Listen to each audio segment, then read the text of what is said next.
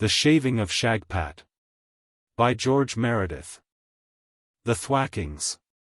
It was ordained that Shibli Bagarag, nephew to the renowned Baba Mustafa, chief barber to the court of Persia, should shave Shagpat, the son of Shimpur, the son of Shulpi, the son of Shulam. And they had been clothiers for generations, even to the time of Shagpat, the illustrious.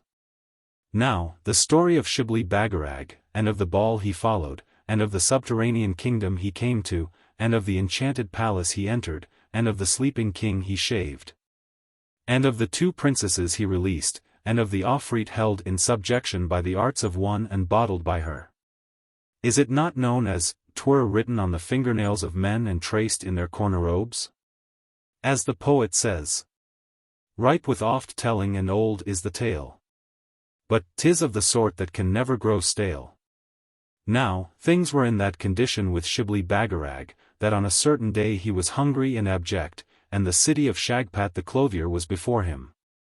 So he made toward it, deliberating as to how he should procure a meal, for he had not a dirham in his girdle. And the remembrance of great dishes and savory ingredients were to him as the illusion of rivers sheening on the sands to travelers gasping with thirst.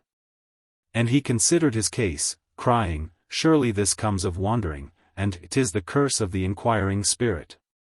For in Shiraz, where my craft is in favor, should be sitting now with my uncle, Baba Mustafa, the loquacious one, cross-legged, partaking of seasoned sweet dishes, dipping my fingers in them, rejoicing my soul with scandal of the court." Now, he came to a knoll of sand under a palm, from which the yellow domes and mosques of the city of Shagpat, and its black cypresses, and marble palace fronts, and shining pillars, and lofty carven arches that spanned half-circles of the hot grey sky, were plainly visible. Then gazed he a while despondingly on the city of Shagpat, and groaned in contemplation of his evil plight, as is said by the poet. The curse of sorrow is comparison. As the sun casteth shade, night showeth star. We, measuring what we were by what we are, behold the depth to which we are undone. Wherefore he counselleth, look neither too much up, nor down at all, but, forward stepping, strive no more to fall. And the advice is excellent. But, as is again said, the preacher preacheth, and the hearer heareth. But comfort first each function requireth. And, wisdom to a hungry stomach is thin pottage, saith the shrewd reader of men. Little comfort was there with Shibli Bagarag, as he looked on the city of Shagpat the clothier. He cried aloud that his evil chance had got the better of him, and rolled his body in the sand, beating his breast, and conjuring up images of the profusion of dainties and the abundance of provision in Shiraz, exclaiming, "Well away and woe's me! This it is to be selected for the diversion of him that plotteth against man." Truly is it written, "On different heads misfortunes come. One bears them firm, another faints, while this one hangs them like a drum, whereon to batter loud complaints. And of the 3 kinds, they who bang the drum outnumber the silent ones as do the billows of the sea the ships that swim, or the grains of sand the trees that grow, a noisy multitude."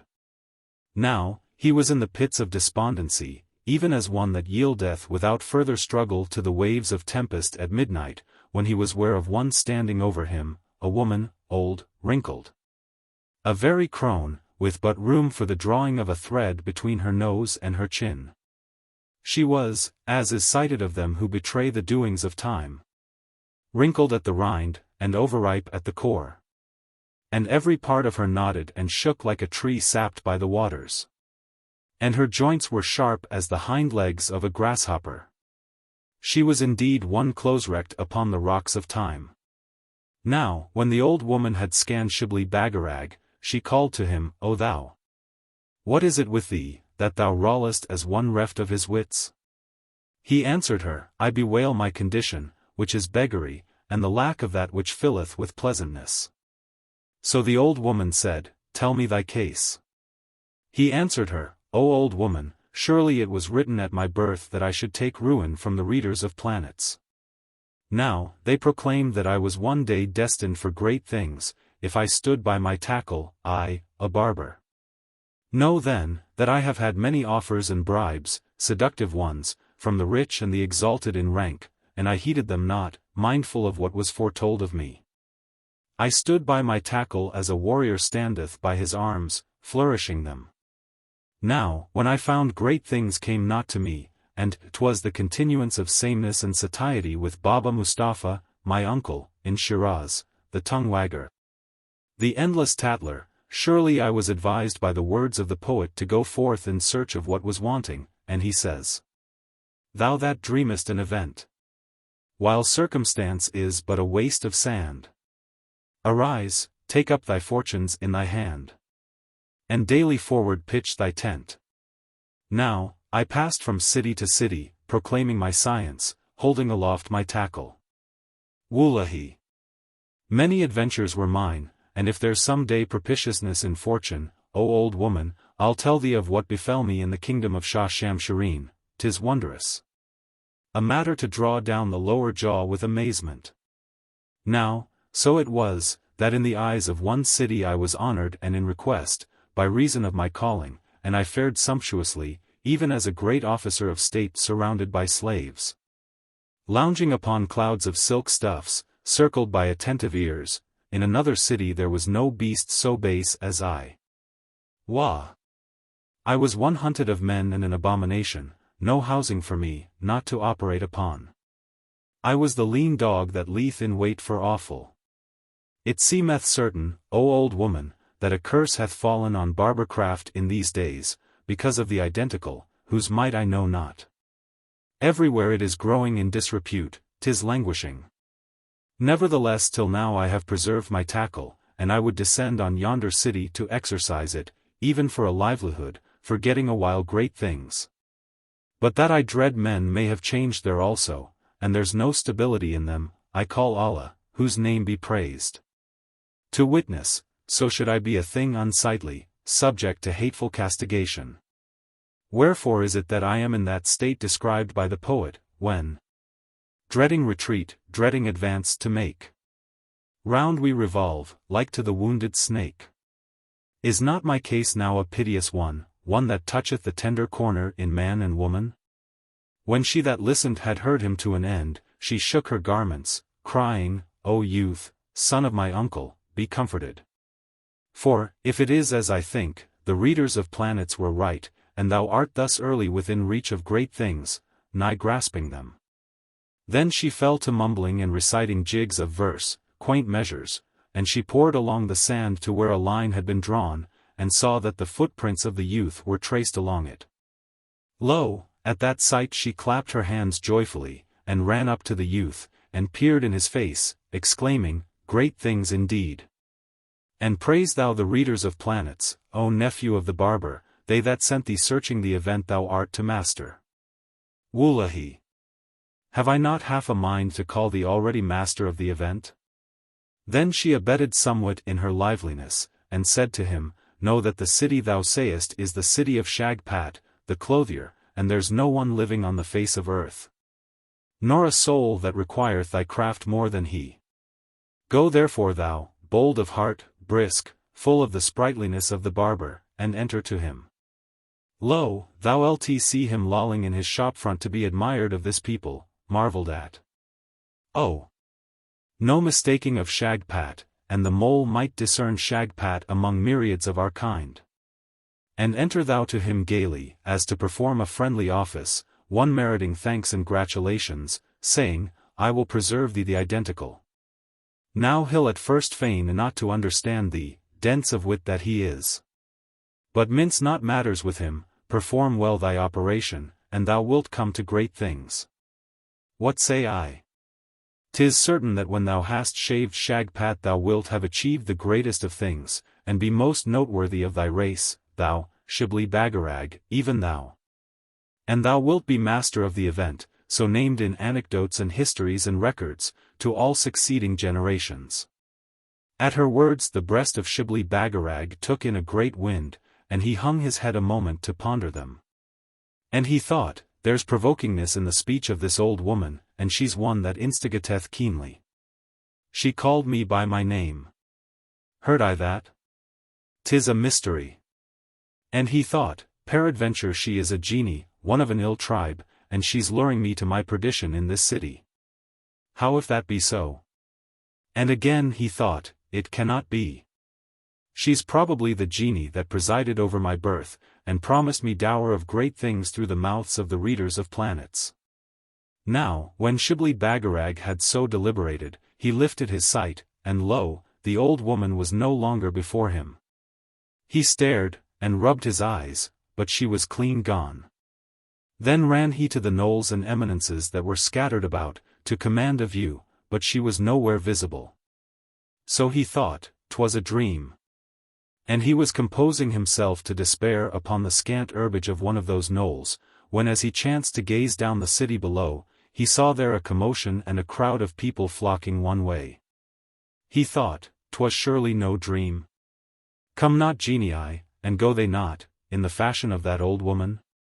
I'll even descend on yonder city, and try my tackle on Shagpat, inquiring for him, and if he is there, I shall know I have had to do with a potent spirit. Allah protect me. So, having shut together the clasps of resolve, he arose and made for the gates of the city, and entered it by the principal entrance. It was a fair city, the fairest and chief of that country. Prosperous, powerful, a mart for numerous commodities, handicrafts, wares.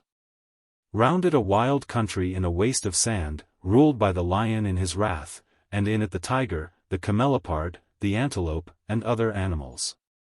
Hither, in caravans, came the people of Oolb and the people of Damascus, and the people of Vats, and they of Baghdad, and the Ringhees, great traders, and others, trading. And there was constant flow of intercourse between them and the city of Shagpat.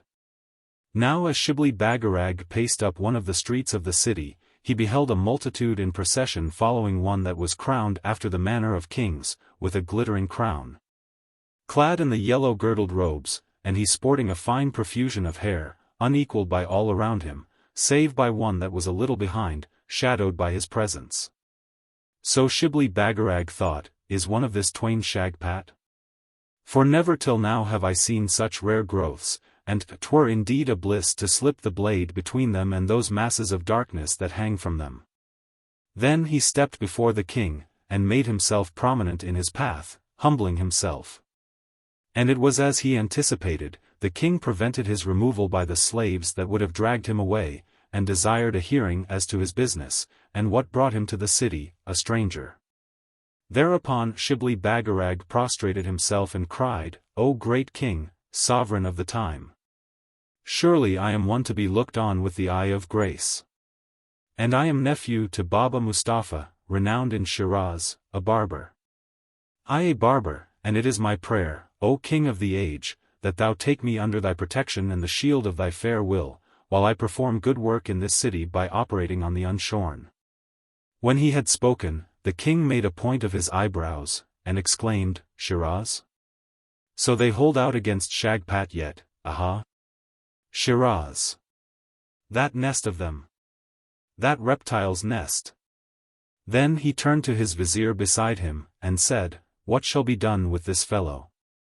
So the vizier replied, 'Twere well, O king, he be summoned to a sense of the loathsomeness of his craft by the agency of 50 stripes.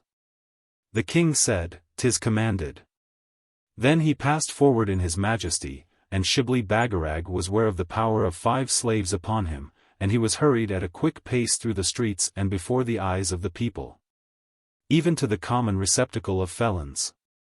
And there received from each slave severally 10 thwacks with a thong.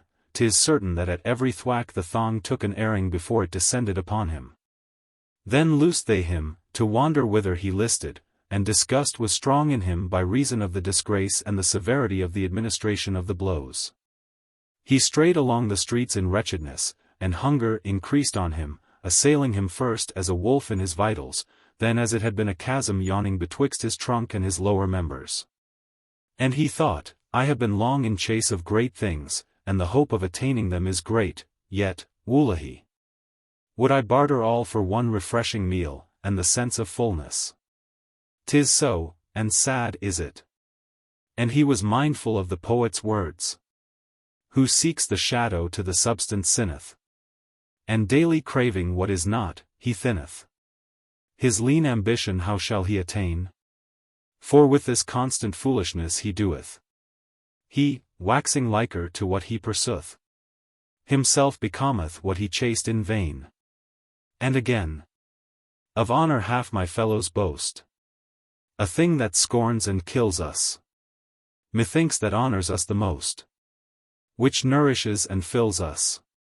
So he thought he would of a surety fling far away his tackle, discard barbercraft, and be as other men, a mortal, forgotten with his generation. And he cried aloud, O thou old woman! Thou deceiver! What halt thou obtained for me by thy deceits? And why put I faith in thee to the purchase of a thwacking? Woe's me! I would thou hadst been but a dream, thou crone! Thou guileful parcel of belabouring bones! Now, while he lounged and strolled, and was abusing the old woman, he looked before him, and lo, one lolling in his shop front, and people standing outside the shop, marking him with admiration and reverence, and pointing him out to each other with approving gestures. He who lolled there was indeed a miracle of hairiness, black with hair as he had been muzzled with it, and his head as it were a berry in a bush by reason of it. Then thought Shibli Bagarag, 'tis Shagpat. If the mole could swear to him, surely can I. So he regarded the clothier, and there was naught seen on earth like the gravity of Shagpat as he lolled before those people, that failed not to assemble in groups and gaze at him. He was as a sleepy lion cased in his mane, as an owl drowsy in the daylight. Now would he close an eye, or move 2 fingers, but of other motion made he none, yet the people gazed at him with eagerness. Shibli Bagarag was astonished at them, thinking, Hair! Hair! There is might in hair, but there is greater might in the barber. Nevertheless here the barber is scorned, the grower of crops held in amazing reverence. Then thought he, 'tis truly wondrous the crop he groweth, not even King Shamshireen, after 1,000 years, sported such mighty profusion. Him I sheared, it was a high task. Why not this Shagpat? Now, long gazing on Shagpat awoke in Shibli Bagarag fierce desire to shear him, and it was scarce in his power to restrain himself from flying at the clothier, he saying, What obstacle now? What protecteth him? Nay, why not trust to the old woman? Said she not I should first essay on Shagpat? And 'twas my folly in appealing to the king that brought on me that thwacking. 'Tis well. I'll trust to her words. Wullahy! Will it not lead me to great things? So it was, that as he thought this he continued to keep eye on Shagpat, and the hunger that was in him passed, and became a ravenous vulture that flew from him and singled forth Shagpat as prey. And there was no help for it but in he must go and state his case to Shagpat, and essay shearing him. Now, when he was in the presence, he exclaimed, Peace, O vendor of apparel, unto thee and unto thine. Shagpat answered, That with thee. Said Shibli Bagarag, I have heard of thee, O thou wonder. Wullahy! I am here to render homage to that I behold. Shagpat answered, 'Tis well. Then said Shibli Bagarag, Praise my discretion. I have even this day entered the city, and it is to thee I offer the first shave, O tangle of glory. At these words Shagpat darkened, saying gruffly, Thy jest is offensive, and it is unseasonable for staleness and lack of holiness. But Shibli Bagarag cried, No jest, O purveyor to the outward of us. But a very excellent earnest. Thereat the face of Shagpat was as an exceeding red berry in a bush, and he said angrily, Have done. No more of it. Or haply my spleen will be awakened, and that of them who see with more eyes than 2. Nevertheless Shibli Bagarag urged him, and he winked, and gesticulated, and pointed to his head, crying, Fall not, O man of the nicety of measure, into the trap of error. For 'tis I that am a barber, and a rarity in this city, even Shibli Bagarag of Shiraz. Know me nephew of the renowned Baba Mustafa, chief barber to the court of Persia. Languishest thou not for my art? Lo! With 3 sweeps I'll give thee a clean poll, all save the identical. And I can discern and save it. Fear me not, nor distrust my skill and the cunning that is mine.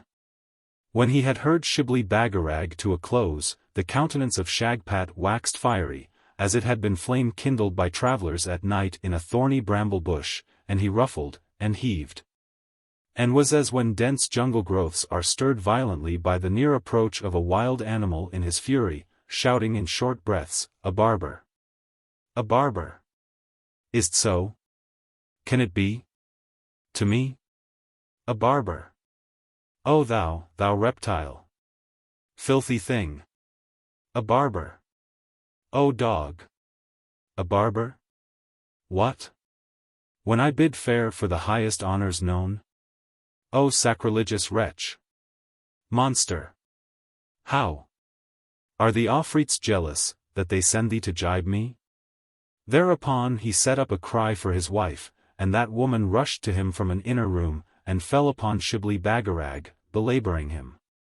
So, when she was weary of this, she said, "O light of my eyes! O golden crop and adorable man! What hath he done to thee?" Shagpat answered, "'Tis a barber. And he hath sworn to shave me, and leave me not save shorn." Hardly had Shagpat spoken this, when she became limp with the hearing of it. Then Shibli Bagarag slunk from the shop. But without the crowd had increased, seeing an altercation, and as he took to his heels they followed him, and there was uproar in the streets of the city and in the air above them. As of raging genii, he like a started quarry doubling this way and that, and at the corners of streets and open places, speeding on till there was no breath in his body. The cry still after him that he had bearded Shagpat. At last they came up with him, and belaboured him each and all. It was a storm of thwacks that fell on the back of Shibli Bagarag. When they had wearied themselves in this fashion, they took him as had he been a stray bundle or a damaged bale, and hurled him from the gates of the city into the wilderness once more. Now, when he was alone, he staggered a while and then flung himself to the earth, looking neither to the right nor to the left, nor above. All he could think was, "O accursed old woman!" And this he kept repeating to himself for solace, as the poet says. "'Tis sure the special privilege of hate to curse the authors of our evil state." As he was thus complaining, behold the very old woman before him. And she wheezed, and croaked, and coughed, and shook herself, and screwed her face into a pleasing pucker, and assumed womanish airs, and swayed herself, like as do the full moons of the harem when the eye of the master is upon them. Having made an end of these prettinesses, she said, in a tone of soft insinuation, "O youth, nephew of the barber, look upon me." Shibli Bagarag knew her voice, and he would not look, thinking, "Oh, what a dreadful old woman is this! Just calling on her name in detestation mocketh her present to us." So the old woman, seeing him resolute to shun her, leaned to him, and put one hand to her dress, and squatted beside him, and said, "O youth, thou hast been thwacked." He groaned, lifting not his face, nor saying aught. Then said she, "Art thou truly in search of great things, O youth?" Still he groaned, answering no syllable. And she continued, "'Tis surely in sweet friendliness I ask. Art thou not a fair youth, one to entice a damsel to perfect friendliness?" Louder yet did he groan at her words, thinking, "A damsel, verily." So the old woman said, "I wot thou art angry with me, but now look up, O nephew of the barber. No time for vexation. What says the poet? Cares the warrior for his wounds, when the steed in battle bounds? Moreover, let him who grasps the crown strip not for shame, lest he expose what gained it blow and maim. So be it with thee and thy thwacking, O foolish youth. Hide it from thyself, thou silly one. What? Thou hast been thwacked, and refusest the fruit of it, which is resoluteness, strength of mind, sternness in pursuit of the object. Then she softened her tone to persuasiveness, saying, "'Twas written I should be the head of thy fortune, Shibli Bagarag. And thou lt be enviable among men by my aid, so look upon me, and, for I know thee famished, thou shalt presently be supplied with viands and bright wines and sweetmeats, delicacies to cheer thee. Now, the promise of food and provision was powerful with Shibli Bagarag, and he looked up gloomily. And the old woman smiled archly at him, and wriggled in her seat like a dusty worm, and said, Dost thou find me charming, thou fair youth? He was nigh laughing in her face, but restrained himself to reply, Thou art that thou art. Said she, Not so, but that I shall be. Then she said, O youth, pay me now a compliment. Shibli Bagarag was at a loss what further to say to the old woman, for his heart cursed her for her persecutions, and ridiculed her for her vanities. At last he bethought himself of the saying of the poet, truly the offspring of fine wit, where he says, Expect no flatteries from me, while I am empty of good things. I'll call thee fair, and I'll agree. Thou boldest love in silken strings, when thou hast primed me from thy plenteous store.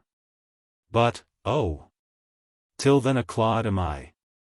No seed within to throw up flowers. All's drouthy to the fountain dry. To empty stomachs nature lowers. The lake was full where heaven looked fair of yore. So, when he had spoken that, the old woman laughed and exclaimed, Thou art apt. It is well said. Surely I excuse thee till that time. Now listen. 'Tis written we work together, and I know it by divination. Have I not known thee wandering, and on thy way to this city of Shagpat, where thou lt some day sit throned? Now I propose to thee this, and 'tis an excellent proposal, that I lead thee to great things, and make thee glorious, a sitter in high seats, master of an event? Cried he, a proposal honorable to thee, and pleasant in the ear. She added, provided thou marry me in sweet marriage. Thereat he stared on vacancy with a serious eye, and he could scarce credit her earnestness, but she repeated the same.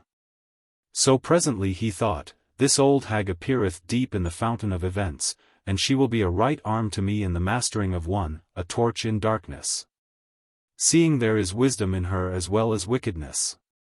The Thwackings, sad was their taste, but they're in the road leading to greatness, and I cannot say she put me out of that road in putting me where they were. Her age?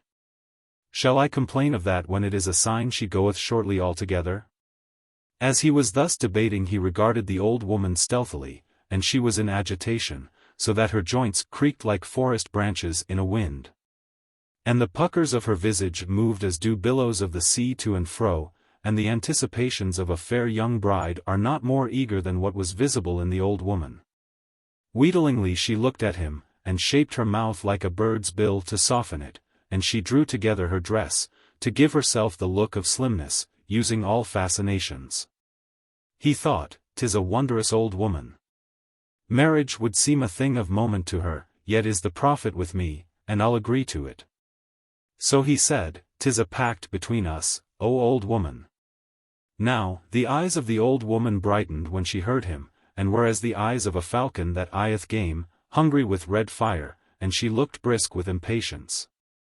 Laughing a low laugh and saying, O youth, I must claim of thee, as is usual in such cases, the kiss of contract.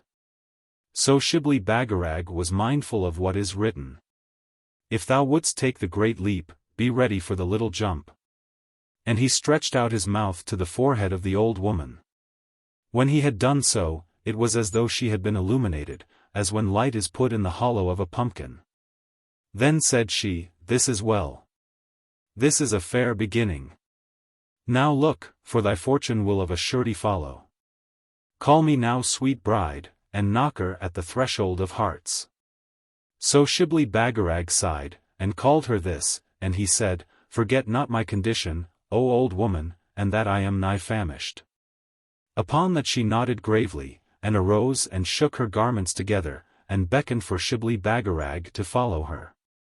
And the two passed through the gates of the city, and held on together through divers streets and thoroughfares till they came before the doors of a palace with a pillared entrance.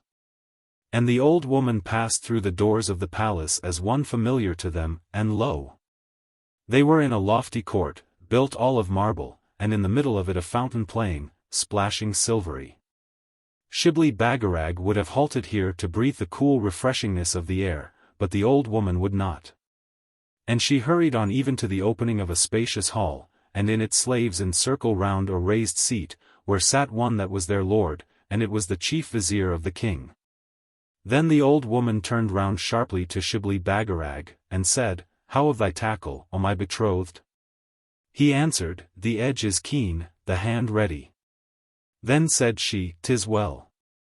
So the old woman put her 2 hands on the shoulders of Shibli Bagarag, saying, "Make thy reverence to him on the raised seat, have faith in thy tackle and in me.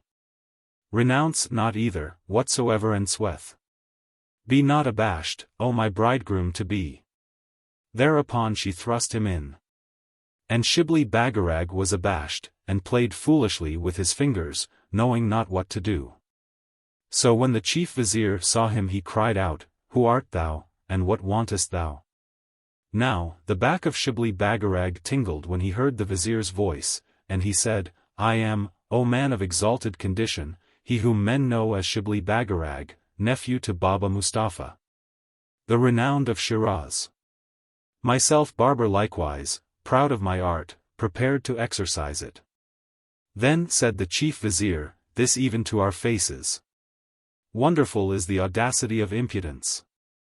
No, O nephew of the barber, thou art among them that honor not thy art. Is it not written, for one thing thou shalt be crowned here, for that thing be thwacked there? So also it is written, the tongue of the insolent one is a lash and a perpetual castigation to him. And it is written, O Shibli Bagarag, that I reap honor from thee, and there is no help but that thou be made an example of." So the chief vizier uttered command, and Shibli Bagarag was ware of the power of 5 slaves upon him. And they seized him familiarly, and placed him in position, and made ready his clothing for the reception of 50 other thwacks with a thong, each several thwack coming down on him with a hiss, as it were a serpent, and with a smack, as it were the mouth of satisfaction. And the people assembled extolled the chief vizier, saying, "Well and valiantly done, O stay of the state!" And such like to the accursed race of barbers. Now, when they had passed before the chief vizier and departed, lo! He fell to laughing violently, so that his hair was agitated and was as a sand cloud over him. And his countenance behind it was as the sun of the desert reflected ripplingly on the waters of a bubbling spring, for it had the aspect of merriness. And the chief vizier exclaimed, "O Shibli Bagarag, have I not made fair show?" And Shibli Bagarag said, "Excellent fair show, O mighty one." Yet knew he not in what, but he was abject by reason of the thwacks. So the vizier said, "Thou lookest lean, even as one to whom fortune oweth a long debt. Tell me now of thy barber craft, perchance thy gain will be great thereby." And Shibli Bagarag answered, "My gain has been great, O eminent in rank, but of evil quality, and I am content not to increase it." And he broke forth into lamentations, crying in excellent verse, "Why am I thus the sport of all? A thing fate knocketh like a ball from point to point of evil chance, even as the sneer of circumstance? While thirsting for the highest fame, I hunger like the lowest beast. To be the first of men I aim, and find myself the least." Now, the vizier delayed not when he heard this to have a fair supply set before Shibli Bagarag, and meats dressed in divers fashions, spiced, and colored, and with herbs, and wines in golden goblets, and slaves in attendance. So Shibli Bagarag ate and drank, and presently his soul arose from its prostration, and he cried, "Wullahi! The head cook of King Shamshireen could have worked no better as regards the restorative process." Then said the chief vizier, "O Shibli Bagarag, where now is thy tackle?" And Shibli Bagarag winked and nodded and turned his head in the manner of the knowing ones, and he recited the verse, "'Tis well that we are sometimes circumspect, and hold ourselves in witless ways deterred. One thwacking made me seriously reflect. A second turned the cream of love to curd. Most surely that profession I reject, before the fear of a prospective third." So the vizier said, "'Tis well, thou turnest verse neatly. And he exclaimed extemporaneously, if thou wouldst have thy achievement as high as the wings of ambition can fly, if thou the clear summit of hope wouldst attain, and not have thy labor in vain, be steadfast in that which impelled, for the peace of earth he who leaves must have trust. He is safe while he soars, but when faith shall cease, desponding he drops to the dust. Then said he, fear no further thwacking, but honor and prosperity in the place of it. What says the poet? We faint, when for the fire there needs one spark. We droop, when our desire is near its mark. How near to it art thou, O Shibli Bagarag? Know, then, that among this people there is great reverence for the growing of hair, and he that is hairiest is honored most, wherefore are barbers creatures of especial abhorrence, and of a surety flourish not. And so it is that I owe my station to the esteem I profess for the cultivation of hair, and to my persecution of the clippers of it. And in this kingdom is no one that beareth such a crop as I, saving one, a clothier, an accursed one. And may a blight fall upon him for his vanity and his affectation of solemn priestliness, and his lolling in his shop front to be admired and marvelled at by the people. So this fellow I would disgrace and bring to scorn, this Shagpat. For he is mine enemy, and the eye of the king my master is on him. Now I conceive thy assistance in this matter, Shibli Bagarag, thou, a barber. When Shibli Bagarag heard mention of Shagpat, and the desire for vengeance in the vizier, he was as a new man. And he smelt the sweetness of his own revenge as a vulture smelleth the carrion from afar, and he said, I am thy servant, thy slave, O vizier. Then smiled he as to his own soul, and he exclaimed, on my head be it. And it was to him as when sudden gusts of perfume from garden roses of the valley meet the traveller's nostril on the hill that overlooketh the valley, filling him with ecstasy and newness of life. Delicate visions. And he cried, Wullahi! This is fair, this is well. I am he that was appointed to do thy work, O man in office. What says the poet? The destined hand doth strike the fated blow. Surely the arrows fitted to the bow. And he says, the feathered seed for the wind delayeth. The wind above the garden swayeth. The garden of its burden knoweth. The burden falleth, sinketh, soweth. So the vizier chuckled and nodded, saying, right, right. Aptly spoken, O youth of favor. 'Tis even so, and there is wisdom in what is written. Chance is a poor knave, its own sad slave. Two meet that were to meet. Life's no cheat. Upon that he cried, first let us have with us the eclipser of reason, and take counsel with her, as is my custom. Now, the vizier made signal to a slave in attendance, and the slave departed from the hall, and the vizier led Shibli Bagarag into a closer chamber, which had a smooth floor of inlaid silver and silken hangings, the windows looking forth on the gardens of the palace and its fountains and cool recesses of shade and temperate sweetness. While they sat there conversing in this metre and that, measuring quotations, lo! The old woman, the affianced of Shibli Bagarag, and she sumptuously arrayed, in perfect queenliness, her head bound in a circlet of gems and gold. Her figure lustrous with a full robe of flowing crimson silk. And she wore slippers embroidered with golden traceries, and round her waist a girdle flashing with jewels, so that to look on she was as a long falling water in the last bright slant of the sun. Her hair hung disarranged, and spread in a scattered fashion off her shoulders. And she was younger by many moons, her brow smooth where Shibli Bagarag had given the kiss of contract, her hand soft and white where he had taken it. Shibli Bagarag was smitten with astonishment at sight of her, and he thought, surely the aspect of this old woman would realize the story of Bhanavar the Beautiful.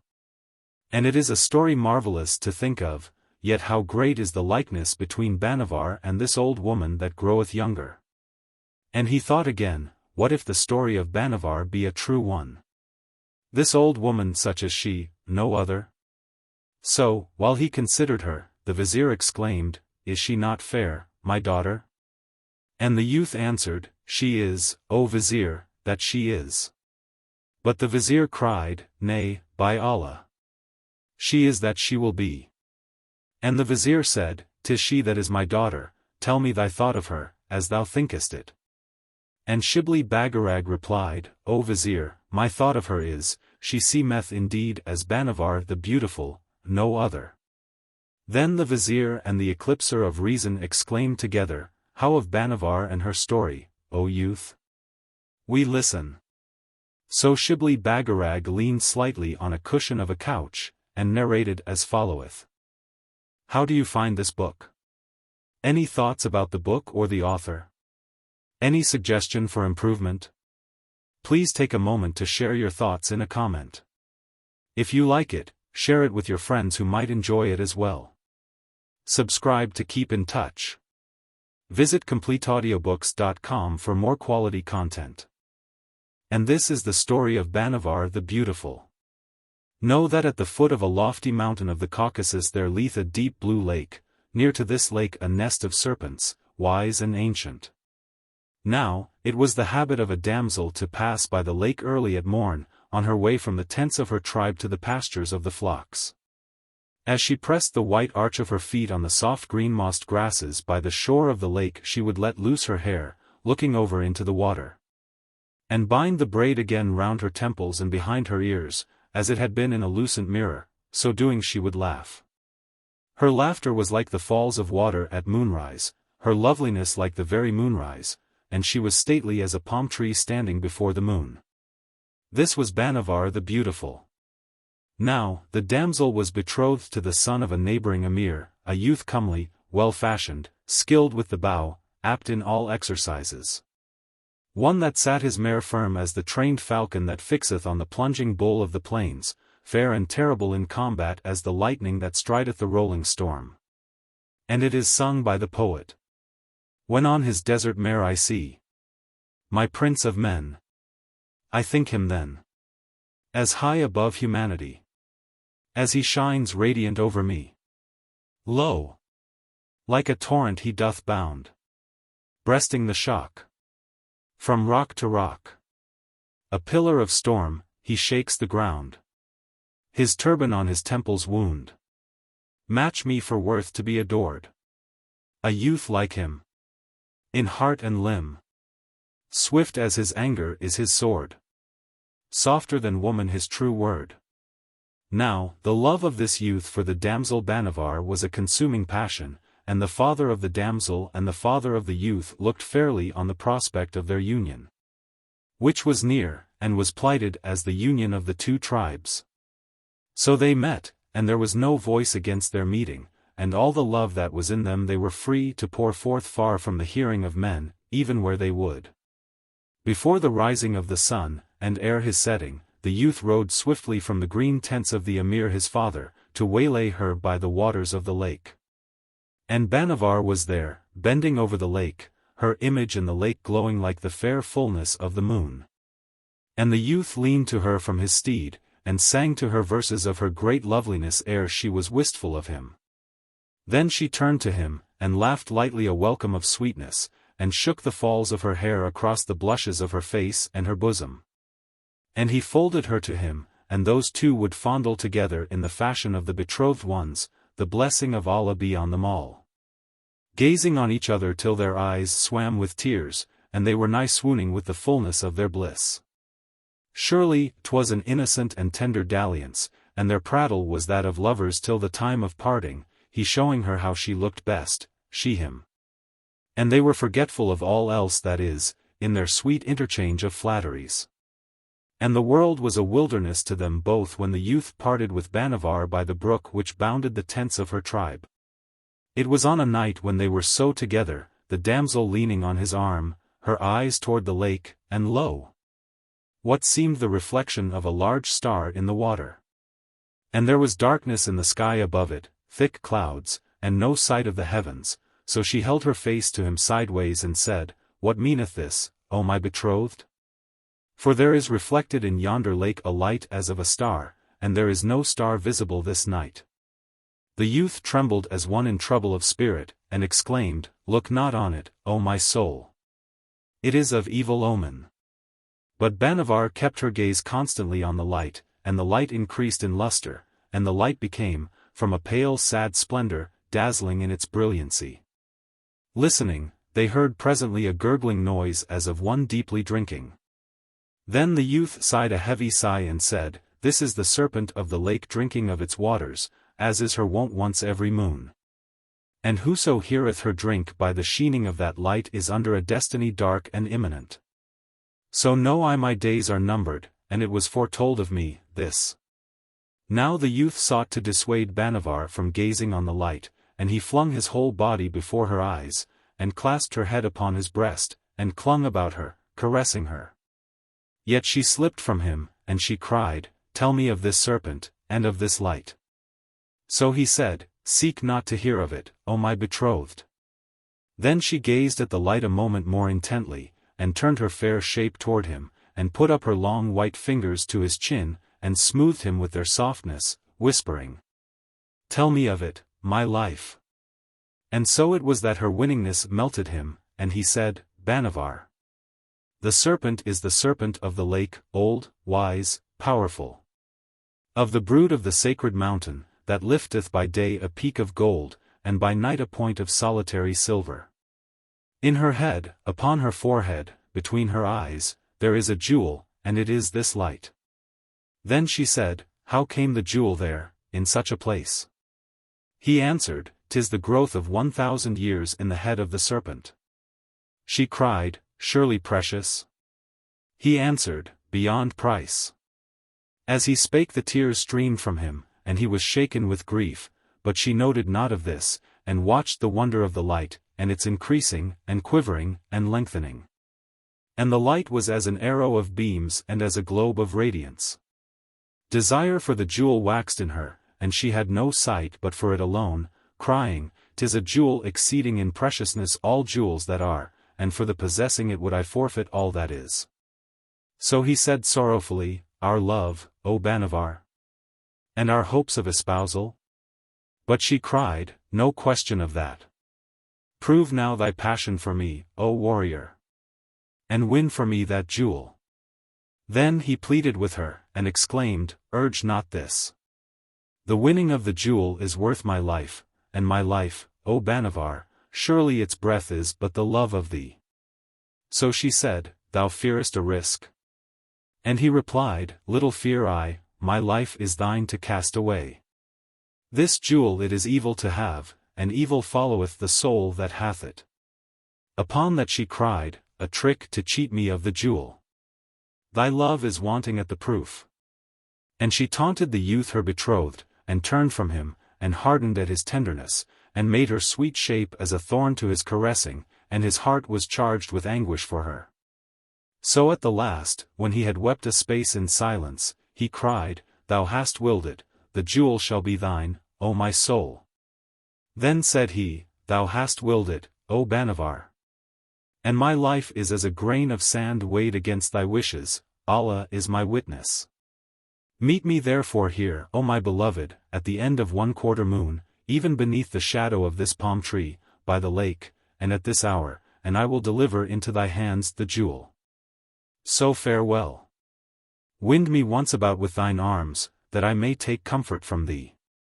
When their kiss was over, the youth led her silently to the brook of their parting, the clear, cold, bubbling brook, and passed from her sight. And the damsel was exulting, and leapt and made circles in her glee, and she danced and rioted and sang, and clapped her hands, crying, "If I am now Bhanavar the beautiful, how shall I be when that jewel is upon me, the bright light which beameth in the darkness, and needeth to light it no other light? Surely there will be envy among the maidens and the widows, and my name and the odor of my beauty will travel to the courts of far kings." So was she jubilant. And her sisters that met her marveled at her and the deep glow that was upon her, even as the glow of the great desert when the sun has fallen. And they said among themselves, "She is covered all over with the blush of one that is a bride, and the bridegroom's kiss yet burneth upon Bhanavar." So they undressed her, and she lay among them, and was all night even as a bursting rose in a vase filled with drooping lilies. And one of the maidens that put her hand on the left breast of Bhanavar felt it full. And the heart beneath it panting and beating swifter than the ground is struck by hooves of the chosen steed sent by the chieftain to the city of his people with news of victory and the summons for rejoicing. Now, the nights and the days of Bhanavar were even as this night, and she was as an unquiet soul till the appointed time for the meeting with her lover had come. Then when the sun was lighting with slant beam the green grass slope by the blue brook before her, Bhanavar arrayed herself and went forth gaily, as a martial queen to certain conquest. And of all the flowers that nodded to the setting, yea, the crimson, purple, pure white, streak yellow, azure, and saffron, there was no flower fairer in its hues than Bhanavar.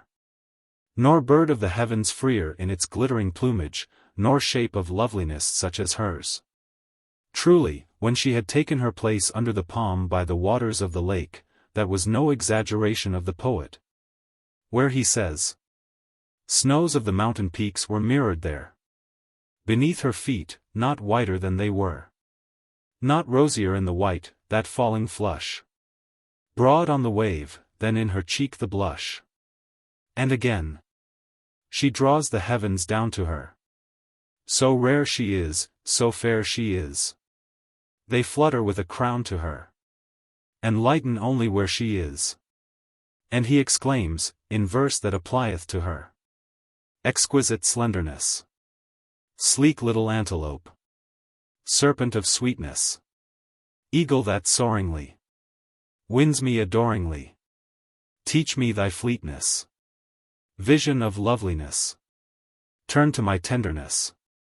Now, when the sun was lost to earth, and all was darkness, Bhanavar fixed her eyes upon an opening arch of foliage in the glade through which the youth her lover should come to her. And clasped both hands across her bosom, so shaken was she with eager longing and expectation. In her hunger for his approach, she would at whiles pluck up the herbage about her by the roots, and toss handfuls this way and that, chiding the peaceful song of the nightbird in the leaves above her head. And she was sinking with fretfulness, when lo! From the opening arch of the glade a sudden light, and Bhanavar knew it for the jewel in the fingers of her betrothed, by the strength of its effulgence. Then she called to him joyfully a cry of welcome, and quickened his coming with her calls, and the youth alighted from his mare and left it to pasture, and advanced to her, holding aloft the jewel. And the jewel was of great size and purity, round, and all luminous, throwing rays and beams everywhere about it, a miracle to behold, the light in it shining, and as the very life of the blood.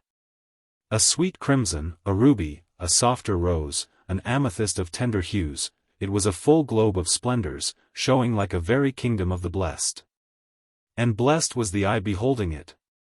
So when he was within reach of her arm, the damsel sprang to him and caught from his hand the jewel, and held it before her eyes, and danced with it, and pressed it on her bosom.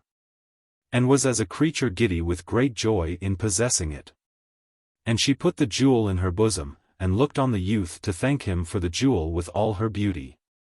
For the passion of a mighty pride in him who had won for her the jewel exalted Bhanavar, and she said sweetly, "Now hast thou proved to me thy love of me, and I am thine. O my betrothed, wholly thine. Kiss me, then, and cease not kissing me, for bliss is in me." But the youth eyed her sorrowfully, even as one that hath great yearning, and no power to move or speak. So she said again, in the low melody of deep love tones, "Kiss me, O my lover. For I desire thy kiss." Still he spake not, and was as a pillar of stone. And she started, and cried, "Thou art whole? Without a hurt?" Then sought she to coax him to her with all the softness of her half-closed eyes and budded lips, saying, "'Twas an idle fear. And I have thee, and thou art mine, and I am thine, so speak to me, my lover. For there is no music like the music of thy voice, and the absence of it is the absence of all sweetness, and there is no pleasure in life without it." So the tenderness of her fondling melted the silence in him, and presently his tongue was loosed, and he breathed in pain of spirit. And his words were the words of the proverb, "He that fighteth with poison is no match for the prick of a thorn." And he said, Surely, O Bhanavar, my love for thee surpasseth what is told of others that have loved before us, and I count no loss a loss that is for thy sake. And he sighed, and sang. Sadder than is the moon's lost light. Lost ere the kindling of dawn. To travellers journeying on. The shutting of thy fair face from my sight. Might I look on thee in death? With bliss I would yield my breath. Oh! What warrior dies? With heaven in his eyes? O Bhanavar! Too rich a prize. The life of my nostrils art thou. The balm dew on my brow. Thou art the perfume I meet as I speed o'er the plains. The strength of my arms, the blood of my veins. Then said he, I make nothing matter of complaint, Allah witnesseth. Not even the long parting from her I love. What will be, so was it written. 'Tis but a scratch, O my soul. Yet am I of the dead and them that are passed away. 'Tis hard, but I smile in the face of bitterness. Now, at his words the damsel clutched him with both her hands, and the blood went from her, and she was as a block of white marble, even as one of those we meet in the desert, leaning together. Marking the wrath of the all-powerful on forgotten cities. And the tongue of the damsel was dry, and she was without speech, gazing at him with wide-open eyes, like one in trance. Then she started as a dreamer wakeneth, and flung herself quickly on the breast of the youth, and put up the sleeve from his arm. And beheld by the beams of the quarter crescent that had risen through the leaves, a small bite on the arm of the youth her betrothed, spotted with 7 spots of blood in a crescent. So she knew that the poison of the serpent had entered by that bite. And she loosened herself to the violence of her anguish, shrieking the shrieks of despair, so that the voice of her lamentation was multiplied about and made many voices in the night. Her spirit returned not to her till the crescent of the moon was yellow to its fall, and lo! The youth was sighing heavy sighs and leaning to the ground on one elbow, and she flung herself by him on the ground, seeking for herbs that were antidotes to the poison of the serpent. Groveling among the grasses and strewn leaves of the wood, peering at them tearfully by the pale beams, and startling the insects as she moved. When she had gathered some, she pressed them and bruised them, and laid them along his lips, that were white as the ball of an eye. And she made him drink drops of the juices of the herbs, wailing and swaying her body across him, as one that seeketh vainly to give brightness again to the flames of a dying fire. But now his time was drawing nigh, and he was weak, and took her hand in his and gazed on her face, sighing, and said, There is nothing shall keep me by thee now, O my betrothed, my beautiful. Weep not, for it is the doing of fate, and not thy doing. So ere I go, and the gravecloth separates thy heart from my heart, listen to me. Lo, that jewel! It is the giver of years and of powers, and of loveliness beyond mortal, yet the wearing of it availeth not in the pursuit of happiness. Now art thou queen over the serpents of this lake, it was the queen serpent I slew, and her vengeance is on me here. Now art thou mighty, O Bhanavar. And look to do well by thy tribe, and that from which I spring, recompensing my father for his loss, pouring ointment on his affliction, for great is the grief of the old man, and he loveth me. And is childless. Then the youth fell back and was still. And Bhanavar put her ear to his mouth, and heard what seemed an inner voice murmuring in him, and it was of his infancy and his boyhood, and of his father the Emir's first gift to him. His horse Zohra, in old times. Presently the youth revived somewhat, and looked upon her. But his sight was glazed with a film, and she sang her name to him ere he knew her, and the sad sweetness of her name filled his soul, and he replied to her with it weakly. Like a far echo that groweth fainter, Bhanavar. Bhanavar. Bhanavar. Then a change came over him, and the pain of the poison and the passion of the death throe, and he was wistful of her no more. But she lay by him, embracing him, and in the last violence of his anguish he hugged her to his breast. Then it was over, and he sank. And the twain were as a great wave heaving upon the shore. Lo, part is wasted where it falleth, part draweth back into the waters. So was it. Now the chill of dawn breathed blue on the lake and was astir among the dewy leaves of the wood, when Bhanavar arose from the body of the youth, and as she rose she saw that his mare Zoora, his father's first gift, was snuffing at the ear of her dead master, and pawing him. At that sight the tears poured from her eyelids, and she sobbed out to the mare, "O Zoora! Never mare bore nobler burden on her back than thou in Zervan my betrothed. Zoora! Thou weepest, for death is first known to thee in the dearest thing that was thine, as to me, in the dearest that was mine. And O Zoora, steed of Zervan my betrothed, there's no loveliness for us in life, for the loveliest is gone. And let us die, Zoora, mare of Zervan my betrothed, for what is dying to us, O Zoora, who cherish beyond all that which death has taken." So spake she to Zoora the mare, kissing her, and running her fingers through the long white mane of the mare. Then she stooped to the body of her betrothed, and toiled with it to lift it across the crimson saddlecloth that was on the back of Zoora. And the mare knelt to her, that she might lay on her back the body of Zervan. When that was done, Bhanavar paced beside Zoora the mare, weeping and caressing her, reminding her of the deeds of Zervan, and the battles she had borne him to, and his greatness and his gentleness. And the mare went without leading. It was broad light when they had passed the glade and the covert of the wood. Before them, between great mountains, glimmered a space of rolling grass fed to deep greenness by many brooks. The shadow of a mountain was over it, and one slant of the rising sun, down a glade of the mountain, touched the green tent of the emir, where it stood a little apart from the others of his tribe. Goats and asses of the tribe were pasturing in the quiet, but save them nothing moved among the tents, and it was deep peacefulness.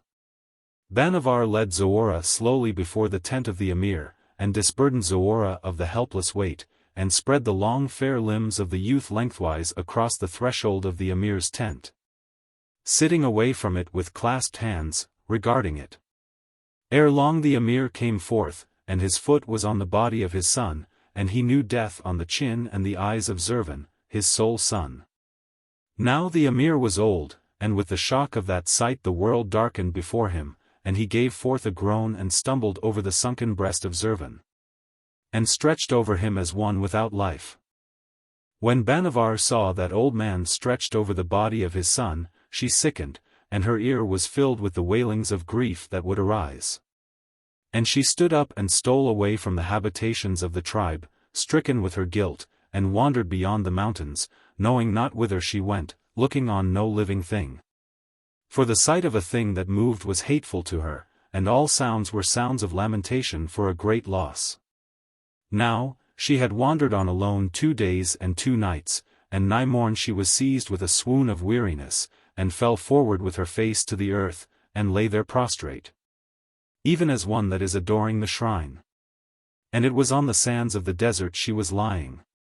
It chanced that the chieftain of a desert tribe passed at midday by the spot, and seeing the figure of a damsel unshaded by any shade of tree or herb or tent covering, and prostrate on the sands, he reined his steed and leaned forward to her, and called to her. Then as she answered nothing he dismounted, and thrust his arm softly beneath her and lifted her gently. And her swoon had the whiteness of death, so that he thought her dead verily, and the marvel of her great loveliness in death smote the heart on his ribs as with a blow.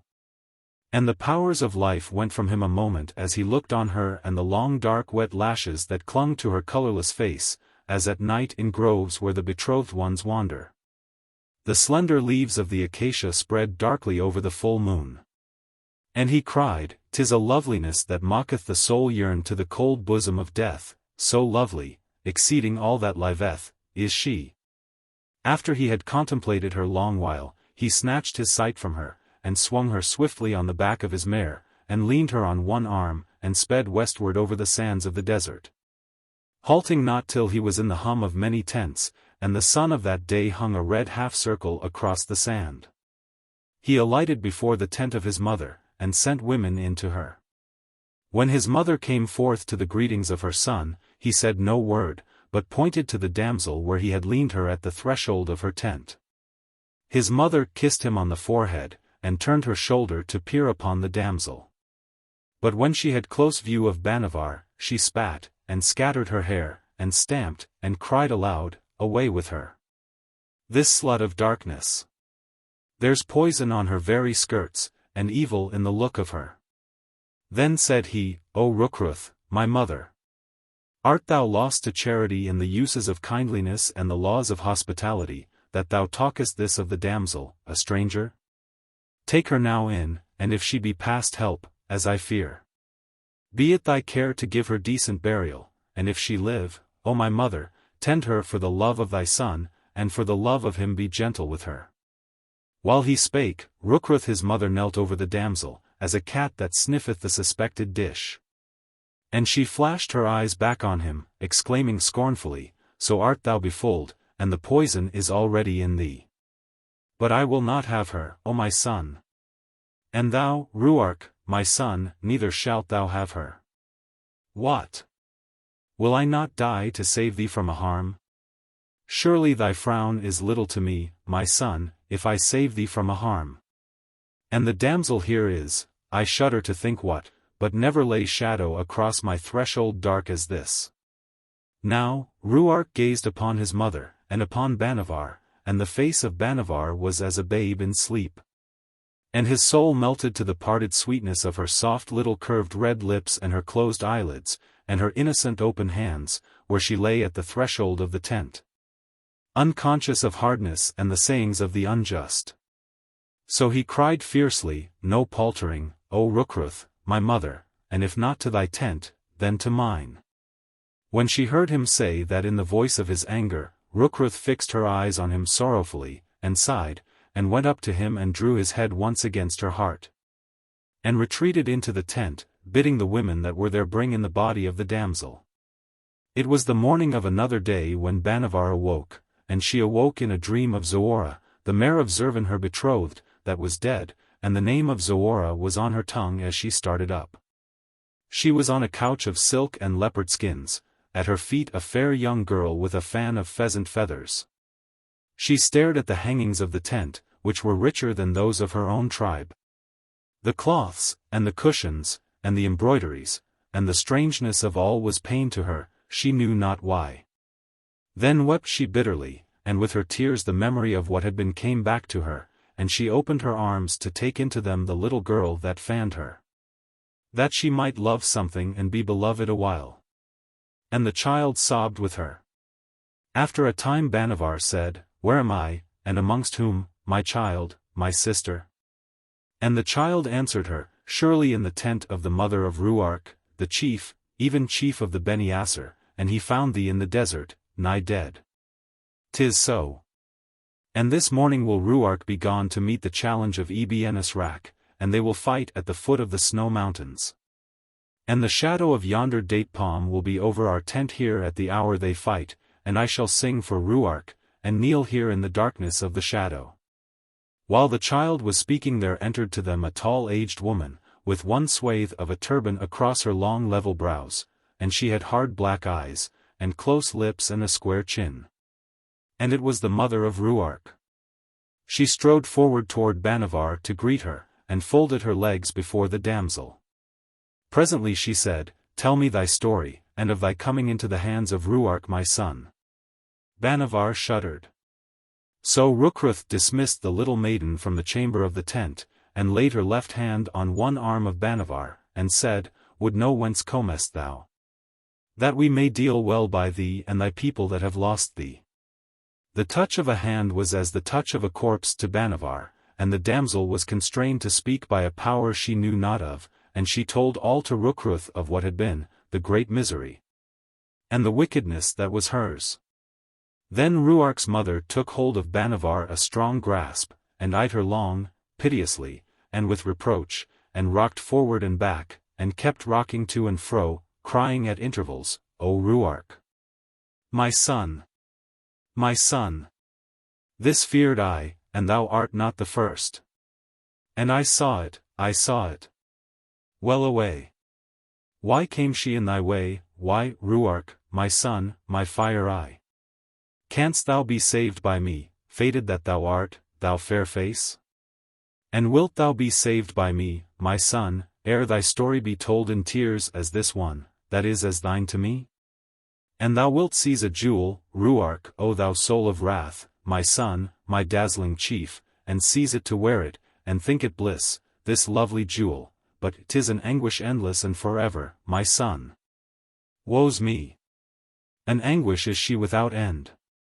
Rookruth continued moaning, and the thought that was in the mother of Ruark struck Bhanavar like a light in the land of despair that darkly illumineth the dreaded gulfs and abysses of the land. And she knew herself black in evil. And the scourge of her guilt was upon her, and she cursed herself before Rookruth, and fawned before her, abasing her body. So Rookruth was drawn to the damsel by the violence of her self-accusing and her abandonment to grief, and lifted her, and comforted her, and after a while they had gentle speech together. And the two women opened their hearts and wept. Then it was agreed between them that Bhanavar should depart from the encampment of the tribe before the return of Ruark, and seek shelter among her own people again. And aid them and the tribe of Zervan, her betrothed, by the might of the jewel which was hers, fulfilling the desire of Zervan. The mind of the damsel was lowly, and her soul yearned for the blessing of Rookruth. Darkness hung over the tent from the shadow of the date palm when Bhanavar departed, and the blessing of Rookruth was on her head. She went forth fairly mounted on a fresh steed. Beside her 2 warriors of them that were left to guard the encampment of the tribe of Ruark in his absence, and Rookruth watched at the threshold of her tent for the coming of Ruark.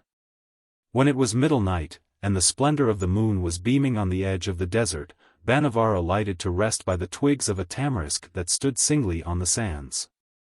The 2 warriors tied the fetlocks of their steeds, and spread shawls for her, and watched over her while she slept. And the damsel dreamed, and the roaring of the lion was hoarse in her dream, and it was to her as were she the red whirlwind of the desert before whom all bowed in terror, the Arab, the wild horsemen, and the caravans of pilgrimage. And none could stay her, neither could she stay herself, for the curse of Allah was on men by reason of her guilt. And she went swinging great folds of darkness across kingdoms and empires of earth where joy was and peace of spirit. And in her track amazement and calamity, and the whitened bones of noble youths, valorous chieftains. In that horror of her dream she stood up suddenly, and thrust forth her hands as to avert an evil, and advanced a step, and with the act her dream was cloven and she awoke, and lo! It was sunrise. And where had been 2 warriors of the Beni Asser, were now 5, and besides her own steed 5 others, one the steed of Ruark. And Ruark with them that watched over her, pale was the visage of the chief. Ruark eyed Bhanavar, and signalled to his followers, and they, when they had lifted the damsel to her steed and placed her in their front, mounted likewise, and flourished their lances with cries. And jerked their heels to the flanks of their steeds, and stretched forward till their beards were mixed with the tossing manes, and the dust rose after them crimson in the sun. So they coursed away, speeding behind their chief and Bhanavar, sweet were the desert herbs under their crushing hooves. Ere the shadow of the acacia measured less than its height they came upon a spring of silver water, and Ruark leaped from his steed, and Bhanavar from hers. And they performed their ablutions by that spring, and ate and drank, and watered their steeds. While they were there Bhanavar lifted her eyes to Ruark, and said, Whither takest thou me, O my chief? His brow was stern, and he answered, Surely to the dwelling of thy tribe. Then she wept, and pulled her veil close, murmuring, 'Tis well. They spake no further, and pursued their journey toward the mountains and across the desert that was as a sea asleep in the blazing heat. And the sun till his setting threw no shade upon the sands bigger than what was broad above them. By the beams of the growing moon they entered the first gorge of the mountains. Here they relaxed the swiftness of their pace, picking their way over broken rocks and stunted shrubs, and the mesh of spotted creeping plants. All around them in shadow a freshness of noisy rivulets and cool scents of flowers, asphodel and rose blooming in plots from the crevices of the crags. These, as the troop advanced, wound and widened, gradually receding, and their summits, which were silver in the moonlight, took in the distance a robe of purple. And the sides of the mountains were rounded away in purple beyond a space of emerald pasture. Now, Ruark beheld the heaviness of Bhanavar, and that she drooped in her seat, and he halted her by a cave at the foot of the mountains, browed with white broom. Before it, over grass and cresses, ran a rill, a branch from others, larger ones, that went hurrying from the heights to feed the meadows below, and Bhanavar dipped her hand in the rill, and thought, I am no more as thou, rill of the mountain, but a desert thing. Thy way is forward, thy end before thee, but I go this way and that, my end is dark to me, not a life is mine that will have its close kissing the cold cheeks of the saffron crocus. Cold art thou, and I, flames. They that lean to thee are refreshed, they that touch me perish. Then she looked forth on the stars that were above the purple heights, and the blushes of inner heaven that streamed up the sky, and a fear of meeting the eyes of her kindred possessed her. And she cried out to Ruark, O chief of the Beni Asser, must this be? And is there no help for it, but that I return among them that look on me basely? Ruark stooped to her and said, Tell me thy name. She answered, Bhanavar is my name with that people. And he whispered, Surely when they speak of thee they say not Bhanavar solely, but Bhanavar the beautiful? She started and sought the eye of the chief, and it was fixed on her face in a softened light, as if his soul had said that thing. Then she sighed, and exclaimed, Unhappy are the beautiful, born to misery. Allah dressed them in his grace and favor for their certain wretchedness. Lo, their countenances are as the sun, their existence as the desert. Barren are they in fruits and waters, a snare to themselves and to others. Now, the chief leaned to her yet nearer, saying, Show me the jewel. Bhanavar caught up her hands and clenched them, and she cried bitterly, 'Tis known to thee. She told thee, and there be none that know it not. Arising, she thrust her hand into her bosom, and held forth the jewel in the palm of her white hand. When Ruark beheld the marvel of the jewel, and the redness moving in it as of a panting heart, and the flashing eye of fire that it was, and all its glory, he cried.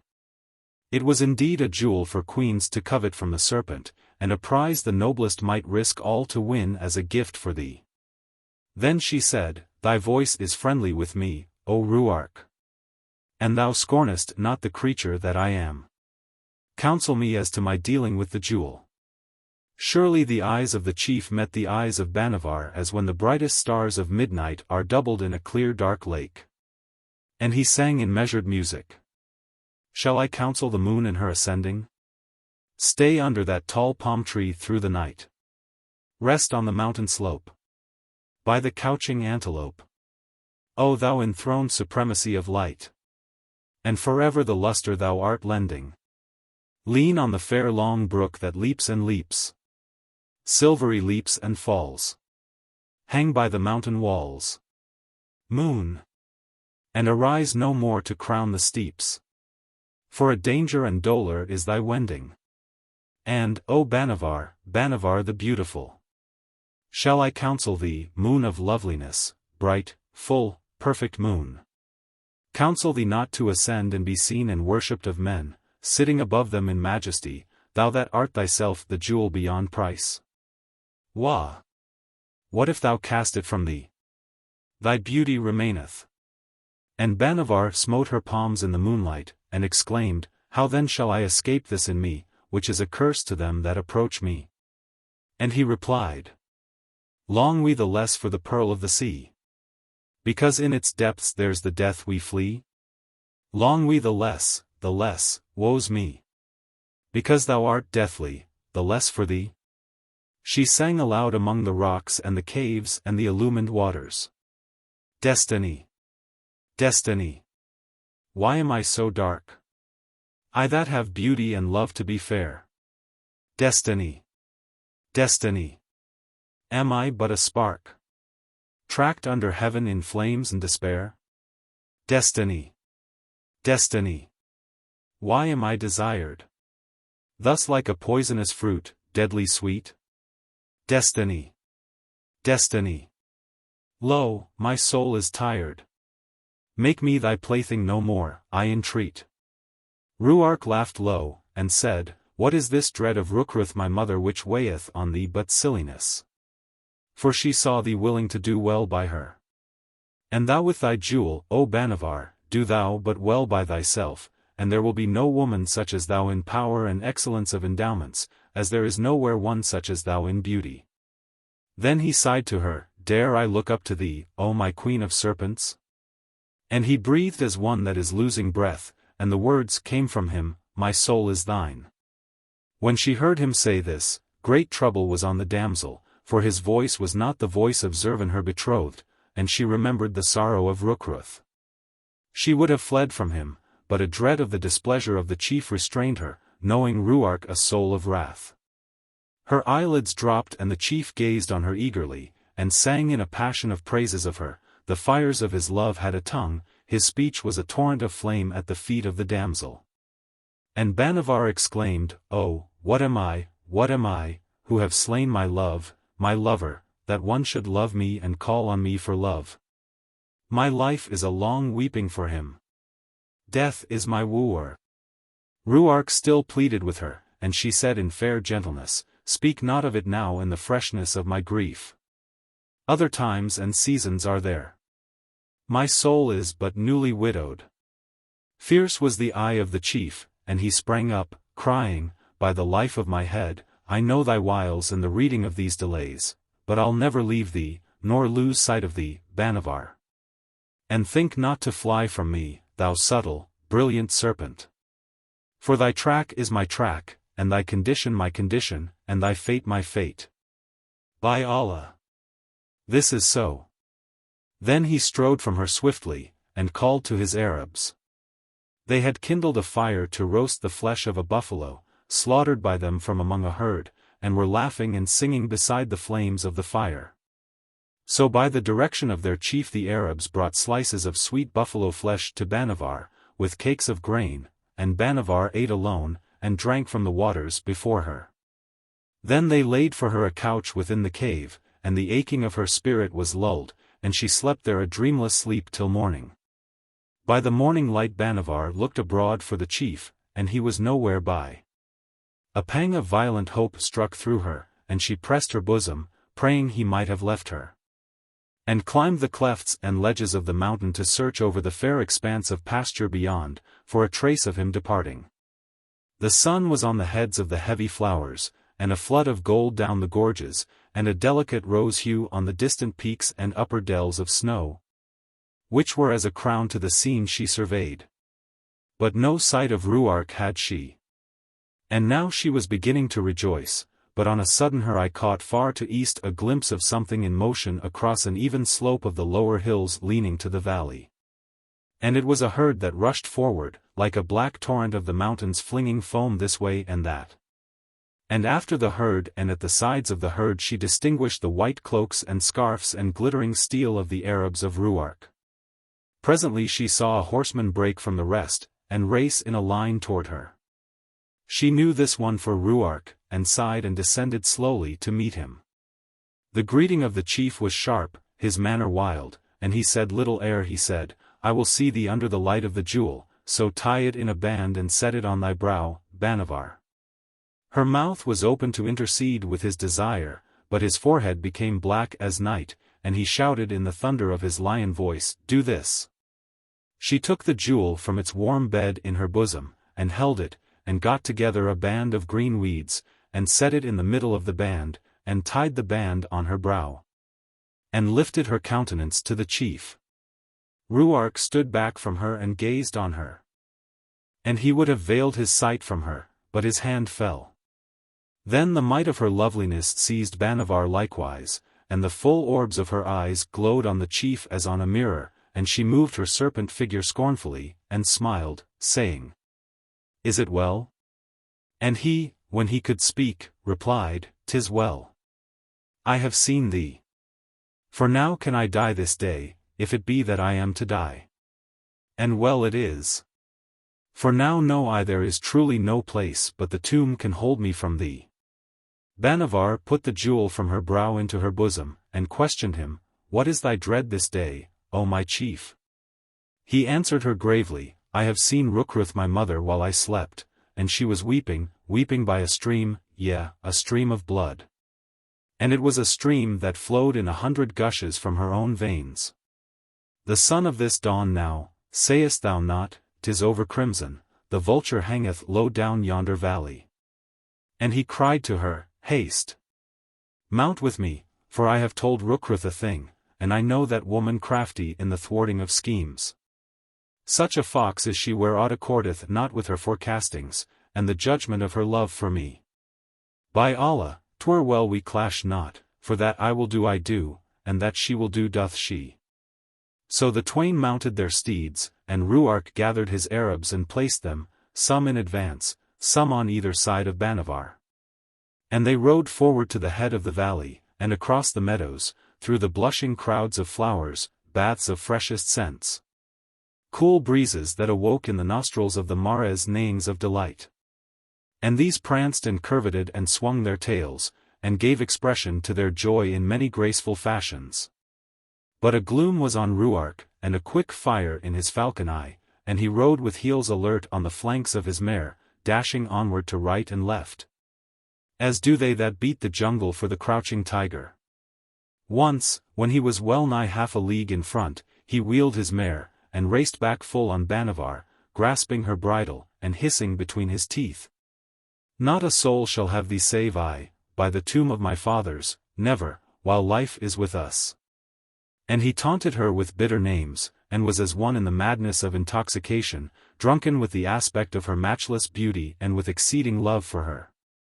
And Bhanavar knew that the dread of a mishap was on the mind of the chief. Now, the space of pasture was behind them a broad lake of gold and jasper, and they entered a region of hills, heights, and fastnesses, robed in forests that rose in rounded swells of leafage. Each over each, above all points of snow that were as flickering silver flames in the farthest blue. This was the country of Bhanavar, and she gazed mournfully on the glades of golden green and the glens of iron blackness, and the wild flowers, wild blossoms, and weeds well known to her that would not let her memory rest, and were wistful of what had been. And she thought, My sisters tend the flocks, my mother spinneth with the maidens of the tribe, my father hunteth, how shall I come among them but strange? Coldly will they regard me. I shall feel them shudder when they take me to their bosoms. She looked on Ruark to speak with him, but the mouth of the chief was set and white. And even while she looked, cries of treason and battle arose from the Arabs that were ahead, hidden by a branching wind of the way round a mountain slant. Then the eyes of the chief reddened, his nostrils grew wide, and the darkness of his face was as flame mixed with smoke, and he seized Bhanavar and hastened onward, and lo! Yonder were his men overmatched, and warriors of the mountains bursting on them from an ambush on all sides. Ruark leapt in his seat, and the light of combat was on him, and he dug his knees into his mare, and shouted the war-cry of his tribe. Lifting his hands as it were to draw down wrath from the very heavens, and rushed to the encounter. Says the poet. Hast thou seen the wild herd by the jungle galloping close? With a thunder of hooves they trample what heads may oppose. Terribly, crushingly, tempest-like, onward they sweep. But a spring from the reeds, and the panther is sprawling in air. And with muzzle to dust and black beards foam-lashed, here and there. Scattered they fly, crimson-eyed, tracked with blood to the deep. Such was the onset of Ruark, his stroke the stroke of death. And ere the echoes had ceased rolling from that cry of his, the mountain warriors were scattered before him on the narrow way, hurled down the scrub of the mountain. Even as dead leaves and loosened stones.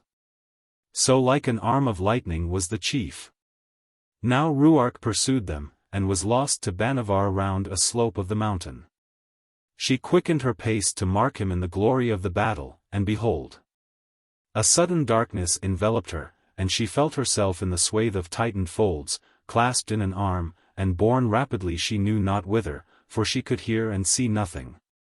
It was to her as were she speeding constantly downward in darkness to the lower realms of the genii of the Caucasus, and every sense, and even that of fear, was stunned in her.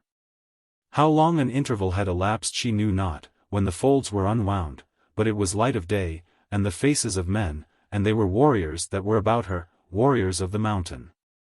But of Ruark and his Arabs no voice. So she said to them, What do you with me? And one among them, that was a youth of dignity and grace, and a countenance like morning on the mountains, answered, "The will of Rukruth, O lady. And it is the plight of him we bow to with Rukruth, mother of the desert chief." She cried, "Is he here, the prince, that I may speak with him?" The same young warrior made answer, "Not so. Forewarned was he, and well for him." Bhanavar drew her robe about her and was mute. Ere the setting of the moon they journeyed on with her. And continued so 3 days and nights through the defile and ravines and matted growths of the mountains. On the 4th dawn they were on the summit of a lofty mountain rise. Below them the sun, shooting a current of gold across leagues of sea. Then he that had spoken with Bhanavar said, "A sail will come," and a sail came from under the sun. Scarce had the ship grated shore when the warriors lifted Bhanavar, and waded through the water with her, and placed her unwedded in the ship, and one, the fair youth among the warriors, sprang on board with her, remaining by her. So the captain pushed off, and the wind filled the sails, and Bhanavar was borne over the luster of the sea, that was as a changing opal in its luster. Even as a melted jewel flowing from the fingers of the Maker, the Almighty One. The ship ceased not sailing till they came to a narrow strait, where the sea was but a river between fair sloping hills alight with towers and palaces, opening a way to a great city that was in its radiance over the waters of the sea as the aspect of myriad sheeny white doves breasting the wave. Hitherto the young warrior had held aloof in coldness of courtesy from Bhanavar. But now he sat by her, and said, "The bond between my prince and Rukruth is accomplished, and it was to snatch thee from the chief of the Beni Asser and bring thee even to this city." Bhanavar exclaimed, "Allah be praised in all things, and his will be done." The youth continued, "Thou art alone here, O lady, exposed to the perils of loneliness. Surely it were well if I linger with thee awhile, and see to thy welfare in this city, even as a brother with a sister, and I will deal honorably by thee." Bhanavar looked on the young warrior and blushed at his exceeding sweetness with her. The soft freshness of his voice was to her as the blossom-laden breeze in the valleys of the mountains, and she breathed low the words of her gratitude, saying, "If I am not a burden, let this be so." Then said he, "Know me by my name, which is Almiril, and that we seem indeed of one kin, make known unto me thine." She replied, "Ill-omened is it, this name of Bhanavar." The youth among warriors gazed on her a moment with the fluttering eye of bashfulness, and said, "Can they that have marked thee call thee other than Bhanavar the Beautiful?" She remembered that Ruark had spoken in like manner, and the curse of her beauty smote her, and she thought, "This fair youth, he hath not a mother to watch over him and ward off souls of evil. I dread there will come a mishap to him through me, Allah shield him from it." And she sought to dissuade him from resting by her, but he cried, "'Tis but a choice to dwell with thee or with the dogs in the street outside thy door, O Bhanavar." Now, the ship sailed close up to the quay, and cast anchor there in the midst of other ships of merchandise. Almiril then threw a robe over his mountain dress and spoke with the captain apart, and he and Bhanavar took leave of the captain, and landed on the quay among the porters. And of these one stepped forward to them and shouted cheerily, "Where be the burdens and the bales, O ye, fair couple fashioned in the eye of elegant proportions? Ye twin palm trees, male and female. Wullahi! Broad is the back of your servant." Almiril beckoned to him that he should follow them, and he followed them, blessing the wind that had brought them to that city and the day.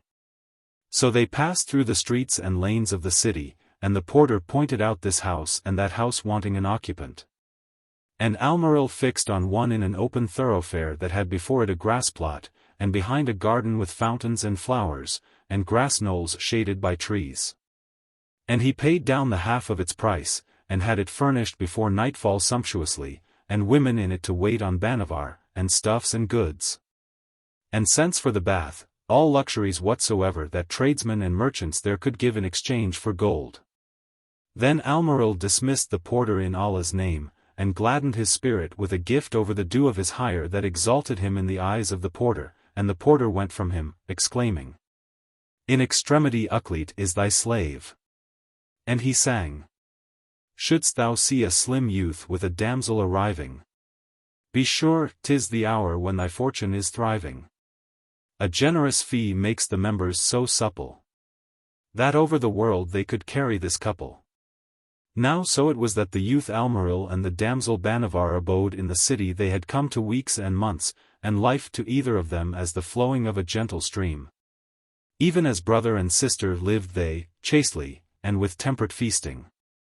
Surely the youth loved her with a great love, and the heart of Bhanavar turned not from him, and was won utterly by his gentleness and nobleness and devotion. And they relied on each other's presence for any joy, and were desolate in absence, as the poet says. When we must part, love. Such is my smart, love. Sweetness is savourless. Fairness is favourless. But when in sight, love. We two unite, love. Earth has no sour to me. Life is a flower to me. And with the increase of every day their passion increased, and the revealing light in their eyes brightened and was humid. As is sung by him that luded to the rage of hearts. Even star yonder comes like a crown on us. Larger and fonder grows its orb down on us. So, love, my love for thee, blossoms increasingly. So sinks it in the sea, waxing unceasingly. On a night, when the singing girls had left them, the youth could contain himself no more, and caught the two hands of Bhanavar in his, saying, This that is in my soul for thee thou knowest, O Bhanavar. And 'tis spoken when I move and when I breathe, O my loved one. Tell me then the cause of thy shunning me whenever I would speak of it, and be plain with thee. For a moment Bhanavar sought to release herself from his hold, but the love in his eyes entangled her soul as in a net, and she sank forward to him, and sighed under his chin. 'Twas indeed my very love of thee that made me. The twain embraced and kissed a long kiss, and leaned sideways together, and Bhanavar said, Hear me, what I am. Then she related the story of the serpent and the jewel, and of the death of her betrothed. When it was ended, Almiril cried, And was this all, this that severed us? And he said, Hear what I am. So he told Bhanavar how Rukruth, the mother of Ruark, had sent messengers to the prince his father, warning him of the passage of Ruark through the mountains with one a queen of serpents, a sorceress, that had bewitched him and enthralled him in a mighty love for her, to the ruin of Ruark. And how the chief was on his way with her to demand her in marriage at the hands of her parents. And the words of Rukruth were, By the service that was between thee and my husband, and by the death he died, O prince, rescue the chief my son from this damsel, and entrap her from him. And have her sent even to the city of the inland sea, for no less a distance than that keepeth Ruark from her. And Almiril continued, I questioned the messengers myself, and they told me the marvel of thy loveliness and the peril to him that looked on it. So I swore there was no power should keep me from a sight of thee, O my loved one. My prize. My life. My sleek antelope of the hills. Surely when my father appointed the warriors to lie in wait for thy coming, I slipped among them, so that they thought it ordered by him I should head them. The rest is known to thee, O my fountain of blissfulness. But the treachery to Ruark was the treachery of Ebn-Esrak, not of such warriors as we. And I would have fallen on Ebn-Esrak, had not Ruark so routed that man without faith. 'Twas all as I have said, blessed be Allah and his decrees. Bhanavar gazed on her beloved, and the bridal dew overflowed her underlids, and she loosed her hair to let it flow, part over her shoulders, part over his. And in sighs that were the measure of music she sang. I thought not to love again. But now I love as I loved not before. I love not, I adore. O my beloved, kiss, kiss me. Waste thy kisses like a rain. Are not thy red lips fain? Oh, and so softly they greet. Am I not sweet? Sweet must I be for thee, or sweet in vain. Sweet to thee only, my dear love. The lamps and censers sink, but cannot cheat these eyes of thine that shoot above. Trembling lustres of the dove. A darkness drowns all lustres, still I see thee, my love, thee. Thee, my glory of gold, from head to feet. Oh, how the lids of the world close quite when our lips meet. Almirall strained her to him, and responded. My life was midnight on the mountain side. Cold stars were on the heights. There, in my darkness, I had lived and died. Content with nameless lights. Sudden I saw the heavens flush with a beam. And I ascended soon. And evermore over mankind supreme stood silver in the moon. And he fell playfully into a new meter, singing. Who will paint my beloved? In musical word or color? Earth with an envy is moved. Seashells and roses she brings. Gems from the green ocean springs. Fruits with the fairy bloom dews. Feathers of paradise hues.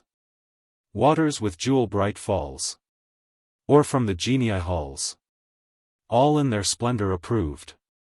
All, but, matched with my beloved. Darker, and denser, and duller. Then she kissed him for that song, and sang. Once to be beautiful was my pride. And I blushed in love with my own bright brow. Once, when a wooer was by my side, I worshipped the object that had his vow. Different, different, different now. Different now is my beauty to me.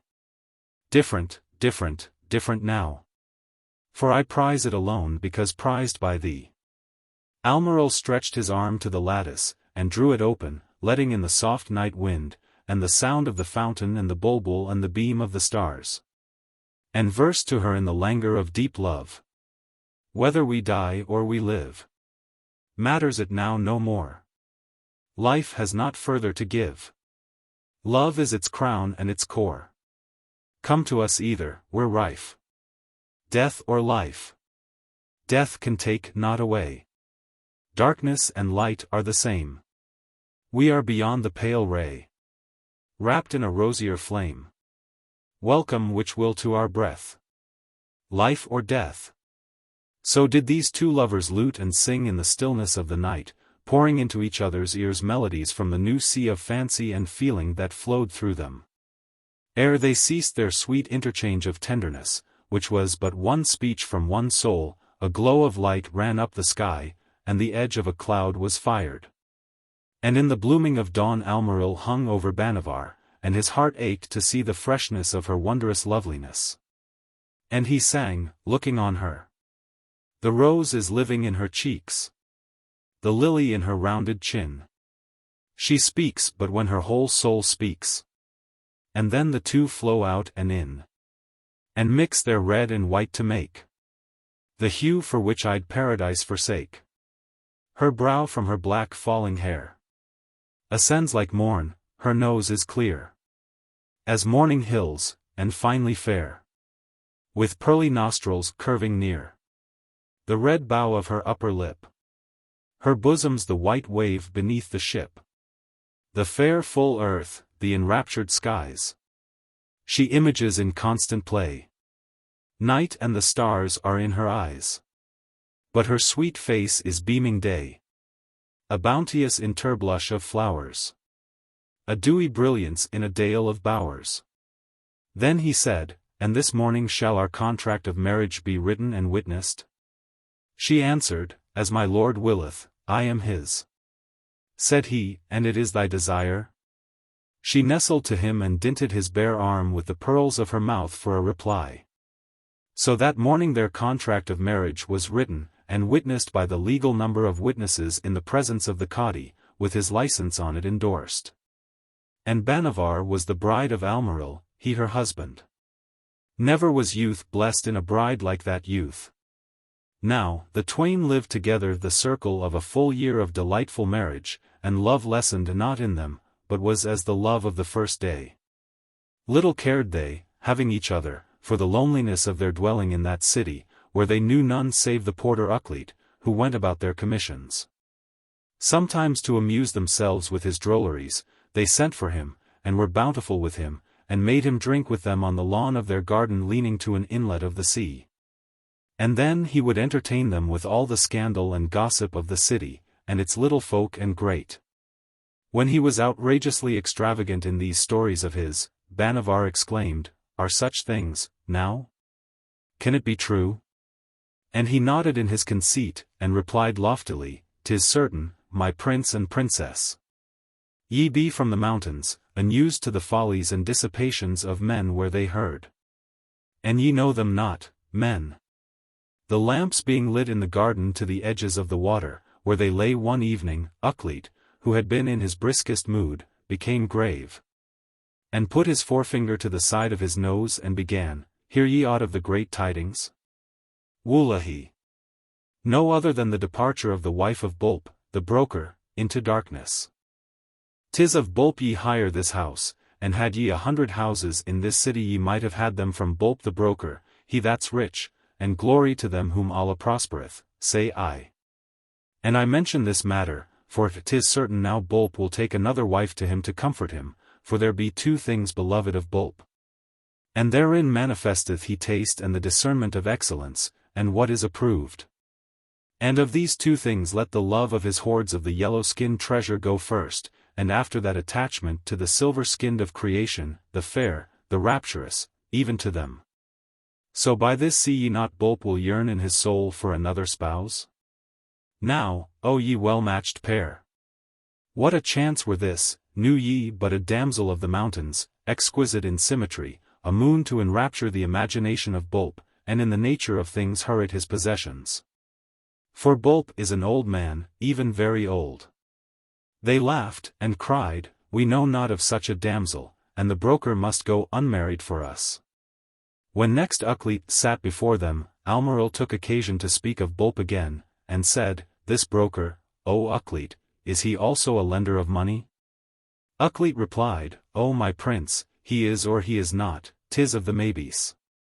I wot truly Bulp is one that baiteth the hook of an emergency. The brows of the prince were downcast, and he said no more. But on the following morning he left Bhanavar early under a pretext, and sallied forth from the house of their abode alone. Since their union in that city they had not been once apart, and Bhanavar grieved and thought, Wanteth his love for me? And she called her women to her, and dressed in this dress and that dress, and was satisfied with none. The dews of the bath stood cold upon her, and she trembled, and fled from mirror to mirror, and in each she was the same surpassing vision of loveliness. Then her women held a glass to her, and she examined herself closely, if there might be a fleck upon her anywhere. And all was as the snow of the mountains on her round limbs sloping in the curves of harmony, and the faint rose of the dawn on slants of snow was their hue. Twining her fingers and sighing, she thought, It is not that. He cannot but think me beautiful. She smiled a melancholy smile at her image in the glass, exclaiming, What availeth it, thy beauty? For he is away and looketh not on thee, thou vain thing. And what of thy loveliness if the light illumine it not, for he is the light to thee, and it is darkness when he's away. Suddenly she thought, What's that which needeth to light it no other light? I had well nigh forgotten it in my bliss, the jewel. Then she went to a case of ebony wood, where she kept the jewel, and drew it forth, and shone in the beam of a pleasant imagination, thinking, 'Twill surprise him. And she robed herself in a robe of saffron, and set lesser gems of the diamond and the emerald in the braid of her hair, and knotted the serpent jewel firmly in a band of gold-threaded tissue, and had it woven in her hair among the braids. In this array she awaited his coming, and pleased her mind with picturing his astonishment and the joy that would be his. Mute were the women who waited on her, for in their lives they had seen no such sight as Bhanavar beneath the beams of the jewel, and the whole chamber was aglow with her. Now, in her anxiety she sent them one and one repeatedly to look forth at the window for the coming of the prince. So, when he came not she went herself to look forth, and stretched her white neck beyond the casement. While her head was exposed, she heard a cry of someone from the house in the street opposite. And Bhanavar beheld in the house of the broker an old wrinkled fellow that gesticulated to her in a frenzy. She snatched her veil down and drew in her head in anger at him, calling to her maids, What is yonder hideous old dotard? And they answered, laughing, "'Tis indeed Bulb the broker, O fair mistress and mighty." To divert herself she made them tell her of Bulb, and they told her 1,000 anecdotes of the broker, and verses of him, and the constancy of his amorous condition, and his greediness. And Bhanavar was beguiled of her impatience till it was evening, and the prince returned to her. So they embraced, and she greeted him as usual, waiting what he would say, searching his countenance for a token of wonderment. But the youth knew not that aught was added to her beauty, for he looked nowhere save in her eyes. Bhanavar was nigh weeping with vexation, and pushed him from her, and chid him with lack of love and weariness of her, and the eye of the prince rose to her brow to read it, and he saw the jewel. Almirall clapped his hands, crying, "Wondrous! And this thy surprise for me, my fond one? Beloved of mine!" Then he gazed on her a space, and said, "Knowest thou, thou art terrible in thy beauty, Bhanavar, and hast the face of lightning under that jewel of the serpent?" She kissed him, whispering, "Not lightning to thee. Yet lovest thou Bhanavar?" He replied, "Surely so, and all save Bhanavar in this world is the darkness of oblivion to me." When it was the next morning, Almirall rose to go forth again. Ere he had passed the curtain of the chamber Bhanavar caught him by the arm, and she was trembling violently. Her visage was a wild inquiry, "Thou goest, and again? There is something hidden from me." Almirall took her to his heart, and caressed her with fond flatteries, saying, "Ask but what is beating under these 2 pomegranates, and thou learnest all of me." But she stamped her foot, crying, "No. No. I will hear it. There's a mystery." So he said, "Well, then, it is this only, small matter enough. I have a business with the captain of the vessel that brought us hither, and I must see him ere he setteth sail, no other than that, thou jealous, watchful star. Pierce me with thine eyes. It is no other than that." She levelled her lids at him till her lustrous black eyelashes were as arrows, and mimicked him softly, "No other than that?" And he replied, "Even so." Then she clung to him like a hungry creature, repeating, "Even so," and let him go. Alone, she summoned a slave, a black, and bade him fetch to her without delay Aklit the porter, and the porter was presently ushered into her, protesting service and devotion. So, she questioned him of Almirall, and the prince's business abroad, what he knew of it. Aklit commenced reciting verses on the ills of jealousy, but Bhanavar checked him with an eye that Aklit had seen never before in woman or in man, and he gaped at her helplessly, as one that has swallowed a bone. She laughed, crying, "Learn, O thou fellow, to answer my like by the letter." Now, what she heard from Aklit when he had recovered his wits, was that the prince had a business with none save the lenders of money. So she spake to Aklit in a kindly tone, "Thou art mine, to serve me." He was as one fascinated, and delivered himself, "Yea, O my mistress. With tongue service, toe service, back service, brain service, whatso pleaseth thy sweet presence." Said she, "Hie over to the broker opposite, and bring him hither to me." Aklit departed, saying, "To hear is to obey." She sat gazing on the jewel and its counterchanging splendors in her hand, and the thought of Almirall and his necessity was her only thought. Not 10 minutes of the hour had passed before the women waiting on her announced Aklit and the broker Bulb. Bhanavar gave little heed to the old fellow's grimaces, and the compliments he addressed her, but handed him the jewel and desired his valuation of its worth. The face of Bulb was a keen edge when he regarded Bhanavar, but the sight of the jewel sharpened it tenfold, and he tossed his arms, exclaiming, "A jewel, this!" So Bhanavar cried to him, "Fix a price for it, O thou broker." And Bulb, the old miser, debated, and began prating. "O lady! The soul of thy slave is abashed by a double beam, this the jewel of jewels, thou truly of thy sex, and saving thee there's no jewel of worth like this one, and together ye be, Wullahy. Never felt I aught like this since my espousal of Sulka that's gone, and 'twas nothing like it then. Now, O my princess, confess it freely, this is but a pretext, this valuation of the jewel, and Aklit our go-between, and leave the rewarding of him to me." Wullahi! I can be generous, and my days of favor with fair ladies be not yet over. Blessed be Allah for this day. And thinkest thou those eyes fell on me with discriminating observation ere my sense of perception was struck by thee? Not so, for I had noted thee, O moon of hearts, from my window yonder. In this fashion Bulb the broker went on prating, and bowing, and screwing the corners of his little acid eyes to wink the wink of common accord between himself and Bhanavar. Meantime she had spoken aside to one of her women, and a second black slave entered the chamber, bearing in his hand a twisted scourge, and that slave laid it on the back of Bulb the broker. And by this means he was brought quickly to the valuation of the jewel. Then he named a sum that was a great sum, but not the value of the jewel to the 50th part, nay nor the 500th part of its value. And Aklit remonstrated with him, but he was resolute, saying, even that sum leaves me a beggar. So Bhanavar said, my desire is for immediate payment of the money, and the jewel is thine for that sum. Now the broker went to fetch the money, and returned with it in bags of gold 1/2 the amount, and bags of silver 1/3, and the remainder in writing made due at a certain period for payment. And he groaned and handed her the money, and took the jewel in his hands, ejaculating, in the name of Allah. That evening, when it was dark and the lamps lit in the chamber, and the wine set and the nosegay, Almirall asked of Bhanavar to see her under the light of the jewel. She warded him with an excuse, but he was earnest with her. So she feigned that he teased her, saying, "'Tis that thou art no longer content with me as I am, O my husband." Then she said, "Wert thou successful in thy dealings this day?" His arm slackened round her, and he answered nothing. So she cried, "Fie on thee, thou foolish one! And what is thy need of running over this city? Know I not thy case and thine occasion, O my beloved?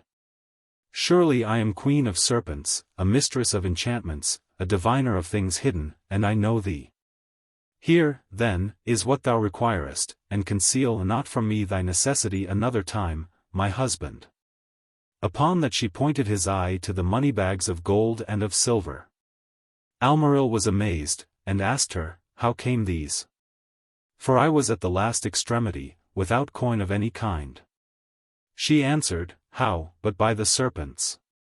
And he exclaimed, "Would that I might work as that porter worketh, rather than this."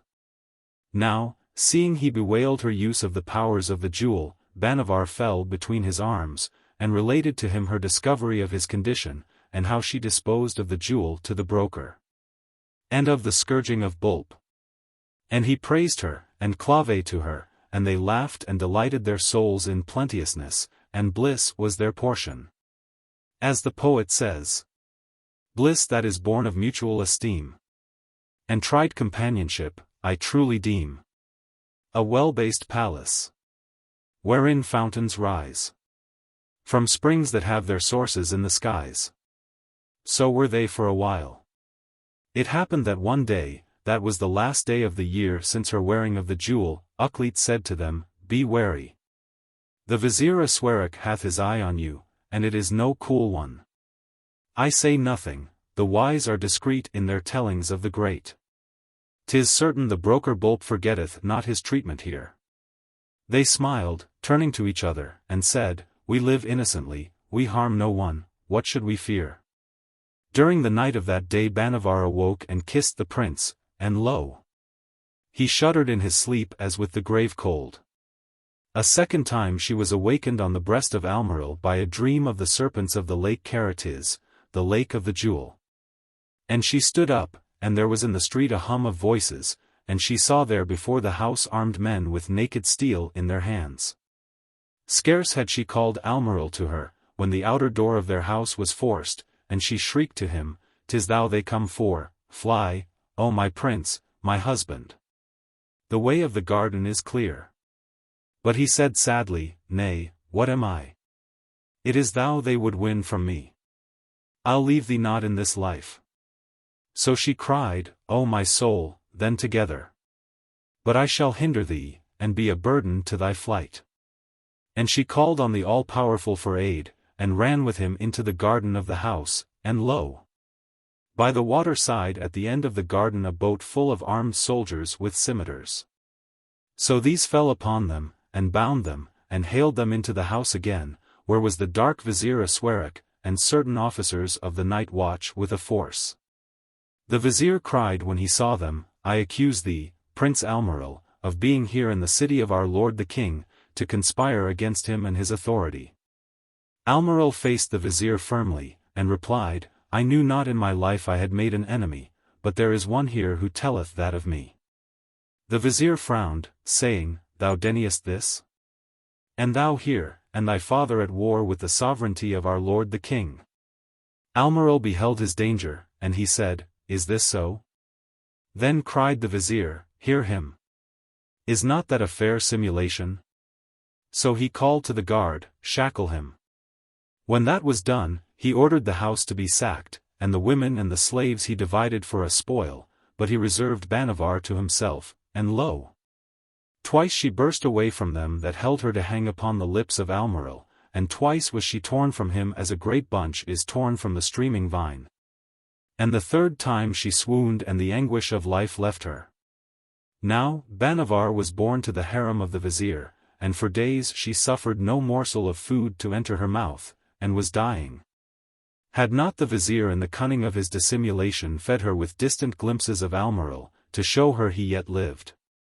Then she thought, while my beloved liveth, life is due to me, and she ate and drank and reassumed her fair fullness and the queenliness that was hers.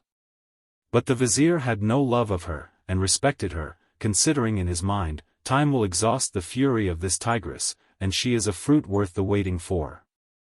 Wallahi! I shall have possessed her ere the days of overripening. There was in the harem of the vizier a mountain girl that had been brought there in her childhood, and trained to play upon the lute and accompany her voice with the instrument.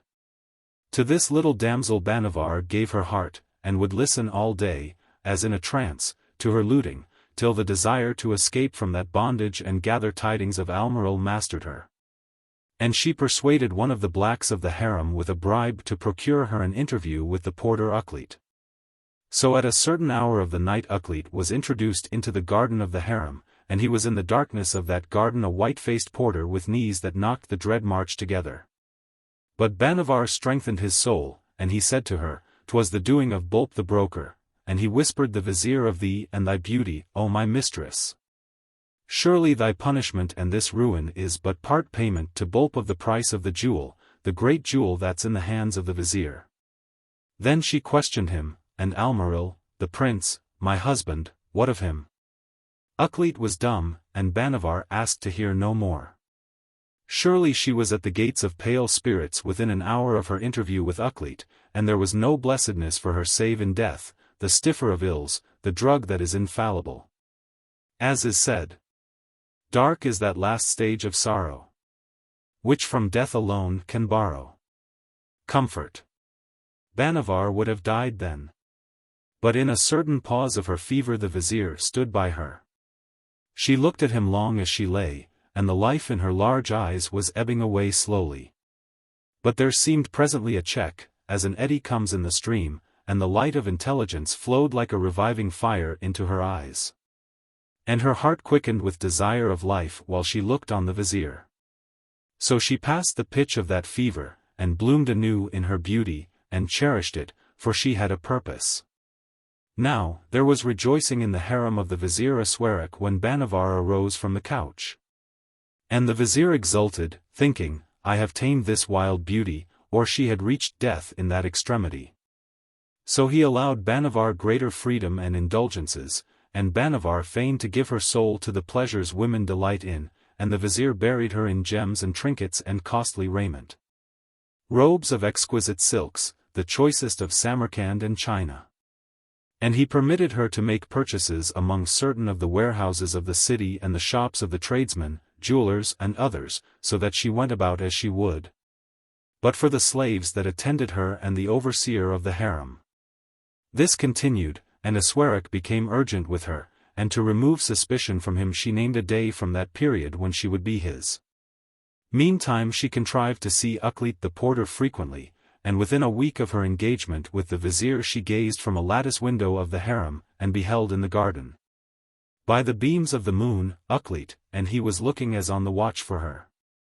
So she sent to him the little mountain girl she loved, but Aklit would tell her nothing. Then went she herself, greeting him graciously, for his service was other than that of self-seeking. Aklit said, O lady, mistress of hearts, moon of the tides of will, 'tis certain I was thy slave from the hour I beheld thee first, and of the prince, thy husband, Allah rest his soul. Now these be my tidings. Wallahi, the king is one maddened with the reports I've spread about of thy beauty, raging. And I have a friend in his palace, even an undercook, acute in the interpreting of wishes. There was he always gabbling of thy case, O my princess, till the head cook seized hold on it, and so it went to the chamberlain, thence to the chief of the eunuchs, and from him in a natural course to the king. Now from the king the tracking of this tale went to the undercook down again, and from him to me. So was I summoned to the king, and the king discoursed with me, I with him, in fair fluency.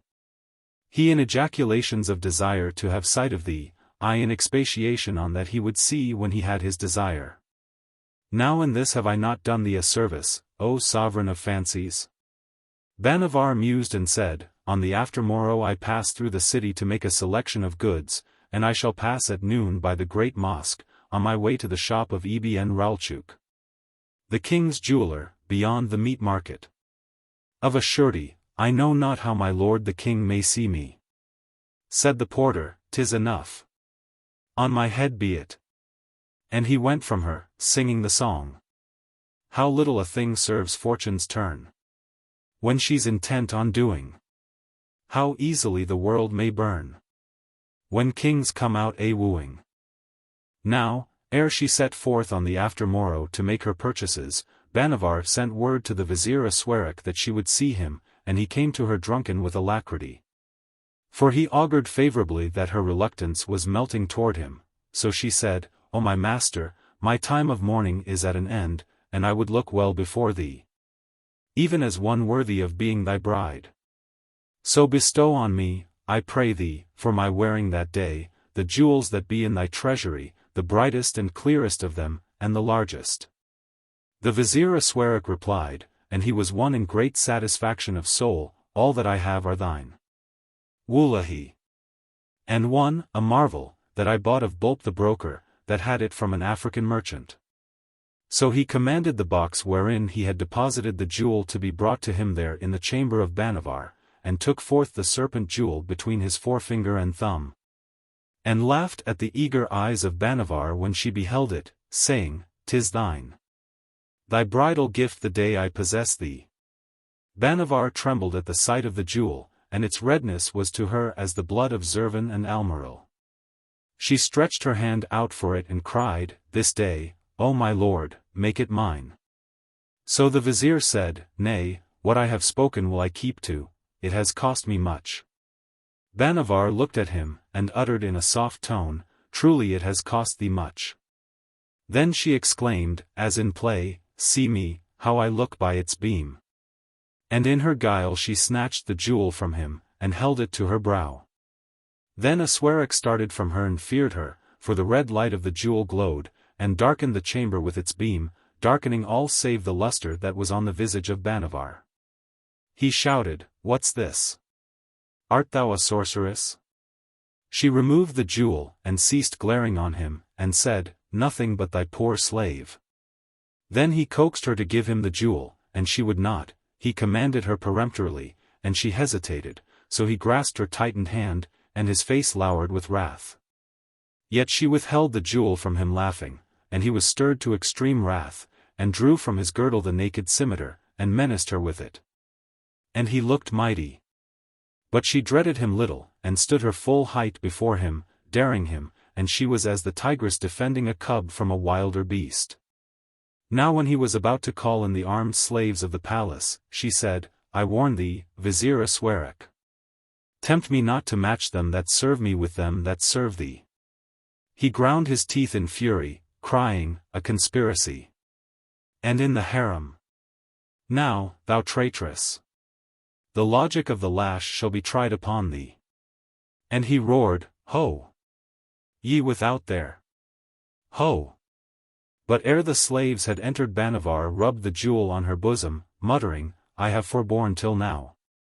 Now will I have a sacrifice, though I be it. And rubbing the jewel, she sang. Hither! Hither! Come to your queen. Come through the grey wall. Come through the green.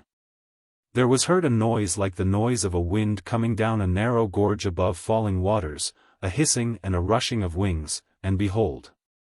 Bhanavar was circled by rings and rings of serpent folds that glowed round her, twisted each in each, with the fierceness of fire, she like a flame rising up white in the midst of them. The black slaves, when they had lifted the curtain of the harem chamber, shrieked to see her, and Aswarak crouched at her feet with the aspect of an angry beast carved in stone. Then Bhanavar loosed on either of the slaves a serpent, saying, What these have seen they shall not say. And while the sweat dropped heavily from the forehead of Aswarak, she stepped out of the circle of serpents, singing. Over. Over. High to the lake. Sleep with the left eye. Keep the right awake. Then the serpent spread with a great whir, and flew through the high window and the walls as they had come, and she said to the vizier, What now? Fearest thou? I have spared thee, thou that madest me desolate. And thy slaves are a sacrifice for thee. Now this I ask, where lies my beloved, the prince my husband? Speak nothing of him, save the place of his burial. So he told her, in the burial ground of the great prison. She rolled her eyes on the vizier darkly, exclaiming, Even where the felons lie entombed, he lieth. And she began to pant, pale with what she had done, and leaned to the floor, and called. Yellow stripe, with freckle red. Coil and curl, and watch by my head. And a serpent with yellow stripes and red freckles came like a javelin down to her, and coiled and curled round her head, and she slept an hour. When she arose the vizier was yet there, sitting with folded knees. So she sped the serpent to the lake Karatis, and called her women to her, and went to an inner room, and drew an outer robe and a vest over that she had on, and passed the vizier, and said, Art thou not rejoiced in thy bride, O Aswarak? 'Twas a wondrous clemency, hers. Now but 4 more days and thou claimest her. Say nothing of what thou hast seen, or thou wilt shortly see nothing further to say, my master. So she left the vizier sitting still in that chamber, and mounted a mule, attended by slaves on foot before and behind her, and passed through the streets till she came to the shop of Ebn Ralchuk. The king was in disguise at the extremity of the shop, and while she examined this and that of the precious stones, Bhanavar for a moment made bare the beauty of her face. And love's fires took fast hold of the king, and he cried, I marvel not at the eloquence of the porter. Now, she made Ebn Ralchuk bring to her a circlet of gold, with a hollow in the frontal center, and fit into that hollow the serpent jewel. So, while she laughed and chatted with her women Bhanavar lifted the circlet, and made her countenance wholly bare even to the neck and the beginning slope of the bosom. And fixed the circlet to her head with the jewel burning on her brow. Then when he beheld the glory of excelling loveliness that she was, and the splendor in her eyes under the jewel, the king shouted and parted with his disguise. And Ebn Ralchuk and the women and slaves with Bhanavar fled to the courtyard that was behind the shop, leaving Bhanavar alone with the king. Surely Bhanavar returned not to the dwelling of the vizier. Now, the king Mashalid espoused Bhanavar, and she became his queen and ruled him, and her word was the dictate of the land. Then caused she the body of Almaril, with the severed head of the prince, to be disinterred, and entombed secretly in the palace. And she had lamps lit in the vault, and the pall spread, and the readers of the Quran to read by the tomb. And then she stole to the tomb hourly, in the day and in the night, wailing of him and her utter misery, repeating verses at the side of the tomb, and they were. Take me to thee. Like the deep-rooted tree. My life is half in earth, and draws. Thence all sweetness, O may my being pause. Soon beside thee. Welcome me soon. As to the queenly moon. Man's homage to my beauty sets. Yet am I a rose shrub budding regrets. Welcome me soon. Soul of my soul. Have me not half, but whole. Dear dust, thou art my eyes, my breath. Draw me to thee down the dark sea of death. Soul of my soul. And she sang. Sad are they who drink life's cup, till they have come to the bittersweet. Better at once to toss it up, and trample it beneath the feet. For venom charged as serpents' eggs. 'Tis then, and knows not other change. Early, early, early, have I reached the dregs of life, and loathe and love the bittersweet, revenge. Then turned she aside, and sang musingly. I came to his arms like the flower of the spring, and he was my bird of the radiant wing. He fluttered above me a moment, and won the bliss of my breast as a beam of the sun, untouched and untasted till then. The voice in her throat was like a drowning creature, and she rose up and chanted wildly. I weep again. What play is this? For the thing is dead in me long since. Will all the reviving rain of heaven bring me back my prince? But I, when I weep, blood will I weep. And when I weep, sons for fathers shall weep. Mothers for sons shall weep. Wives for husbands shall weep. Earth shall complain of floods red and deep. When I weep. Upon that she ran up a secret passage to her chamber and rubbed the jewel, and called the serpents, to delight her soul with the sight of her power, and rolled and sported madly among them, clutching them by the necks till their thin little red tongues hung out, and their eyes were as discolored blisters of venom.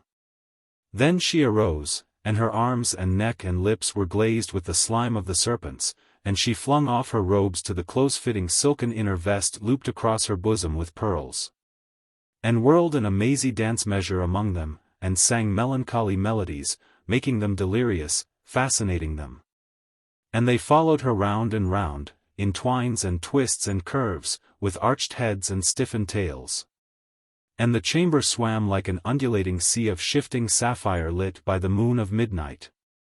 Not before the moon of midnight was in the sky ceased Bhanavar sporting with the serpents, and she sank to sleep exhausted in their midst.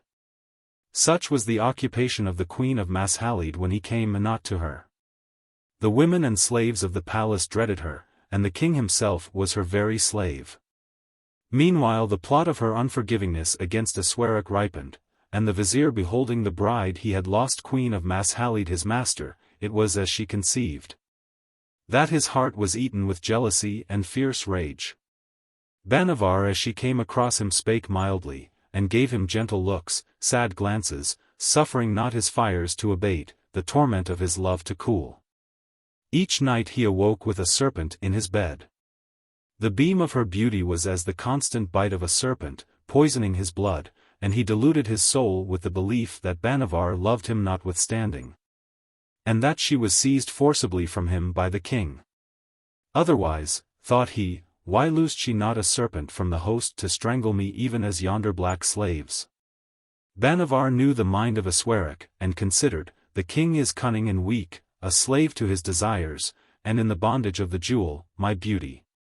The vizier is unscrupulous, a hatcher of intrigues, but that he dreads me and hopes a favor of me, he would have wrought against me ere now. 'Tis then a combat, twixt him and me. O my soul, art thou dreaming of a fair youth that was the bliss of thy bosom night and day, night and day? The vizier shall die. One morning, and it was a year from the day she had become queen of Mashalid, Bhanavar sprang up quickly from the side of the king, and he was gazing on her in amazement and loathing. She flew to her chamber, chasing forth her women, and ran to a mirror.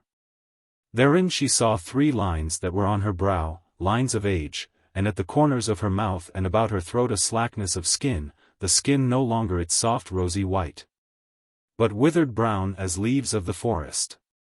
She shrieked, and fell back in a swoon of horror.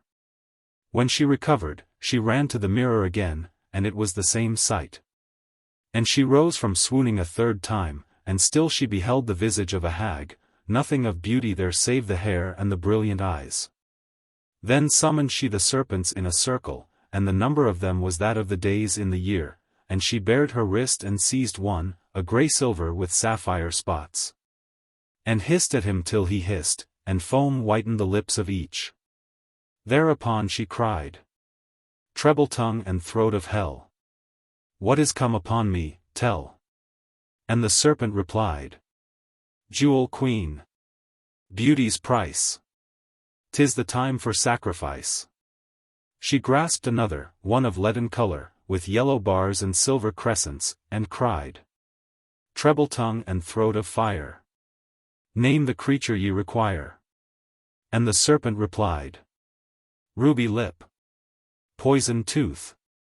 We are hungry for a youth." She grasped another that writhed in her fingers like liquid emerald, and cried, "Treble tongue and throat of glue! How to know the one that's due?" And the serpent replied, "Breast of snow! Baleful bliss! He that wooing wins a kiss." She clutched one at her elbow, a hairy serpent with yellow languid eyes in flame sockets and livid lustrous length, a disease to look on, and cried, "Treble tongue and throat of gall! There's a youth beneath the pall." And the serpent replied, "Brilliant eye! Bloody tear! He has fed us for a year." She squeezed that hairy serpent till her finger points whitened in his neck, and he dropped lifelessly, crying, "Treble tongues and things of mud! Sprang my beauty from his blood?" And the serpents rose erect, replying, "Yearly one of us must die. Yearly for us dieth one. Else the queen an ugly lie. Lives till all our lives be done." Bhanavar stood up, and hurried them to Karaz. When she was alone she fell toward the floor, repeating, "'Tis the curse." Suddenly she thought, "Yet another year my beauty shall be nourished by my vengeance, yet another. And, O Vizier, the kiss shall be thine, the kiss of doom, for I have doomed thee ere now. Thou shalt restore me to my beauty, that only love I now my prince is lost." So she veiled her face in the close veil of the virtuous, and dispatched Aklit, whom she exalted in the palace of the king, to the Vizier. And Aklit stood before Aswarak, and said, "O Vizier, my mistress truly is longing for you with excessive longing, and in what she now undergoeth is forgotten an evil done by you to her. And she bids you come and concert with her a scheme deliberately as to the getting rid of this tyrant who is an affliction to her, and her life is lessened by him." The Vizier was deceived by his passion, and he chuckled and exclaimed, "My very dream! And to mind me of her, then, she sent the serpents. Wullahy, in the matter of women, wait. For, as the poet declareth, "'Tis vanity our souls for such to vex. Patience is a harvest of the sex. And they fret themselves not over long for husbands that are gone, these young beauties. I know them. Tell the queen of serpents I am even hers to the sole of my foot."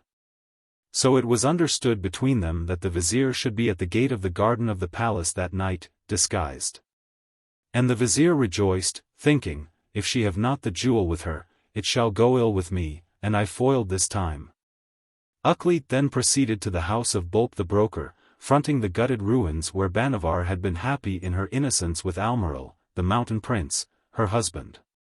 Bolp was engaged haggling with a slave merchant the price of a fair slave, and Aklit said to him, "Yet a while delay, O Bolp, ere you expend a fraction of treasure. For truly a mighty bargain of jewels is waiting for you at the palace of my lord the king. So come thither with all your moneybags of gold and silver, and your securities, and your bonds and dues in writing, for 'tis the favorite of the king requireth you to complete a bargain with her.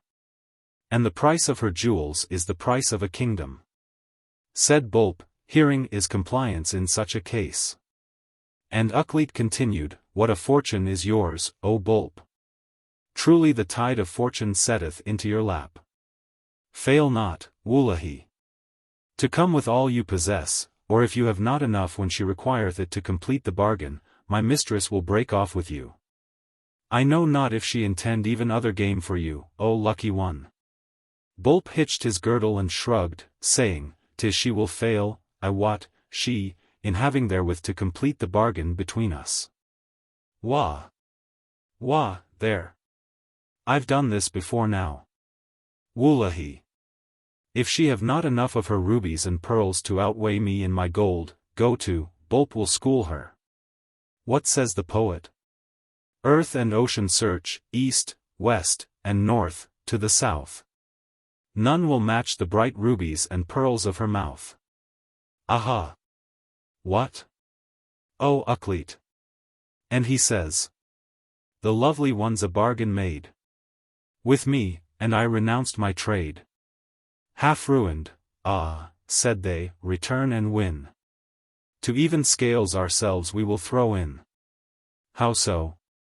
But let discreetness reign and security flourish. Aklit nodded at him, and repeated the distich.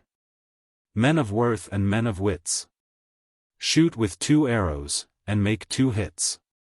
So he arranged with Boolp the same appointment as with the vizier, and returned to Queen Bhanavar. Now, in the dark of night a swerak stood within the gate of the palace garden of Mashalid that was ajar, and a hand from a veiled figure reached to him, and he caught it.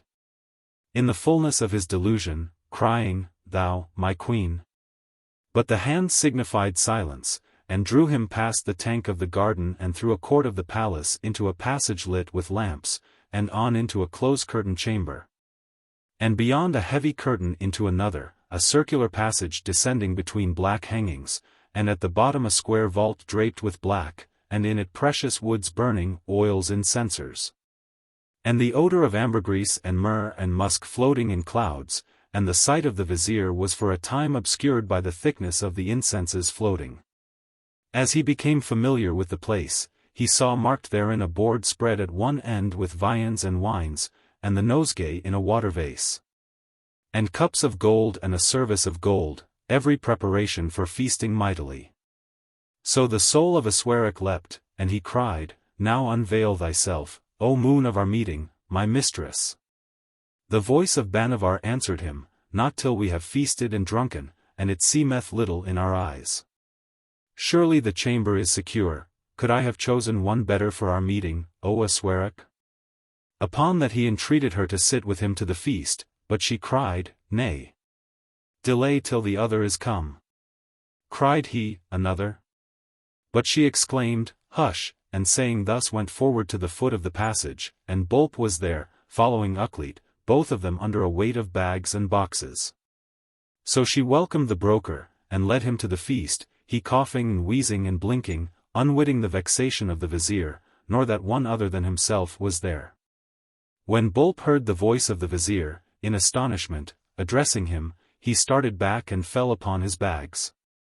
And the task of coaxing him to the board was as that of hailing a distempered beast to the water.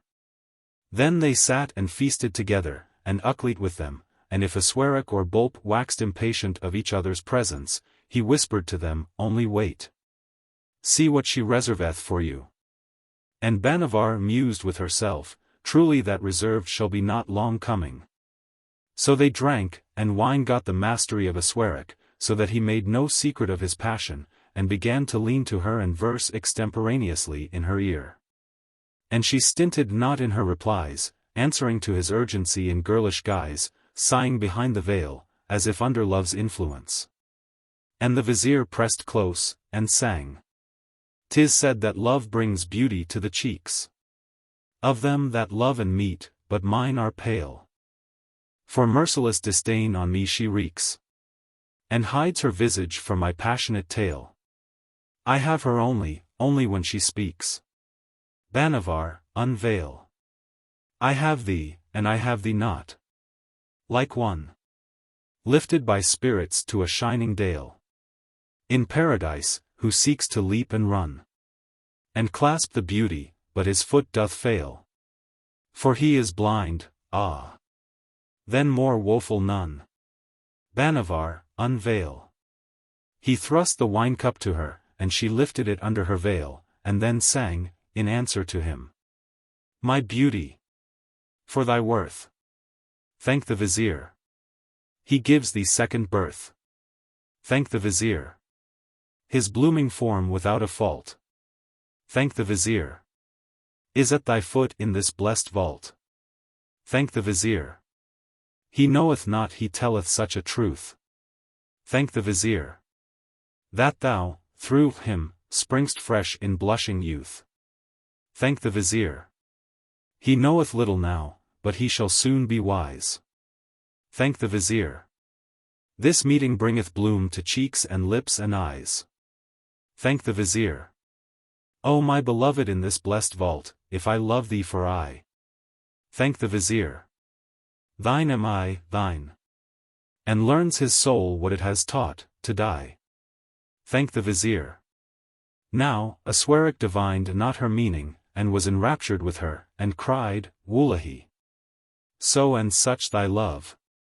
Thine am I, thine. And what a music is thy voice, O my mistress! 'Twere a bliss to Eblis in his torment could he hear it.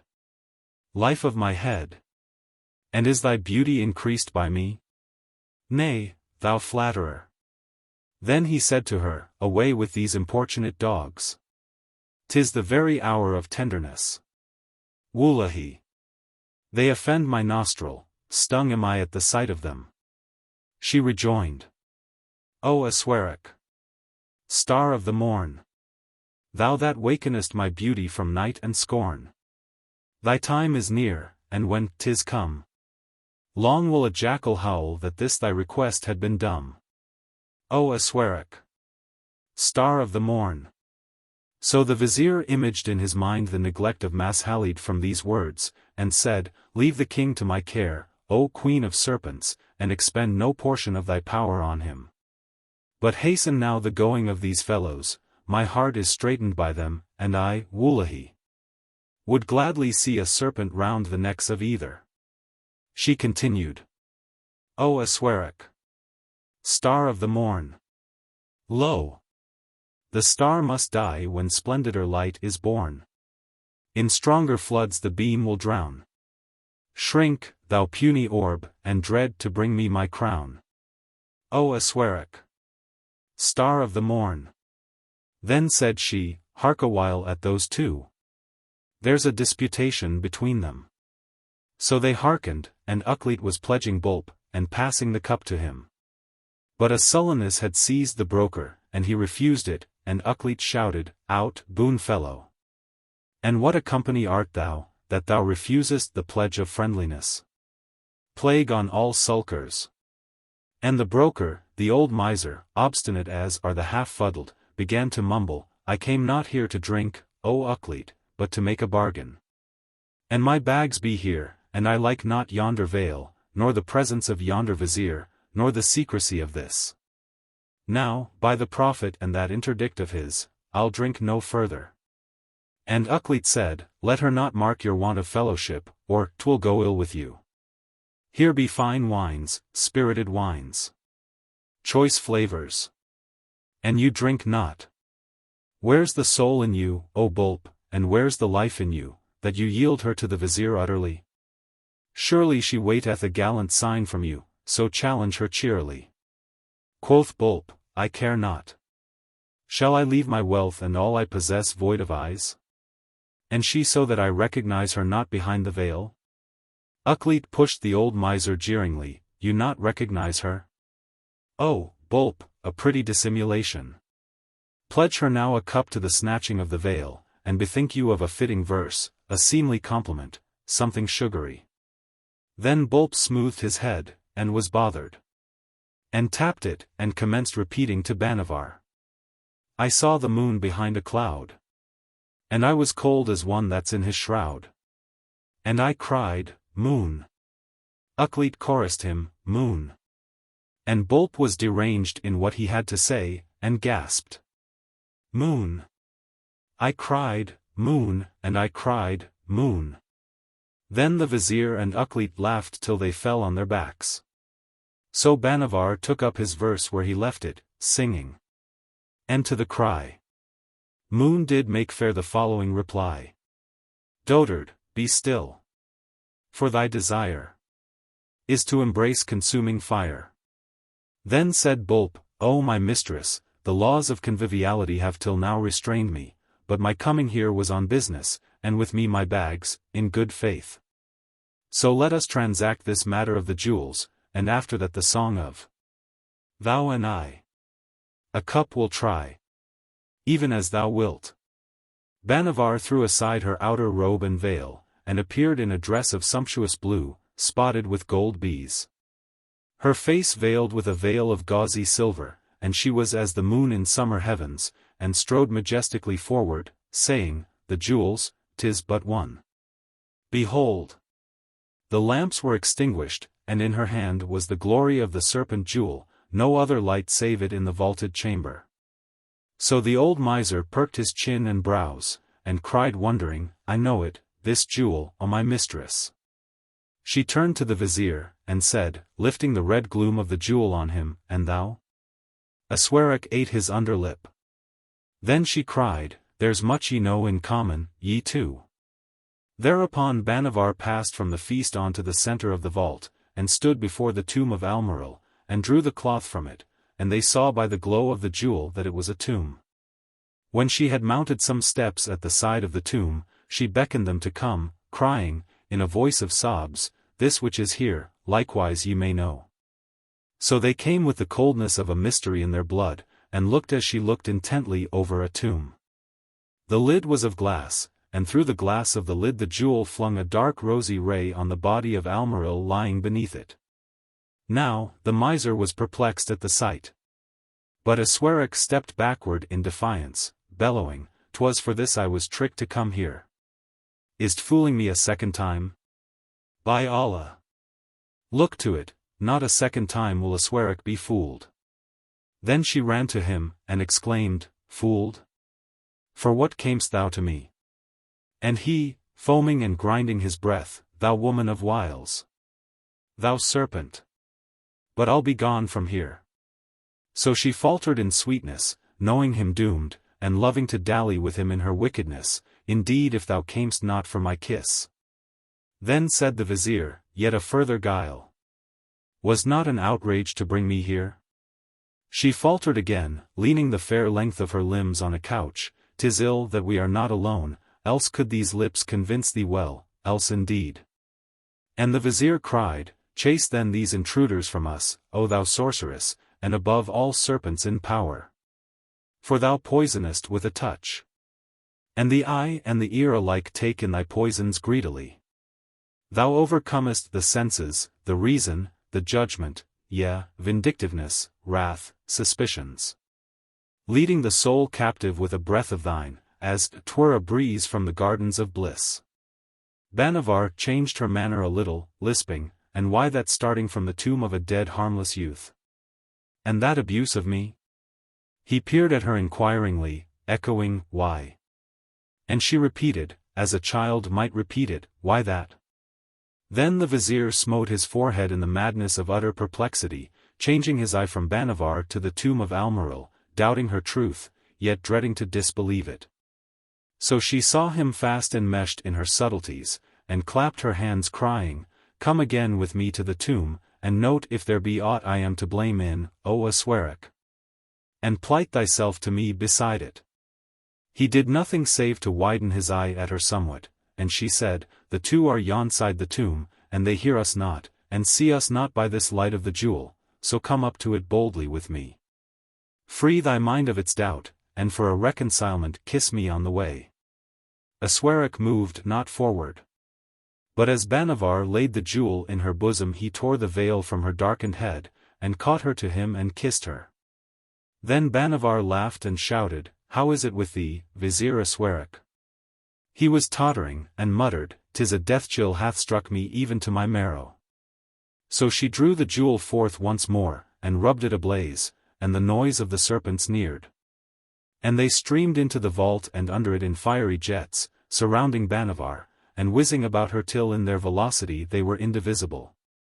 And she stood as a fountain of fire clothed in flashes of the underworld, the new loveliness of her face growing vivid violet like an incessant lightning above them. Then stretched she her two hands, and sang to the serpents. Hither, hither, to the feast. Hither to the sacrifice. Virtue for my sake hath ceased. Now to make an end of vice. twisted tail and treble tongue, swelling length and greedy maw. I have had a horrid wrong. Retribution is the law. Ye that sucked my youthful lord, now shall make another meal. Seize the black vizier abhorred. Seize him. Seize him throat and heel. Set your serpent wits to find tortures of a new device. Have him. Have him heart and mind. Hither to the sacrifice. Then she whirled with them round and round as a tempest whirls. And when she had wound them to a fury, lo, she burst from the hissing circle and dragged Aklit from the vault into the passage, and blocked the entrance to the vault. So was Queen Bhanavar avenged. Now, she said to Aklit, ransom presently the broker, him they will not harm, and hasten to the king that he might see her in her beauty. The king reclined on cushions in the harem with a fair slave girl, newly from the mountains, toying with the pearls in her locks. Then thought Bhanavar, let him not slight me. So she drew a rose-colored veil over her face and sat beside Mashalid. The king continued his fondling with the girl, saying to her, was there no destiny foretold of thy coming to the palace of the king to rule it, O Nashta, starbeam in the waters? And hadst thou no dream of it? Bhanavar struck the king's arm, but he noticed her not, and Nashta laughed. Then Bhanavar controlled her trembling and said, a word, O king, and vouchsafe me a hearing. The king replied languidly, still looking on Nashta, 'tis a command that the voice of none that are crabbed and hideous be heard in the harem, and I find comfort in it, O Nashta. But speak thou, my fountain of sweet-dropping lute notes. Bhanavar caught the king's hand and said, I have to speak with thee, 'tis the queen. Chase from us this little wax puppet a space. The king disengaged his hand and leaned it over to Nashta, who began playing with it, and fitting on it a ring, giggling. Then, as he answered nothing, Bhanavar came nearer and slapped him on the cheek. Mashalid started to his feet, and his hand grasped his girdle. But that wrathfulness was stayed when he beheld the veil slide from her visage. So he cried, my queen! My soul! She pointed to Nashta, and the king chid the girl, and sent her forth lean with his shifted displeasure, as a kitten slinks wet from a fish-pond where it had thought to catch a great fish. Then Bhanavar exclaimed, there was a change in thy manner to me before that creature. He sought to dissimulate with her, but at last he confessed, I was truly this morning the victim of a sorcery. Thereupon she cried, and thou went angered to find me not by thee on the couch, but one in my place, a hag of ugliness. Hear then the case, O Mashalid. Surely that old crone had a dream, and it was that if she slept one night by the king she would arise fresh in health from her ills, and with powers lasting a year to heal others of all maladies with a touch. So she came to me, petitioning me to bring this about. O my lord the king, did I well in being privy to her desire? The king could not doubt this story of Bhanavar, seeing her constant loveliness, and the arch of her flashing brow, and the oval of her cheek and chin smooth as milk. So he said, O my queen! I had thought to go, as I must, gladly, but how shall I go, knowing thy truth, thy beauty unchanged, thee faithful, a follower of the injunctions of the prophet in charitable deeds? Cried she, and whither goeth my lord, and on what errand? He answered, the people of a province southward have raised the standard of revolt and mocked my authority. They have been joined by certain of the Arab chiefs subject to my dominion, and have defeated my armies. 'Tis to subdue them I go, yea, to crush them. Yet, Wullahi, I know not. Care I if kingdoms fall away, and nations, so that I have thee? Nay, let all pass, so that thou remain by me. Bhanavar paced from him to a mirror, and frowned at the reflection of her fairness, thinking, such had he spoken to the girl Nashta, or another, this king. And she thought, I have been beloved by the noblest three on earth, I will ask no more of love, vengeance I have had. 'Tis time that I demand of my beauty nothing save power, and I will make this king my stepping stone to power, rejoicing my soul with the shock of armies. Now, she persuaded Mashalid to take her with him on his expedition against the Arabs, and they set forth, heading a great assemblage of warriors, southward to the land bordering the desert. The king credited the suggestions of Bhanavar, that Aswarak had disappeared to join the rebels, and pressed forward in his eagerness to inflict a chastisement signal in swiftness upon them and that traitor. So eagerly Mashalid journeyed to his army in advance, that the main body, with Bhanavar, was left by him long behind. She had encouraged him, saying, I shall love thee much if thou art speedy in winning success. The queen was housed on an elephant, harnessed with gold, and with silk and purple trappings. From the rose-hued curtains of her palanquin she looked on a mighty march of warriors, filling the extent of the plains. All day she fed her sight on them. Surely the story of her beauty became noised among the guards of her person that rode and ran beneath the royal elephant, till the soldiers of Mashalid spake but of the beauty of the queen. And Bhanavar was as a moon shining over that sea of men. Now, they had passed the cultivated fields, and were halting by the ford of a river bordering the desert, when lo! A warrior on the yon side, riding in a cloud of dust, and his shout was, the king Mashalid is defeated, and flying. Then the captains of the host witnessed to the greatness of Allah, and were troubled with a dread, fearing to advance. But Bhanavar commanded a horse to be saddled for her, and mounted it, and plunged through the ford singly.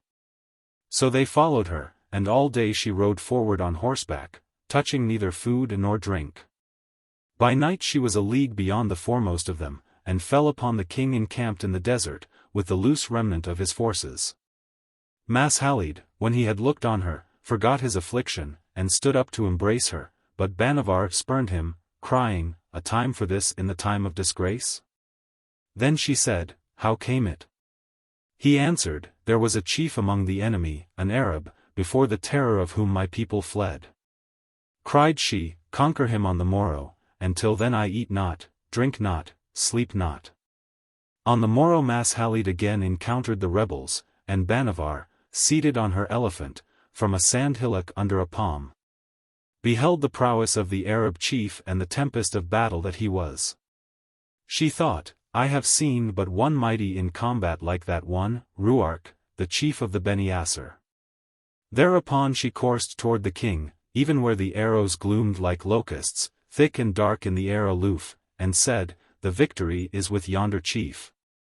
Hurl on him 3 of thy sons of valor. The 3 were selected, and made onslaught on this chief, and perished under his arm. Bhanavar saw them fall, and exclaimed, another attack on him, and with thrice 3. Her will was the mandate of Mashalid, and these likewise were ordered forth, and closed on the chief, but he darted from their toils and wheeled about them, spearing them one by one till the 9 were in the dust. Bhanavar compressed her dry lips and muttered to the king, had thou a body against him.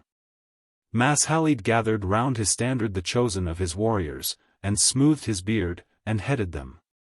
Then the chief struck his lance behind him, and stretched rapidly a half-circle across the sand, and halted on a knoll. When they neared him he retreated in a further half-circle, and continued this wise, wasting the fury of Mashalid, till he stood among his followers. There, as the king hesitated and prepared to retreat, he and the others of the tribe leveled their lances and hung upon his rear, fretting them, slaughtering captains of the troop. When Mashalid turned to face his pursuer, the chief was alone, immovable on his mare, fronting the ranks. Then Bhanavar taunted the king, and he essayed the capture of that chief a second time and a third, and it was each time as the first. Bhanavar looked about her with rapid eyes, murmuring, oh, what a chief is he! Oh, that a cloud would fall, a smoke arise, to blind these hosts, that I might sling my serpents on him unseen, for I will not be vanquished, though it be by Ruark. So she drew to the king, and the altercation between them was fierce in the fury of the battle, he saying, 'Tis a feint of the chief, this challenge. And I must succor the left of my army by the well, that he is overmatching with numbers. And she, if thou head them not, then will I, and thou shalt behold a woman do what thou durst not, and lose her love and win her scorn. While they spake the Arabs they looked on seemed to flutter and waver, and the chief was backing to them, calling to them as 'twere words of shame to rally them. Seeing this, Mashalid charged against the chief once more, and lo! The Arabs opened to receive him, closing on his band of warriors like waters whitened by the storm on a fleet of swift scudding vessels, and there was a dust and a tumult visible, such as is seen in the darkness when a vessel struck by the lightning bolt is sinking, flashes of steel, lifting of hands, rolling of horsemen and horses. Then Bhanavar groaned aloud, "They are lost. Shame to us. Only one hope is left, that 'tis Ruark, this chief." Now, the view of the plain cleared, and with it she beheld the army of Mashalid broken, the king borne down by a dust of Arabs. So she unveiled her face and rode on the host with the horsemen that guarded her, glorious with a crown of gold and the glowing jewel on her brow. When she was a javelin's flight from them, the Arabs shouted and paused in terror, for the light of her head was as the sun setting between clouds of thunder. But that chief dashed forward like a flame beaten level by the wind, crying, "Bhanavar, Bhanavar," and she knew the features of Ruark, so she said, "Even I." And he cried again, "Bhanavar, Bhanavar," and was as one stricken by a shaft. Then Bhanavar threw on him certain of the horsemen with her, and he suffered them without a sign to surround him and grasp his mare by the bridle rein, and bring him, disarmed, before the queen. At sight of Ruark a captive the Arabs fell into confusion, and lost heart, and were speedily chased and scattered from the scene like a loose spray before the wind. But Mashalid the king rejoiced mightily and praised Bhanavar, and the whole army of the king praised her, magnifying her. Now, with Ruark she interchanged no syllable, and said not farewell to him when she departed with Mashalid, to encounter other tribes.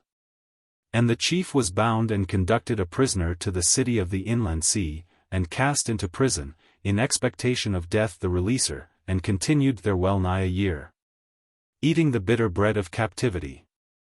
In the evening of every 7th day there came to him a little mountain girl, that sat by him and leaned a lute to her bosom, singing of the mountain and the desert. But he turned his face from her to the wall. One day she sang of death the releaser, and Ruark thought, "'Tis come. She warneth me. Merciful is Allah." On the morning that followed Aklit entered the cell, and with him 3 slaves, blacks, armed with scimitars. So Ruark stood up and bore witness to his faith, saying, "Swift with the stroke." But Aklit exclaimed, "Fear not. The end is not yet." Then said he, "Peace with thee. These slaves, O chief, excelling in martial qualities. Surely they're my retinue, and the retinue of them of my rank in the palace, and where I go they go, for the exalted have more shadows than one. Yea, 3 have they in my case, even very grimly black shadows, whereon the idle expend not laughter, and whoso joketh in their hearing, 'tis, Wullahi, the last joke of that person. In such wise are the powerful known among men, they that stand very prominent in the beams of prosperity. Now this of myself. But for thee, of a surety the Queen Bhanavar, my mistress, will be here by the time of the rising of the moon. In the name of Allah." Saying that he departed in his greatness, and Ruark watched for her that rose in his soul as the moon in the heavens. Meanwhile Bhanavar had mused, "'Tis this day, the day when the serpents desire their due, and the king Mashalid they shall have. For what is life to him but a treachery and a dalliance, and what is my hold on him but this jewel of the serpents? He has had the profit of beauty, and he shall yield the penalty. My kiss is for him, my serpent kiss. And I will release Ruark, and espouse him, and war with kings, sultans, emperors, infidels, subduing them till they worship me." She flashed her figure in the glass, and was lovely therein as one in the light of paradise, but ere she reached the king Mashalid, lo! The hour of the serpents had struck, and her beauty melted from her as snow melts from off the rock. And she was suddenly haggard in utter uncomeliness, and knew it not, but marched, smiling a grand smile, on to the king. Now as Mashalid lifted his eyes to her he started amazed, crying, "The hag again," and she said, "What of the hag, O my lord the king?" Thereat he was yet more amazed, and exclaimed, "The hag of ugliness with the voice of Bhanavar." Has then the queen lent that loathsomeness her voice also? Bhanavar chilled a moment, and looked on the faces of the women present, and they were staring at her, the younger ones tittering, and among them Nashta, whom she hated. So she cried, "Away with ye!" But the king commanded them, "Stay!" Then the queen leaned to him, saying, "I will speak with my lord alone," whereat he shrank from her, and spat. Ice and flame shivered through the blood of Bhanavar, yet such was her eagerness to give the kiss to Mashalid, that she leaned to him, still wooing him to her with smiles. Then the king seized her violently, and flung her over the marble floor to the very basin of the fountain, and the crown that was on her brow fell and rolled to the feet of Nashta. The girl lifted it, laughing, and was in the act of fitting it to her fair head amid the chuckles of her companions, when a slap from the hand of Bhanavar spun her twice round. And she dropped to the marble insensible. The king bellowed in wrath, and ran to Nashta, crying to the queen, "Surrender that crown to her, foul hag." But Bhanavar had bent over the basin of the fountain, and beheld the image of her change therein, and was hurrying from the hall and down the corridors of the palace to the private chamber. So he made bare the steel by his side, and followed her with a number of the harem guard, menacing her, and commanding her to surrender the crown with the jewel. Ere she could lay hand on a veil, he was beside her, and she was encompassed. In that extremity Bhanavar plucked the jewel from her crown, and rubbed it, calling the serpents to her. One came, one only, and that one would not move from her to sling himself about the neck of Mashalid, but whirled round her, hissing. Every hour a serpent dies. Till we have the sacrifice. Sweeten, sweeten, with thy kiss. Quick. A soul for care it is. Surely the king bit his breath, marveling, and his fury became an awful fear, and he fell back from her, molesting her no further. Then she squeezed the serpent till his body writhed in knots, and veiled herself, and sprang down a secret passage to the garden, and it was the time of the rising of the moon. Coolness and soothingness dropped on her as a balm from the great light, and she gazed on it murmuring, as in a memory. Shall I counsel the moon in her ascending?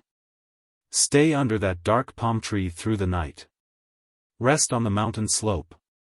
By the couching antelope. O thou enthroned supremacy of light! And forever the luster thou art lending.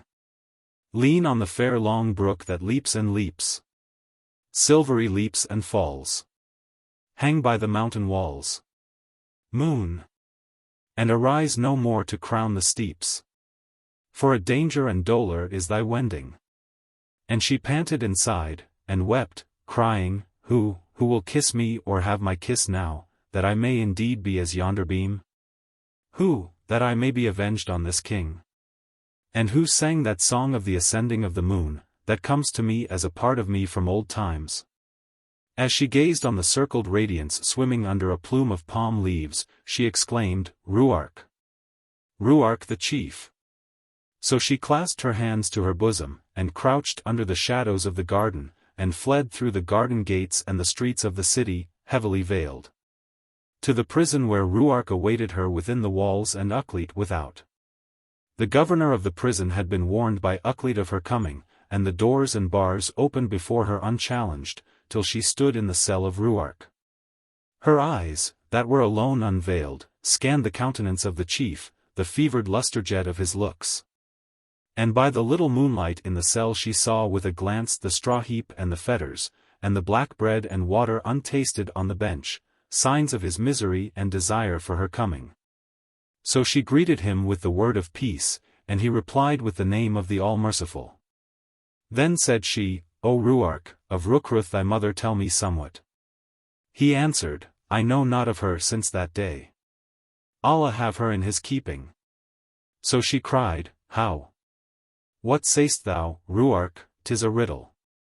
Then he, the oath of Ruark is no rope of sand. He swore to see her not till he had set eyes on Bhanavar. She knelt by the chief, saying in a soft voice, Very greatly the chief of the Beni Asser loved Bhanavar. And she thought, Yea. Greatly and verily love I him, and he shall be no victim of the serpents, for I defy them and give them other prey. So she said in deeper notes, Ruark. The queen is come hither to release thee. O my chief! O thou soul of wrath! Ruark, my fire eye! My eagle of the desert! Where is one on earth beloved as thou art by Bhanavar? The dark light in his eyes kindled as light in the eyes of a lion, and she continued, Ruark, what a yoke is hers who weareth this crown. He that is my lord, how am I mated to him save in loathing? O my chief, my lion! Hadst thou no dream of Bhanavar, that she would come hither to unbind thee and lift thee beside her, and live with thee in love and veilless loveliness, thine? Yea. And in power over lands and nations and armies, lording the infidel, taming them to submission, exulting in defiance and assaults and victories and magnanimities, thou and she? Then while his breast heaved like a broad wave, the queen started to her feet, crying, Lo, she is here. And this she offereth thee, Ruark. A shrill cry parted from her lips, and to the clapping of her hands slaves entered the cell with lamps, and instruments to strike off the fetters from the chief. And they released him, and Ruark leaned on their shoulders to bear the weight of a limb, so was he weakened by captivity. But Bhanavar thrust them from the chief, and took the pressure of his elbow on her own shoulder, and walked with him thus to the door of the cell. He sighing as one in a dream that dreameth the bliss of bliss. Now they had gone 3 paces onward, and were in the light of many lamps, when behold! The veil of Bhanavar caught in the sleeve of Ruark as he lifted it, and her visage became bare. She shrieked, and caught up her 2 hands to her brow, but the slaves had a glimpse of her, and said among themselves, This is not the queen. And they murmured, 'Tis an impostor. One in league with the chief. Bhanavar heard them say, Arrest her with him at the governor's gate, and summoned her soul, thinking, He loveth me, the chief. He will look into my eyes and mark not the change. What need I then to dread his scorn when I ask of him the kiss? Now must it be given, or we are lost, both of us. And she raised her head on Ruark, and said to him, My chief, ere we leave these walls and join our fates, wilt thou plight thyself to me with a kiss? Ruark leapt to her like the bounding leopard, and gave her the kiss, as were it his whole soul he gave. Then in a moment Bhanavar felt the blush of beauty burn over her, and drew the veil down on her face, and suffered the slaves to arrest her with Ruark, and bring her before the governor. And from the governor to the king in his council chamber, with the chief of the Beni Asser. Now, the king Mashalid called to her, Thou traitress! Thou sorceress! Thou serpent! And she answered under the veil, What, O my lord the king? And wherefore these evil names of me? Cried he, Thou thing of guile! And thou hast pleaded with me for the life of the chief thus long to visit him in secret. Life of my head! But Mashalid is not one to be fooled. So she said, 'Tis Bhanavar. Hast thou forgotten her? Then he waxed white with rage, exclaiming, Yea, 'tis she. A serpent in the slough. And Ucklid in the torture hath told of thee what is known to him. Unveil! Unveil! She threw the veil from her figure, and smiled, for Mashalid was mute, the torrent of invective frozen on his mouth when he beheld the miracle of beauty that she was. The splendid jewel of throbbing loveliness. So to scourge him with the bitter lash of jealousy, Bhanavar turned her eyes on Ruark, and said sweetly, Yet shalt thou live to taste again the bliss of the desert. Pleasant was our time in it, O my chief. The king glared and choked, and she said again, Nor he conquered thee, but I. And I that conquered thee, little will it be for me to conquer him, his threats are the winds of idleness. Surely the world darkened before the eyes of Mashalid, and he arose and called to his guard hoarsely, Have off their heads. They hesitated, dreading the queen, and he roared, Slay them. Bhanavar beheld the winking of the steel, but ere the scimitars descended, she seized Ruark, and they stood in a whizzing ring of serpents. The sound of whom was as the hum of 1,000 wires struck by storm winds. Then she glowed, towering over them with the chief clasped to her, and crying, King of vileness! Match thy slaves with my creatures of the caves. And she sang to the serpents, seize upon him. Sting him through. Thrice this day shall pay your due. But they, instead of obeying her injunction, made narrower their circle round Bhanavar and the chief. She yellowed, and took hold of the nearest serpent horribly, crying, "Dare against me to rebel, ye, the bitter brood of hell?" And the serpent gasped in reply, "One the kiss to us secures. Give us ours, and we are yours." Thereupon another of the serpents swung on, the feet of Ruark, winding his length upward round the body of the chief. So she tugged at that one, tearing it from him violently, and crying, "Him ye shall not have, I swear. Seize the king that's crouching there." And that serpent hissed, "This is he the kiss ensures. Give us ours, and we are yours." Another and another serpent she flung from the chief, and they began to swarm venomously, answering her no more. Then Ruark bore witness to his faith, and folded his arms with the grave smile she had known in the desert. And Bhanavar struggled and tussled with the serpents in fierceness, strangling and tossing them to right and left. "Great is Allah!" cried all present, and the king trembled, for never was sight like that seen, the hall flashing with the serpents, and a woman serpent, their queen, raging to save one from their fury, shrieking at intervals, "Never, never shall ye fold. Save with me the man I hold." But now the hiss and scream of the serpents and the noise of their circling was quickened to a slurred savage sound, and they closed on Ruark. And she felt him stifling and that they were relentless.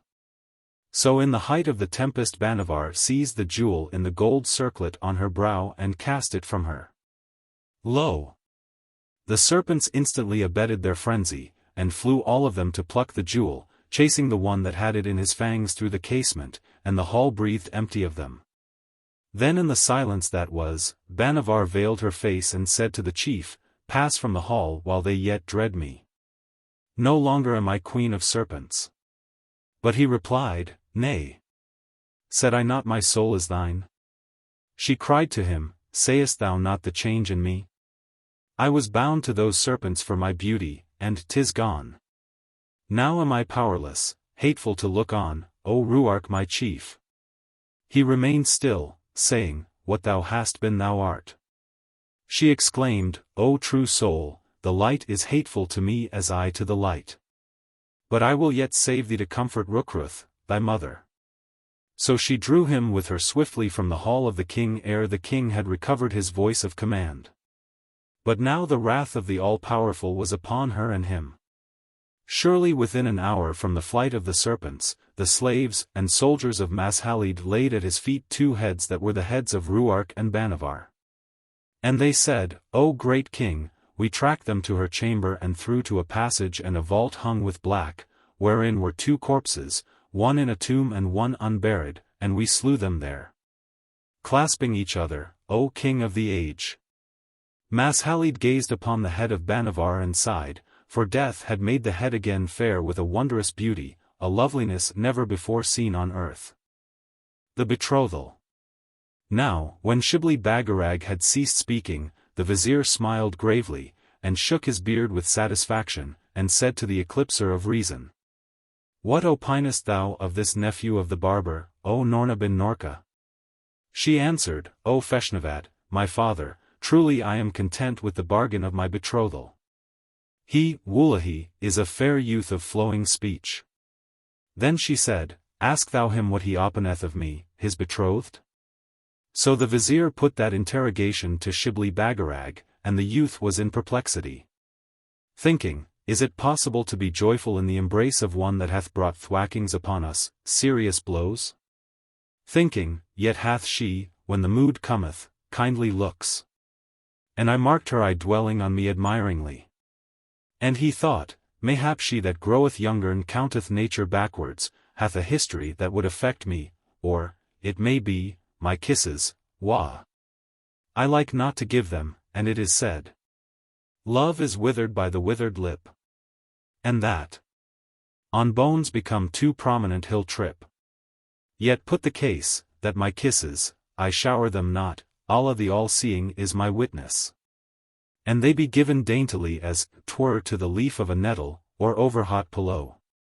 Yet haply kisses repeated might restore her to a bloom, and it is certain youth is somehow stolen from her, if the Vizier Feshnavat went before her, and his blood be her blood. And he is powerful, she wise. I'll decide to act the part of a rejoicer, and express of her opinions honeyed to the soul of that sex. Now, while he was thus debating he hung his head, and the Vizier awaited his response, knitting his brows angrily at the delay, and at the last he cried, "What? No answer? How's this? Shall thy like dare hold debate when questioned of my like? And is my daughter Noorna bin Norka, thinkest thou, a slave girl in the market, thou haggling at her price, O thou nephew of the barber?" So Shibli Bagarag exclaimed, "O exalted one, bestower of the bride!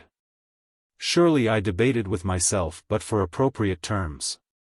And I delayed to select the meter of the verse fitting my thoughts of her, and my wondrous good fortune, and the honor done me. Then the Vizier, let us hear, we listen." And Shibli Bagarag was advised to deal with illustrations in his dilemma, byways of expression, and spake in extemporaneous verse. And with a full voice. The pupils of the sage for living beauty sought. And one a vision clasped, and one a model wrought. "I have it," each exclaimed, and rivalry arose. "Paint me thy maid of air. Thy grace of clay disclose. What? Limbs that cannot move. What? Lips that melt away. Keep thou thy maid of air. Shroud up thy grace of clay." 'Twas thus, contending hot, they went before the sage. And knelt at the wise wells of cold ascetic age. "The fairest of the twain, O father, thou record." He answered, "Fairest she who's likest to her lord." Said they, "What fairer thing matched with them might prevail?" The sage austerely smiled, and said, "Yon monkey's tail. 'Tis left for aftertime his wisdom to declare. That's loveliest we best love, and to ourselves compare. Yet lovelier than all hands shape or fancies build. The meanest thing of earth God with his fire hath filled." Now, when Shibli Bagarag ceased, Noorna bin Norka cried, "Enough, O wondrous turner of verse, thou that art honest." And she laughed loudly, rustling like a bag of shavings, and rolling in her laughter. Then said she, "O my betrothed, is not the thing thou wouldst say no other than? Each to his mind doth the fairest enfold. For broken long since was beauty's mould. And, thou that art old, withered, I cannot flatter thee, as I can in no way pay compliments to the monkey's tale of high design, nevertheless the sage would do thee honor. So read I thy illustration, O keen of wit. And thou art forgiven its boldness, my betrothed, Wullahy. Utterly so." Now, the youth was abashed at her discernment, and the kindliness of her manner won him to say, "There's many a flower of sweetness. There's many a gem of earth. Would thrill with bliss our being, could we perceive its worth. Oh beauteous is creation, in fashion and device. If I have failed to think thee fair, 'tis blindness is my vice." And she answered him, "I've proved thy wit and power of verse. That is at will diffuse and terse. Lest thou commence to lie, be dumb. I am content, the time will come." Then she said to the Vizier Feshnavat, "O my father, there is all in this youth, the nephew of the barber, that's desirable for the undertaking. And his feet will be on a level with the task we propose for him, he the height of man above it. 'Tis clear that vanity will trip him, but honesty is a strong upholder. And he is one that hath the spirit of enterprise and the mask of dissimulation, gratitude I observe in him. And it is as I thought when I came upon him on the sandhill outside the city, that his star is clearly in a web with our star, he destined for the shaving of Shagpat." So the Vizier replied, "He hath had thwackings, yet is he not deterred from making further attempt on Shagpat. I think well of him, and I augur hopefully. Wullahy. The Qadi shall be sent for. I can sleep in his secrecy. And he shall perform the ceremonies of betrothal, even now and where we sit, and it shall be for him to write the terms of contract, so shall we bind the youth firmly to us. And he will be one of us as we are, devoted to the undertaking by 3 bonds, the bond of vengeance, the bond of ambition, and that of love. Now, so it was that the vizier dispatched a summons for the attendance of the Qadi, and he came and performed between Shibli Bagarag and Noorna bin Noorka ceremonies of betrothal, and wrote terms of contract. And they were witnessed duly by the legal number of witnesses, and so worded that he had no claim on her as wife till such time as the event to which he bound himself was mastered. Then the fees being paid, and compliments interchanged, the vizier exclaimed, "Be ye happy, and let the weak cling to the strong. And be ye 2 to 1 in this world, and no split halves that betray division and stick not together when the gum is heated." Then he made a sign to the Qadi and them that had witnessed the contract to follow him, leaving the betrothed ones to their own company. So when they were alone, Noorna gazed on the youth wistfully, and said in a soft tone, "Thou art dazed with the adventure, O youth. Surely there is one kiss owing me, art thou willing? Am I reduced to beg it of thee? Or dream'st thou?" He lifted his head and replied, "Even so." Thereat he stood up languidly, and went to her and kissed her. And she smiled and said, "I wot it will be otherwise, and thou wilt learn swiftness of limb, brightness of eye, and the longing for earthly beatitude, when next I ask thee, O my betrothed." Lo! While she spake, new light seemed in her. And it was as if a splendid jewel were struggling to cast its beams through the sides of a crystal vase smeared with dust and old dirt and spinnings of the damp spider. He was amazed, and cried, "How's this? What change is passing in thee?" She said, "Joy in thy kiss, and that I have 'scaped Shagpat." Then he, "Shagpat? How? Had that wretch claim over thee ere I came?" But she looked fearfully at the corners of the room and exclaimed, "Hush, my betrothed. Speak not of him in that fashion, 'tis dangerous. And my power cannot keep off his emissaries at all times." Then she said, "O my betrothed, know me a sorceress ensorcelled, not that I seem, but that I shall be. Wait thou for the time and it will reward thee." "What? Thou thinkst to have plucked a wrinkled o'erripe fruit, a mouldy pomegranate under the branches, a sour tamarind? 'Tis well. I say not, save that time will come, and be thou content. It is truly as I said, that I have thee between me and Shagpat. And that honored one of this city thought fit in his presumption to demand me in marriage at the hands of my father, knowing me wise, and knowing the thing that transformed me to this. The abominable fellow! Surely my father entertained not his proposal save with scorn. But the king looked favorably on it, and it is even now matter of reproach to Feshnavat, my father, that he withholdeth me from Shagpat." Quoth Shibli Bagarag, "A clothier, O Noorna, control the vizier, and demand of him his daughter in marriage." And a clothier influenced the king against his vizier, "'Tis, Wullahi, a riddle." She replied, "'Tis even so, eyes of mine, my betrothed. But thou knowst not Shagpat, and that he is. Lo! The king, and all of this city save we 3, are held in enchantment by him, and made foolish by one hair that's in his head." Shibli Bagarag started in his seat like one that shineth with a discovery, and cried, "The identical." Then she, sighing, "'Tis that indeed. But the identical of identicals, the chief and head of them, and I, woe's me. I, the planter of it." So he said, "How so?" But she cried, "I'll tell thee not here, nor aught of myself and him, and the genie held in bondage by me, till thou art proved by adventure. And we float peacefully on the sea of the bright lily, there shalt thou see me as I am, and hear my story, and marvel at it. For 'tis wondrous, and a manifestation of the power that dwelleth unseen." So Shibli Bagarag pondered a while on the strange nature of the thing she hinted, and laughter seized him as he reflected on Shagpat, and the whole city enchanted by one hair in his head. And he exclaimed, "O Noorna, knoweth he, Shagpat, of the might in him?" She answered, "Enough for his vain soul that homage is paid to him, and he careth not for the wherefore. Shibli Bagarag fixed his eyes on the deep-flowered carpets of the floor, as if reading there a matter quaintly written, and smiled, saying, "What boldness was mine, the making offer to shear Shagpat, the lion in his lair, he that holdeth a whole city in enchantment. Wah, 'twas an instance of daring." And Noorna said, "Not only an entire city, but other cities affected by him, as witness Oolb, whither thou wilt go.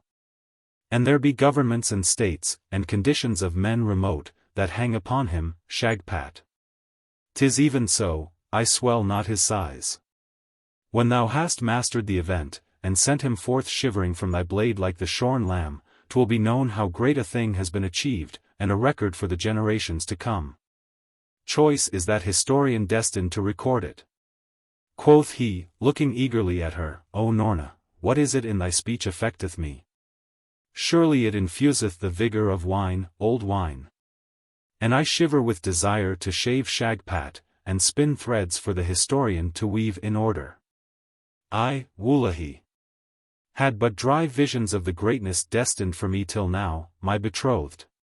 Shall I master an event in shaving him, and be told of to future ages? By Allah and his Prophet, praise be to that name, this is greatness. Say, Noorna, hadst thou foreknowledge of me and my coming to this city?" So she said, "I was on the roofs one night among the stars ere moonrise, O my betrothed, and 'twas close on the rise of this very month's moon. The star of our enemy, Shagpat, was large and red, mine as it were menaced by its proximity, nigh swallowed in its haughty beams and the steady overbearings of its effulgence. 'Twas so as it had long been, when suddenly, lo! A star from the upper heaven that shot down between them wildly, and my star took luster from it. And the star of Shagpat trembled like a ring on a tightened rope, and waved and flickered, and seemed to come forward and to retire. And 'twas presently as a comet in the sky, bright, a tadpole, with large head and lengthy tail, in the assembly of the planets. This I saw, and that the stranger star was stationed by my star, shielding it, and that it drew nearer to my star, and entered its circle. And that the two stars seemed mixing the splendor that was theirs. Now, that sight amazed me, and my heart in its beating quickened with the expectation of things approaching. Surely I rendered praise, and pressed both hands on my bosom, and watched, and behold! The comet, the illumined tadpole, was becoming restless beneath the joint rays of the twain that were dominating him. And he diminished, and lashed his tail uneasily, half madly, darting as do captured beasts from the fetters that constrain them. Then went there from thy star, for I know now 'twas thine, a momentary flash across the head of the tadpole, and again another and another, rapidly, pertinaciously. And from thy star there passed repeated flashes across the head of the tadpole, till his brilliance was as 'twere severed from him, and he, like drossy silver, a dead shape in the conspicuous heavens. And he became yellow as the rolling eyes of sick wretches in pain, and shrank in his place like pale parchment at the touch of flame. Dull was he as an animal fascinated by fear, and deprived of all power to make head against the foe, darkness, that now beset him, and usurped part of his yet lively tail, and settled on his head, and coated part of his body. So when this tadpole, that was once terrible to me, became turbaned, shoed, and shawled with darkness, and there was little of him remaining visible, lo! A concluding flash shot from thy star, and he fell heavily down the sky and below the hills, into the sea, that is the Enchanted Sea, whose queen is Rabesqurat, mistress of illusions. Now when my soul recovered from amazement at the marvel seen, I arose and went from the starry roofs to consult my books of magic. And 'twas revealed to me that one was wandering to a junction with my destiny, and that by his means the great aim would of a surety be accomplished, Shagpat shaved.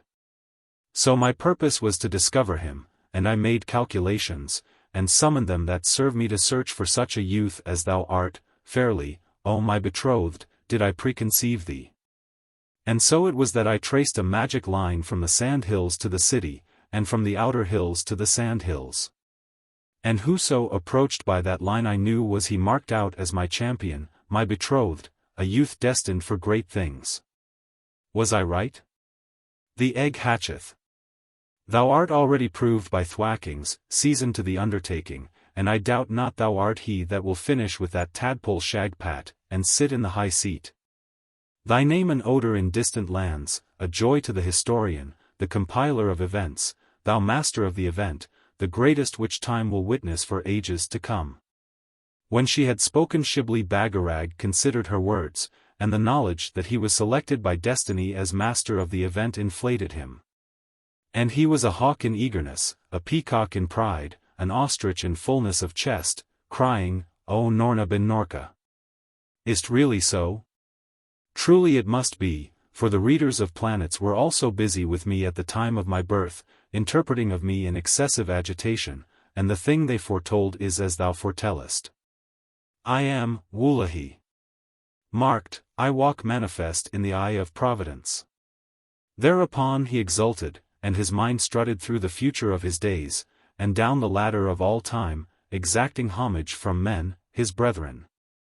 And 'twas beyond the art of Noorna to fix him to the present duties of the enterprise, he was as feathered seed before the breath of vanity.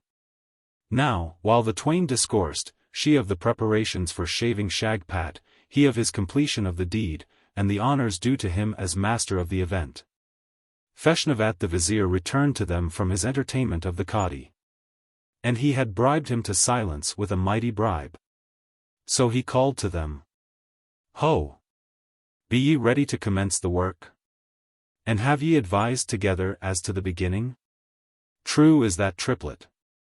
Whatever enterprise man hath, for waking love or curbing wrath, 'tis the first step that makes a path. And how have ye determined as to that first step? Noorna replied, O my father! We have not decided, and there hath been yet no deliberation between us as to that. Then he said, All this while have ye talked, and no deliberation as to that. Lo, I have drawn the Qadi to our plot, and bribed him with a mighty bribe, and I have prepared possible disguises for this nephew of the barber. And I have had the witnesses of thy betrothal dispatched to foreign parts, far kingdoms in the land of Rum, to prevent tattling and gabbling. And ye that were left alone for debating as to the great deed, ye have not yet deliberated as to that. Is't known to ye, O gabblers, aught of the punishment inflicted by Shahpesh, the Persian, on Kippel, the builder, a punishment that, by Allah. Shibli Bagarag said, How of that punishment, O vizier? And the vizier narrated as followeth. And this is the punishment of Shahpesh, the Persian, on Kippel, the builder. They relate that Shahpesh, the Persian, commanded the building of a palace, and Kippel was his builder. The work lingered from the first year of the reign of Shahpesh even to his fourth. One day Shahpesh went to the riverside where it stood, to inspect it. Kippel was sitting on a marble slab among the stones and blocks, round him stretched lazily the masons and stonecutters and slaves of burden. And they with the curve of humorous enjoyment on their lips, for he was reciting to them adventures, interspersed with anecdotes and recitations and poetic instances, as was his wont. They were like pleased flocks whom the shepherd hath led to a pasture freshened with brooks, there to feed indolently, he, the shepherd, in the midst. Now, the king said to him, O Kippel, show me my palace where it standeth, for I desire to gratify my sight with its fairness. Kippel abased himself before Shahpesh, and answered, 'Tis even here, O king of the age, where thou delightest the earth with thy foot and the ear of thy slave with sweetness. Surely a site of vantage, one that dominateth earth, air, and water, which is the builder's first and chief requisition for a noble palace. A palace to fill foreign kings and sultans with the distraction of envy. And it is, O sovereign of the time, a site, this site I have chosen, to occupy the tongues of travelers and awaken the flights of poets. Shahpesh smiled and said, The site is good. I laud the site. Likewise I laud the wisdom of Ibn Busrak, where he exclaims, Be sure, where virtue faileth to appear, for her a gorgeous mansion men will rear, and day and night her praises will be heard, where never yet she spake a single word. Then said he, O Kippel, my builder, there was once a farm servant that, having neglected in the seed-time to sow, took to singing the richness of his soil when it was harvest. In proof of which he displayed the abundance of weeds that colored the land everywhere. Discover to me now the completeness of my halls and apartments, I pray thee, O Kipple, and be the excellence of thy construction made visible to me. Quoth Kipple, to hear is to obey. He conducted Shahpesh among the unfinished saloons and imperfect courts and roofless rooms, and by half-erected obelisks, and columns pierced and chipped, of the palace of his building. And he was bewildered at the words spoken by Shahpesh. But now the king exalted him, and admired the perfection of his craft, the greatness of his labor, the speediness of his construction, his assiduity, feigning not to behold his negligence. Presently they went up winding balusters to a marble terrace, and the king said, Such is thy devotion and constancy in toil, Kipple, that thou shalt walk before me here. He then commanded Kipple to precede him, and Kipple was heightened with the honor. When Kipple had paraded a short space he stopped quickly, and said to Shahpesh, Here is, as it chanceth, a gap, O king. And we can go no further this way. Shahpesh said, All is perfect, and it is my will thou delay not to advance. Kipple cried, The gap is wide, O mighty king, and manifest, and it is an incomplete part of thy palace. Then said Shahpesh, O Kipple, I see no distinction between one part and another. Excellent are all parts in beauty and proportion, and there can be no part incomplete in this palace that occupieth the builder 4 years in its building, so advance, do my bidding. Kipple yet hesitated, for the gap was of many strides, and at the bottom of the gap was a deep water, and he one that knew not the motion of swimming. But Shahpesh ordered his guard to point their arrows in the direction of Kipple, and Kipple stepped forward hurriedly, and fell in the gap, and was swallowed by the water below. When he rose the second time, succor reached him, and he was drawn to land trembling, his teeth chattering. And Shahpesh praised him, and said, This is an apt contrivance for a bath, Kipple O my builder. Well conceived, one that taketh by surprise. And it shall be thy reward daily when much talking hath fatigued thee. Then he bade Kipple lead him to the hall of state. And when they were there Shahpesh said, For a privilege, and as a mark of my approbation, I give thee permission to sit in the marble chair of yonder throne, even in my presence, O Kipple. Kipple said, Surely, O king, the chair is not yet executed. And Shahpesh exclaimed, If this be so, thou art but the length of thy measure on the ground, O talkative one. Kipple said, Nay, 'tis not so, O king of splendors. Blind that I am. Yonder's indeed the chair. And Kipple feared the king, and went to the place where the chair should be, and bent his body in a sitting posture, eyeing the king, and made pretense to sit in the chair of Shahpesh, as in conspiracy to amuse his master. Then said Shahpesh, For a token that I approve thy execution of the chair, thou shalt be honored by remaining seated in it up to the hour of noon. But move thou to the right or to the left, showing thy soul insensible of the honor done thee, transfixed thou shalt be with 20 arrows and 5. The king then left him with a guard of 25 of his bodyguard, and they stood around him with bent bows, so that Kipple dared not move from his sitting posture. And the masons and the people crowded to see Kipple sitting on his master's chair, for it became rumored about. When they beheld him sitting upon nothing, and he trembling to stir for fear of the loosening of the arrows, they laughed so that they rolled upon the floor of the hall. And the echoes of laughter were 1,000-fold. Surely the arrows of the guards swayed with the laughter that shook them. Now, when the time had expired for his sitting in the chair, Shahpesh returned to him, and he was cramped, pitiable to see. And Shahpesh said, Thou hast been exalted above men, O Kipple. For that thou didst execute for thy master has been found fitting for thee. Then he bade Kipple lead the way to the noble gardens of dalliance and pleasure that he had planted and contrived. And Kipple went in that state described by the poet, when we go draggingly, with remonstrating members, knowing a dreadful strength behind, and a dark fate before. They came to the gardens, and behold, these were full of weeds and nettles, the fountains dry, no tree to be seen, a desert. And Shahpesh cried, "This is indeed of admirable design, O Kipple. Feelest thou not the coolness of the fountains, their refreshingness? Truly I am grateful to thee. And these flowers, pluck me now a handful, and tell me of their perfume." Kipple plucked a handful of the nettles that were there in the place of flowers, and put his nose to them before Shahpesh, till his nose was reddened. And desire to rub it waxed in him, and possessed him, and became a passion, so that he could scarce refrain from rubbing it even in the king's presence.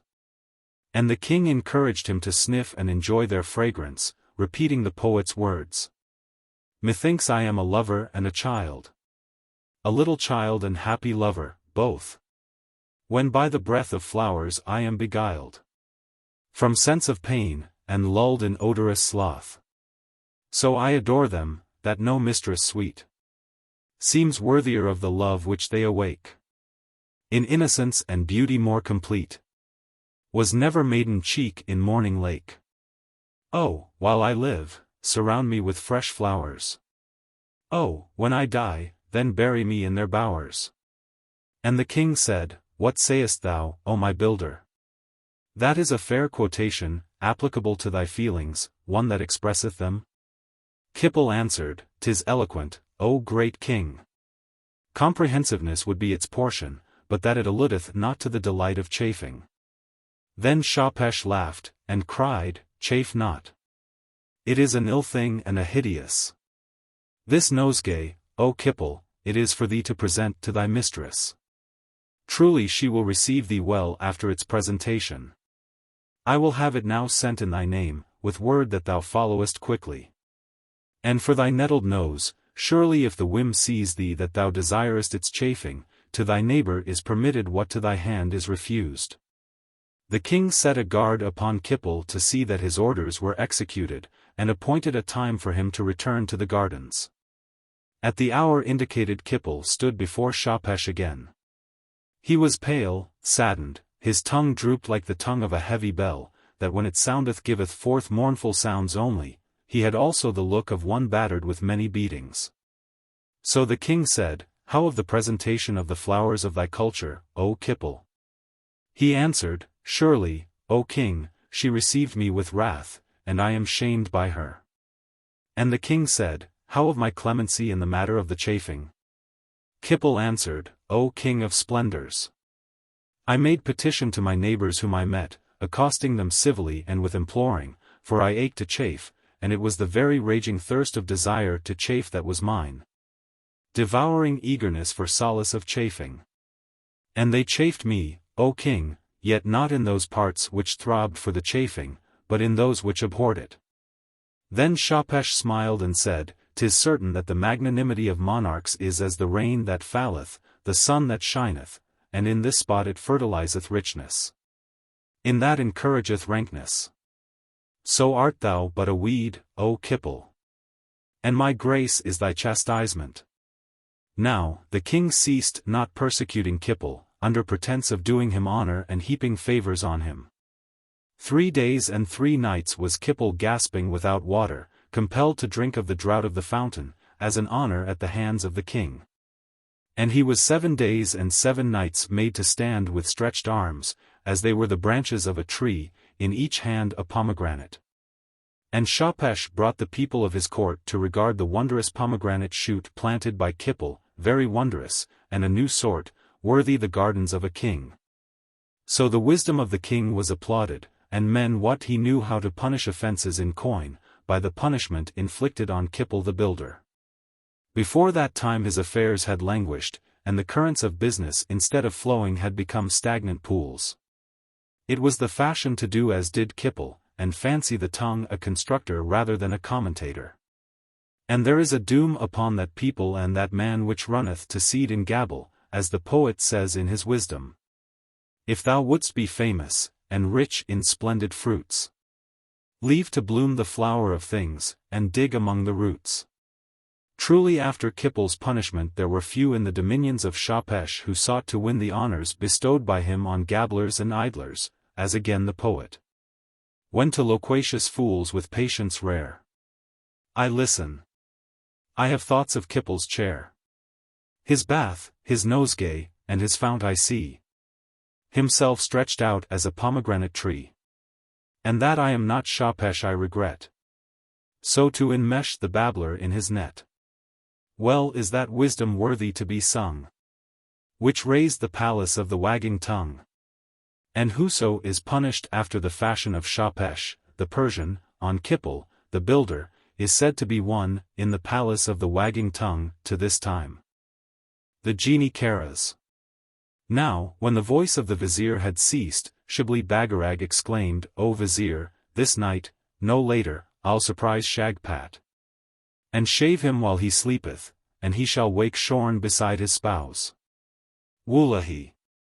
I'll delay no longer, I, Shibli Bagarag. Said the vizier, thou? And he replied, surely, O vizier. Thou knowest little of my dexterity. So the vizier laughed, and Noorna bin Norka laughed, and he was at a loss to interpret the cause of their laughter.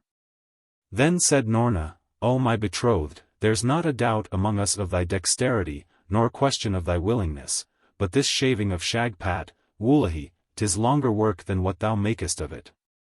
And he cried, how? Because of the chief of identicals planted by thee in his head? She answered, because of that, but 'tis the smallest opposer, that. Then the vizier said, let us consult. So Shibli Bagarag gave ear, and the vizier continued, there's first, the chief of identicals planted by thee in the head of that presumptuous fellow, O my daughter. By what means shall that be overcome? She said, I rank not that first, O Feshnavat, my father. Surely I rank first the illusions with which Rabesqurat hath surrounded him, and made it difficult to know him from his semblances, whenever real danger threateneth him. The vizier assented, saying, second, then, the chief of identicals? She answered, nay, O my father. Second, the weakness that's in man, and the little probability of his finishing with Shagpat at one effort. And there is but a sole chance for whoso attempteth, and if he faileth, 'tis forever he faileth. So the vizier said, even I knew not 'twas so grave. Third, then, the chief of identicals? She replied, third. Which showeth the difficulty of the task. Read ye not, first, how the barber must come upon Shagpat and fix him for his operation. Second, how the barber must be possessed of more than mortal strength to master him in so many strokes. Third, how the barber must have a blade like no other blade in this world in sharpness, in temper, in velocity of sweep, that he may reap this crop which flourisheth on Shagpat. And with it the magic hair which defeath edge of mortal blades? Now, the vizier sighed at the words, saying, powerful is Shagpat. I knew not the thing I undertook. I fear his mastery of us, and we shall be contemned, objects for the red finger of scorn. Noorna turned to Shibli Bagarag and asked, do the three bonds of enterprise, vengeance, ambition, and love, shrink in thee from this great contest? Shibli Bagarag said, 'tis terrible. On my head be it. She gazed at him a moment tenderly, and said, thou art worthy of what is in store for thee, O my betrothed. And I think little of the dangers, in contemplation of the courage in thee. Lo, if vengeance and ambition spur thee so, how will not love when added to the two? Then said she, as to the enchantments and spells that shall overreach him, and as to the blade wherewith to shear him? Feshnavat exclaimed, yonder's indeed where we stumble and are tripped at starting. But she cried, what if I know of a sword that not on earth or under resisteth, and before the keen edge of which all illusions and identicals are as summer grass to the scythe? They both shouted, the whereabout of that sword, O Noorna. So she said, 'tis in Aklis, in the mountains of the Kush. And the 7 sons of Aklis sharpen it day and night till the adventurer cometh to claim it for his occasion. Whoso succeedeth in coming to them they know to have power over the sword, and 'tis then holiday for them. Many are the impediments, and they are as holes where the fox haunteth. So they deliver to his hand the sword till his object is attained, his event mastered, smitten through with it, and 'tis called the sword of events. Surely, with it the father of the 7 vanquished the mighty rock, crudges, that threaten mankind with ruin, and a stain of the rock's blood is yet on the hilt of the sword. How sayest thou, O Feshnavat, shall we devote ourselves to get possession of that sword? So the vizier brightened at her words, and said, O excellent in wisdom and star of counsel! Speak further, and as to the means. Noorna bin Noorka continued, Thou knowest, O my father, I am proficient in the arts of magic, and I am what I am, and what I shall be, by its uses. 'Tis known to thee also that I hold a genie in bondage, and can utter 10 spells and 1 spell in a breath. Surely my services to the youth in his attainment of the sword will be beyond price. Now to reach Aklis and the sword there are 3 things needed, charms, and one is a phial full of the waters of Paravid from the wells in the mountain yon side the desert. And one, certain hairs that grow in the tail of the Horse Garraveen, he that roameth wild in the meadows of Melistan. And one, that the youth gather and bear to Aklis, for the white antelope Gulravaz. The lily of the lovely light that groweth in the hollow of the crags over the Enchanted Sea, with these spells he will command the sword of Aklis, and nothing can bar him passage.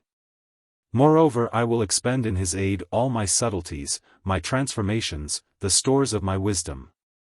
Many seek this sword, and people the realms of Rabesqurat, or are beasts in Aklis, or crowned apes, or go to feed the rock, crudges, in the abyss beneath the rock's egg bridge.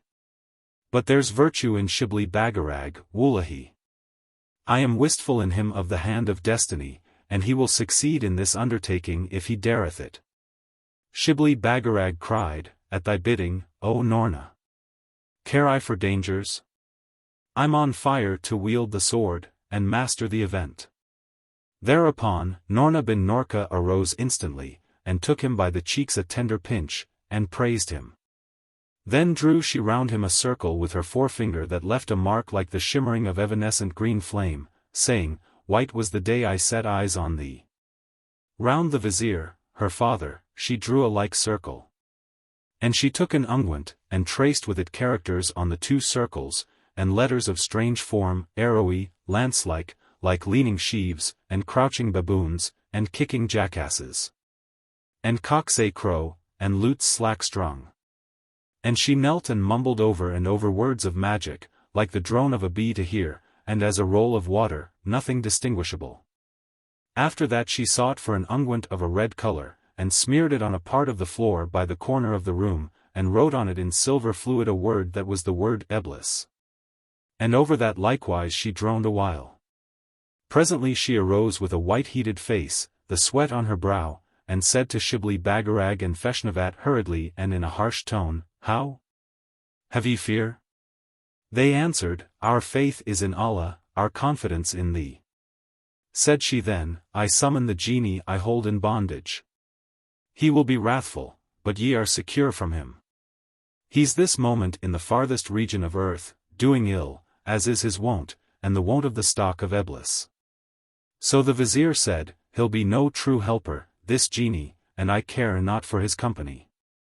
She answered, O my father! Leave thou that to me. What says the poet? It is the sapiency of fools to shrink from handling evil tools. Now, while she was speaking, she suddenly inclined her ear as to a distant noise, but they heard nothing. Then, after again listening, she cried in a sharp voice, Ho! Muffle your mouths with both hands, and stir not from the ring of the circles, as ye value life and its blessings. So they did as she bade them, and watched her curiously. Lo! She swathed the upper and lower part of her face in linen, leaving the lips and eyes exposed. And she took water from an ewer, and sprinkled it on her head, and on her arms and her feet, muttering incantations. Then she listened a 3rd time, and stooped to the floor, and put her lips to it, and called the name, Karaz. And she called this name 7 times loudly, sneezing between whiles. Then, as it were in answer to her summons, there was a deep growl of thunder, and the palace rocked, tottering, and the air became smoky and full of curling vapors. Presently they were aware of the cry of a cat, and its meowlings, and the patch of red unguent on the floor parted and they beheld a tawny cat with an arched back. So Noorna bin Noorka frowned fiercely at the cat, and cried, "This is thy shape, O Karaz, change. For it serves not the purpose." The cat changed, and was a leopard with glowing yellow eyes, crouched for the spring. So Noorna bin Noorka stamped, and cried again, "This is thy shape, O Karaz, change. For it serves not the purpose." And the leopard changed, and was a serpent with many folds, sleek, curled, venomous, hissing. Noorna bin Noorka cried in wrath, "This is thy shape, O Karaz, change. Or thou lt be no other till Eblis is accepted in paradise." And the serpent vanished. Lo! In its place a genie of terrible aspect, black as a solitary tree seared by lightning. His forehead ridged and cloven with red streaks, his hair and ears reddened, his eyes like two hollow pits dug by the shepherd for the wolf, and the wolf in them. He shouted, "What work is it now, thou accursed traitress?" Noorna replied, "I've need of thee." He said, "What shape?" She answered, "The shape of an ass that will carry two on its back, thou perversity." Upon that, he cried, "O faithless woman, how long shall I be the slave of thy plotting? Now, but for that hair of my head, plucked by thy hand while I slept, I were free, no doer of thy tasks. Say, who be these that mark us?" She answered, "One, the Vizier Feshnavat. And one, Shibli Bagarag of Shiraz, he that's destined to shave Shagpat, the son of Shimpur, the son of Shulpi, the son of Shulam, and the youth is my betrothed." Now, at her words the whole genie became as live coal with anger, and he panted black and bright, and made a stride toward Shibli Bagarag, and stretched his arm out to seize him. But Noorna blew quickly on the circles she had drawn, and the circles rose up in a white flame high as the heads of those present, and the genie shrank hastily back from the flame, and was seized with fits of sneezing. Then she said in scorn, "Easily, O Karaz, is a woman outwitted. Surely I could not guess what would be thy action. And I was wanting in foresight and insight. And I am a woman bearing the weight of my power as a woodman staggereth under the logs he hath felled." Now, at her words the whole genie became as live coal with anger, and he panted black and bright, and made a stride toward Shibli Bagarag, and stretched his arm out to seize him. But Noorna blew quickly on the circles she had drawn, and the circles rose up in a white flame high as the heads of those present, and the genie shrank hastily back from the flame, and was seized with fits of sneezing. Then she said in scorn, "Easily, O Karaz, is a woman outwitted. Surely I could not guess what would be thy action. And I was wanting in foresight and insight. And I am a woman bearing the weight of my power as a woodman staggereth under the logs he hath felled." So she taunted him, and he still sneezing and bent double with the might of the sneeze. Then said Noorna in a stern voice, "No more altercation between us. Wait thou here till I reappear, Karaz." Thereupon, she went from them. And the two, Feshnavat and Shibli Bagarag, feared greatly being left with the genie, for he became all colors, and lowered on them each time that he ceased sneezing. He was clearly menacing them when Noorna returned, and in her hand a saddle made of hide, traced over with mystic characters and gold stripes. So she cried, "Take this." Then, seeing he hesitated, she unclosed from her left palm a powder, and scattered it over him, and he grew meek, and the bending knee of obedience was his, and he took the saddle. So she said, "'Tis well. Go now, and wait outside the city in the shape of an ass, with this saddle on thy back." The genie groaned, and said, "To hear is to obey." And he departed with those words, for she held him in bondage. Then she calmed down the white flames of the circles that enclosed Shibli Bagarag and the Vizier Feshnavat, and they stepped forth, marveling at the greatness of her sorceries that held such a genie in bondage. The Well of Paravid. Now, there was haste in the movements of Noorna bin Noorka, and she arrayed herself and clutched Shibli Bagarag by the arm, and the twain departed from Feshnavat the Vizier, and came to the outside of the city, and lo! There was the genie by a well under a palm, and he standing in the shape of an ass, saddled. So they mounted him, and in a moment they were in the midst of the desert, and naught round them save the hot glimmer of the sands and the grey of the sky. Surely, the ass went at such a pace as never ass went before in this world, resting not by the rivulets, nor under the palms, nor beside the date boughs. It was as if the ass scurried without motion of his legs, so swiftly went he. At last the desert gave signs of a border on the low line of the distance, and this grew rapidly higher as they advanced, revealing a country of hills and rocks. And at the base of these the ass rested. So Noorna said, "This desert that we have passed, O my betrothed, many are they that perish in it, and reach not the well, but give thanks to Allah that it is passed." Then said she, "Dismount, and be wary of moving to the front or to the rear of this ass, and measure thy distance from the lash of his tail." So Shibli Bagarag dismounted, and followed her up the hills and the rocks, through ravines and gorges of the rocks, and by tumbling torrents, among hanging woods, over perilous precipices, where no sun hath pierced, and the bones of travellers whiten in loneliness. And they continued mounting upward by winding paths, now closed in by coverts, now upon open heights having great views, and presently a mountain was disclosed to them, green at the sides high up it. And Noorna bin Noorka said to Shibli Bagarag, "Mount here, for the cunning of this ass can furnish him no excuse further for making thee food for the birds of prey." So Shibli Bagarag mounted, and they ceased not to ascend the green slopes till the grass became scanty and darkness fell, and they were in a region of snow and cold. Then Noorna bin Noorka tethered the ass to a stump of a tree and breathed in his ear, and the ass became as a creature carved in stone. And she drew from her bosom 2 bags of silk, and blew in one and entered it, bidding Shibli Bagarag do likewise with the other bag. And he obeyed her, drawing it up to his neck, and the delightfulness of warmth came over him. Then said she, "Tomorrow, at noon, we shall reach near the summit of the mountain and the Well of Paravid, if my power last over this ass. And from that time thou wilt be on the high road to greatness, so fail not to remember what I have done for thee, and be not guilty of ingratitude when thy hand is the stronger." He promised her, and they lay and slept. When he awoke the sun was half risen, and he looked at Noorna bin Noorka in the silken bag, and she was yet in the peacefulness of pleasant dreams. But for the ass, surely his eyes rolled, and his head and 4 legs were endued with life, while his latter half seemed of stone. And the youth called to Noorna bin Noorka, and pointed to her the strangeness of the condition of the ass. As she cast eyes on him she cried out, and rushed to him, and took him by the ears and blew up his nostrils, and the animal was quiet. Then she and Shibli Bagarag mounted him again, and she said to him, "It is well thou wert more vigilant than I, and that the sun rose not on this ass while I slept. Or my enchantment would have thawed on him, and he would have 'scaped us."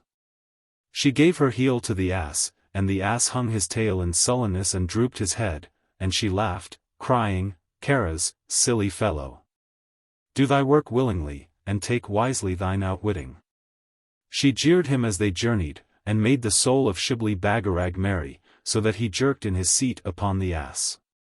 Now, as they ascended the mountain they came to the opening of a cavern, and Noorna bin Noorka halted the ass, and said to Shibli Bagarag, "We part here, and I wait for thee in this place.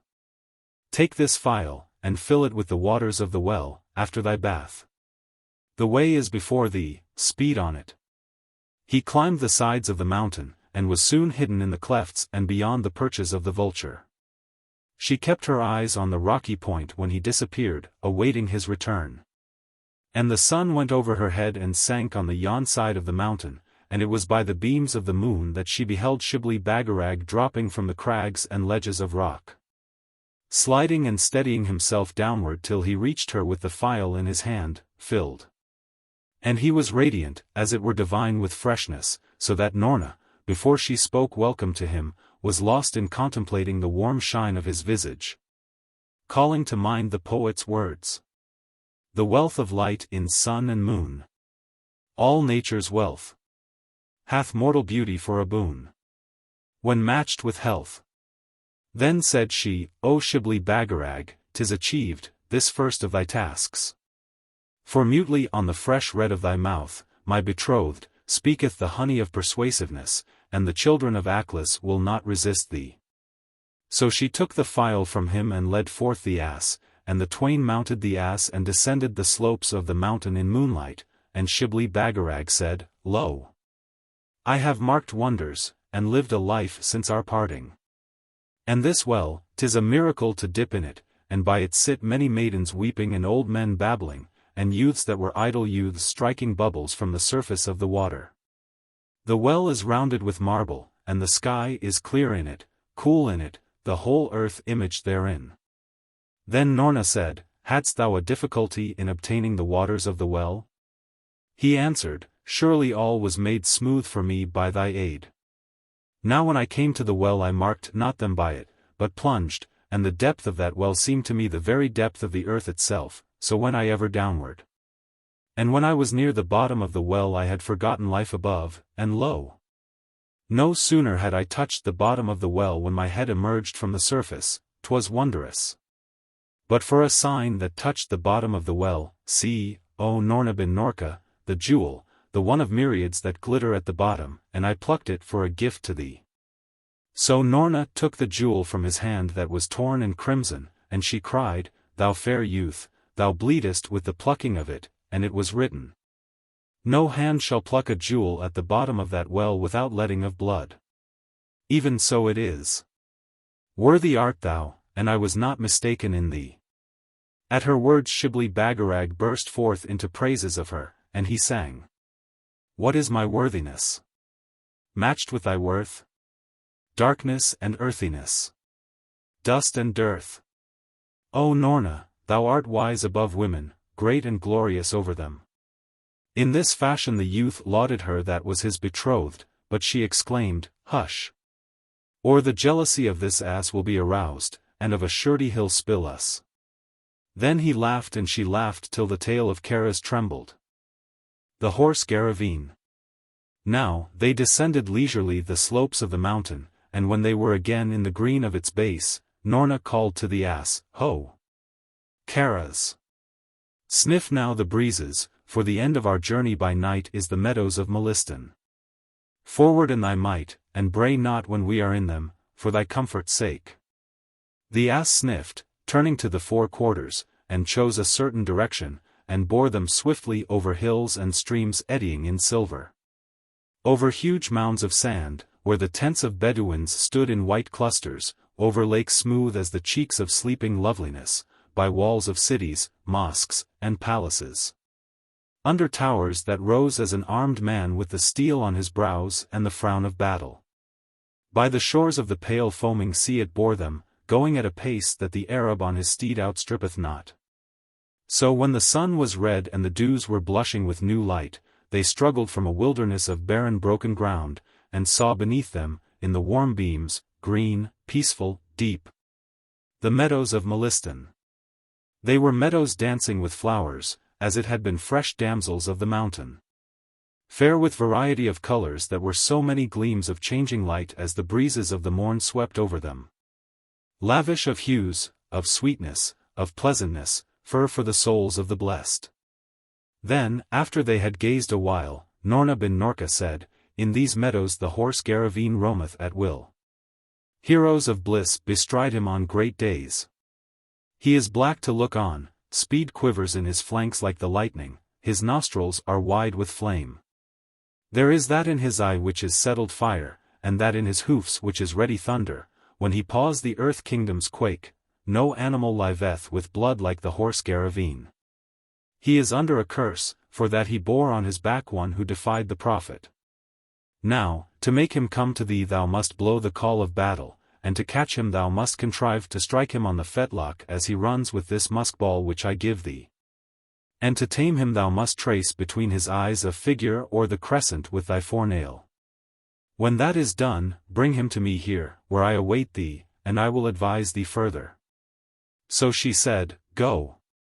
And Shibli Bagarag showed her the breadth of his shoulders, and stepped briskly toward the meadows, and was soon brushing among the flowers and soft mosses of the meadows. Lifting his nostrils to the joyful smells, looking about him with the broad eye of one that hungereth for a coming thing. The birds went up above him, and the trees shook and sparkled. And the waters of brooks and broad rivers flashed like waving mirrors waved by the slave girls in sport when the beauties of the harem riot and dip their gleaming shoulders in the bath.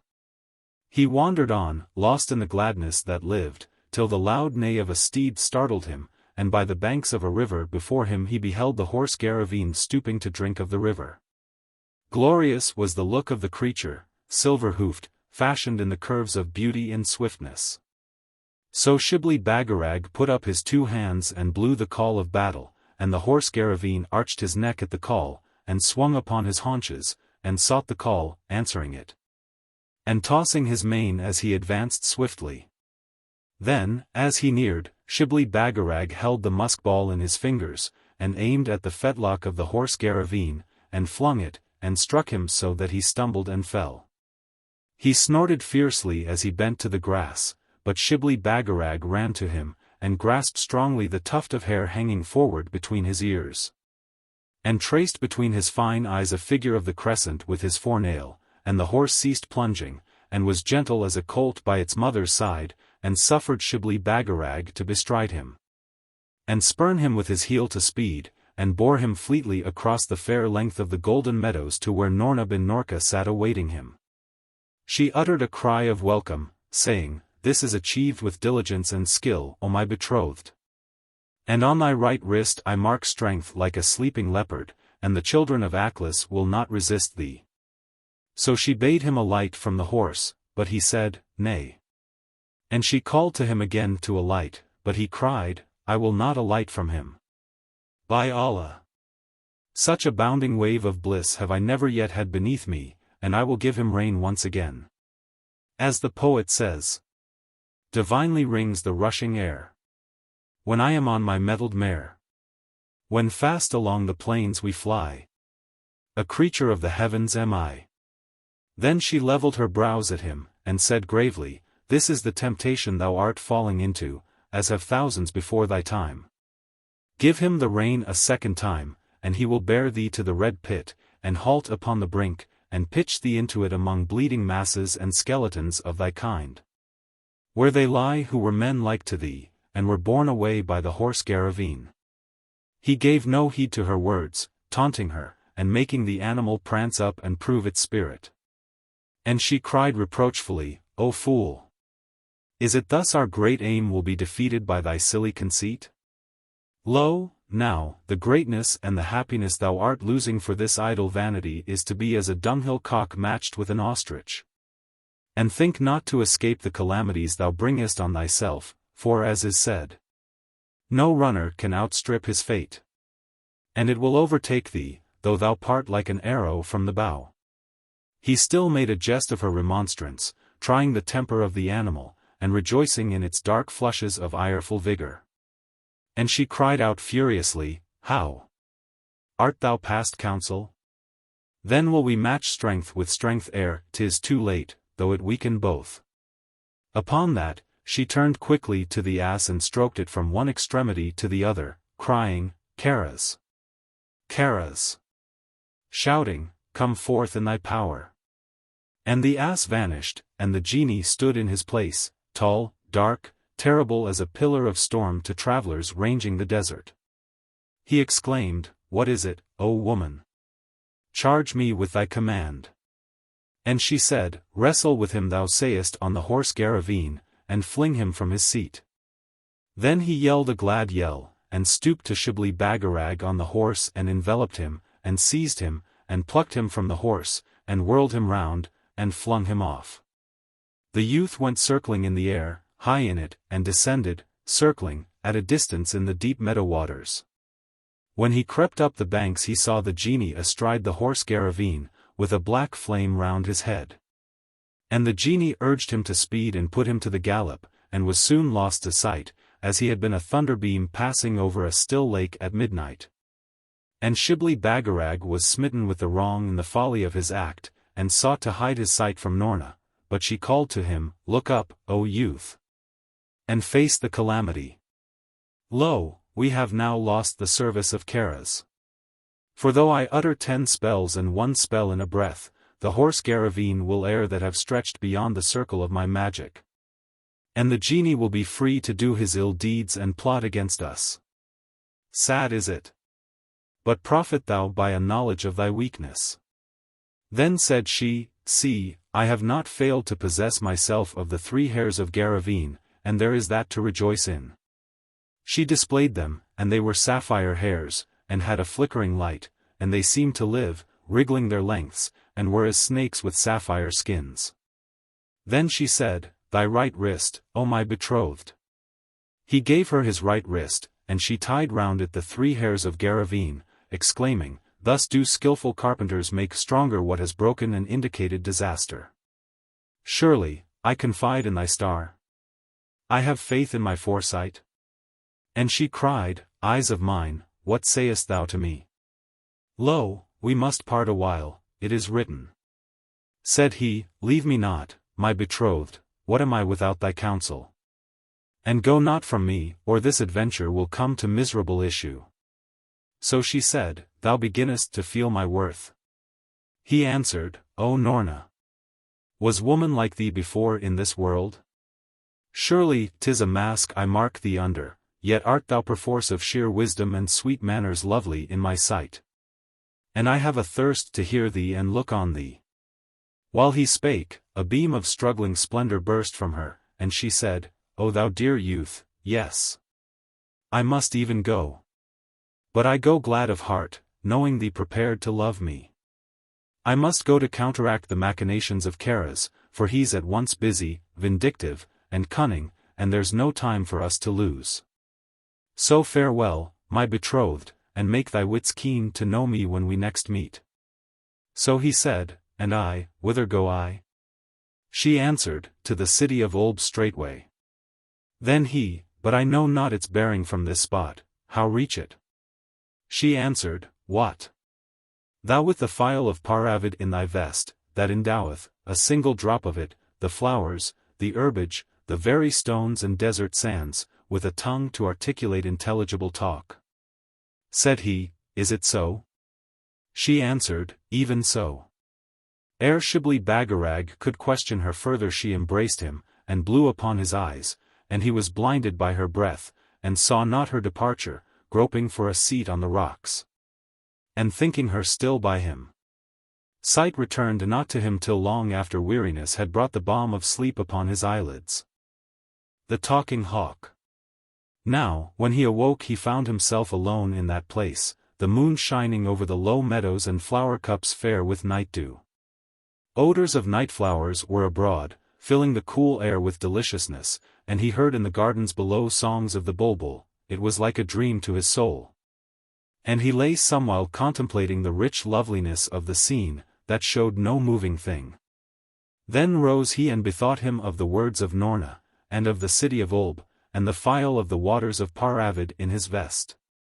And he drew it forth, and dropped a drop of it on the rock where he had reclined. A deep harmony seemed suddenly to awake inside the rock, and to his interrogation as to the direction of Oolb, he heard, the path of the shadows of the moon. Thereupon he advanced to a prominent part of the rocks above the meadows, and beheld the shadows of the moon thrown forward into dimness across a waste of sand. And he stepped downward to the level of sand, and went the way of the shadows till it was dawn. Then dropped he a drop of the waters of the phial on a spike of lavender, and there was a voice said to him in reply to what he questioned, the path of the shadows of the sun. The shadows of the sun were thrown forward across the same waste of sand, and he turned and pursued his way, resting at noon beneath a date tree, and refreshing himself at a clear spring beside it. Surely he was joyful as he went, and elated with high prospects, singing. Sun and moon with their bright fingers point the hero's path. If in his great work he lingers, well may they be wroth. Now, the extent of the duration of his travel was 4 days and an equal number of nights. And it was on the 5th morn that he entered the gates of a city by the sea, even at that hour when the inhabitants were rising from sleep, fair was the sea beyond it.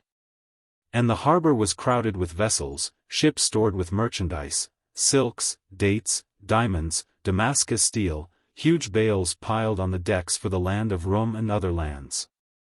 Shibli Bagarag thought, there's scarce a doubt but that one of those sails will set for Oolb shortly. Wallahi! If I knew which, I'd board her and win a berth in her. Presently he thought, I'll go to the public fountain and question it with the speech-winning waters. Thereupon he passed down the streets of the city and came to an open space, where stood the fountain, and sprinkled it with Paravid. And the fountain spake, saying, Where men are, question not dumb things.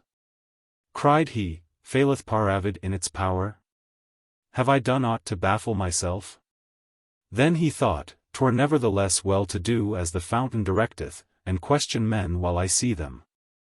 And he walked about among the people, and came to the quays of the harbour where the ships lay close in, many of them an easy leap from shore, and considered whom to address. So, as he loitered about the quays, meditating on the means at the disposal of the all-wise, and marking the vessels wistfully, behold, there advanced to him one at a quick pace, in the garb of a sailor. He observed Shibli Bagarag attentively a moment, and exclaimed as it were in the plenitude of respect and with the manner of one that is abashed, Surely, thou art Shibli Bagarag, the nephew of the barber, him we watch for. So Shibli Bagarag marvelled at this recognition, and answered, Am I then already famous to that extent? And he that accosted him said, 'Tis certain the trumpet was blown before thy steps, and there is not a man in this city but knoweth of thy destination to the city of Oolb. And that thou art upon the track of great things, one chosen to bring about imminent changes. Then said Shibli Bagarag, For this I praise Noorna bin Norka, daughter of Feshnavat, vizier of the king that ruleth in the city of Shagpat. She saw me, that I was marked for greatness. Wallahi, the eagle knoweth me from afar, and proclaimeth me, the antelope of the hills scenteth the coming of one not as other men, and telleth his tidings. The wind of the desert shappeth its gust to a meaning, so that the stranger may what Shibli Bagarag is at hand. He puffed his chest, and straightened his legs like the cock, and was as a man upon whom the Sultan has bestowed a dress of honor, even as the plumed peacock. Then the other said, Know that I am captain of yonder vessel, that stands farthest out from the harbour with her sails slackened. And she is laden with figs and fruits which I exchange for silks, spices, and other merchandise, with the people of Oolb. Now, what says the poet? Delay in thine undertaking is disaster of thy own making. And he says also, Greatness is solely for them that succeed. 'Tis a rotten applause that gives earlier meed. Therefore it is advisable for thee to follow me on board without loss of time, and we will sail this very night for the city of Oolb. Now, Shibli Bagarag was ruled by the words of the captain, albeit he desired to stay a while and receive the homage of the people of that city. So he followed him into a boat that was by, and the twain were rowed by sailors to the ship. Then, when they were aboard, the captain set sail, and they were soon in the hollows of deep waters. There was a berth in the ship set apart for Shibli Bagarag, and one for the captain. Shibli Bagarag, when he entered his berth, beheld at the head of his couch a hawk. Its eyes red as rubies, its beak sharp as the curve of a scimitar. So he called out to the captain, and the captain came to him. But when he saw the hawk, he plucked his turban from his head, and dashed it at the hawk, and afterward ran to it, trying to catch it. And the hawk flitted from corner to corner of the berth, he after it with open arms. Then he took a sword, but the hawk flew past him, and fixed on the back part of his head, tearing up his hair by the talons, and pecking over his forehead at his eyes. And Shibli Bagarag heard the hawk scream the name, Karaz, and he looked closely at the captain of the vessel, and knew him for the Genie Karaz. Then trembled he with exceeding terror, cursing his credulities, for he saw himself in the hands of the genie, and nothing but this hawk friendly to him on the fearful waters. When the hawk had torn up a certain hair, the genie stiffened, and glowed like copper in the furnace, the whole length of him.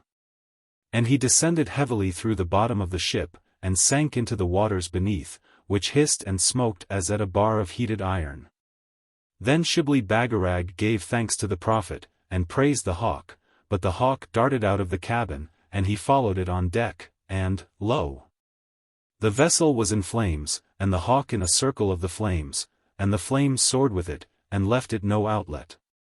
Now, as Shibli Bagarag watched the hawk, the flames stretched out towards him and took hold of his vestments. So he delayed not to commend his soul to the All-Merciful, and bore witness to his faith, and plunged into the sea headlong. When he rose, the ship had vanished, and all was darkness where it had been, so he buffeted with the billows, thinking his last hour had come, and there was no help for him in this world. And the spray shaken from the billows blinded him, the great walls of water crumbled over him. Strength failed him, and his memory ceased to picture images of the old time, his heart to beat with ambition. And to keep the weight of his head above the surface was becoming a thing worth the ransom of kings. As he was sinking and turning his eyes upward, he heard a flutter as of fledglings' wings, and the two red ruby eyes of the hawk were visible above him, like steady fires in the gloom. And the hawk perched on him, and buried itself among the wet hairs of his head, and presently taking the identical in its beak, the hawk lifted him half out of water, and bore him a distance.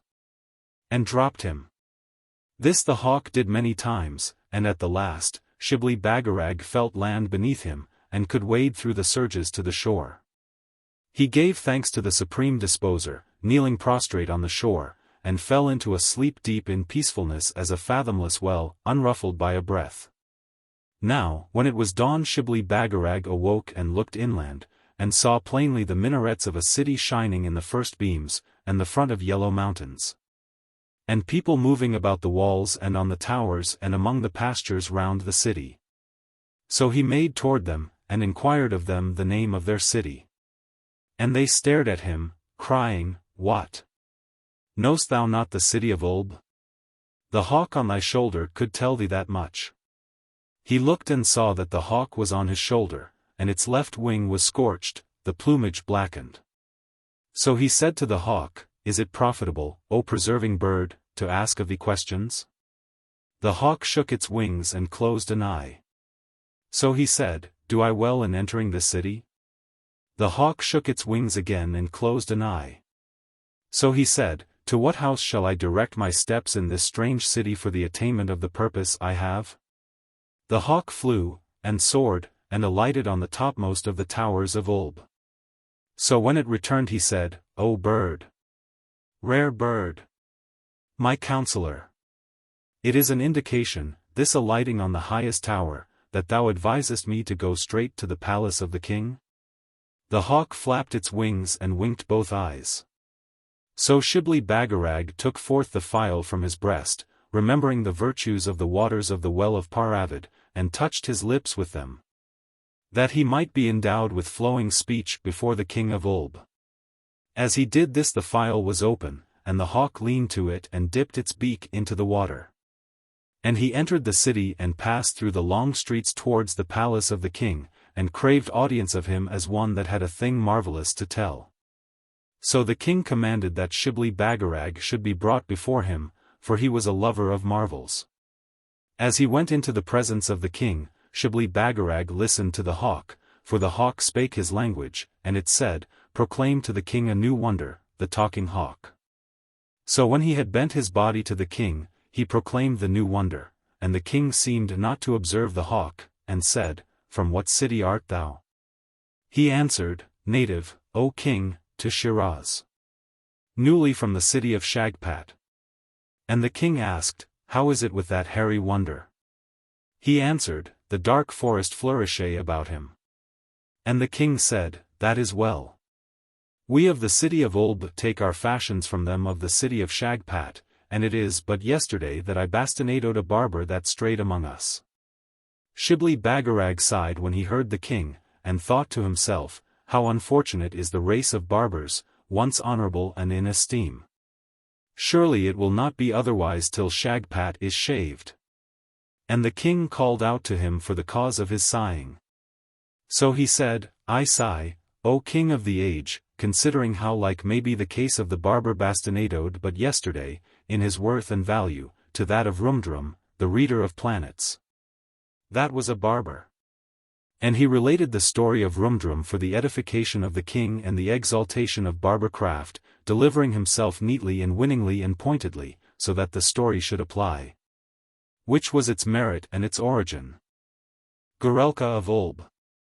When Shibli Bagarag had finished his narration of the case of Rumdrum the barber, the king of Oolb said, O thou, native of Shiraz!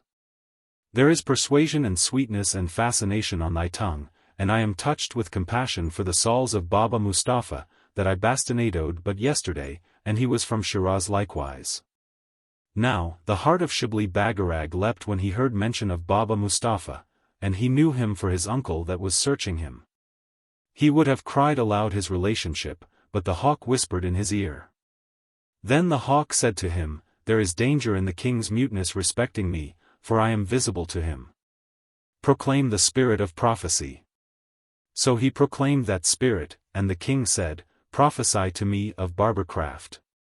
And he cried, O king of the age, the barber is abased, trodden underfoot, given over to the sneers and the jibes of them that flatter the powerful ones. He is as the winter worm, as the crocodile in the slime of his sleep by the bank, as the sick eagle before molting.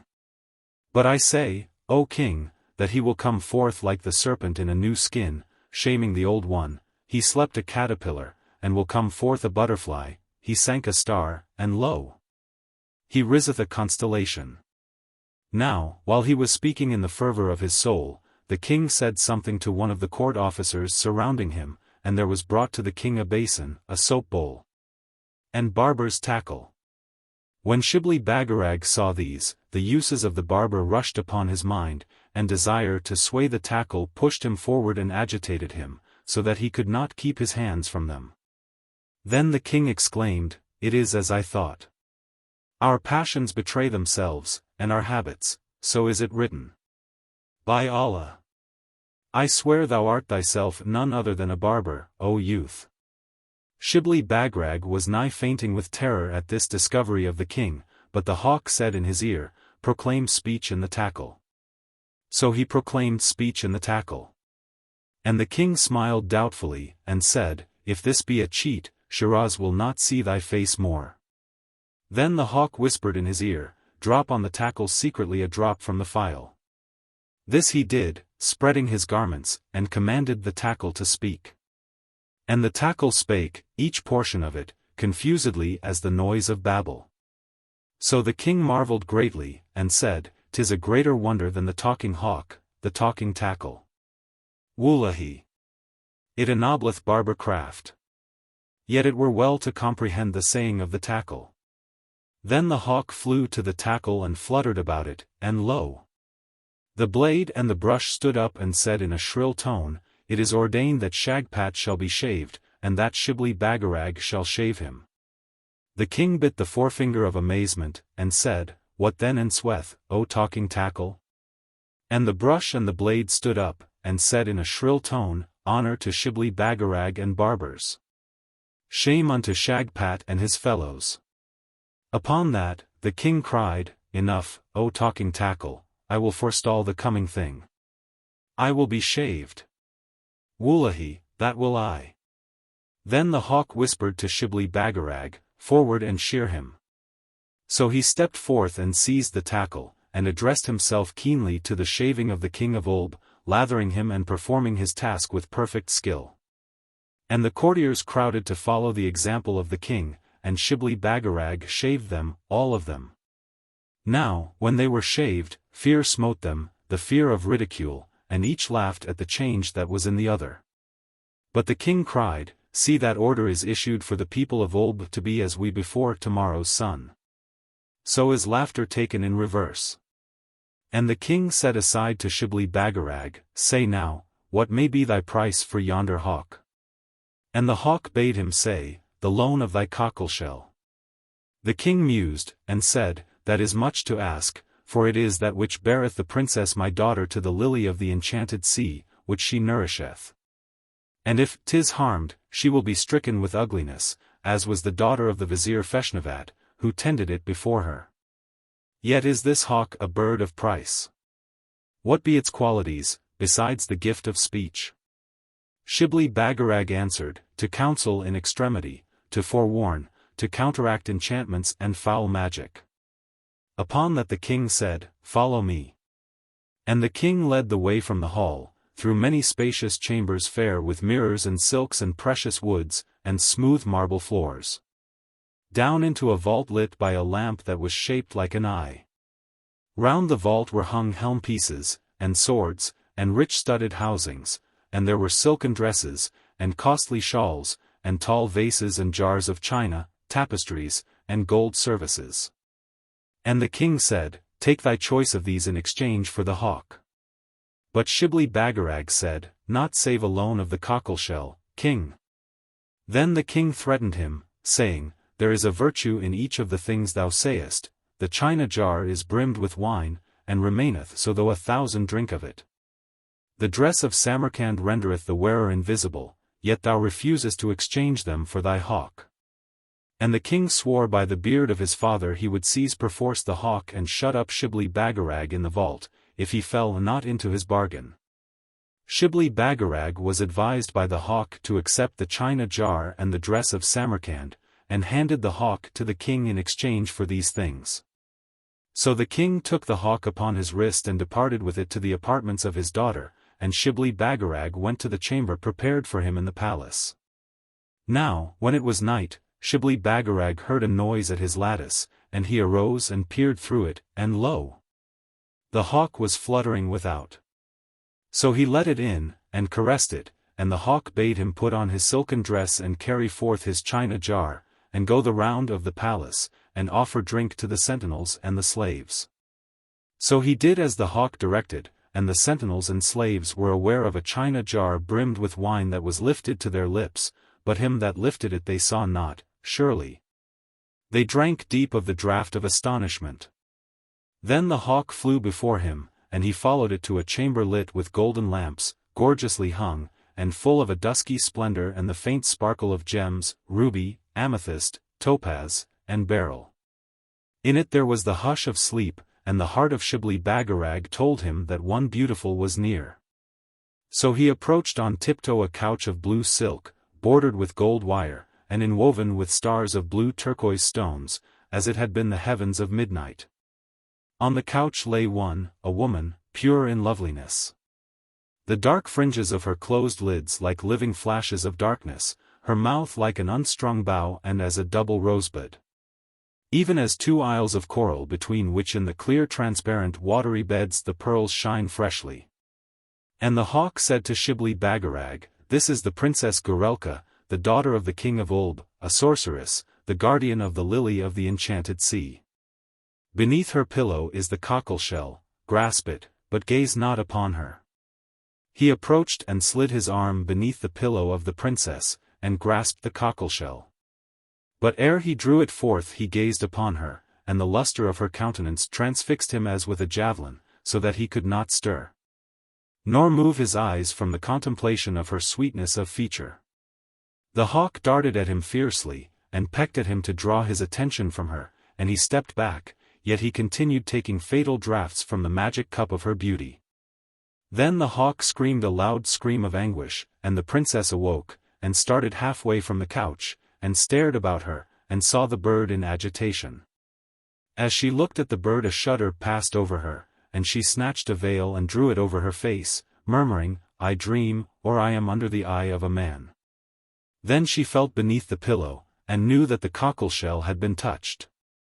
And in a moment she leapt from her couch, and ran to a mirror and saw herself as she was, a full moon made to snare the wariest and sit singly high on a throne in the hearts of men. At the sight of her beauty she smiled and seemed at peace, murmuring still, "I am under the eye of a man, or I dream." Now, while she so murmured she arrayed herself, and took the cockleshell, and passed through the anteroom among her women sleeping, and Shibli Bagarag tracked her till she came to the vault. And she entered it and walked to the corner from which had hung the dress of Samarcand. When she saw it gone her face waxed pale, and she gazed slowly at all points, muttering, "There is no further doubt but that I am under the eye of a man." Thereupon she ran hastily from the vault, and passed between the sentinels of the palace, and saw them where they lay drowsy with intoxication, so she knew that the china jar and the dress of Samarcand had been used that night, and for no purpose friendly to her wishes. Then she passed down the palace steps, and through the gates of the palace and the city, till she came to the shore of the sea. There she launched the cockleshell and took the wind in her garments, and sat in it, filling it to overflowing, yet it floated.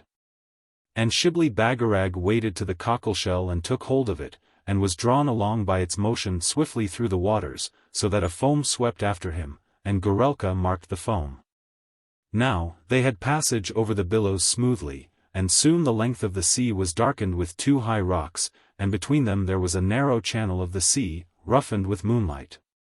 So they sped between the rocks, and came upon a purple sea, dark blue overhead, with large stars leaning to the waves. There was a soft whisperingness in the breath of the breezes that swung there, and many sails of charmed ships were seen in momentary gleams, flapping the mast idly far away. Warm as new milk from the full udders were the waters of that sea, and figures of fair women stretched lengthwise with the current, and lifted ahead as they rushed rolling by. Truly it was enchanted even to the very bed. The lily of the enchanted sea. Now, after the cockleshell had skimmed calmly a while, it began to pitch and grew unquiet, and came upon a surging foam, pale, and with scintillating bubbles. The surges increased in volume, and boiled, hissing as with anger, like savage animals. Presently, the cockleshell rose upon one very lofty swell, and Shibli Bagarag lost hold of it, and lo! It was overturned and engulfed in the descent of the great mountain of water, and the Princess Goorelka was immersed in the depths. She would have sunk, but Shibli Bagarag caught hold of her, and supported her to the shore by the strength of his right arm. The shore was one of sand and shells, their wet cheeks sparkling in the moonlight. Over it hung a promontory, a huge jut of black rock. Now, the princess when she landed, seeing not him that supported her, delayed not to run beneath the rock, and ascended by steps cut from the base of the rock. And Shibli Bagarag followed her by winding paths round the rock, till she came to the highest peak commanding the circle of the enchanted sea, and glimpses of enthralled vessels. And mariners bewitched on board. Long paths of starlight rippled into the distant gloom, and the reflection of the moon opposite was as a wide nuptial sheet of silver on the waters, islands, green and white. And with soft music floating from their foliage, sailed slowly to and fro. Surely, to dwell reclining among the slopes of those islands a man would forfeit paradise. Now, the princess, as she stood upon the peak, knew that she was not alone, and pretended to slip from her footing, and Shibli Bagarag called out and ran to her. But she turned in the direction of his voice and laughed, and he knew he was outwitted. Then, to deceive her, he dropped from the phial 20 drops round her on the rock, and those 20 drops became 20 voices, so that she was bewildered with their calls, and stopped her ears. And ran from them, and descended from the eminence nimbly, slipping over ledges and leaping the abysses. And Shibli Bagarag followed her, clutching at the trailers and tearing them with him, letting loose a torrent of stones and earth. Till on a sudden they stood together above a greensward basin of the rock opening to the sea. And in the middle of the basin, lo! In stature like a maiden of the mountains, and one that droopeth her head pensively thinking of her absent lover, the enchanted lily. Wonder knocked at the breast of Shibli Bagarag when he saw that queenly flower waving its illumined head to the breeze. He could not retain a cry of rapture. As he did this the princess stretched her hand to where he was and groped a moment, and caught him by the silken dress and tore in it a great rent, and by the rent he stood revealed to her. Then said she, O youth, thou halt done ill to follow me here, and the danger of it is past computing. Surely, the motive was a deep one, not other than the love of me. She spoke winningly, sweet words to a looted voice, and the youth fell upon his knees before her, smitten by her beauty. And he said, I followed thee here as I would follow such loveliness to the gates of doom, O Princess of Oolb. She smiled and said playfully, I will read by thy hand whether thou be one faithful in love.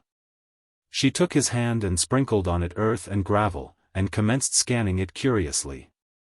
As she scanned it her forehead wrinkled up, and a shot like black lightning travelled across her countenance, withering its beauty. She cried in a forced voice, Aha! It is well, O youth, for thee and for me that thou lovest me, and art faithful in love. The look of the Princess of Oolb and her voice affrighted the soul of Shibli Bagarag, and he would have turned from her. But she held him, and went to the lily, and emptied into the palm of her hand the dew that was in the lily, and raised it to the lips of Shibli Bagarag, bidding him drink as a pledge for her sake and her love, and to appease his thirst. As he was about to drink, there fell into the palm of the princess from above what seemed a bolt of storm scattering the dew. And after he had blinked with the suddenness of the action he looked and beheld the hawk, its red eyes inflamed with wrath. And the hawk screamed into the ear of Shibli Bagarag, "Pluck up the lily ere it is too late, O fool, the dew was poison. Pluck it by the root with thy right hand." So thereat he strode to the lily, and grasped it, and pulled with his strength, and the lily was loosened, and yielded, and came forth streaming with blood from the bulb of the root. Surely the bulb of the root was a palpitating heart, yet warm, even as that we have within our bosoms. Now, from the terror of that sight the princess hid her eyes, and shrank away. And the lines of malice, avarice, and envy seemed aging her at every breath.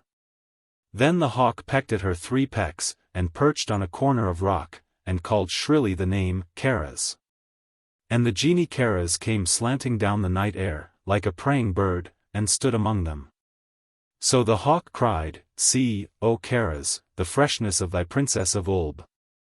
And the genie regarded her till loathing curled his lip, for she grew in ghastliness to the color of a frog, and a frog's face was hers, a camel's back, a pelican's throat, the legs of a peacock. Then the hawk cried, "Is this how ye meet, ye lovers, ye that will be wedded?" And the hawk made his tongue as a thorn to them. At the last it exclaimed, "Now let us fight our battle, Karaz." But the genie said, "Nay, there will come a time for that, traitress." The hawk cried, "Thou delayest, till the Well of Paravid, the Horse Garraveen, and this lily, my 3 helps, are expended, thinking Aklis, for which we barter them, strike but a single blow? That is well. Go, then, and take thy princess, and obtain permission of the king of Oolb, her father, to wed her, O Karaz." The hawk whistled with laughter, and the genie was stung with its mockeries, and clutched the Princess of Oolb in a bunch, and arose from the ground with her, slanting up the night air like fire, till he was seen high up even as an angry star reddening the seas beneath. When he was lost to the eye, Shibli Bagarag drew a long breath and cried aloud, "The likeness of that Princess of Oolb in her ugliness to Noorna, my betrothed, is a thing marvelous. If it be not she herself."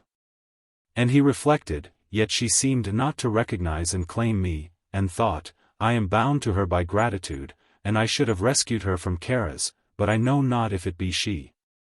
Wallahi, I am bewildered, I will ask counsel of the hawk." He looked to the corner of the rock where the hawk had perched, but the hawk was gone. As he searched for it, his eyes fell upon the bed of earth where the lily stood ere he plucked it, and lo! In the place of the lily, there was a damsel dressed in white shining silks, fairer than the enchanted flower, straighter than the stalk of it. Her head slightly drooping, like the moon on a border of the night, her bosom like the swell of the sea in moonlight. Her eyes dark, under a low arch of darker lashes, like stars on the skirts of storm, and she was the very dream of loveliness, formed to freeze with awe, and to inflame with passion. So Shibli Bagarag gazed at her with adoration, his hand stretched halfway to her as if to clasp her, fearing she was a vision and would fade. And the damsel smiled a sweet smile, and lifted her antelope eyes, and said, "Who am I, and to whom might I be likened, O youth?" And he answered, "Who thou art, O young perfection, I know not, if not a houri of paradise, but thou art like the Princess of Oolb, yet lovelier, O lovelier. And thy voice is the voice of Noorna, my betrothed, yet purer, sweeter, younger." So the damsel laughed a laugh like a sudden sweeping of wild chords of music, and said, "O youth, saw'st thou not the ascent of Noorna, thy betrothed, gathered in a bunch by Karaz?" And he answered, "I saw her, but I knew not, O damsel of beauty, surely I was bewildered, amazed, without power to contend with the genie." Then she said, "Wouldst thou release her? So kiss me on the lips, on the eyes, and on the forehead, 3 kisses each time, and with the first say, by the Well of Paravid, and with the second, by the strength of Garraveen. And with the third, by the lily of the sea. Now, the heart of the youth bounded at her words, and he went to her, and trembling kissed her all bashfully on the lips, on the eyes, and on the forehead, saying each time as she directed. Then she took him by the hand, and stepped from the bed of earth, crying joyfully, Thanks be to Allah and the Prophet. Noorna is released from the sorceries that held her, and powerful. So, while he was wondering, she said, Knowest thou not the woman, thy betrothed? He answered, O damsel of beauty, I am charged with many feelings, doubts and hopes are mixed in me. Say first who thou art, and fill my 2 ears with bliss. And she said, I will leave my name to other lips. Surely I am the daughter of the vizier Feshnavat, betrothed to a wandering youth, a barber, who sickened at the betrothal, and consoled himself with a proverb when he gave me the kiss of contract. And knew not how with truth to pay me a compliment. Now, Shibli Bagarag saw this was indeed Noorna bin Noorka, his betrothed, and he fell before her in love and astonishment. But she lifted him to her neck, and embraced him, saying, Said I not truly when I said, I am that I shall be? My youth is not as that of Bhanavar the beautiful, gained at another's cost, but my own, and stolen from me by wicked sorceries.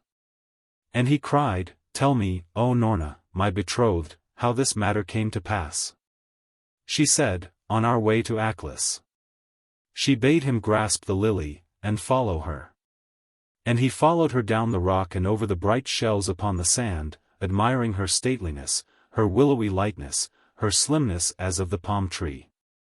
Then she waded in the water, and began to strike out with her arms, and swim boldly, he likewise. And presently they came to a current that hurried them off in its course, and carried them as weeds, streaming rapidly. He was bearing witness to his faith as a man that has lost hope of life, when a strong eddy stayed him, and whirled him from the current into the calm water. So he looked for Noorna, and saw her safe beside him flinging back the wet tresses from her face, that was like the full moon growing radiant behind a dispersing cloud. And she said, Ask not for the interpretation of wonders in this sea, for they cluster like dates on a date branch. Surely, to be with me is enough. And she bewitched him in the midst of the waters, making him oblivious of all save her, so that he hugged the golden net of her smiles and fair flatteries, and swam with an exulting stroke, giving his breast broadly to the low billows, and shouting verses of love and delight to her. And while they swam sweetly, behold, there was seen a pearly shell of flashing crimson, amethyst, and emerald, that came scudding over the waves toward them, raised to the wind, fan-shaped. And in its front 2 silver seats. When she saw it, Noorna cried, She has sent me this, Rabesqurat. Perchance is she favorable to my wishes, and this were well. Then she swayed in the water sideways, and drew the shell to her, and the twain climbed into it, and sat each on one of the silver seats, folded together. In its lightness it was as a foam bubble before the wind on the blue water, and bore them onward airily. At his feet Shibli Bagarag beheld a stool of carved topaz, and above his head the arch of the shell was inlaid with wreaths of gems, never was vessel fairer than that. Now, while they were speeding over the water, Noorna said, The end of this fair sea is Aklis, and beyond it is the Kush. So while the wind is our helmsman, and we go circled by the quiet of this sea, I'll tell thee of myself, if thou carest to hear. And he cried with the ardor of love, Surely, I would hear of naught save thyself, Noorna, and the music of the happy garden compareth not in sweetness with it. I long for the freshness of thy voice, as the desert camel for the green spring, O my betrothed. So she said, And now give ear to the following. And this is the story of Noorna bin Noorka, the Genie Karaz, and the Princess of Oolb. Know, that when I was a babe, I lay on my mother's bosom in the wilderness, and it was the bosom of death. Surely, I slept and smiled, and dreamed the infant's dream, and knew not the coldness of the thing I touched. So were we even as 2 dead creatures lying there. But life was in me, and I awoke with hunger at the time of feeding, and turned to my mother, and put up my little mouth to her for nourishment, and sucked her, but nothing came. I cried, and commenced chiding her, and after a while it was as decreed, that certain horsemen of a troop passing through the wilderness beheld me. And seeing my distress and the helpless being I was, their hearts were stirred, and they were mindful of what the poet says concerning succor given to the poor, helpless, and innocent of this world. And took me up, and mixed for me camel's milk and water from the bags, and comforted me, and bore me with them, after they had paid funeral rites to the body of my mother. Now, the rosebud showeth if the rose tree be of the wilds or of the garden, and the chief of that troop seeing me born to the uses of gentleness, carried me in his arms with him to his wife. And persuaded her that was childless to make me the child of their adoption. So I abode with them during the period of infancy and childhood, caressed and cared for, as is said. The flower a stranger's hand may gather strikes root into the stranger's breast. Affection is our mother, father, friend, and of cherishers the best. And I loved them as their own child, witting not but that I was their child, till on a day while I played among some children of my years, the daughter of the king of Oolb passed by us on a mule, with her slaves and drawn swords, and called to me, Thou little castaway. And had me brought to her, and peered upon my face in a manner that frightened me, for I was young. Then she put me down from the neck of her mule where she had seated me, saying, Child of a dead mother and a runaway father, what need I fear from thy like, and the dreams of a lovesick genie? So she departed, but I forgot not her words, and dwelt upon them, and grew fevered with them, and drooped. Now, when he saw my bloom of health gone, heaviness on my feet, the light hollowed from my eyes, my benefactor, Raveloke, he that I had thought my father, took me between his knees, and asked me what it was and the cause of my ailing. And I told him. Then said he, This is so, thou art not my child, but I love thee as mine, my little desert flower, and why the princess should fancy fear of thee I like not to think. But fear thou her, for she is a mask of wiles and a vine trailing over pitfalls, such a sorceress the world knoweth not as Goorelka of Oolb. Now, I was penetrated by what he said, and ceased to be a companion to them that loved childish games and romps, and meditated by myself in gardens and closets, feigning sleep when the elder ones discoursed, that I might learn something of this mystery, and all that was spoken perplexed me more. As the sage declareth, Who in a labyrinth wandereth without clue, more that he wandereth doth himself undo. Though I was quick as the quick-eyed falcon, I discovered not, flying ever at false game, a follower of misleading beams, a cheated soul, the mock of dreams. At times I thought that it was the king of Oolb was my father, and plotted to come in his path. And there were kings and princes of far countries whom I sought to encounter, that they might claim me, but none claimed me. O my betrothed, few gave me love beside Raveloke, and when the wife that he cherished died, he solely, for I was lost in waywardness and the slave of moody imaginings. 'Tis said, If thou the love of the world for thyself wouldst gain, mould thy breast liker the world to become, for it's like the world loveth best. And this was not I then. Now, the sons and daughters of men are used to celebrate the days of their birth with gifts and rejoicings. But I could only celebrate that day which delivered me from death into the hands of Raveloke, as none knew my birth hour. When it was the 12th return of this event, Raveloke, my heart's father, called me to him and pressed in my hand a glittering coin, telling me to buy with it in the bazaars what I would. So I went forth, attended by a black slave, after the mid-noon, for I was eager to expend my store, and cared not for the great heat. Scarcely had we passed the cheese market and were hurrying on to shops of the goldsmiths and jewelers, when I saw an old man, a beggar, in a dirty yellow turban and pieced party-colored cloth stuff, and linen in rags his other gear. So lean was he, and looked so weak that I wondered he did other than lay his length on the ground. And as he asked me for alms his voice had a piteousness that made me to weep, and I punished my slave for seeking to drive him away, and gave my one piece of gold into his hand. Then he asked me what I required of him in exchange, and I said, What can a poor old man that is a beggar give? He laughed, and asked me then what I had intended to buy with that piece of money. So, beginning to regret the power that was gone from me of commanding with my gold piece this and that fine thing, I mused, and said, truly, a blue dress embroidered with gold, and a gold crown. And gold bracelets set with turquoise stones, these, and toys. But could I buy in this city a book of magic, that were my purchase? The old fellow smiled, and said to my black slave, And thou, hadst thou this coin, what were thy purchase therewith? He, scoffing the old beggar, answered, A plaister for sores as broad as my back, and a camel's hump, O thou old villain. The old man grunted in his chest, and said, Thou art but a camel thyself, to hinder a true Mussulman from passing in peace down a street of Oolb. So, 'twere a good purchase and a fitting. Know'st thou what is said of the blessing given by them that receive a charity? 'Tis the fertilizing dew that streameth after the sun. Strong as the breath of Allah to bless life well begun. So is my blessing on the little damsel, and she shall have her wish, Wullahy, thou black face. And thou thine. This spake the old man, and hobbled off while my slave was jeering him.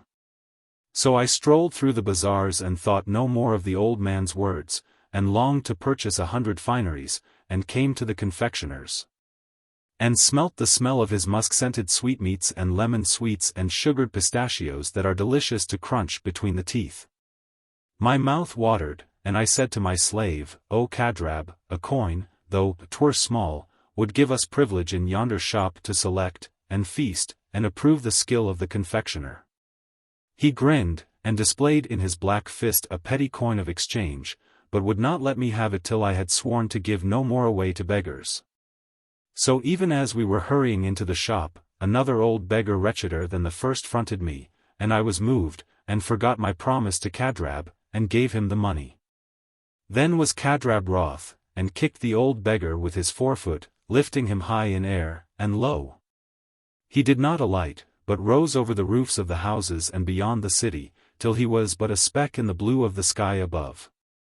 So Kadrab bit his forefinger amazed, and glanced at his foot, and at what was visible of the old beggarman, and again at his foot, thinking but of what he had done with it. And the might manifested in that kick, fool that he was. All the way homeward he kept scanning the sky and lifting his foot aloft, and I saw him bewildered with a strange conceit, as the poet has exclaimed in his scorn. O, world diseased! O, race empirical! Where fools are the fathers of every miracle! Now, when I was in my chamber, what saw I there but a dress of very costly blue raiment with gold-work broidery and a lovely circlet of gold, and gold bracelets set with stones of turquoise. And a basket of gold-woven wire, wherein were toys, wondrous ones, soldiers that cut off each other's heads and put them on again, springing antelopes, palm trees that turned to fountains. And others. And lo! A book in red binding, with figures on it and clasps of gold, a great book. So I clapped my hands joyfully, crying, The old beggar has done it. And robed myself in the dress, and ran forth to tell Ravaloke. As I ran by a window looking on the inner court, I saw below a crowd of all the slaves of Ravaloke round one that was seeking to escape from them, and 'twas Kadrab with a camel's hump on his back. And a broad brown plaister over it, the wretch howling, peering across his shoulder, and trying to bolt from his burden, as a horse that would run from his rider. Then I saw that Kadrab also had his wish, his camel's hump, and thought, The old beggar, what was he but a genie? Surely Ravaloke caressed me when he heard of the adventure, and what had befallen Kadrab was the jest of the city. But for me I spared little time away from that book, and studied in it incessantly the ways and windings of magic, till I could hold communication with genii, and wield charms to summon them. And utter spells that subdue them, discovering the haunts of talismans that enthrall Afrits and are powerful among men. There was that Kadrab coming to me daily to call out in the air for the old beggarman to rid him of his hump. And he would waste hours looking up into the sky moodily for him, and cursing the 5 toes of his foot, for he doubted not the 2 beggars were one, and that he was punished for the kick. And lamented it direly, saying in the thick of his whimperings, I'd give the foot that did it to be released from my hump, O my fair mistress. So I pitied him, and made a powder and a spell, and my first experiment in magic was to relieve Kadrab of his hump, and I succeeded in loosening it, and it came away from him, and sank into the ground of the garden where we stood.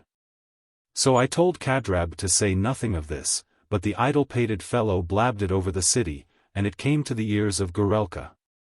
Then she sent for me to visit her, and by the advice of Ravaloke I went, and she fondled me, and sought to get at the depth of my knowledge by a spell that teeth every faculty save the tongue. And it is the spell of vain longing.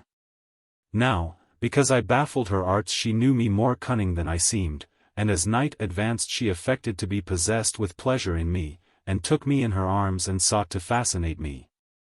And I heard her mutter once, "Shall I doubt the warning of Karaz?" So presently she said, "Come with me." And I went with her under the curtain of that apartment into another, a long saloon, wherein were couches round a fountain, and beyond it an aviary lit with lamps. When we were there she whistled. And immediately there was a concert of birds, a wondrous accord of exquisite piping, and she leaned on a couch and took me by her to listen. Sweet and passionate was the harmony of the birds. But I let not my faculties lull, and observed that round the throat of every bird was a ringed mark of gold and stamps of diverse gems similar in color to a ring on the forefinger of her right hand, which she dazzled my sight with as she flashed it. When we had listened a long hour to this music, the princess gazed on me as if to mark the effect of a charm, and I saw disappointment on her lovely face, and she bit her lip and looked spiteful, saying, "Thou art far gone in the use of magic, and wary, O girl." Then she laughed unnaturally, and called slaves to bring in sweet drinks to us, and I drank with her, and became less wary, and she fondled me more, calling me tender names, heaping endearments on me. And as the hour of the middle night approached I was losing all suspicion in deep languor, and sighed at the song of the birds, the long love song, and dozed awake with eyes half shut. I felt her steal from me, and continued still motionless without alarm, so was I mastered. What hour it was or what time had passed I cannot say, when a bird that was chained on a perch before me, a very quaint bird, with a topknot awry, and black, heavy bill, and ragged gorgeousness of plumage, the only object between my lids and darkness, suddenly, in the midst of the singing, let loose a hoarse laugh that was followed by peals of laughter from the other birds. Thereat I started up, and beheld the princess standing over a brazier, and she seized a slipper from her foot and flung it at the bird that had first laughed, and struck him off his perch, and went to him and seized him and shook him, crying, "Dare to laugh again." And he kept clearing his throat and trying to catch the tune he had lost, pitching a high note and a low note. But the marvel of this laughter of the bird wakened me thoroughly, and I thanked the bird in my soul, and said to Goorelka, "More wondrous than their singing, this laughter, O princess." She would not speak till she had beaten every bird in the aviary, and then said in the words of the poet, "Shall they that deal in magic match degrees of wonder? From the bosom of one cloud comes the lightning and the thunder." Then said she, "O Noorna, I'll tell thee truly my intent, which was to enchant thee. But I find thee wise, so let us join our powers, and thou shalt become mighty as a sorceress." Now, Ravaloke had said to me, "Her friendship is fire, her enmity frost. So be cold to the former, to the latter hot," and I dissembled and replied, "Teach me, O princess." So she asked me what I could do. Could I plant a mountain in the sea and people it? Could I anchor a purple cloud under the sun and live there a year with them I delighted in? Could I fix the eyes of the world upon one head and make the nations bow to it? Change men to birds, fishes to men, and so on, 100 sorceries that I had never attempted and dreamed not of my betrothed. I had never offended Allah by a misuse of my powers. When I told her, she cried, "Thou art then of a surety she that's fitted for the custody of the lily of the light, so come with me." Now, I had heard of the lily, even this thou holdest may its influence be unwithering, and desired to see it. So she led me from the palace to the shore of the sea, and flung a cockleshell on the waters, and seated herself in it with me in her lap. And we scudded over the waters, and entered this enchanted sea, and stood by the lily. Then, I that loved flowers undertook the custody of this one, knowing not the consequences and the depth of her wiles. 'Tis truly said. The overwise themselves hoodwink. For simple eyesight is a modest thing. They on the black abysm's brink smile, and but when they fall bitterly think. What difference 'twixt the fool and me, creation's king?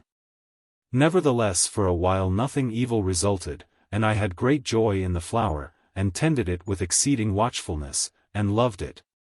So that I was brought in my heart to thank the princess and think well of her. Now, one summer eve as Ravaloke rested under the shade of his garden palm, and I studied beside him great volumes of magic. It happened that after I had read certain pages I closed one of the books marked on the cover Aleph, and shut the clasp louder than I intended, so that he who was dozing started up. And his head was in the sloped sun in an instant, and I observed the shadow of his head lengthen out along the grass plot towards the mossed wall, and it shot up the wall, darkening it, then drawing back and lessening, then darting forth like a beast of darkness irritable for prey. I was troubled, for whatso is seen while the volume Aleph is in use hath a portent, but the discovery of what this might be baffled me.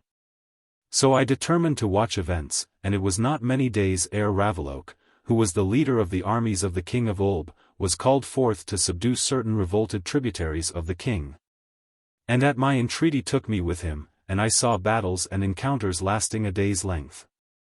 Once we were encamped in a fruitful country by a brook running with a bright eye between green banks, and I that had freedom and the password of the camp wandered down to it, and refreshed my forehead with its coolness. So, as I looked under the falling drops, lo! On the opposite bank the old beggar that had given me such fair return for my alms and cadrab his hump. I heard him call, "This night is the key to the mystery," and he was gone. Every incantation I uttered was insufficient to bring him back. Surely, I hurried to the tents and took no sleep, watching zealously by the tent of Ravaloke, crouched in its shadow.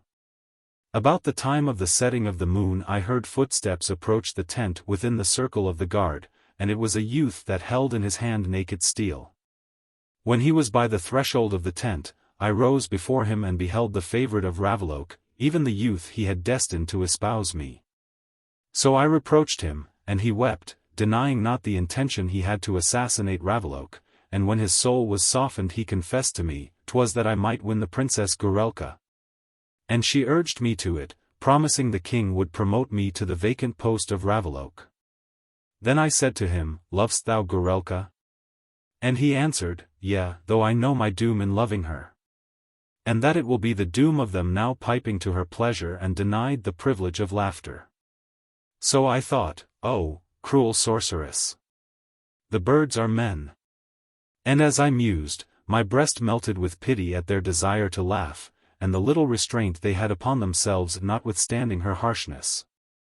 For could they think of their changed condition and folly without laughter? And the folly that sent them fresh mates in misery was indeed matter for laughter, fed to fullness by constant meditation on the perch. Meantime, I uncharmed the youth and bade him retire quickly. But as he was going, he said, "Beware of the Genie Karaz." Then I held him back, and after a parley he told me what he had heard the princess say, and it was that Karaz had seen me and sworn to possess me for my beauty. Strangely smiled Goorelka when she spake that, said he. Now, the city of Oolb fronts the sea, and behind it is a mountain and a wood, where the king met Ravaloke on his return victorious over the rebels. So, to escape the eye of the king I parted with Ravaloke, and sought to enter the city by a circuitous way.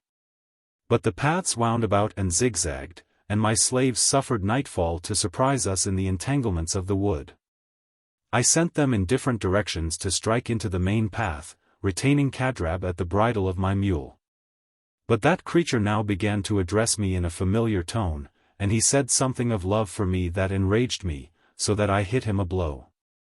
Then came from him sounds like the neighing of mares, and lo! He seized me and rose with me in the air, and I thought the very heavens were opening to that black beast, when on a sudden he paused, and shot down with me from heights of the stars to the mouth of a cavern by the putrid sea, and dragged me into a cavern greatly illuminated, hung like a palace chamber, and supported on pillars of shining jasper. Then I fell upon the floor in a swoon, and awaking saw Kadrab no longer, but in his place a genie. O my soul, thou halt seen him, I thought at once, 'tis Karaz.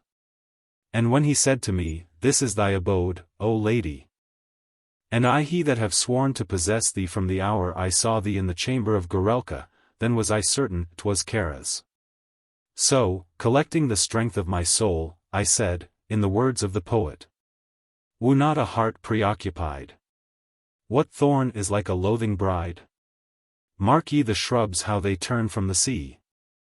The sea's rough whispers shun, but like the sun of heaven be. And every flower will open wide. Woo with the shining patience we beheld in heaven's sun. Then he sang. Exquisite lady, name the smart that fills thy heart. Thou art the foot and I the worm. Prescribe the term. Finding him compliant, I said, O great genie, truly the search of my life has been to discover him that is, my father, and how I was left in the wilderness. There's no peace for me, nor understanding the word of love, till I hear by whom I was left a babe on the bosom of a dead mother. He exclaimed, and his eyes twinkled, 'Tis that?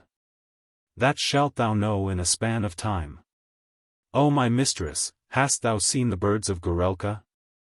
Thy father Feshnavat is among them, perched like a bird. So I cried, and tell me how he may be disenchanted. He said, Swear first to be mine unreluctantly. Then I said, What is thy oath? He answered, I swear, when I swear, by the identical.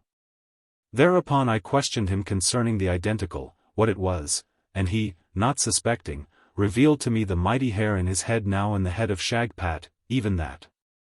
So I swore by that to give myself to the possessor of the identical, and flattered him.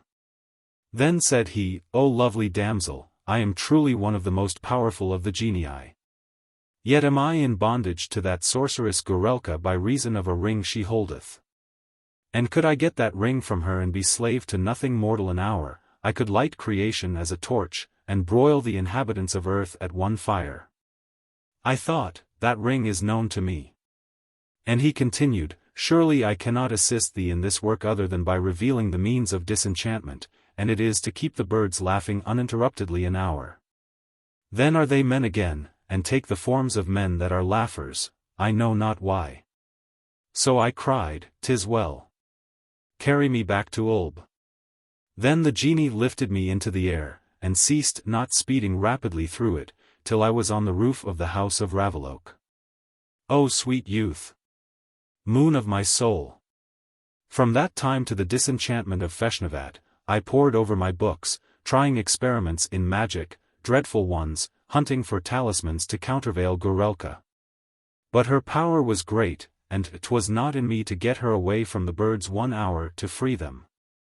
On a certain occasion I had stolen to them, and kept them laughing with stories of man to within an instant of the hour. And they were laughing exultingly with the easy happy laugh of them that perceive deliverance sure, when she burst in and beat them even to the door of death. I saw too in her eyes, that glowed like the eyes of wild cats in the dark, she suspected me, and I called Allah to aid the just cause against the sinful, and prepared to war with her. Now, my desire, which was to liberate my father and his fellows in tribulation, I knew pure, and had no fear of the sequel, as is declared. Fear not so much as fear itself. For armed with fear the foe finds passage to the vital part, and strikes a double blow. So one day as I leaned from my casement looking on the garden seaward, I saw a strange red and yellow feathered bird that flew to the branch of a citron tree opposite, with a ring in its beak. And the bird was singing, and with every note the ring dropped from its bill, and it descended swiftly in an arrowy slant downward, and seized it ere it reached the ground, and commenced singing afresh. When I had marked this to happen many times, I thought, how like is this bird to an innocent soul possessed of magic and using its powers? Lo, it seeketh still to sing as one of the careless, and cannot relinquish the ring and be as the careless, and between the two there is neither peace for it nor pleasure. Now, while my eyes were on the pretty bird, dwelling on it, I saw it struck suddenly by an arrow beneath the left wing, and the bird fluttered to my bosom and dropped in it the ring from its beak. Then it sprang weakly, and sought to fly and soar, and fluttered, but a blue film lodged over its eyes, and its panting was quickly ended. So I looked at the ring and knew it for that one I had noted on the finger of Goorelka. Red blushed my bliss, and 'twas revealed to me that the bird was of the birds of the princess that had escaped from her with the ring. I buried the bird, weeping for it, and flew to my books, and as I read a glow stole over me. O my betrothed, eyes of my soul! I read that the possessor of that ring was mistress of the marvelous hair which is a magnet to the homage of men, so that they crowd and crush and hunger to adore it, even the identical. This was the power that peopled the aviary of Goorelka, and had well-nigh conquered all the resistance of my craft. Now, while I read there arose a hubbub and noise in the outer court, and shrieks of slaves. The noise approached with rapid strides, and before I could close my books Goorelka burst in upon me, crying, Noorna! Noorna! Wild and haggard was her head, and she rushed to my books and saw them open at the sign of the ring. Then began our combat. She menaced me as never mortal was menaced. Rapid lightning flashes were her transformations, and she was a serpent, a scorpion, a lizard, a lioness in succession, but I leapt perpetually into fresh rings of fire and of witched water. And at the 50th transformation, she fell on the floor exhausted, a shuddering heap.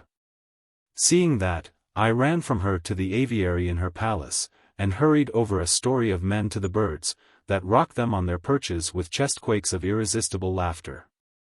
Then flew I back to the princess, and she still puffing on the floor, commenced wheedling and begging the ring of me, stinting no promises. At last she cried, Girl! What is this ring to thee without beauty? Thy beauty is in my keeping. And I exclaimed, How? How, smitten to the soul? She answered, Yea. And I can wear it as my own, adding it to my own, when thou art a hag. My betrothed. I was on the verge of giving her the ring for this secret, when a violent remote laughter filled the inner hollow of my ears, and it increased, till the princess heard it. And now the light of my casement was darkened with birds, the birds of Goorelka, laughing as on a wind of laughter. So I opened to them, and they darted in, laughing all of them, till I could hold out no longer, and the infection of laughter seized me, and I rolled with it. And the princess, she too laughed a hyena laugh under a cat's grin, and we all of us remained in this wise some minutes, laughing the breath out of our bodies, as if death would take us. Whoso in the city of Oolb heard us, the slaves, the people, and the king, laughed, knowing not the cause. This day is still remembered in Oolb as the day of laughter. Now, at a stroke of the hour the laughter ceased, and I saw in the chamber a crowd of youths and elders of various ranks. But their visages were become long and solemn as that of them that have seen a dark experience. 'Tis certain they laughed little in their lives from that time, and the muscles of their cheeks had rest. So I caught down my veil, and cried to the princess, My father is among these. Point him out to me. Ere she replied one stepped forth, even Feshnavat, my father, and called me by name, and knew me by a spot on the left arm, and made himself known to me, and told me the story of my dead mother. How she had missed her way from the caravan in the desert, and he searching her was set upon by robbers, and borne on their expeditions. Nothing said he of the sorceries of Goorelka, and I, not wishing to provoke the princess, suffered his dread to exist. So I kissed him, and bowed my head to him, and she fled from the sight of innocent happiness. Then took I the ring, and summoned Karaz, and ordered him to reinstate all those princes and chiefs and officers in their possessions and powers, on what part of earth soever that might be. Never till I stood as the lily and thy voice sweetened the name of love in my ears, heard I aught of delicate delightfulness, like the sound of their gratitude. Many wooed me to let them stay by me and guard me, and do service all their lives to me. But this I would not allow, and though they were fair as moons, some of them, I responded not to their soft glances, speaking calmly the word of farewell, for I was burdened with other thoughts. Now, when the genie had done my bidding, he returned to me joyfully. My soul sickened to think myself as by a promise, but I revolved the words of my promise, and saw in them a loophole of escape. So, when he claimed me, I said, I lay thy head in my lap, as if my mind treasured it. Then he lay there, and revealed to me his plans for the destruction of men. Or, said he, they shall be our slaves and burden beasts, for there's now no restraint on me, now thou art mistress of the ring, and mine. Thereupon his imagination swelled, and he saw his evil will enthroned, and the hopes of men beneath his heel, crying, and the more I crush them the thicker they crowd. For the identical compelleth their very souls to adore in spite of distaste. Then said I, tell me, O genie, is the identical subservient to me in another head save thine? He answered, nay. In another head 'tis a counteraction to the power of the ring powerless over it. And I said, must it live in a head, the identical? Cried he, woe to what else holdeth it. I whispered in his hairy pointed red ear, sleep. Sleep, and lulled him with a song, and he slept, being weary with my commissioning. Then I bade Feshnavat, my father, fetch me one of my books of magic, and read in it of the discovery of the identical by means of the ring. And I took the ring and hung it on a hair of my own head over the head of the genie, and saw one of the thin lengths begin to twist and dart and writhe, and shift lustres as a creature in anguish. So I put the ring on my forefinger, and turned the hair round and round it, and tugged. Lo, with a noise that stunned me, the hair came out. O my betrothed, what shrieks and roars were those, with which the genie awoke, finding himself bare of the identical. Oolb heard them, and the sea foamed like the mouth of madness, as the genie sped thunder-like over it, following me in mid-air. Such a flight was that. Now, I found it not possible to hold the identical, for it twisted and stung, and was nigh slipping from me while I flew. I saw white on a corner of the desert, a city, and I descended on it by the shop of a clothier that sat quietly by his goods and stuffs, thinking of fate less than of kebabs and stews and rare seasonings. That city hath now his name. Wullahy, had I not then sown in his head that hair which he weareth yet, how had I escaped Karaz, and met thee? Wondrous are the decrees of Providence. Praise be to Allah for them. So the genie, when he found himself baffled by me, and Shagpat with the mighty hair in his head, the identical, he yelled, and fetched Shagpat a slap that sent him into the middle of the street. But Kadza screamed after him, and there was immediately such lamentation in the city about Shagpat, and such tearing of hair about him, that I perceived at once the virtue that was in the identical. As for Karaz, finding his claim as possessor of the identical no more valid, he vanished, and has been my rebellious slave since, till thou, O my betrothed, madst me spend him in curing thy folly on the Horse Garraveen, and he escaped from my circles beyond the dominion of the ring. Yet had he his revenge, for I that was keeper of the lily, had, I now learned ruefully, a bond of beauty with it, and whatever was a stain to one withered the other.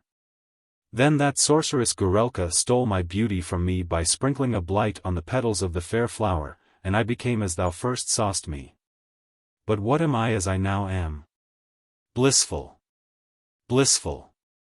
Surely I grew humble with the loss of beauty, and by humility wise, so that I assisted Feshnavat to become vizier by the ring, and watched for thy coming to shave Shagpat, as a star watcheth. For 'tis written, a barber alone shall be shearer of the identical, and he only, my betrothed, hath power to plant it in Aklis, where it groweth as a pillar, bringing due reverence to Aklis. The Wiles of Rabesqurat. Now, when Noorna bin Norka had made an end of her narration, she folded her hands and was mute a while. And to the ear of Shibli Bagarag it seemed as if a sweet instrument had on a sudden ceased luting. So, as he leaned, listening for her voice to recommence, she said quickly, see yonder fire on the mountain's height.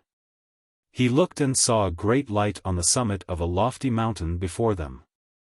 Then said she, that is Aklis. And it is ablaze, knowing a visitant near. Tighten now the hairs of Garraveen about thy wrist, touch thy lips with the waters of Paravid. Hold before thee the lily, and make ready to enter the mountain. Lo, my betrothed, thou art in possession of the three means that melt opposition, and the fault is thine if thou fail. He did as she directed. And they were taken on a tide and advanced rapidly to the mountain, so that the waters smacked and crackled beneath the shell, covering it with silver showering arches of glittering spray. Then the fair beams of the moon became obscured, and the twain reddened with the reflection of the fire, and the billows waxed like riotous flames. And presently the shell rose upon the peak of many waves swollen to one, and looking below, they saw in the scarlet abyss of waters at their feet a monstrous fish, with open jaws and one baleful eye. And the fish was lengthy as a caravan winding through the desert, and covered with fiery scales. Shibli Bagarag heard the voice of Noorna shriek affrightedly, Karaz. And as they were sliding on the down slope, she stood upright in the shell, pronouncing rapidly some words in magic. And the shell closed upon them both, pressing them together, and writing darkness on their very eyeballs. So, while they were thus, they felt themselves gulped in, and borne forward with terrible swiftness, they knew not where, like one that hath a dream of sinking. And outside the shell a rushing, gurgling noise, and a noise as of shouting multitudes, and muffled multitudes muttering complaints and yells and querulous cries, told them they were yet speeding through the body of the depths in the belly of the fish. Then there came a shock, and the shell was struck with light, and they were sensible of stillness without motion. Then a blow on the shell shivered it to fragments, and they were blinded with seas of brilliancy on all sides from lamps and tapers and crystals, cornelians and gems of fiery luster. Liquid lights and flashing mirrors, and eyes of crowding damsels, bright ones. So, when they had risen, and could bear to gaze on the insufferable splendor, they saw sitting on a throne of coral and surrounded by slaves with scimitars, a fair queen, with black eyes. Kindlers of storms, torches in the tempest, and with floating tresses, crowned with a circlet of green-spiked precious stones and masses of crimson weed with flaps of pearl. And she was robed with a robe of amber, and had saffron sandals, loose silvery silken trousers tied in at the ankle white as silver. Wonderful was the quivering of rays from the jewels upon her when she but moved a finger. Now, as they stood with their hands across their brows, she cried out, O ye traversers of my sea! How is this, that I am made to thank Karaz for a sight of ye? And Noorna bin Noorka answered, Surely, O Queen Rabesqurat, the haven of our voyage was Aklis, and we feared delay, seeing the fire of the mountain ablaze with expectations of us. Then the queen cried angrily, 'Tis well thou hadst wit to close the shell, O Noorna, or there would have been delay indeed. Say, is not the road to Aklis through my palace? And it is the road thousands travel. So Noorna bin Noorka said, O queen, this do they, but are they of them that reach Aklis? And the queen cried violently, purpling with passion, This to me. When I helped ye to the plucking of the lily? Now, the queen muttered an imprecation, and called the name Abarak. And lo, a door opened in one of the pillars of jasper leading from the throne, and there came forth a little man, humped, with legs like bows, and arms reaching to his feet. In his hand a net weighted with leaden weights. So the queen leveled her finger at Noorna, and he spun the net above her head, and dropped it on her shoulder, and dragged her with him to the pillar. When Shibli Bagarag saw that, the world darkened to him, and he rushed upon Abarak, but Noorna called swiftly in his ear, Wait! Wait! Thou by thy spells art stronger than all here save Abarak. Be true. Remember the seventh pillar. Then, with a spurn from the hand of Abarak, the youth fell back senseless at the feet of the queen. Now, with the return of consciousness his hearing was bewitched with strange delicious melodies, the touch of stringed instruments, and others breathed into softly as by the breath of love. Delicate, tender, alive with enamored bashfulness. Surely, the soul that heard them dissolved like a sweet in the goblet, mingling with so much ecstasy of sound. And those melodies filling the white cave of the ear were even at once to drown the soul in delightfulness and buoy it with bliss, as a heavy-leaved flower is withered and refreshed by sun and dews. Surely, the youth ceased not to listen, and oblivion of cares and aught other in this life, save that hidden luting and piping, pillowed his drowsy head. At last there was a pause, and it seemed every maze of music had been wandered through. Opening his eyes hurriedly, as with the loss of the music his own breath had gone likewise, he beheld a garden golden with the light of lamps hung profusely from branches and twigs of trees by the glowing cheeks of fruits, apple and grape, pomegranate and quince. And he was reclining on a bank piled with purple cushions, his limbs clad in the richest figured silks, fringed like the ends of clouds round the sun, with amber fringes. He started up, striving to recall the confused memory of his adventures and what evil had befallen him, and he would have struggled with the vision of these glories. But it mastered him with the strength of a potent drug, so that the very name of his betrothed was forgotten by him, and he knew not whither he would, or the thing he wished for. Now, when he had risen from the soft green bank that was his couch, lo, at his feet a damsel weeping.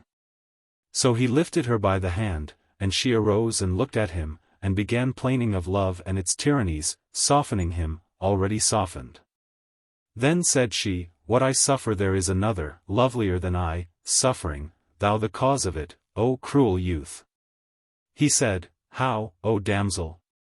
What of my cruelty? Surely, I know nothing of it." But she exclaimed, "Ah, worse to feign forgetfulness."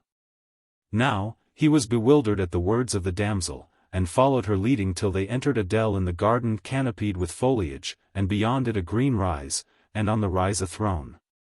So he looked earnestly, and beheld thereon Queen Rabesqurat, she sobbing, her dark hair pouring in streams from the crown of her head. Seeing him, she cleared her eyes, and advanced to meet him timidly and with hesitating steps. But he shrank from her, and the queen shrieked with grief, crying, "Is there in this cold heart no relenting?" Then she said to him winningly, and in a low voice, "O youth, my husband, to whom I am a bride." He marveled, saying, "This is a game, for indeed I am no husband, neither have I a bride, yet have I confused memory of some betrothal." Thereupon she cried, "Said I not so? And I the betrothed?" Still he exclaimed, "I cannot think it. Wullahy, it were a wonder." So she said, "Consider how a poor youth of excellent proportions came to a flourishing court before one, a widowed queen, and she cast eyes of love on him, and gave him rule over her and all that was hers when he had achieved a task, and they were wedded. Oh, the bliss of it! Knit together with bond and a writing, and these were the dominions, I the queen, woe's me, thou the youth." Now, he was roiled by the enchantments of the queen, caught in the snare of her beguilings. And he let her lead him to a seat beside her on the throne, and sat there a while in the midst of feastings, mazed, thinking, "What life have I lived before this, if the matter be as I behold?" Thinking, "'Tis true I have had visions of a widowed queen, and I a poor youth that came to her court, and espoused her, sitting in the vacant seat beside her, ruling a realm.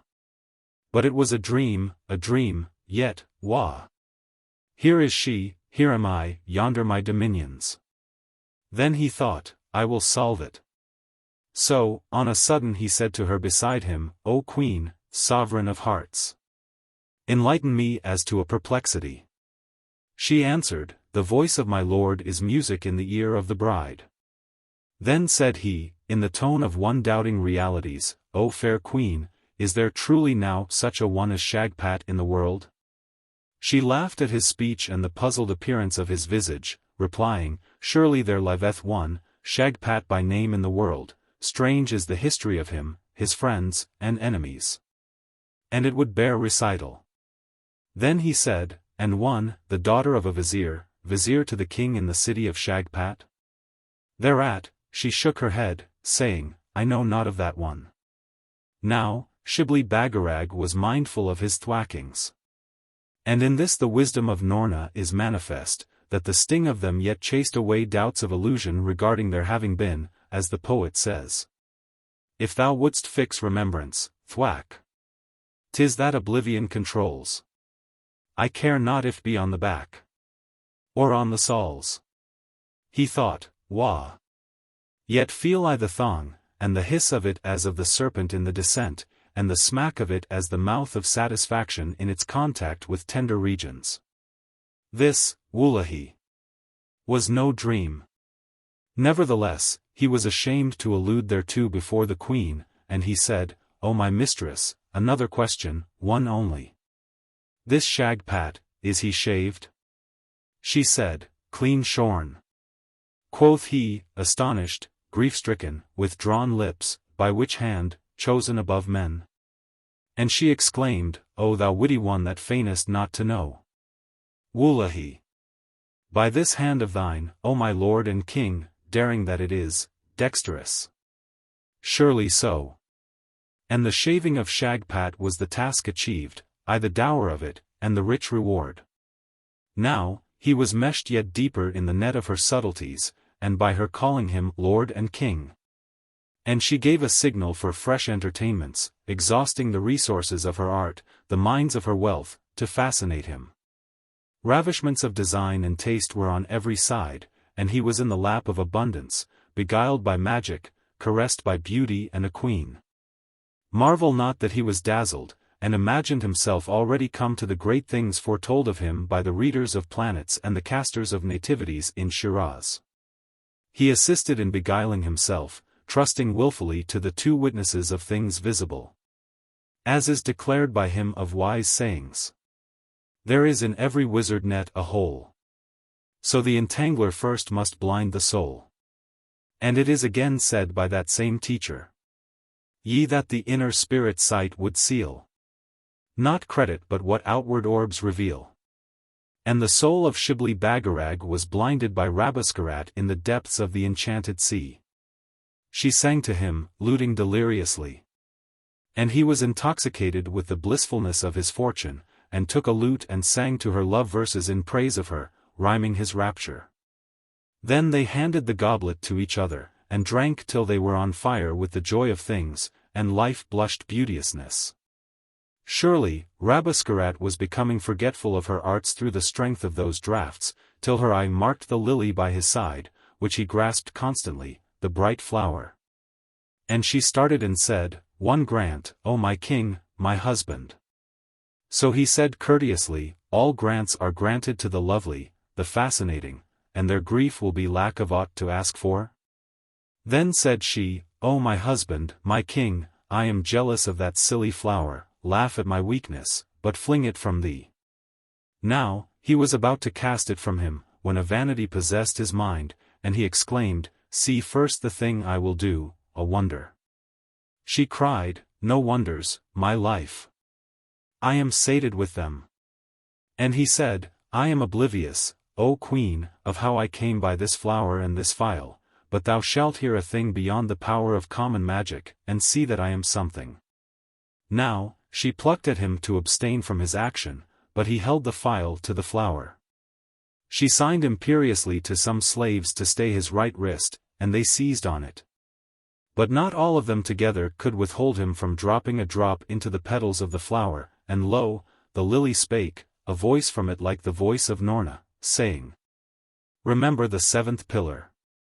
Thereat, he lifted his eyes to his brows and frowned back memory to his aid, and the scene of Karaz, Rabesqurat, Abrak, and his betrothed was present to him. So perceiving that, the queen delayed not while he grasped the phial to take in her hand some water from a basin near, and flung it over him, crying, Oblivion. And while his mind was straining to bring back images of what had happened, he fell forward once more at the feet of Rabesqurat, senseless as a stone falls, such was the force of her enchantments. Now, when he awoke the second time he was in the bosom of darkness, and the lily gone from his hand. So he lifted the phial to make certain of that, and groped about till he came to what seemed an urn to the touch, and into this he dropped a drop, and asked for the lily. And a voice said, I caught a light from it in passing. And he came in the darkness to a tree, and a bejeweled bank, and other urns, and swinging lamps without light, and a running water, and a grassy bank, and flowers, and a silver seat. Sprinkling each. And they said all in answer to his question of the lily, I caught a light from it in passing. At the last he stumbled upon the steps of a palace, and ascended them, endowing the steps with speech as he went, and they said, The light of it went over us. He groped at the porch of the palace, and gave the door a voice, and it opened on jasper hinges, shrieking, the light of it went through me.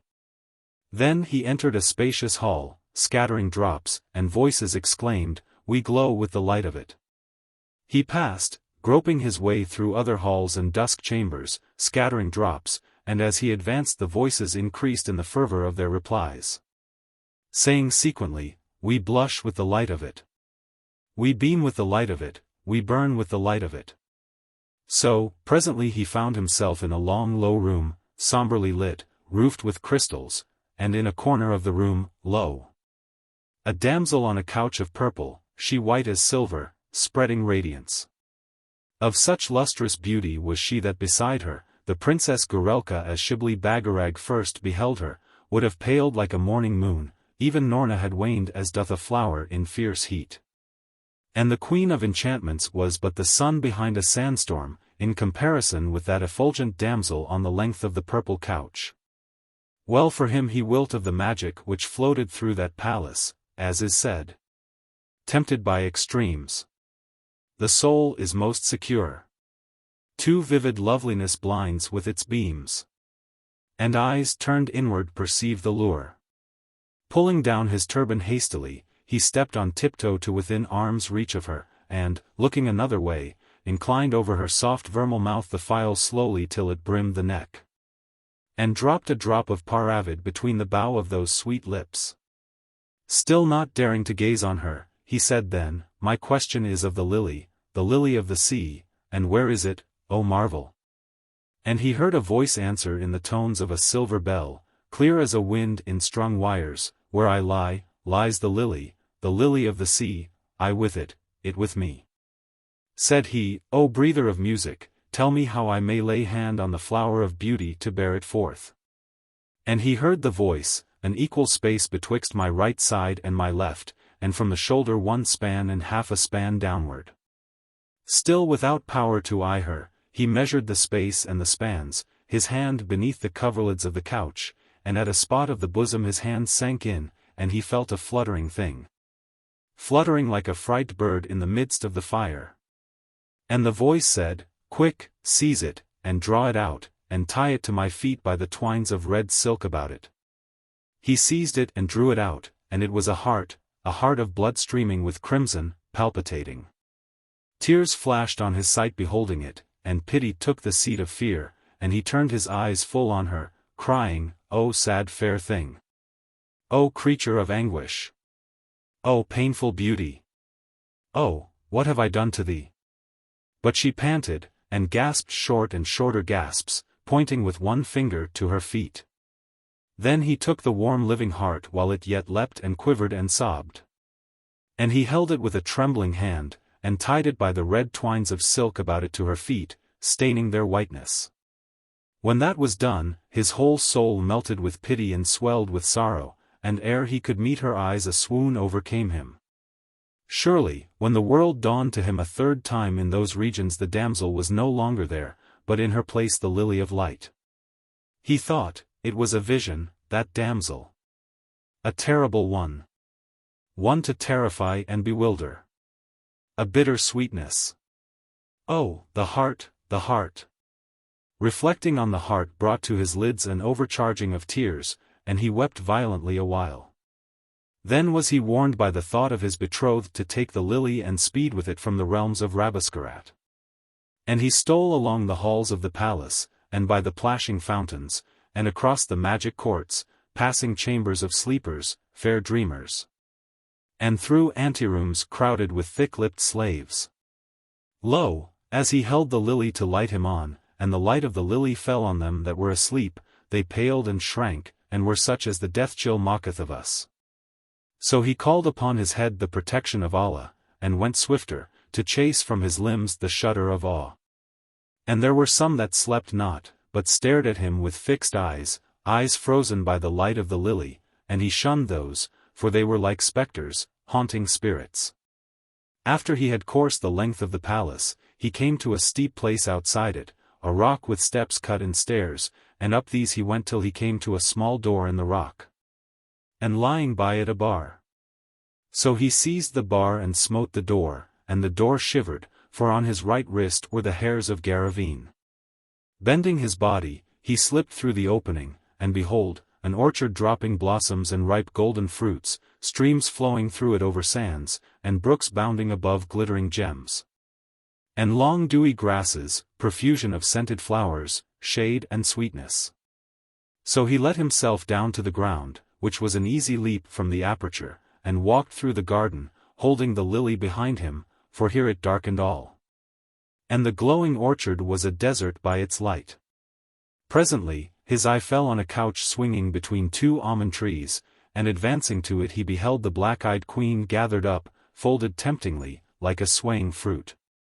She with the gold circlet on her head, and she was fair as blossom of the almond in a breeze of the wafted rose-leaf. Sweetly was she gathered up, folded temptingly, and Shibli Bagarag refrained from using the lily, thinking, "'Tis like the great things foretold of me, this having of queens within the very grasp." Swinging to and fro as if to taunt backwardness. Then he thought, "'Tis an enchantress. I will yet try her." So he made a motion of flourishing the lily once or twice, but forbore, fascinated, for she had on her fair face the softness of sleep, her lips closed in dimples, and the wicked fire shut from beneath her lids. Mastering his mind, the youth at last held the lily to her, and saw a sight to blacken the world and all bright things with its hideousness. Scarce had he time to thrust the lily in his robes, when the queen started up and clapped her hands, crying hurriedly, "Abarak! Abarak!" And the little man appeared in a moment at the door by which Shibli Bagarag had entered the orchard. So, she cried still, "Abarak," and he moved toward her. Then she said, "How came this youth here, prying in my private walks, my bowers? Speak." He answered, "By the aid of Garraveen only, O queen. And there is no force resisteth the bar so wielded." Rabesqurat looked under her brows at Shibli Bagarag and saw the horror on his face, and she cried out to Abarak in an agony, "Fetch me the mirror." Then Abarak ran, and returned ere the queen had drawn 7 impatient breaths, and in one hand he bore a sack, in the other a tray, so he emptied the contents of the sack on the surface of the tray. Surely they were human eyes. And the queen flung aside her tresses, and stood over them. The youth saw her smile at them, and assume tender and taunting manners before them, and imperious manners, killing glances, till in each of the eyes there was a sparkle. Then she flung back her head as one that feedeth on a mighty triumph, exclaiming, "Yet am I Rabesqurat. Wide is my sovereignty." Sideways then she regarded Shibli Bagarag, and it seemed she was urging Abarak to do a deed beyond his powers, he frowning and pointing to the right wrist of the youth. So she clenched her hands an instant with that feeling which knocketh a nail in the coffin of a desire not dead, and controlled herself, and went to the youth, breaking into beams of beauty. And an enchanting sumptuousness breathed round her. So that in spite of himself he suffered her to take him by the hand and lead him from that orchard through the shivered door and into the palace and the hall of the jasper pillars.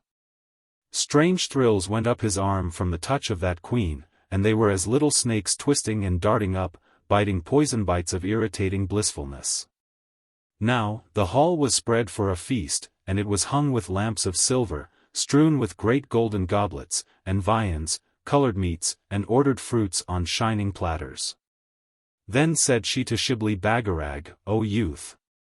There shall be no deceit, no guile between us. Thou art but my guest, I no bride to thee, so take the place of the guest beside me." He took his seat beside her, Abarak standing by, and she helped the youth to this dish and that dish, from the serving of slaves, caressing him with flattering looks to starve aversion and nourish tender fellowship. And he was like one that slitteth down a hill and can arrest his descent with a foot, yet faileth that free will. When he had eaten and drunk with her, the queen said, "O youth, no other than my guest. Art thou not a prince in the country thou comest from?" In a moment the pride of the barber forsook him, and he equivocated, saying, "O queen! There is among the stars somewhere, as was divined by the readers of planets, a crown hanging for me, and I search a point of earth to intercept its fall." She marked him beguiled by vanity, and put sweetmeats to his mouth, exclaiming, thy manners be those of a prince. Then she sang to him of the loneliness of her life, and of one with whom she wished to share her state, such as he. And at her signal came troops of damsels that stood in rings and luted sweetly on the same theme, the queen's loneliness, her love. And he said to the queen, Is this so? She answered, Too truly so. Now, he thought, she shall at least speak the thing that is, if she look it not. So he took the goblet, and contrived to drop a drop from the phial of Paravid therein without her observing him, and he handed her the goblet, she him, and they drank. Surely, the change that came over the queen was an enchantment, and her eyes shot lustre, her tongue was loosed, and she laughed like one intoxicated, lolling in her seat. Lost to majesty in the sway of her magic, crying, O Abarak! Abarak! Little man, long my slave and my tool, ugly little man. And O Shibli Bagarag! Nephew of the barber! Weak youth! Small prince of the tackle! Have I not nigh fascinated thee? And thou wilt forfeit those two silly eyes of thine to the sack. And, O Abarak, Abarak! Little man, have I flattered thee? So fetter I the strong with my allurements. And I stay the arrow in its flight. And I blunt the barb of high intents. Wah! I have drunk a potent stuff, I talk. Wallahi! I know there is a danger menacing Shagpat, and the eyes of all genii are fixed on him. And if he be shaved, what changes will follow? But 'tis in me to delude the barber, Wallahi. And I will avert the calamity. I will save Shagpat.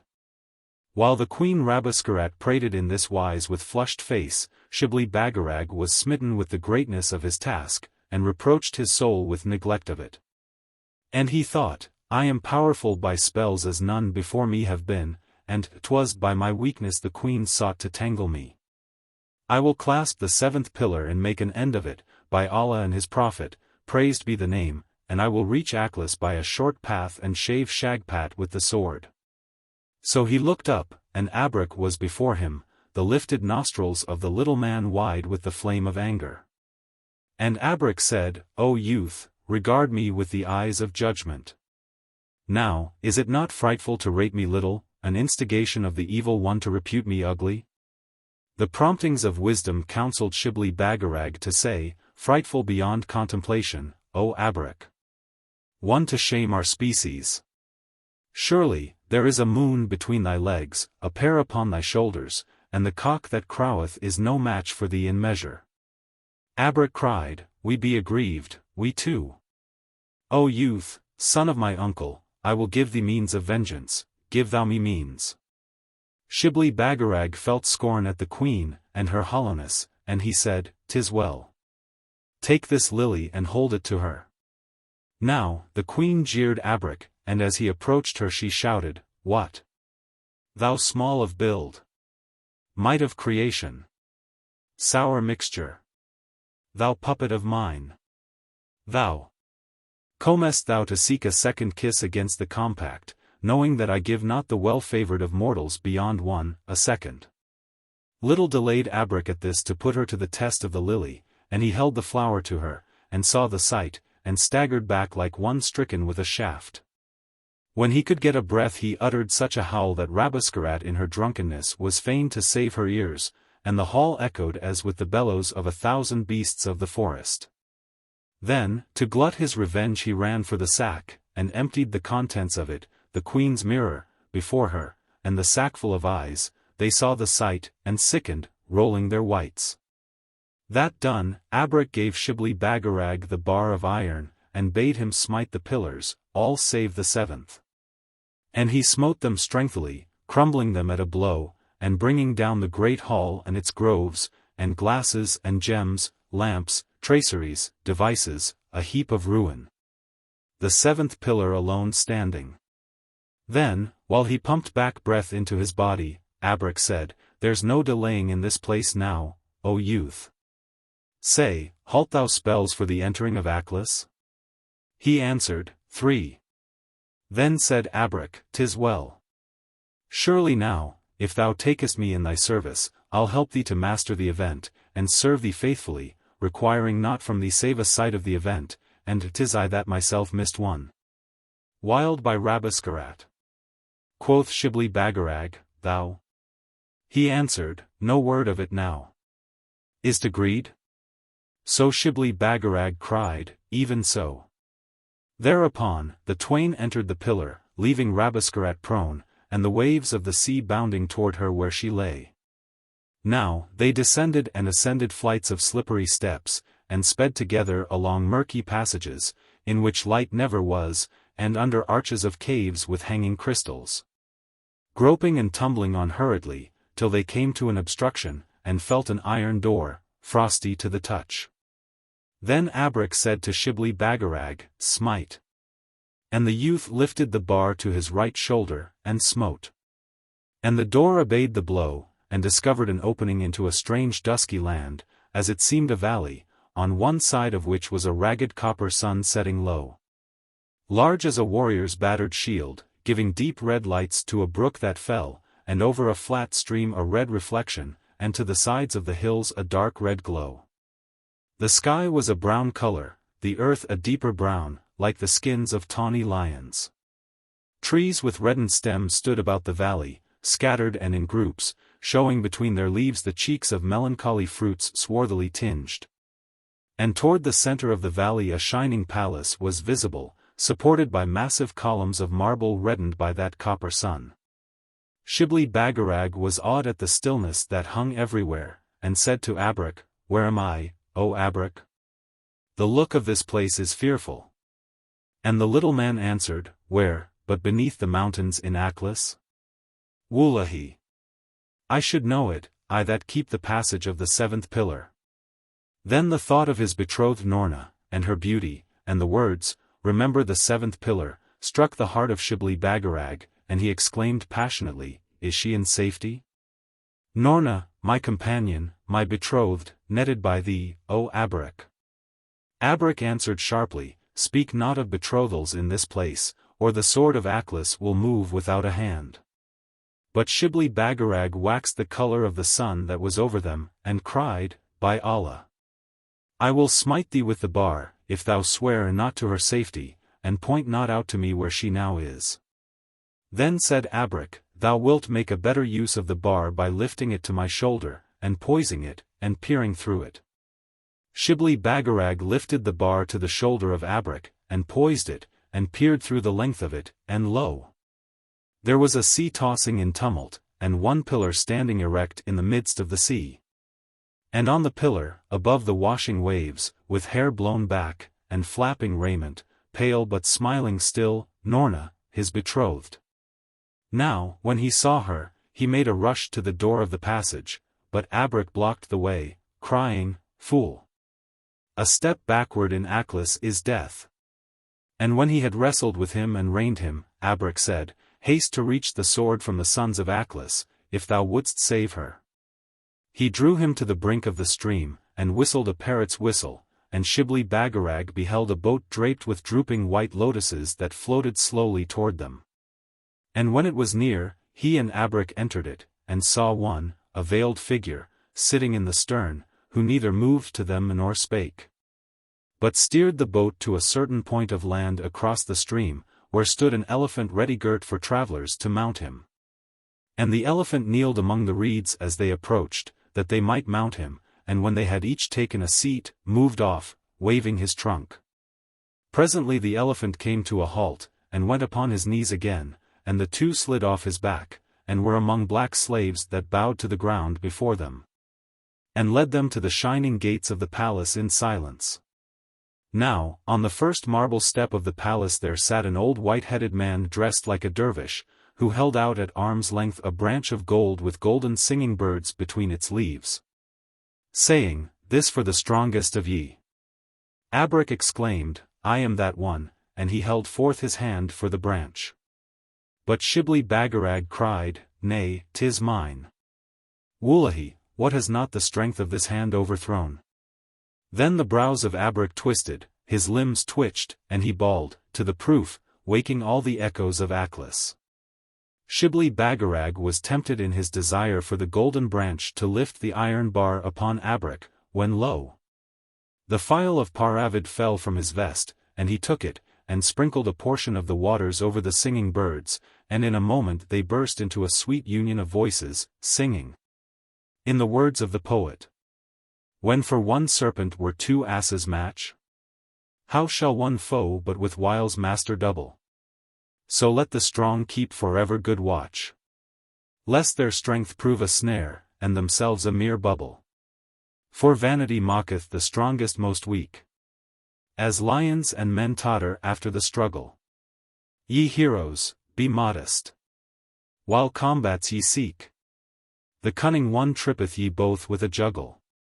Now, at this verse of the birds Shibli Bagarag fixed his eye on the old man, and the beard of the old man shriveled. He waxed in size, and flew up in a blaze and with a baffled shout bearing the branch.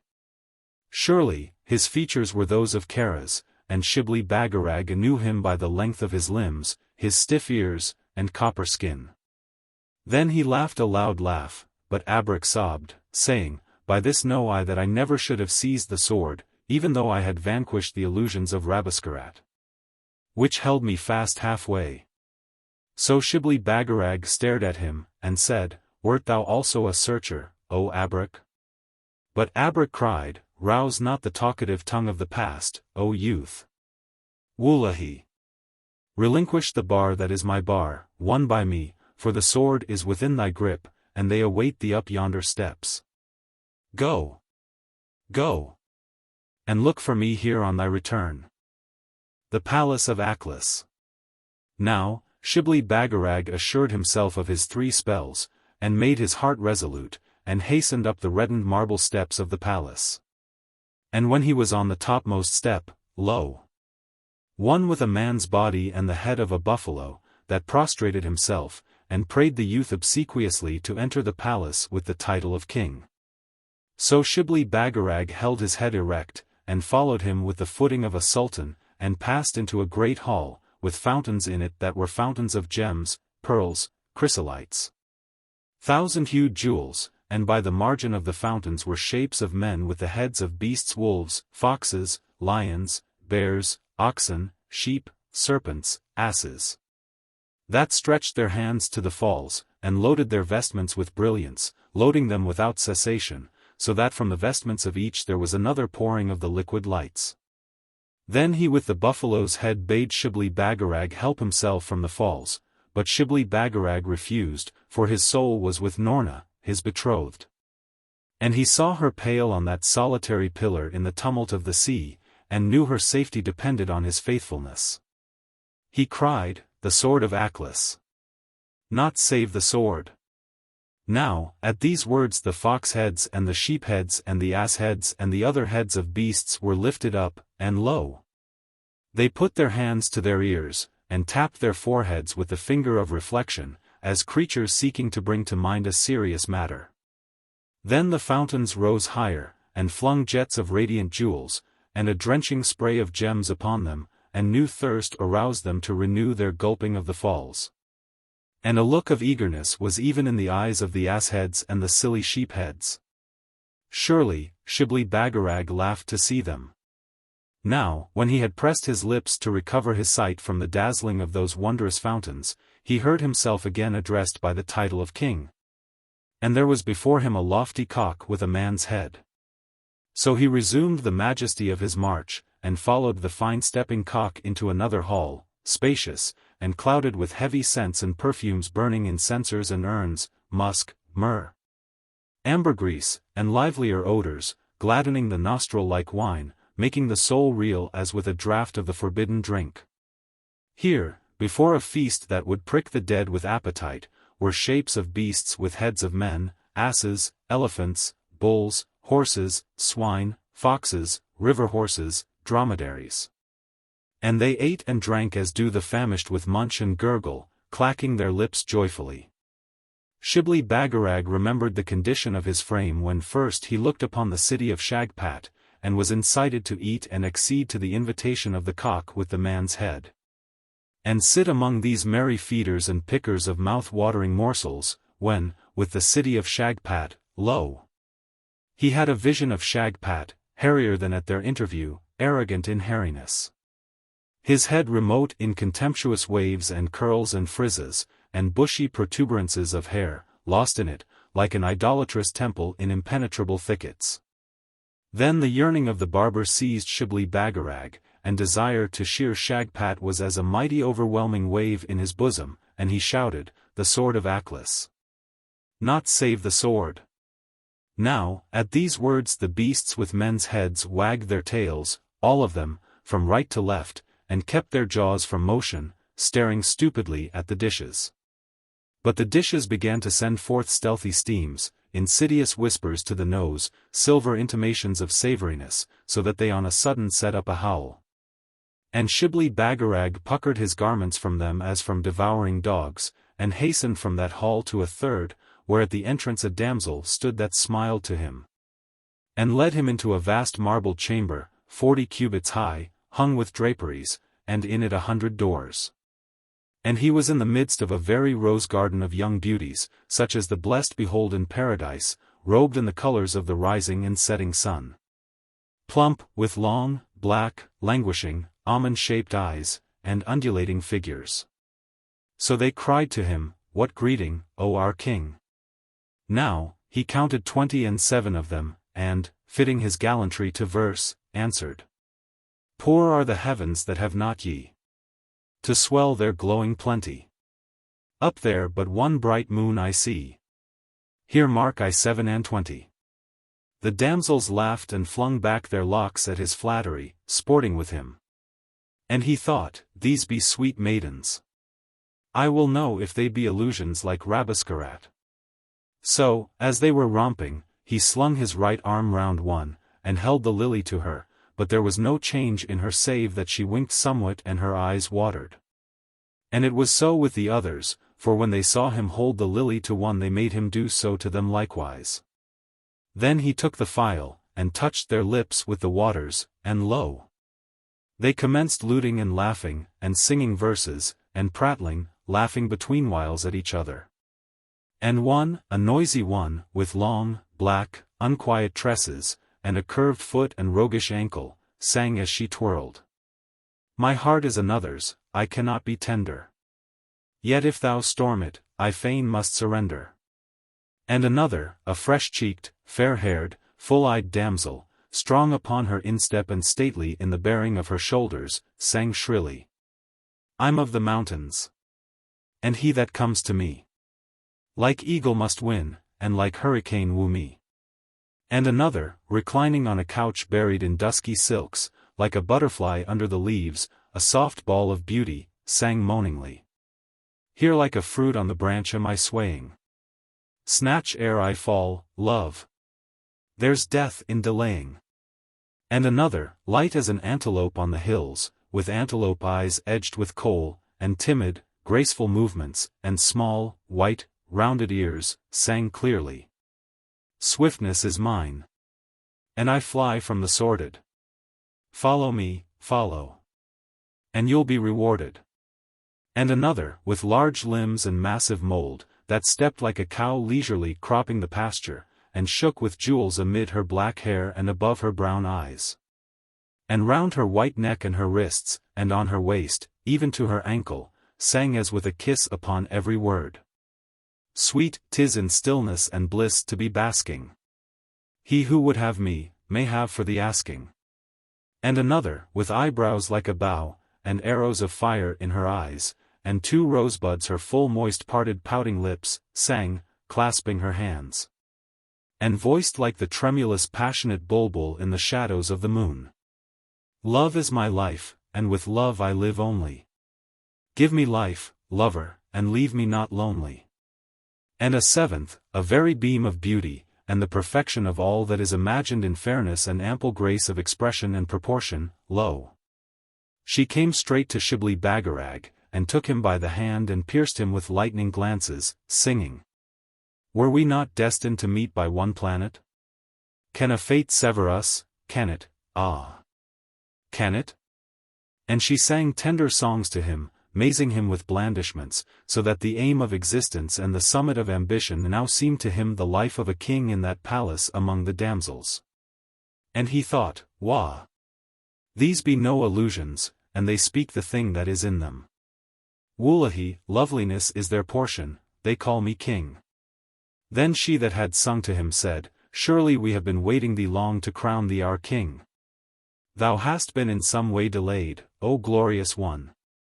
And he answered, O fair ones, transcending in affability, I have stumbled upon obstructions in my journey hither, and I have met with adventures. But of this crowning that was to follow them I knew not. Wullahy, thrice have I been saluted king, I whom fate selecteth for the shaving of Shagpat, and till now it was a beguilement, all emptiness. They marked his bewildered state, and some knelt before him, some held their arms out adoringly, some leaned to him with glistening looks, and he was fast falling a slave to their flatteries. Succumbing to them. Imagination fired him with the splendors due to one that was a king, and the thought of wearing a crown again took possession of his soul, and he cried, Crown me, O my handmaidens! And delay not to crown me. For, as the poet says, the king without his crown hath a forehead like the clown. And the circle of my head itcheth for the symbols of majesty. At these words of Shibli Bagarag they arose quickly and clapped their hands, and danced with the nimble step of gladness, exclaiming, O our king! Pleasant will be the time with him. And one smoothed his head and poured oil upon it, one brought him garments of gold and silk inwoven, one fetched him slippers like the sun's beam in brightness. Others stood together in clusters, and with lutes and wood instruments, low-toned, singing odes to him, and lo! One took a needle and threaded it, and gave the thread into the hands of Shibli Bagarag, and with the point of the needle she pricked certain letters on his right wrist. And afterwards pricked the same letters on a door in the wall. Then she said to him, Is it in thy power to make those letters speak? He answered, We will prove how that may be. So he flung some drops from the phial over the letters, and they glowed the color of blood and flashed with a report. And it was as if a fiery forked tongue had darted before them and spake the words written, and they were, This is the crown of him who bath achieved his aim and resteth here. Thereupon, she stuck the needle in the door, and he pulled the thread, and the door drew apart, and lo! A small chamber, and on a raised cushion of blue satin a glittering crown, thick with jewels as a frost, such as ambition pinneth to wear, and the knees of men weaken and bend beholding. And it lanced lights about it like a living sun. Beside the cushion was a vacant throne, radiant as morning in the east, ablaze with devices in gold and gems. A seat to fill the meanest soul with sensations of majesty and tempt dervishes to the sitting posture. Shibli Bagarag was intoxicated at the sight, and he thought, Wah! But if I sit on this throne and am a king, with that crown I can command men and things. And I have but to say, Fetch Noorna, my betrothed, from yonder pillar in the midst of the uproarious sea, let the hairy Shagpat be shaved, and behold, slaves, thousands of them, do my bidding. Wullahy, this is greatness. Now, he made a rush to the throne, but the damsels held him back, crying, Not for thy life till we have crowned thee, our master and lord. Then they took the crown and crowned him with it. And he sat upon the throne calmly, serenely, like a sultan of the great race accustomed to sovereignty, tempering the awfulness of his brows with benignant glances. So, while he sat the damsels hid their faces and started some paces from him, as unable to bear the splendor of his presence, and in a moment, lo! The door closed between him and them, and he was in darkness. Then he heard a voice of the damsels cry in the hall, the 99th. Peace now for us and blissfulness with our lords, for now all are filled save the door of the sword, which mocketh the 100th. After that he heard the same voice say, Leave them, O my sisters. So he listened to the noise of their departing, and knew he had been duped. Surely his soul cursed him as he sat crowned and throned in that darkness. He seized the crown to dash it to the earth, but the crown was fixed on his forehead and would not come off, neither had he force to rise from the throne. Now, the thought of Noorna, his betrothed, where she rested waiting for him to deliver her, filled Shibli Bagarag with the extremes of anguish. And he lifted his right arm and dashed it above his head in the violence of his grief, striking in the motion a hidden gong that gave forth a burst of thunder and a roll of bellowings, and lo! The door opened before him, and the throne as he sat on it moved out of the chamber into the hall where he had seen the damsels that duped him, and on every side of the hall doors opened. And he marveled to see men, old and young, beardless and venerable, sitting upon thrones and crowned with crowns, motionless, with eyes like stones in the recesses. He thought, these be other dupes. Wullahy! A drop of the waters of Paravid upon their lips might reveal mysteries, and guide me to the sword of my seeking. So, as he considered how to get at them from the seat of his throne, his gaze fell on a mirror, and he beheld the crown on his forehead what it was, bejeweled asses' ears stiffened upright, and skulls of monkeys grinning with gems. The sight of that crowning his head convulsed Shibli Bagarag with laughter, and, as he laughed, his seat upon the throne was loosened, and he pitched from it. But the crown stuck to him and was tenacious of its hold as the lion that pounceth upon a victim. He bowed to the burden of necessity, and took the phial, and touched the lips of one that sat crowned on a throne with the waters in the phial. And it was a man of exceeding age, whitened with time, and in the long sweep of his beard like a mountain clad with snow from the peak that is in the sky to the base that slopeth to the valley. Then he addressed the old man on his throne, saying, Tell me, O king, how camest thou here? And in search of what? The old man's lips moved, and he muttered in deep tones, When cometh he of the 99th door? So Shibli Bagarag cried, Surely he is before thee, in Aklis. And the old man said, Let him ask no secrets, but when he hath reached the sword forget not to flash it in this hall, for the sake of brotherhood in adventure. After that he would answer no word to any questioning. The Sons of Aklis. Now, Shibli Bagarag thought, the poet is right in Aklis as elsewhere, in his words. The cunning of our oft-neglected wit doth best the keyhole of occasion fit. And whoso looketh for help from others looketh the wrong way in an undertaking. Wah! I will be bold and batter at the 100th door, which is the door of the sword. So he advanced straightway to the door, which was one of solid silver, charactered with silver letters, and knocked against it 3 knocks, and a voice within said, What spells? He answered, Paravid, Garraveen, and the lily of the sea. Upon that the voice said, Enter by virtue of the spells.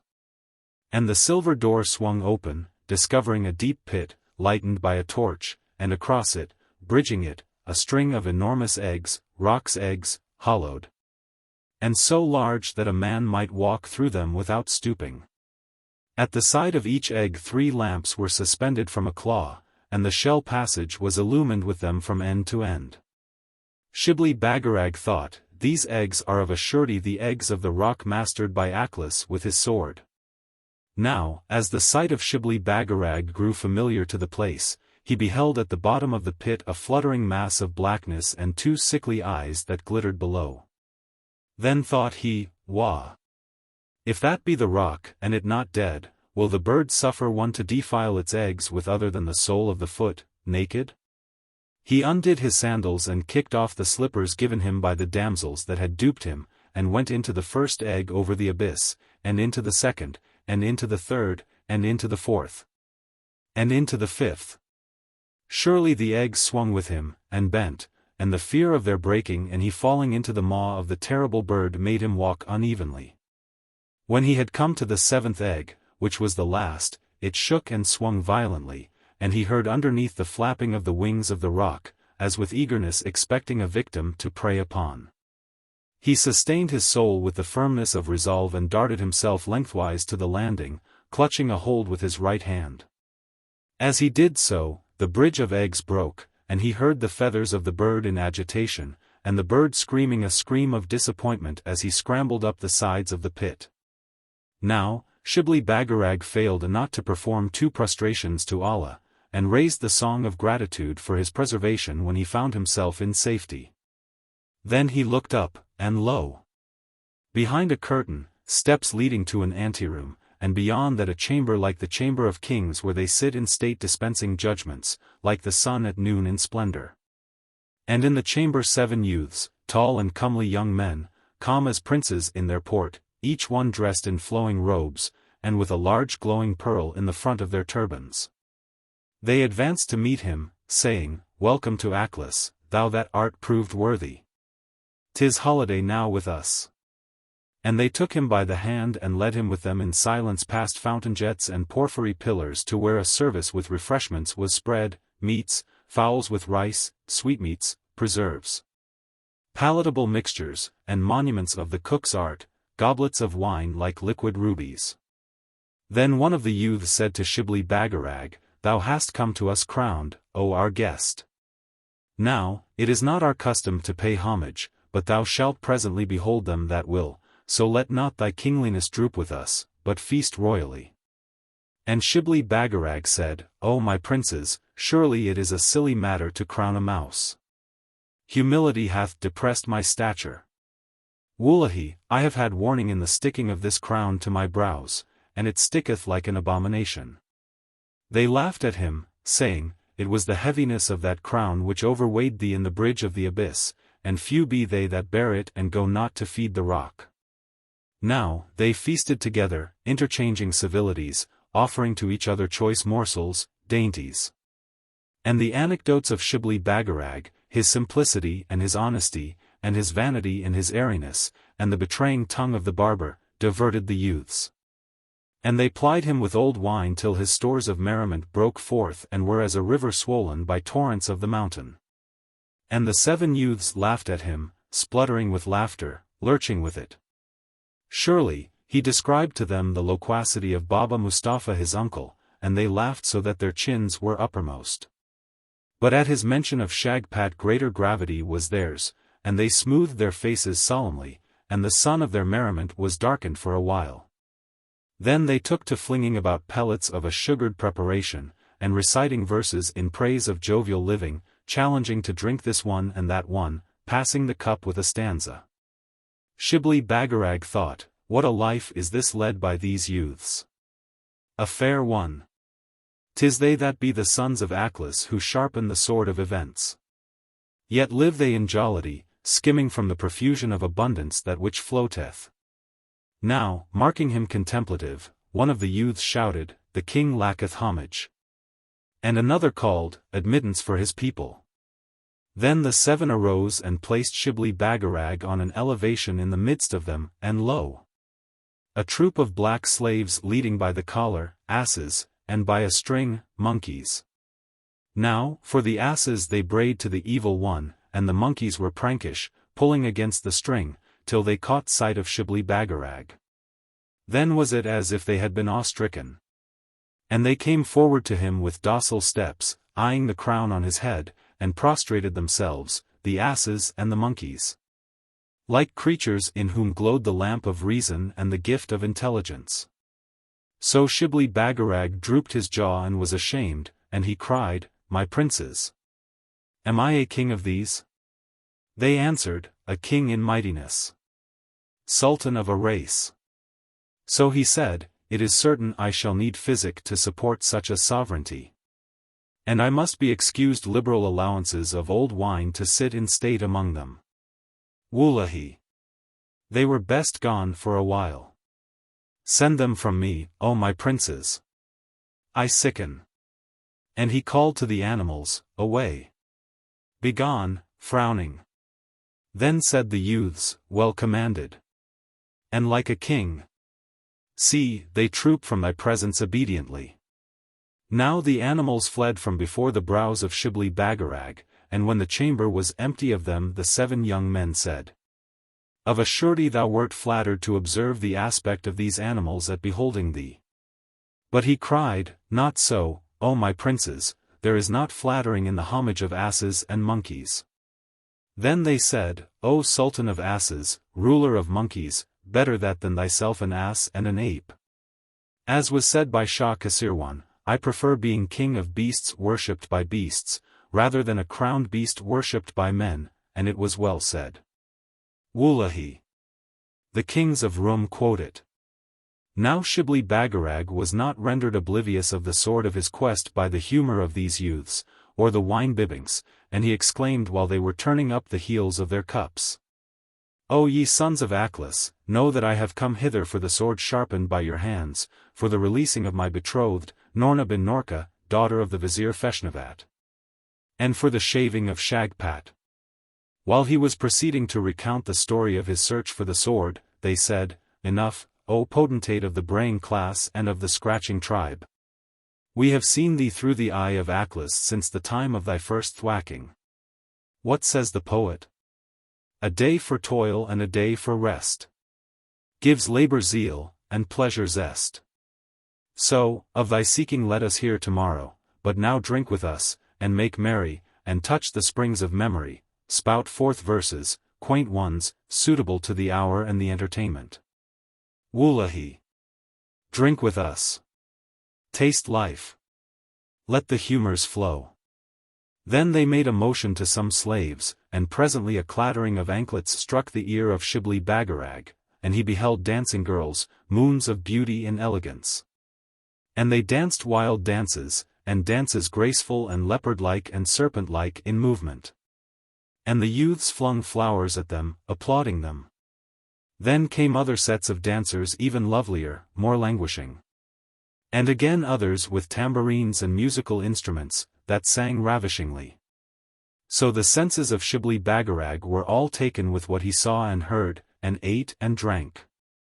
And by degrees a mist came before his eyes, and the sweet sounds and voices of the girls grew distant, and it was with difficulty he kept his back from the length of the cushions that were about him. Then he thought of Noorna, and that she sang to him and danced, and when he rose to embrace her she was Rabesqurat by the light of the lily. And he thought of Shagpat, and that in shaving him the blade was checked in its rapid sweep, and blunted by a stumpy twine of hair that waxed in size and became the head of Karaz that gulped at him a wide devouring gulp, and took him in, and flew up with him, leaving Shagpat half-sheared. Then he thought himself struggling halfway down the throat of the monstrous rock, and that, when he was wholly inside the rock, he was in a wide-arched passage crowded with lamps. And at the end of the passage Noorna in the clutch of Karaz, she shouting, The sword, the sword. Now, while he felt for the sword wherewith to release her from the genie, his eyes opened, and he saw day through a casement. And that he had reposed on an embroidered couch in the corner of a stately room ornamented with carvings of blue and gold. So while he wondered and yawned, gaping, slaves started up from the floor and led him to a bath of colored marble, and bathed him in perfumed waters, and dressed him in a dress of yellow silk, rich and ample. Then they paraded before him through lesser apartments and across terraces, till they came to a great hall, loftier and more spacious than any he had yet beheld, with fountains at the two ends, and in the center a tree with golden spreading branches and leaves of gold. Among the leaves gold-feathered birds, and fruits of all seasons and every description, the drooping grape and the pleasant-smelling quince, and the blood-red pomegranate, and the apricot, and the green and rosy apple, and the gummy date, and the oily pistachio nut, and peaches, and citrons, and oranges, and the plum, and the fig. Surely, they were countless in number, melting with ripeness, soft, full to bursting, and the birds darted among them like sun-flashes. Now, Shibli Bagarag thought, this is a wondrous tree. Wullahy! There is not like it save the tree in the hall of the Prophet in paradise, feeding the faithful. As he regarded it he heard his name spoken in the hall, and turning he beheld 7 youths in royal garments, that were like the youths he had feasted with, and yet unlike them, pale and stern in their manners, their courtesy as the courtesy of kings. They said, Sit with us and eat the morning's meal, O our guest. So he sat with them under the low branches of the tree. And they whistled the tune of one bird and of another, and lo! Those different birds flew down with golden baskets hanging from their bills, and in the baskets fruits and viands and sweetmeats, and cool drinks. And Shibli Bagarag ate from the baskets of the birds, watching the action of the 7 youths and the difference that was in them. He sought to make them recognize him and acknowledge their carouse of the evening that was past, but they stared at him strangely and seemed offended at the allusion. Neither would they hear mention of the sword of his seeking. Presently, one of the youths stood upon his feet and cried, "The time for kings to sit in judgment." And the youths arose and led Shibli Bagarag to a hall of ebony, and seated him on the upper seat, themselves standing about him, and lo! Asses and monkeys came before him, complaining of the injustice of men and their fellows, in brays and bellows and hoots. Now, at the sight of them again Shibli Bagarag was enraged, and he said to the youths, "How? Do ye not mock me, O masters of Aklis?" But they said only, "The burden of his crown is for the king." He cooled, thinking, "I will use a spell." So he touched the lips of an animal with the waters of Paravid, and the animal prated volubly in our language of the kick this ass had given him, and the jibe of that monkey, and of his desire of litigation with such and such a beast for pasture. And the others when they spake had the same complaints to make. Shibli Bagarag listened to them gravely. And it was revealed to him that he who ruleth over men hath a labor and duties of hearing and judging and dispensing judgment similar to those of him who ruleth over apes and asses. Then said he, "O youths, my princes! Methinks the sitting in this seat giveth a key to secret sources of wisdom, and I see what it is, the glory and the exaltation coveted by men." Now, he took from the asses and the monkeys one, and said to it, "Be my chief vizier," and to another, "Be my chamberlain," and to another, "Be my treasurer." And so on, till a dispute arose between the animals, and jealousy of each other was visible in their glances, and they appealed to him clamorously. So he said, "What am I to ye?" They answered, "Our king." And he said, "How so?" They answered, "By the crowning of the brides of Aklis." Then he said, "What be ye, O my subjects?"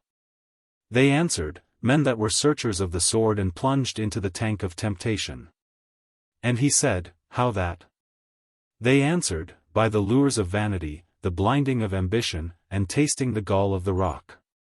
So Shibli Bagarag leaned to the 7 youths, saying, "O my princes, but for not tasting the gall of the rock I might be as one of these. Wullahi!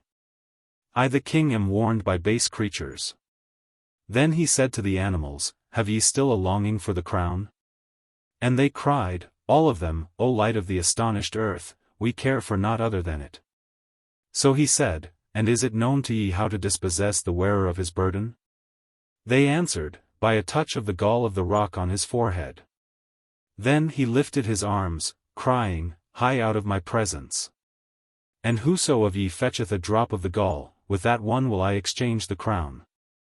At these words some moved hastily, but the most faltered, as doubting and incredulous that he would propose such an exchange.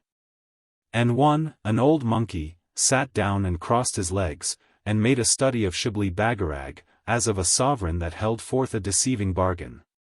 But he cried again, "Hie and haste. As my head is now cased I think it not the honored part." Then the old monkey arose with a puzzled look, half scornful, and made for the door slowly, turning his head toward Shibli Bagarag betweenwhiles as he went, and scratching his lower limbs with the mute reflectiveness of age and extreme caution. Now, when they were gone, Shibli Bagarag looked in the eyes of the 7 youths, and saw they were content with him, and his countenance was brightened with approval. So he descended from his seat, and went with them from the hall of ebony to a court where horses were waiting saddled, and slaves with hawks on their wrists stood in readiness. And they mounted each a horse, but he loitered. The 7 youths divined his feeling, and cried impatiently, "Come! No lingering in Aklis." So he mounted likewise, and they emerged from the palace, and entered the hills that glowed under the copper sun, and started a milk-white antelope with ruby spots, and chased it from its cover over the sand hills, a hawk being let loose to worry it and distress its timid beaming eyes. When the creature was quite overcome, one of the youths struck his heel into his horse's side and flung a noose over the head of the quarry, and drew it with them, gently petting it the way home to the palace. At the gates of the palace it was released, and lo! It went up the steps, and passed through the halls as one familiar with them.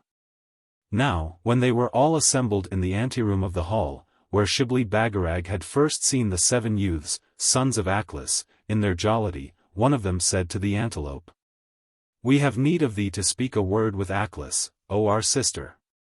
So the same youth requested the use of the phial of Paravid, and Shibli Bagarag applied it carefully, tenderly, to the mouth of the antelope. Then the antelope spake in a silver-ringing voice, saying, "What is it, O my brothers?" They answered, "Thou knowest we dare not attempt interchange of speech with Aklis. Seeing that we disobeyed him in visiting the kingdoms of the earth, so it is for thee to question him as to the object of this youth, and it is the shaving of Shagpat." So she said, "'Tis well, I wot of it." Then she advanced to the curtain concealing the abyss of the rock and the bridge of its eggs, and went behind it. There was a pause, and they heard her say presently in a grave voice, toned with reverence, "How is it, O our father? Is it a good thing that thy sword be in use at this season?" And they heard the voice answer from a depth, "'Twere well it rust not." They heard her say, "O our father Aklis, and we wish to know if be held in favor by thee, and thou sanction it with thy sword." And they heard the voice answer, "The shaving of Shagpat is my sword alone equal to, and he that shaveth him performeth a service to mankind ranking next my vanquishing of the rock." Then they heard her say, "And it is thy will we teach him the mysteries of the sword, and that which may be done with it." And they heard the voice answer, "Even so." After that the voice was still, and soon the antelope returned from behind the curtain, and the youths caressed her with brotherly caresses, and took a circle of hands about her. And so moved to the great hall of the gorgeous tree, and fed her from the branches. Now, while they were there, Shibli Bagarag advanced to the antelope, and knelt at her feet, and said, "O Princess of Aklis, surely I am betrothed to one constant as a fixed star, and brighter. A mistress of magic, and innocent as the bleeding lamb, and she is now on a pillar, chained there, in the midst of the white wrathful sea, wailing for me to deliver her with this sword of my seeking. So, now, I pray thee help me to the sword swiftly, that I may deliver her." The youths, her brothers, clamored and interposed, saying, "Take thy shape ere that, O Gulravaz, our sister." But she cried, "He is betrothed. Not till he graspeth the sword. Tell him, the youth, our conditions, and for what exchange the sword is yielded." And they said, "The conditions are, thou part with thy spells, all of them, O youth." And he said, "There is no condition harsh that exchangeth the sword, O ye 7, I agree." Then she said, "'Tis well. Nobility is in the soul of this youth. Go before us now to the cave of chrysolites, O my brothers." So these departed before, and she in her antelope form followed footing gracefully, and made Shibli Bagarag repeat the story of his betrothal as they went. The Sword of Aklis. Now, when they had made the passage of many halls, built of different woods, filled with divers wonders, they descended a sloping vault, and came to a narrow way in the earth. Hung with black, at the end of it a steadfast blaze like a sun, that grew larger as they advanced, and they heard the sea above them. The noise of it, and its plunging and weltering and its pitilessness, struck on the heart of Shibli Bagarag as with a blow, and he cried, "Haste, haste, O princess! Perchance she is even now calling to me with her tongue, and I not aiding her, delayed by the temptation of this crown and the guile of the brides." She checked him, and said, "In Aklis no haste." Then she said, "Look!" And lo, fronting them the single blaze became 2 fires. And drawing nigh, Shibli Bagarag beheld them what they were, angry eyes in the head of a great lion, a model of majesty, and passion was in his mane and power was in his forepaws. So while he lashed his tail as a tempest whippeth the tawny billows at night, and was lifting himself for a roar, she said, "A hair of Garraveen, and touch him with it." Shibli Bagarag pushed up his sleeve and broke one of the 3 sapphire hairs and stepped forward to the lion, holding in his right hand the hair of vivid light. The lion crouched, and was in the vigor of the spring when that hair touched him, and he trembled, tumbling on his knees and letting the twain pass. So they advanced beyond him, and lo!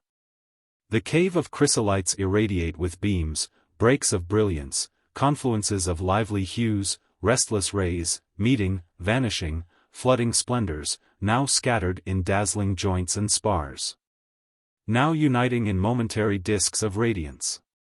In the center of the cave glowed a furnace, and round it he distinguished the 7 youths, swarthier and sterner than before, dark sweat standing on the brows of each. Their words were brief, and they wore each a terrible frown, saying to him, without further salutation, "Thrust in the flame of this furnace thy right wrist." At the same moment, the antelope said in his ear, "Do thou their bidding, and be not backward. In Aklis fear is ruin, and hesitation a destroyer." He fixed his mind on the devotedness of Noorna, and held his nether lip tightly between his teeth, and thrust his right wrist in the flame of the furnace. The wrist reddened, and became transparent with heat, but he felt no pain, only that his whole arm was thrice its natural weight.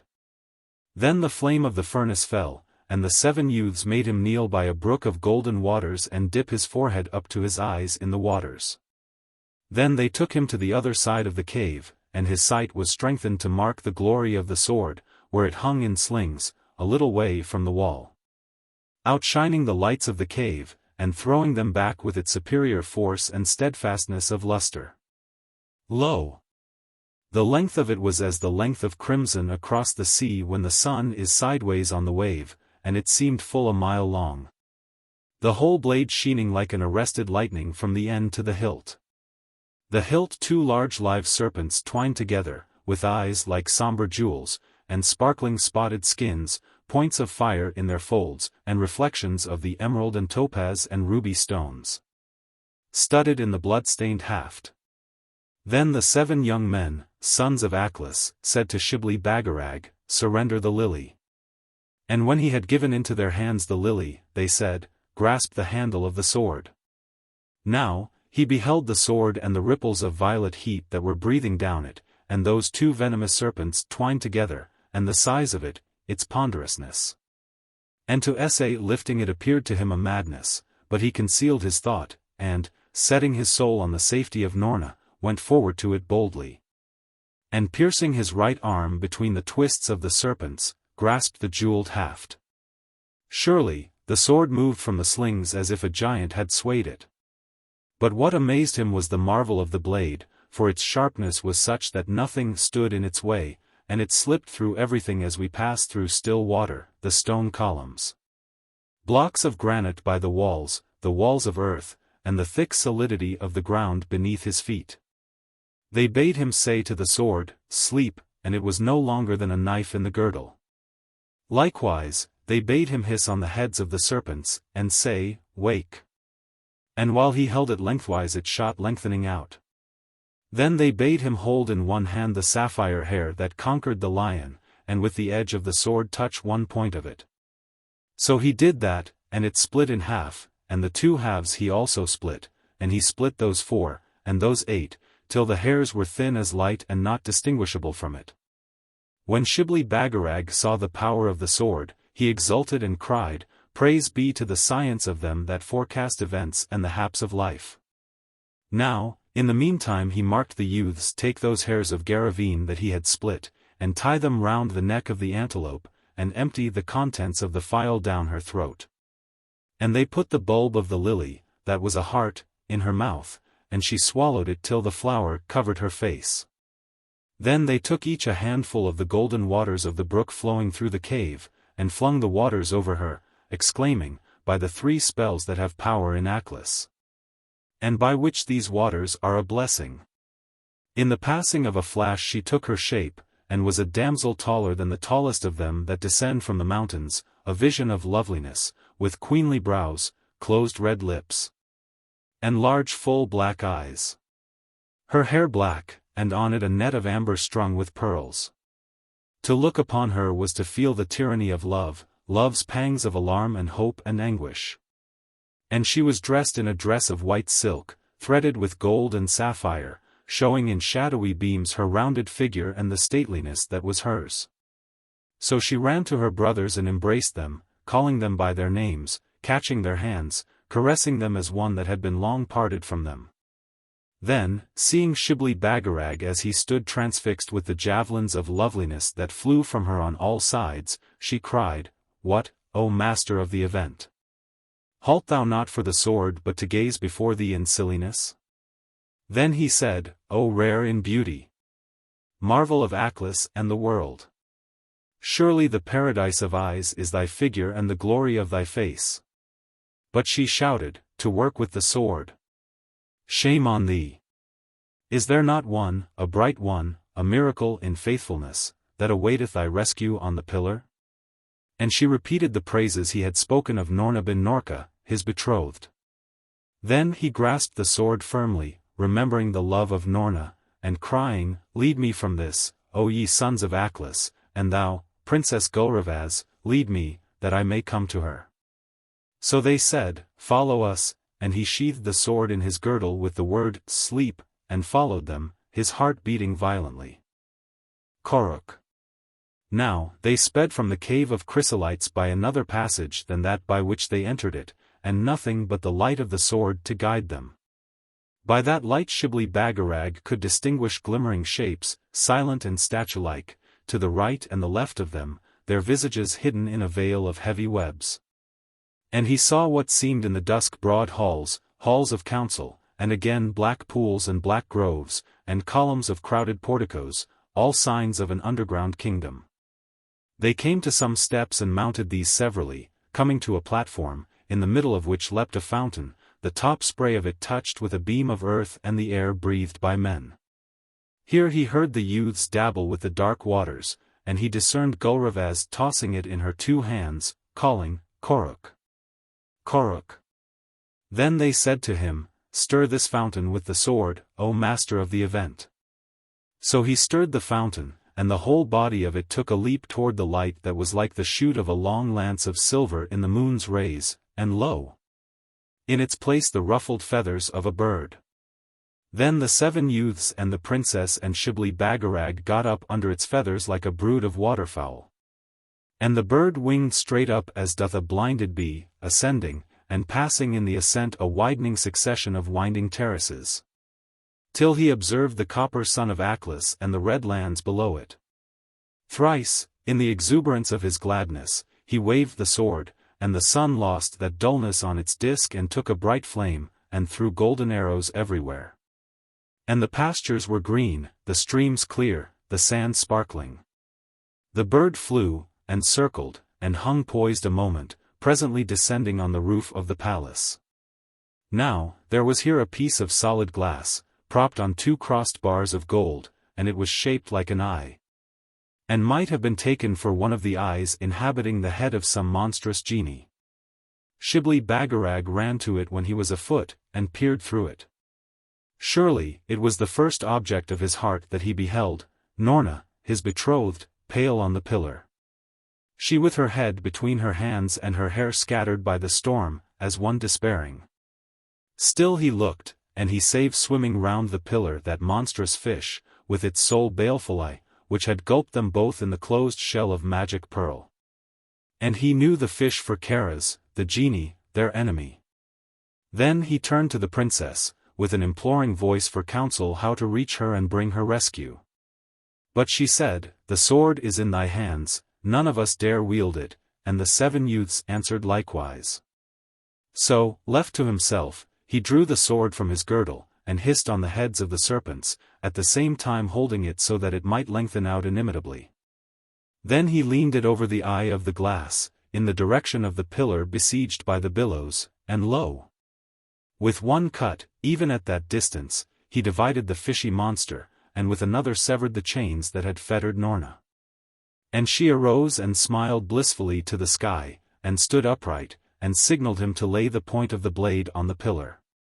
When he had done this, knowing her wisdom, she put a foot boldly upon the blade and ran up it toward him, and she was halfway up the blade, when suddenly a kite darted down upon her, pecking at her eyes, to confuse her. She waxed unsteady and swayed this way and that, balancing with one arm and defending herself from the attacks of the kite with another. It seemed to Shibli Bagarag she must fall and be lost. And the sweat started on his forehead in great drops big as nuts. Seeing that and the agitation of his limbs, Gouravaz cried, "O master of the event, let us hear it." But he shrieked, "The kite! The kite! She is running up the blade, and the kite is at her eyes. And she swaying, swaying. Falling, falling." So the princess exclaimed, "A kite! Koruk is match for a kite." Then she smoothed the throat of Koruk, and clasped round it a collar of bright steel, roughened with secret characters. And she took a hoop of gold, and passed the bird through it, urging it all the while with one strange syllable. And the bird went up with a strong whir of the wing till he was over the sea, and caught sight of Noorna tottering beneath him on the blade, and the kite pecking fiercely at her. Thereat he fluttered eagerly a twinkle of time, and the next was down with his beak in the neck of the kite, crimsoned in it. Now, by the shouts and exclamations of Shibli Bagarag, the princess and the 7 youths, her brothers, knew that the bird had performed well his task, and that the fight was between Koruk and the kite. Then he cried gladly to them, "Joy for us, and Allah be praised.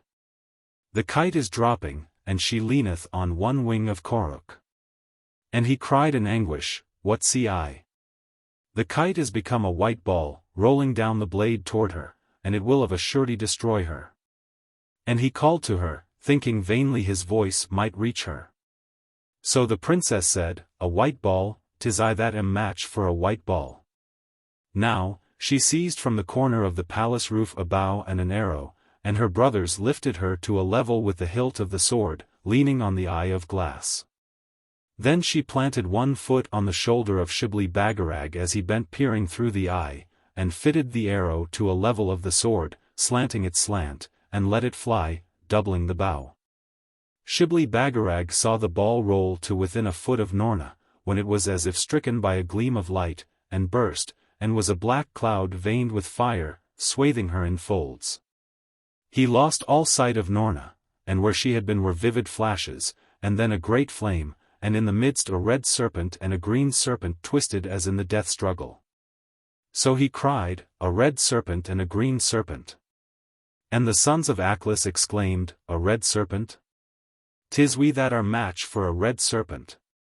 Thereupon they descended steps through the palace roof, and while the fight between those 2 serpents was raging, Shibli Bagarag beheld 7 small bright birds, bee-catchers, that entered the flame, bearing in their bills slips of a herb, and hovering about the heel of the red serpent, distracting it. Then he saw the red serpent hiss and snap at one, darting out its tongue, and lo! On the fork of its tongue the little bird let fall the slip of herb in its bill, and in an instant the serpent changed from red to yellow and from yellow to pale spotted blue, and from that to a speckled indigo color, writhing at every change, and hissing fire from its open jaws. Meantime the green serpent was released and was making circles round the flame, seeking to complete some enchantment, when suddenly the whole scene vanished. And Shibli Bagarag again beheld Noorna steadying her steps on the blade, and leaning on one wing of Koruk.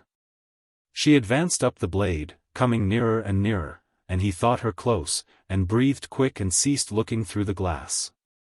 When he gazed abroad, lo! She was with Koruk, on a far hill beyond the stream in outer Aklis. So he said to the princess Gouravaz, "O princess, comes she not to me here in the palace?" But the princess shook her head, and said, "She hath not a spell. She waiteth for thee yonder with Koruk. Now, look through the glass once more." He looked through the glass, and there on a plain, as he had first seen it when Noorna appeared to him, was the city of Shagpat, and in the streets of the city a vast assembly. And a procession passing on, its front banner surmounted by the crescent, and bands with curled and curved instruments playing, and slaves scattering gold and clashing cymbals. Every demonstration and evidence of a great day and a high occasion in the city of Shagpat. So he peered yet keenlier through the glass, and behold, the vizier Feshnavat, father of Noorna, walking in fetters, subject to the jibes and evil speaking of the crowds of people, his turban off. And he in a robe of drab-colored stuff, in the scorned condition of an unbeliever. Shibli Bagarag peered yet more earnestly through the glass eye, and in the center of the procession, clad gorgeously in silks and stuffs, woven with gold and gems, a crown upon his head. And the uppunage of supremacy and majesty about him was Shagpat. He paced upon a yellow flooring that was unrolled before him from a mighty roll. And there were slaves that swarmed on all sides of him, supporting upon gold pans and platters the masses of hair that spread bushily before and behind, and to the right and left of him. Truly the gravity of his demeanor exceeded that which is attained by sheiks and dervishes after much drinking of the waters of wisdom and fasting, and abnegation of the pleasures that betray us to folly in this world. Now, when he saw Shagpat, the soul of Shibli Bagarag was quickened to do his appointed work upon him, shear him, and release the vizier Feshnavat. Desire to shave Shagpat was as a salt thirst raging in him, as the dream of munching to one that starveth, even as the impelling of violent tempests to skiffs on the sea. And he hungered to be at him, crying, as he peered, "'Tis he! Even he, Shagpat!" Then he turned to the Princess Gulravaz, and said, "'Tis Shagpat, exalted, clothed with majesty, O thou morning star of Aklis." She said, "Koruk is given thee, and waiteth to carry ye both. And for me I will watch that this glass send forth a beam to light ye to that city, so farewell, O thou that art loved. And delay in nothing to finish the work in hand." Now, when he had set his face from the princess he descended through the roof of the palace, and met the 7 youths returning. And they accompanied him through the halls of the palace to that hall where the damsels had duped him. He was mindful of his promise to the old man crowned, and flashed the sword a strong flash, so that he who looked on it would be seared in the eyelashes. Then the doors of the recesses flew apart, 98 in number, and he beheld divers sitters on thrones, with the diadem of asses' ears stiffened upright, and monkeys' skulls grinning with gems, they having on each countenance the look of sovereigns and the serenity of high estate. Shibli Bagarag laughed at them, and he thought, "Wullahi! Was I one of these? I, the beloved of Noorna, destined master of the event." And he thought, of a surety, if these sitters could but laugh at themselves, there would be a release for them, and the crown would topple off which getteth the homage of asses and monkeys. He would have spoken to them, but the sons of Aklis said, "They have seen the flashing of the sword, and 'twere well they wake not." As they went from the hall the 7 youths said, "Reflect upon the age of these sitters, that have been sitting in the chairs from 3 to 11 generations back. And they were searchers of the sword like thee, but were duped. In like manner, the hen sitteth in complacency, but she bringeth forth and may cackle. 'Tis owing to the aids of Noorna that thou art not one of these sitters, O master of the event." Now, they paced through the hall of dainty provender, and through the hall of the jewel fountains, coming to the palace steps, where stood Abrak leaning on his bar. As they advanced to Abrak, there was a clamor in the halls behind, that gathered in noise like a torrent, and approached. And presently the master was ware of a sharp stroke on his forehead with a hairy finger, and then a burn, and the crown that had clung to him toppled off. Surely it fell upon the head of the old monkey, the cautious and wise one, he that had made a study of Shibli Bagarag. Thereupon that monkey stalked scornfully from them. And Abrak cried, "O master of the event! It was better for me to keep the passage of the 7th pillar, than be an ape of this order. Wah! The flashing of the sword scorcheth them, and they scamper." The veiled figure.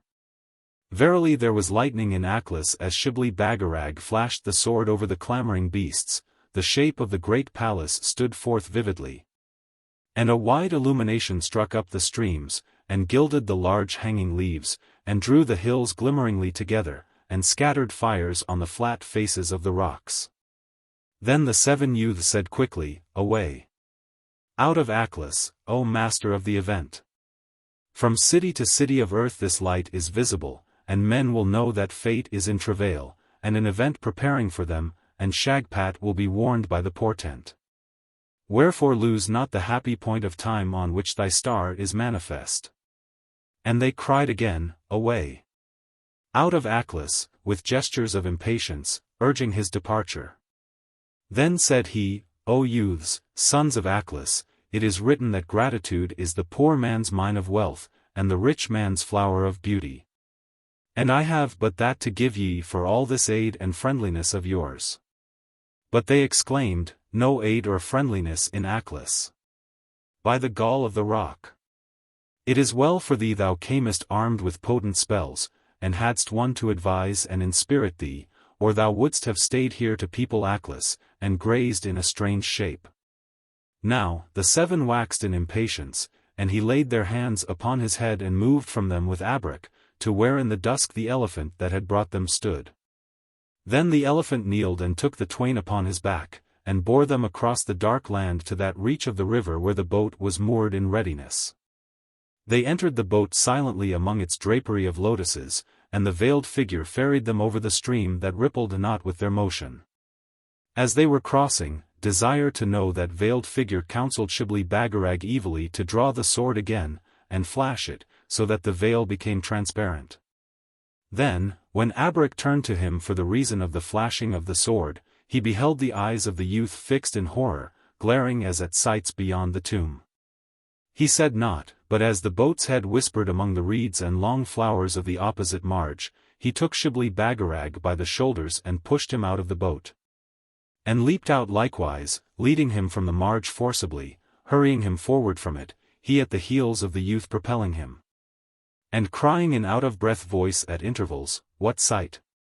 What sight! But the youth was powerless of speech, and when at last he opened his lips, the little man shrank from him, for he laughed as do the insane, a peal of laughter ended by gasps. Then a louder peal, presently softer, then a peal that started all the echoes in Aklis. After a while, as Abrek still cried in his ear, What sight! He looked at him with a large eye, saying querulously, Is it written I shall be pushed by the shoulder through life? And is it in the pursuit of further thwackings? Abrek heeded him not, crying still, What sight, and Shibli Bagarag lowered his tone, and jerked his body, pronouncing the name Rabesqurat. Then Abrek exclaimed, "'Tis as I weened. Oh, fool! To flash the sword and peer through the veil. Truly, there be few wits will bear that sight." On a sudden he cried, "No cure but one, and that asleep in the bosom of the betrothed." Thereupon he hurried the youth yet faster across the dark lawns of Aklis toward the passage of the seventh pillar, by which the twain had entered that kingdom. And Shibli Bagarag saw as in a dream the shattered door, shattered by the bar, remembering dimly as a thing distant in years the netting of the queen, and Noorna chained upon the pillar. He remembered Shagpat even vacantly in his mind, as one sheaf of barley amid other sheaves of the bearded field. So was he overcome by the awfulness of that sight behind the veil of the veiled figure.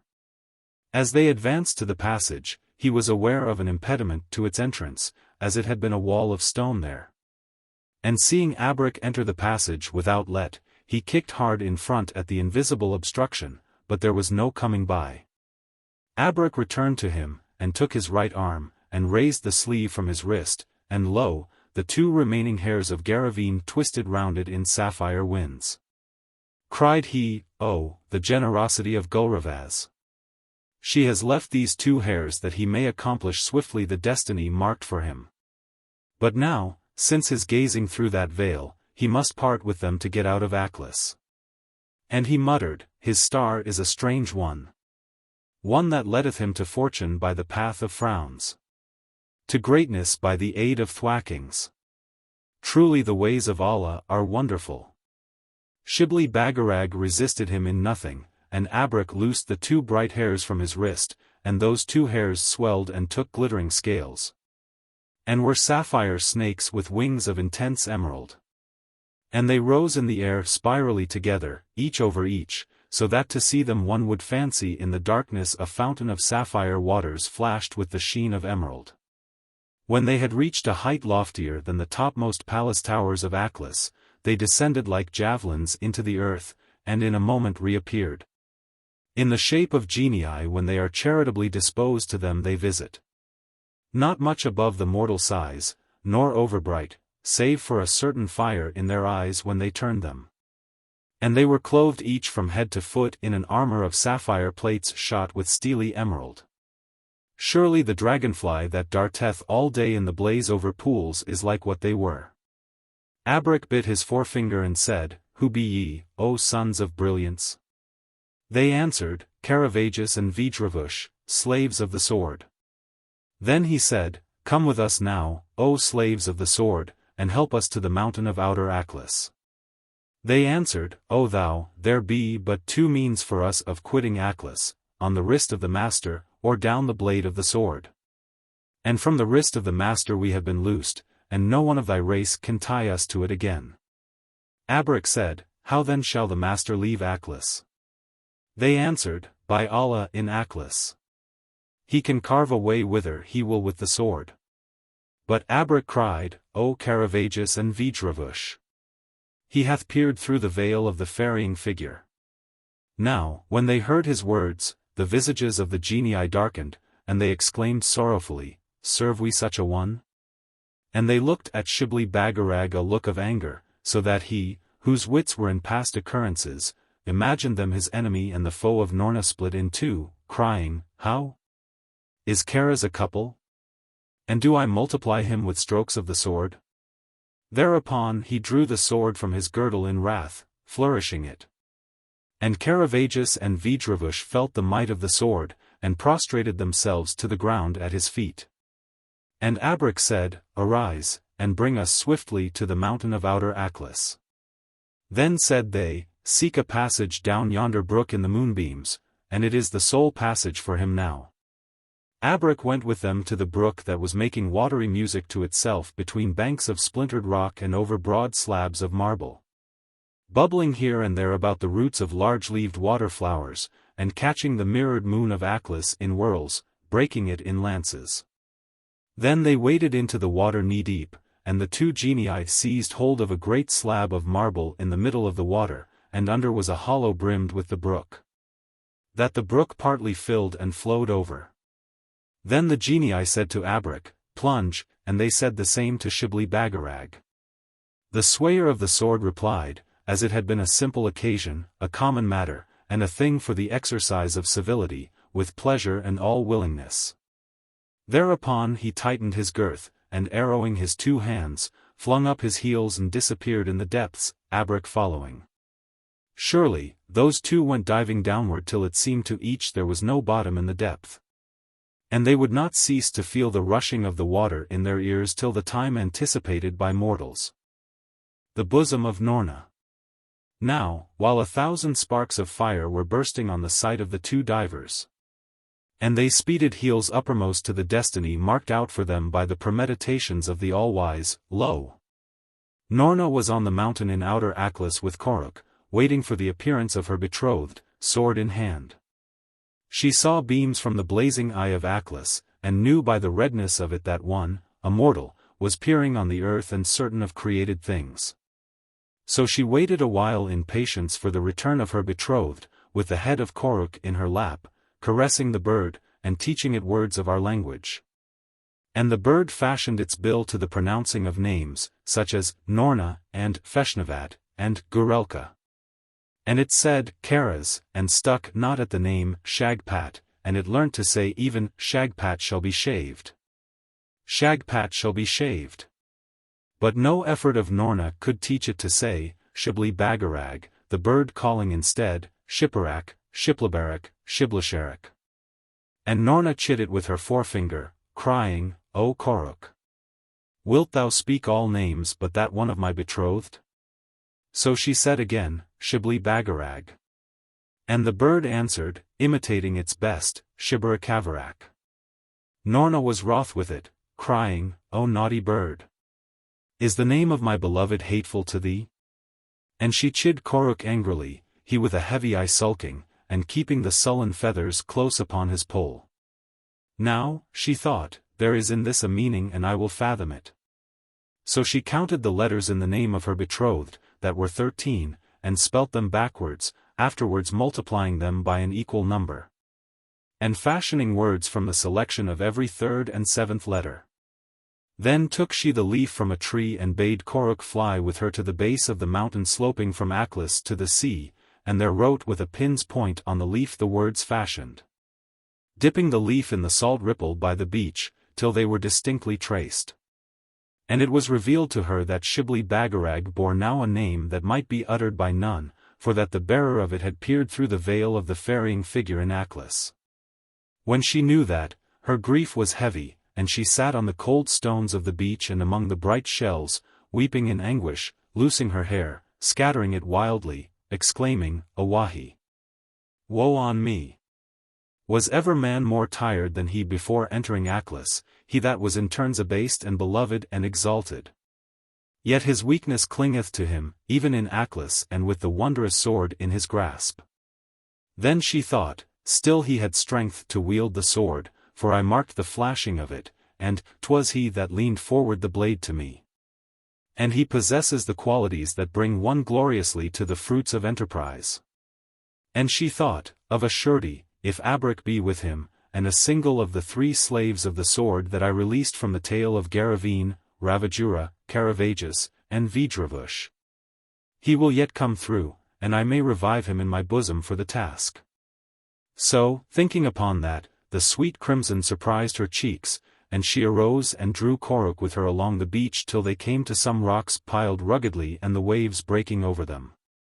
She mounted these, and stepped across them to the entrance of a cavern, where flowed a full water swiftly to the sea, rolling smooth bulks over, and with a translucent light in each, showing precious pebbles in the bed of the water below.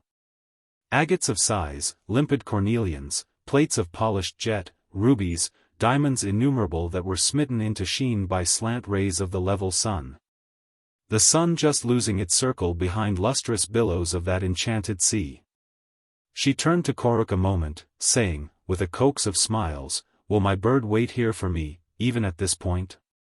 Koruk clapped both his wings, and she said again, petting him, He will keep watch to pluck me from the force of water as I roll past, that I be not carried to the sea, and lost? Koruk still clapped his wings, and she entered under the arch of the cavern. It was roofed with crystals, a sight of glory, with golden lamps at intervals, still centers of 1,000 beams. Taking the sandal from her left foot and tucking up the folds of her trousers to the bend of her clear white knee, she advanced, half wading, up the winds of the cavern, and holding by the juts of granite here and there, till she came to a long straight lane in the cavern, and at the end of it, far down, a solid pillar of many-colored water that fell into the current, as it had been one block of gleaming marble from the roof, without ceasing. Now, she made toward it, and fixed her eye warily wide on it, and it was bright, flawless in brilliancy. But while she gazed a sudden blot was visible, and she observed in the body of the fall 2 dark objects plumping downward one after the other, like bolts. And they splashed in the current and were carried off by the violence of its full sweep, shooting by her where she stood, rapidly. But she, knotting her garments round the waist to give her limbs freedom and swiftness, ran a space, and then bent and plunged, catching, as she rose, the foremost to her bosom, and whirled away under the flashing crystals like a fish scaled with splendors that hath darted and seized upon a prey, and is bearing it greedily to some secure corner of the deeps to swallow the quivering repast at leisure. Surely, the heart of Noorna was wise of what she bore against her bosom, and it beat exulting strokes in the midst of the rush and roar and gurgle of the torrent, and the gulping sounds and multitudinous outcries of the headlong water. That verse of the poet would apply to her where he says, Lead me to the precipice, and bid me leap the dark abyss. I care not what the danger be. So my beloved, my beauteous vision, be but the prize I bear with me. For she to paradise can turn perdition. Praise be to him that planteth love, the worker of this marvel, within us. Now, she sped in the manner narrated through the mazes of the cavern, coming suddenly to the point at the entrance where perched Koruk gravely upon one leg. Like a bird with an angling beak, he caught at her as she was hurling toward the sea, and drew her to the bank of rock, that burden on her bosom. And it was Shibli Bagarag, her betrothed, his eyes closed, his whole countenance colorless. Behind him like a shadow streamed Abrak, and Noorna kneeled by the waterside and fetched the little man from it likewise. He was without a change, as if drawn from a familiar element. And when he had prostrated himself thrice and called on the prophet's name in the form of thanksgiving, he wrung his beard of the wet, and had wit to bless the action of Noorna, that saved him. Then the two raised Shibli Bagarag from the rock, and reclined him lengthwise under the wings of Koruk, and Noorna stretched herself there beside him with one arm about his neck, the fair head of the youth on her bosom. And she said to Abrak, he hath dreamed many dreams, my betrothed, but never one so sweet as that I give him. Already, see, the hue returneth to his cheek and the dimples of pleasure. So was it. And she said, Mount, O thou of the net and the bar. And stride Koruk across the neck, for it is nigh the setting of the moon, and by dawn we must be in our middle flight, seen of men, a cloud over them. Said Abrak, to hear is to obey. He best rode the neck of Koruk and sat with dangling feet, till she cried, Rise. And the bird spread its wings and flapped them wide, rising high in the silver rays, and flying rapidly forward with the three on him from the mountain in front of Aklis. And the white sea with its enchanted isles and wonders. Flying and soaring till the earth was as what might be held in the hollow of the hand, and the kingdoms of the earth a mingled heap of shining dust in the midst. The revival. Now, the feathers of Koruk in his flight were ruffled by a chill breeze, and they were speeding through a light glow of cold rose color. Then said Noorna, 'Tis the messenger of morning, the blush. Oh, what changes will date from this day! The glow of rose became golden, and they beheld underneath them, on one side, the rim of the rising red sun, and rays streaming over the earth and its waters. And Noorna said, I must warn Feshnavat, my father, and prepare him for our coming. So she plucked a feather from Koruk and laid the quill downward, letting it drop. Then said she, Now for the awakening of my betrothed. Thereupon she hugged his head a moment, and kissed him on the eyelids, the cheeks, and the lips, crying, By this means only. Crying that, she pushed him, sliding, from the back of the bird, and he parted from them, falling head foremost in the air like a stricken eagle. Then she called to Koruk, Seize him. And the bird slanted his beak and closed his wings, the two, Abrak and Noorna, clinging to him tightly. And he was down like an arrow between Shibli Bagarag and the ground, spreading beneath him like a tent, and Noorna caught the youth gently to her lap. Then she pushed him off again, intercepting his descent once more, till they were on a level with one of the mountains of the earth, from which the city of Shagpat is visible among the yellow sands like a white spot in the yolk of an egg.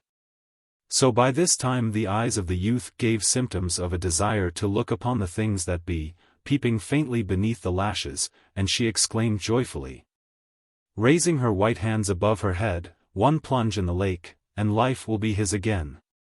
Below them was a green lake, tinted by the dawn with crimson and yellow, deep, and with high banks.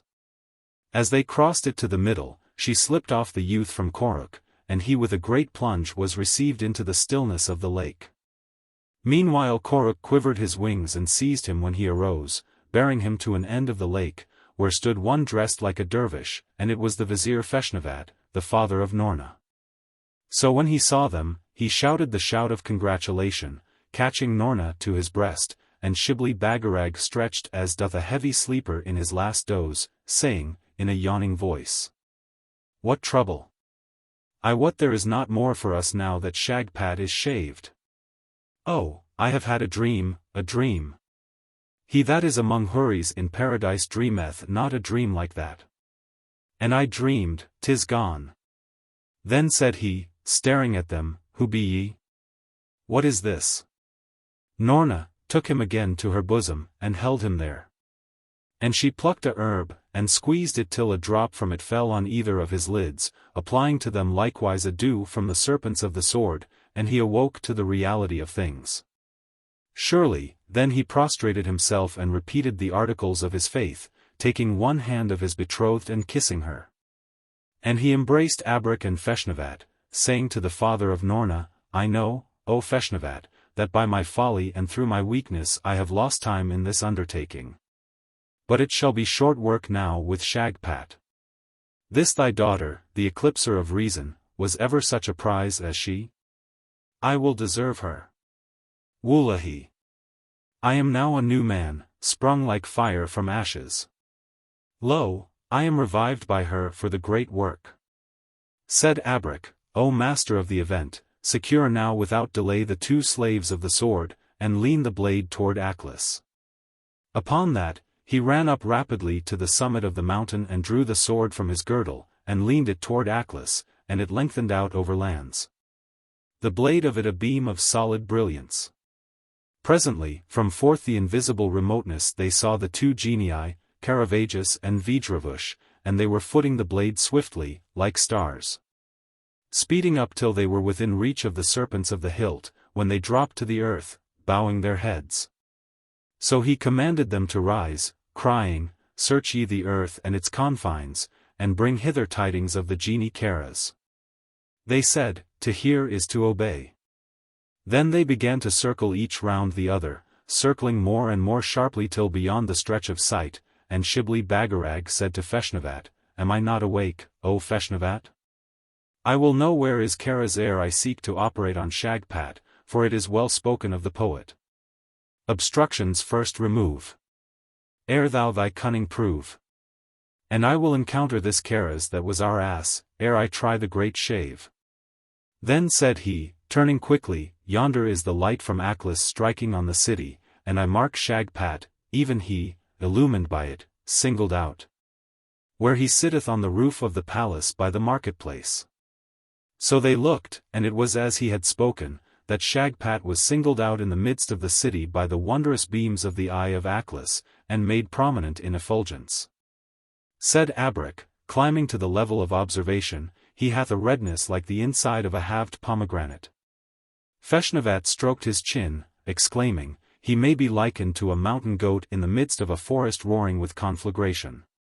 Said Shibli Bagarag, Now is he the red-maned lion, the bristling boar, the uncombed buffalo, the plumaged cock, but soon will he be like nothing else save the wrinkled kernel of a shaggy fruit. Lo, now, the sword.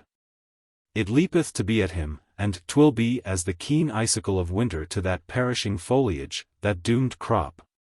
So doth the destined minute destroy with a flash the hoarded arrogance of ages, and the destined hand doeth what creation failed to perform. And 'tis by order, destiny, and preordainment, that the works of this world come to pass. This know I, and I witness thereto that am of a surety ordained to the shaving of Shagpat. Then he stood apart and gazed from Shagpat to the city that now began to move with the morning. Elephants and coursers saddled by the gates of the king's palace were visible, and camels blocking the narrow streets, and the markets bustling. Surely, though the sun illumined that city, it was as a darkness behind Shagpat singled by the beams of Aklis. The plot. Now, while Shibli Bagarag gazed on Shagpat kindled by the beams of Aklis, lo, the genii Caravagis and Vidravush circling each other in swift circles like 2 sapphire rings toward him. And they whirled to a point above his head, and fell and prostrated themselves at his feet, so he cried, O ye slaves of the sword, my servitors! How of the whereabout of Karaz? They answered, O master of the event, we found him after many circlings far off, and 'twas by the borders of the putrid sea.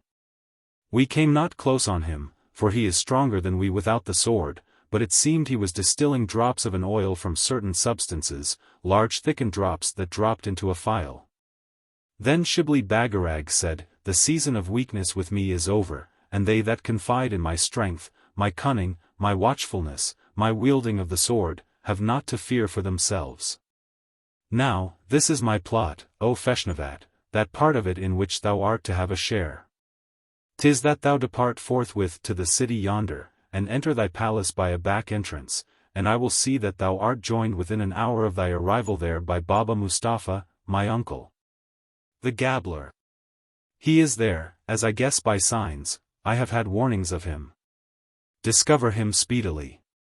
Thy task is then to induce him to make an attempt on the head of Shagpat in all wheeliness, as he and thou think well to devise. He will fail, as I know, but what is that saying of the poet? Persist, if thou wouldst truly reach thine ends. For failures oft are but advising friends. And he says, Every failure is a step advanced. To him who will consider how it chanced. Wherefore, will I that this attempt be made, keeping the counsel that is mine. Thou must tell Baba Mustapha I wait without the city to reward him by my powers of reward with all that he best loveth. So, when he has failed in his attempt on Shagpat, and blows fall plenteously upon him, and he is regaled with the accustomed thwacking, as I have tasted it in this undertaking. Do thou waste no further word on him, for his part is over, and as is said. Waste not a word in enterprise. Against, or for, the minute flies. 'Tis then for thee, O Feshnavat, to speed to the presence of the king in his majesty, and thou wilt find means of coming to him by a disguise. Once in the hall of council, challenge the tongue of contradiction to affirm Shagpat other than a bald pate bewigged. This is for thee to do. Quoth Feshnavat plaintively, after thought, and what becometh of me, O thou master of the event? Shibli Bagarag said, the clutch of the executioner will be upon thee, O Feshnavat, and a clamoring multitude around. Short breathing time given thee, O father of Noorna, ere the time of breathing is commanded to cease. Now, in that respite the thing that will occur, 'tis for thee to see and mark. Sure, never will reverse of things be more complete, and the other side of the picture more rapidly exhibited, if all go as I conceive and plot. And the trap be not premature nor too perfect for the trappers. As the poet has declared. Ye that intrigue, to thy slaves proper portions adapt. Perfectest plots burst too often, for all are not apartment. And I witness likewise to the excellence of his saying. To master an event. Study men. The minutes are well spent. Only then. Also, 'tis he that says. The man of men who knoweth men, the man of men is he. His army is the human race, and every foe must flee. So have I apportioned to thee thy work, to Baba Mustapha his, reserving to myself the work that is mine. Thereat Feshnavat exclaimed, O master of the event, may I be thy sacrifice. On my head be it. And for thee to command is for me to obey. But surely, this sword of thine that is in thy girdle, the marvelous blade, 'tis alone equal to the project and the shave. And the matter might be consummated, the great thing done, even from this point whence we behold Shagpat visible, as 'twere brought forward toward us by the beams. And this sword swayed by thee, and with thy skill and strength and the hardihood of hand that is thine, Wullahy, 'twould shear him now, this moment, taking the light of Aklis for a lather. Shibli Bagarag knotted the brows of impatience, crying, Hast thou forgotten Karaz in thy calculations? I know of a surety what this sword will do, and I what the oil he distilleth strengtheneth Shagpat but against common blades. Yet shall it not be spoken of me, Shibli Bagarag, that I was tripped by my own conceit. The poet counselleth.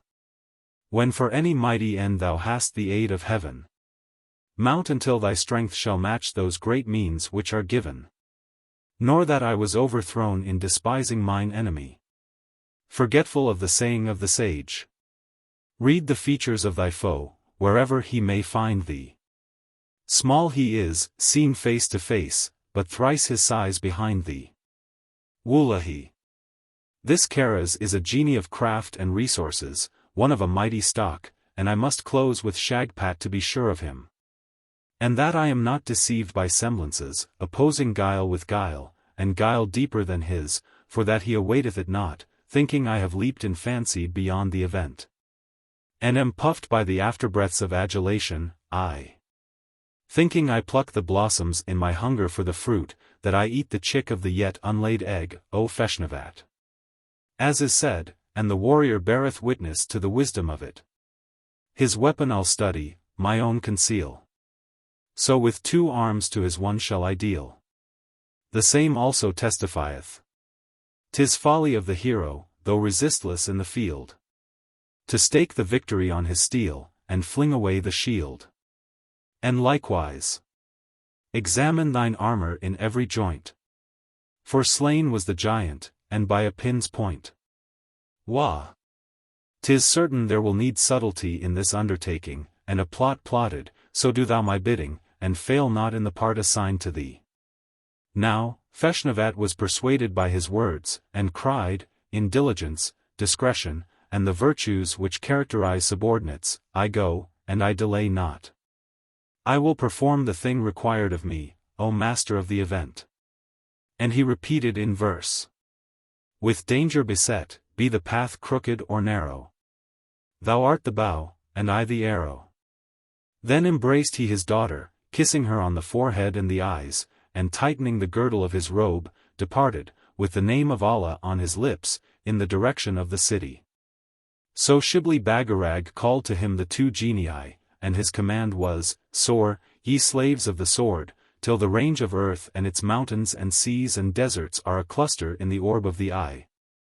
Shiraz conspicuous as a rose among garlands, and the ruby consorted with other gems in a setting.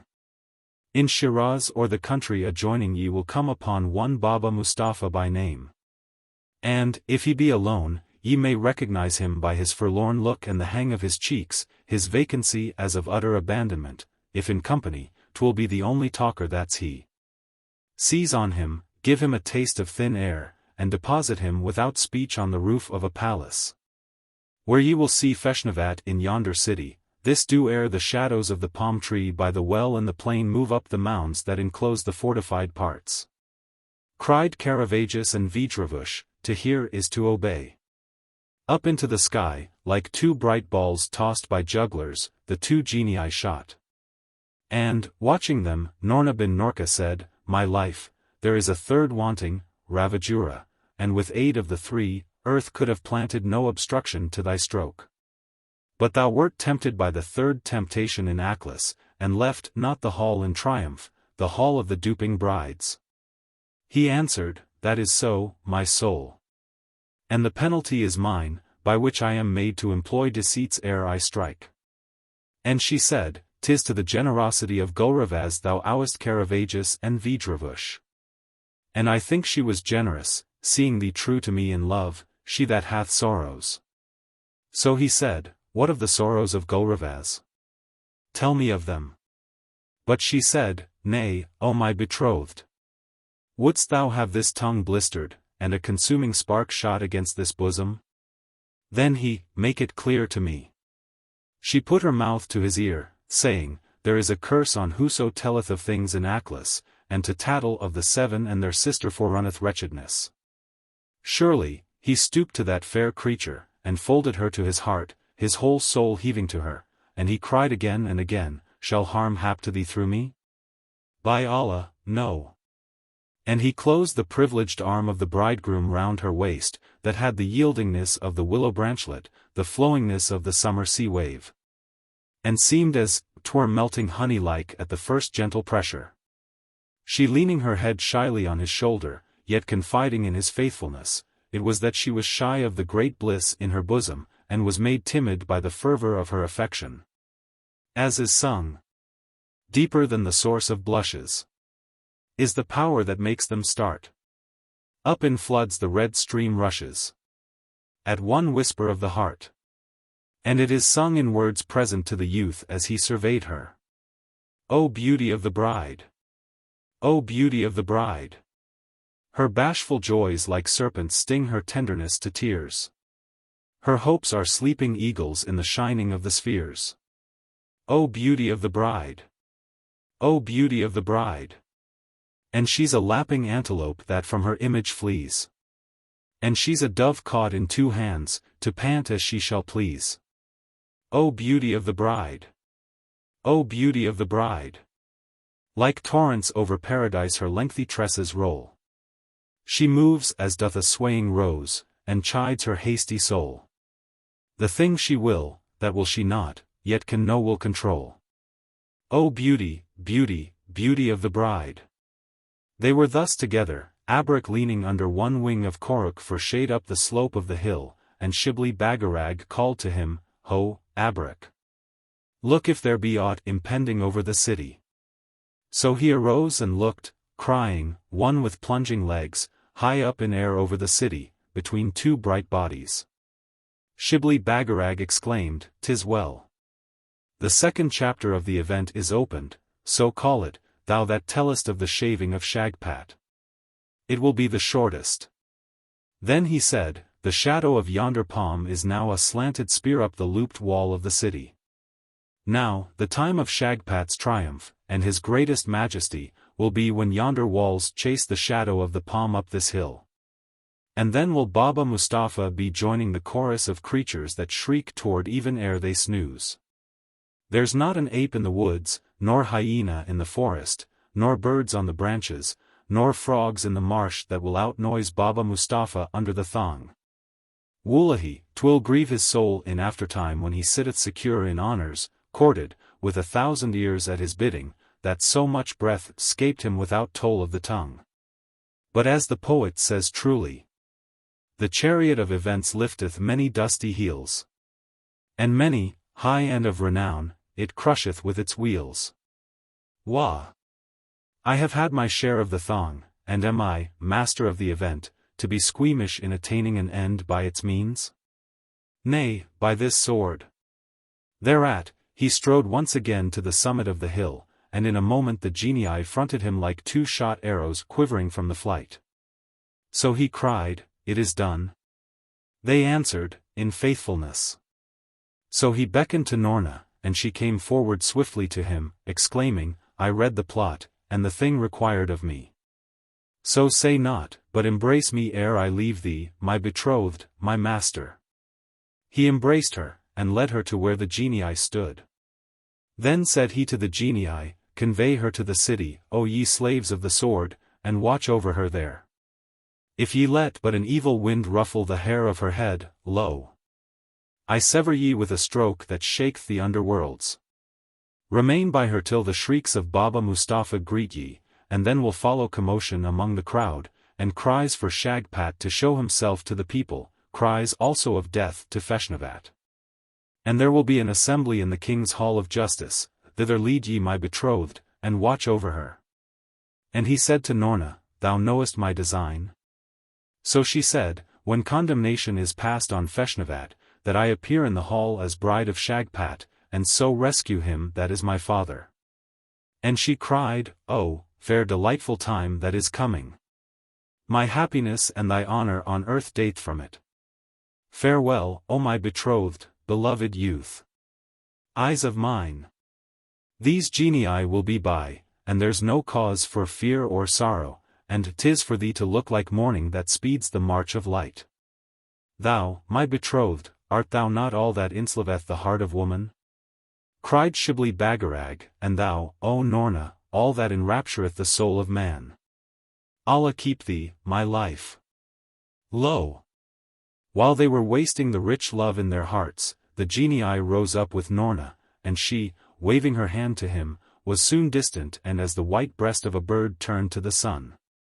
Then went he to where Abrak was leaning, and summoned Koruk, and the twain mounted him, and rose up high over the city of Shagpat to watch the ripening of the event. As a vulture watcheth over the desert. The dish of pomegranate grain. Now, in the city of Shagpat, Kadza, spouse of Shagpat, she that had belabored Shibli Bagarag, had a dream while these things were doing. And it was a dream of danger and portent to the glory of her eyes, Shagpat. So, at the hour when he was revealed to Shibli Bagarag, made luminous by the beams of Aklis, Kadza went to an inner chamber, and greased her hands and her eyelids, and drank of a phial. And commenced tugging at a brass ring fixed in the floor, and it yielded and displayed an opening, over which she stooped the upper half of her leanness, and pitching her note high, called Karaz. After that, she rose and retreated from the hole hastily, and in the winking of an eye it was filled, as 'twere a pillar of black smoke, by the body of the genie. He breathing hard with mighty travel. So he cried to her between his pantings and puffings, Speak! Where am I wanted, and for what? Now, Kadza was affrighted at the terribleness of his manner, and the great smell of the genie was an intoxication in her nostril, so that she reeled and could just falter out. Danger to the identical. Then he, in a voice like claps of thunder, out with it. She answered beseechingly, 'Tis a dream I had, O genie, a dream of danger to him. While she spake, the genie clenched his fists and stamped so that the palace shook and the earth under it, exclaiming, "O abominable Kadza! A dream is it? Another dream? Wilt thou cease dreaming awhile, thou silly woman? Know I not he that's powerful against us is in Aklis, crowned ape, and that his spells are gone? And I was distilling drops to defy the sword and strengthen Shagpat from assault, yet bringest thou me from my labor by the putrid sea with thy accursed dream." Thereat, he frowned and shot fire at her from his eyes, so that she singed, and the room thickened with a horrible smell of burning. She feared greatly and trembled, but he cooled himself against the air, crying presently in a diminished voice, "Let's hear this dream, thou foolish Kadza. 'Tis as well to hear it. Probably Rabesqurat hath sent thee some sign from Aklis, where she ferrieth a term. What's that saying? A woman's at the core of every plot man plotteth. And like an ill-reared fruit, first at the core it rotteth. So, out with it, thou Kadza." Now, the urgency of that she had dreamed overcame fear in Kadza, and she said, "O great genie and terrible, my dream was this. Lo! I saw an assemblage of the beasts of the forests and them that inhabit wild places. And there was the elephant and the rhinoceros and the hippopotamus, and the camel and the camelopard, and the serpent and the striped tiger. Also the antelope, the hyena, the jackal, and above them, eminent in majesty, the lion. Surely, he sat as 'twere on a high seat, and they like suppliants thronging the presence. This I saw, the heart on my ribs beating for Shagpat. And there appeared among the beasts a monkey all ajoint with tricks, jerking with malice, he looking as 'twere hungry for the doing of things detestable. And the lion scorned him, and I marked him ridicule the lion, 'twas so. And the lion began to scowl, and the other beasts marked the displeasure of the lion. Then chased they that monkey from the presence, and for a while he was absent, and the lion sat in his place gravely, with calm, receiving homage of the other beasts. And down to his feet came the eagle that's lord of air, and before him kneeled the great elephant, and the subtle serpent eyed him with awe. But soon did that monkey, the wretched animal, reappear, and there was no peace for the lion, he worrying till close within stretch of the lion's paw. Wah! The lion might have crushed him, but that he's magnanimous. And so it was that as the monkey advanced the lion roared to him, "Begone!" And the monkey cried, "Who commandeth?" So the lion roared, "The king of beasts and thy king." Then that monkey cried, "Homage to the king of beasts and my king. Allah keep him in his seat, and I would he were visible." So the lion roared, "He sitteth here acknowledged, thou graceless animal. And he's before thee apparent." Then the monkey affected eagerness, and gazed about him, and peered on this beast and on that, exclaiming like one that's injured and under slight, "What's this I've done?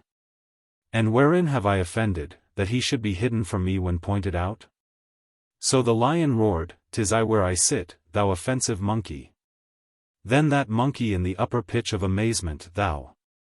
Is it for created thing to acknowledge a king without a tail? And, O beasts of the forest and the wilderness, how say ye? Am I to blame that I bow not to one that hath it not?" Upon that, the lion rose, and roared in the extreme of wrath. But the word he was about to utter was checked in him, for 'twas manifest that where he would have lashed a tail he shook a stump, wagging it as the dog doth. Lo! When the lion saw that, the majesty melted from him, and in a moment the plumpness of content and prosperity forsook him, so that his tawny skin hung flabbily and his jaw drooped. And shame deprived him of stateliness. Abashed was he. Now, seeing the lion shamed in this manner, my heart beat violently for Shagpat, so that I awoke with the strength of its beating.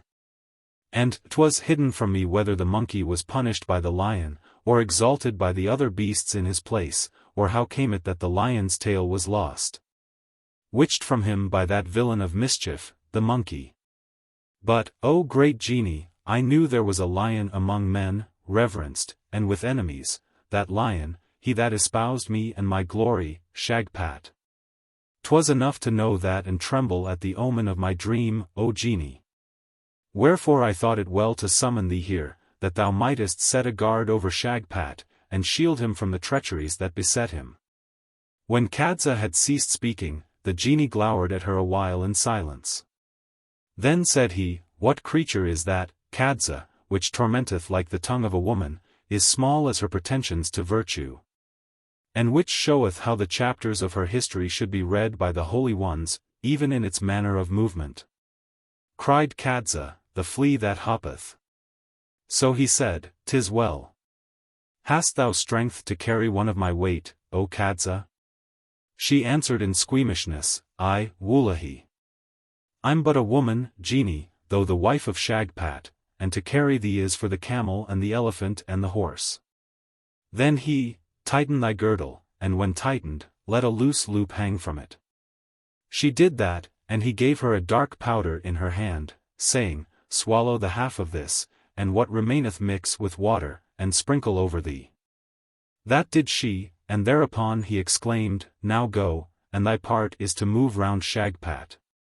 And a wind will strike thee from one quarter, and from which quarter it striketh is the one of menace and danger to Shagpat." So Kadza was diligent in doing what the genie commanded, and sought for Shagpat, and moved round him many times, but no wind struck her.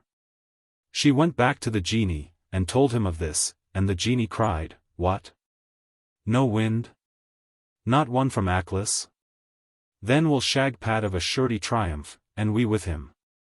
Now, there was joy on the features of Kadza and Karaz, till suddenly he said, "Halt in thy song. How if there be danger and menace above? And 'tis the thing that may be." Then he seized Kadza, and slung her by him, and went into the air, and up it till the roofs of the city of Shagpat were beneath their feet, all on them visible. And under an awning, on the roof of a palace, there was the Vizier Feshnavat and Baba Mustafa, they ear to lip in consultation, and Baba Mustafa brightening with the matter revealed to him, and bobbing his head, and breaking on the speech of the vizier. Now, when he saw them, the genie blew from his nostrils a double stream of darkness which curled in a thick body round and round him, and Kadza slung at his side was enveloped in it, as with folds of a huge serpent. Then the genie hung still, and lo! Two radiant figures swept toward the roof he watched, and between them Noorna bin Noorka, her long dark hair borne far backward, and her robe of silken stuff fluttering and straining on the pearl buttons as she flew. There was that in her beauty and the silver clearness of her temples and her eyes, and her cheeks, and her neck, and chin and ankles, that made the genie shudder with love of her. And he was nigh dropping Kadza to the ground, forgetful of all save Noorna. When he recovered, and it was by tightening his muscles till he was all over hard knots, Noorna was seated on a cushion, and descending he heard her speak his name. Then sniffed he the air, and said to Kadza, "O spouse of Shagpat, a plot breweth, and the odor of it is in my nostril. Fearest thou a scorching for his sake thou adorest, the miracle of men?" She answered, "On my head be it, and my eyes." He said, "I shall alight thee behind the pole of awning on yonder roof, where are the two bright figures and the dingy one, and the Vizier Feshnavat and Noorna bin Noorka. A flame will spring up severing thee from them, but thou art secure from it by reason of the powder I gave thee, all save the hair that's on thee. Thou'lt have another shape than that which is thine, even that of a slave of Noorna bin Noorka, and say to her when she asketh thy business with her, My mistress. Let the storm gather in the storm bird when it would surprise men. Do this, and thy part's done, O Kadza." Thereupon he swung a circle, and alighted her behind the pole of awning on the roof, and vanished, and the circle of flame rose up, and Kadza passed through it slightly scorched. And answered to the question of Noorna, "O my mistress, let the storm gather in the storm bird when it would surprise men." Now, when Noorna beheld her, and heard her voice, she pierced the disguise, and was ware of the wife of Shagpat, and glanced her large eyes over Kadza from head to sole till they rested on the loose loop in her girdle. Seeing that, she rose up, and stretched her arms, and spread open the palm of her hand, and slapped Kadza on the cheek and ear a hard slap, so that she heard bells. And ere she ceased to hear them, another, so that Kadza staggered back and screamed, and Feshnavat was moved to exclaim, "What has the girl, thy favourite, offended in, O my daughter? So Noorna continued slapping Kadza, and cried, Is she not sluttish? And where's the point of decency established in her, this Lulu? Shall her like appear before thee and me with loose girdle? Then she pointed to the girdle, and Kadza tightened the loose loop, and fell upon the ground to avoid the slaps, and Noorna knelt by her, and clutched at a portion of her dress and examined it, peering intently. And she caught up another part, and knotted it as if to crush a living creature, hunting over her, and grasping at her. And so it was that while she tore strips from the garments of Kadza, Feshnavat jumped suddenly in wrath, and pinched over his garments, crying, 'Tis unbearable. 'Tis I know not what other than a flea that persecuteth me. Upon that, Noorna ran to him, and while they searched together for the flea, Baba Mustapha fidgeted and worried in his seat, lurching to the right and to the left, muttering curses. And it was evident he too was persecuted, and there was no peace on the roof of that palace, but pinching and howling and stretching of limbs. And curses snarled in the throat and imprecations on the head of the tormenting flea. Surely, the soul of Kadza rejoiced, for she knew the flea was Karaz, whom she had brought with her in the loose loop of her girdle through the circle of flame which was a barrier against him.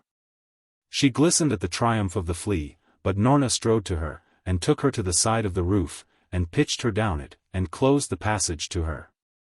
Then ran she to Caravagus and Vidravush, whispering in the ear of each, No word of the sword? And afterward aloud, What think ye will be the term of the staying of my betrothed in Aklis, crowned ape? They answered, O pearl of the morn, crowned ape till such time as Shagpat be shaved. So she beat her breast, crying, O, utter stagnation, till Shagpat be shaved. And O, stoppage in the tide of business, dense cloud upon the face of beauty, and frost on the river of events, till Shagpat be shaved. And O, my betrothed, crowned ape in Aklis till Shagpat be shaved. Then she lifted her hands and arms, and said, To him where he is, ye genii. And away, for he needeth comfort. Thereat the glittering spirits dissolved and thinned, and were as taper gleams of curved light across the water in their ascent of the heavens. When they were gone Noorna exclaimed, Now for the dish of pomegranate grain, O Baba Mustapha, and let nothing delay us further. Quoth Baba Mustapha, 'Tis ordered, O my princess and fair mistress, from the confectioner's, and with it the sleepy drug from the seller of medicaments, accursed flea. Now, she laughed, and said, What am I, O Baba Mustapha? So he said, Not thou, O bright shooter of beams, but I, Wullahy. I'm but a bundle of points through the pertinacity of this flea. A house of irritabilities. A mere mass of fretfulness. And I've no thought but for the chasing of this unlucky flea, was never flea like it in the world before this flea. And 'tis a flea to anger the holy ones, and make the saintly dervish swear at such a flea. He wriggled and curled where he sat, and Noorna cried, What? Shall we be defeated by a flea, we that would shave Shagpat, and release this city and the world from bondage?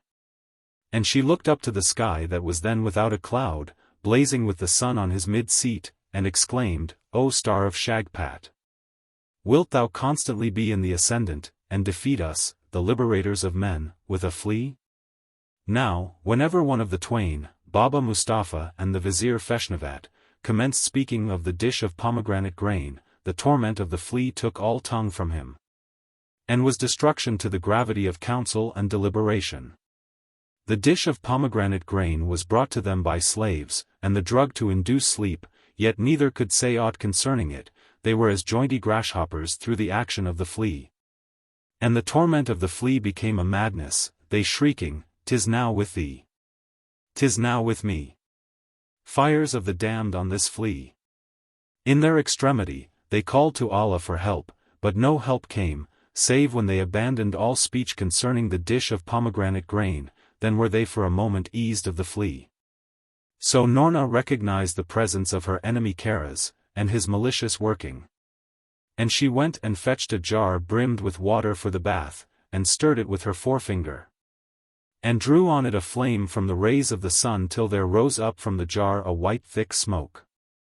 She rustled her raiment, making the wind of it collect round Baba Mustapha and Feshnavat, and did this till the sweat streamed from their brows and bodies. And they were sensible of peace and the absence of the flea. Then she whisked away the smoke, and they were attended by slaves with fresh robes, and were as new men, and sat together over the dish of pomegranate grain, praising the wisdom of Noorna and her power. Then Baba Mustapha revived in briskness, and cried, "Hear the dish. And 'tis in my hands an instrument of vengeance. And one to endow the skilful wielder of it with glory.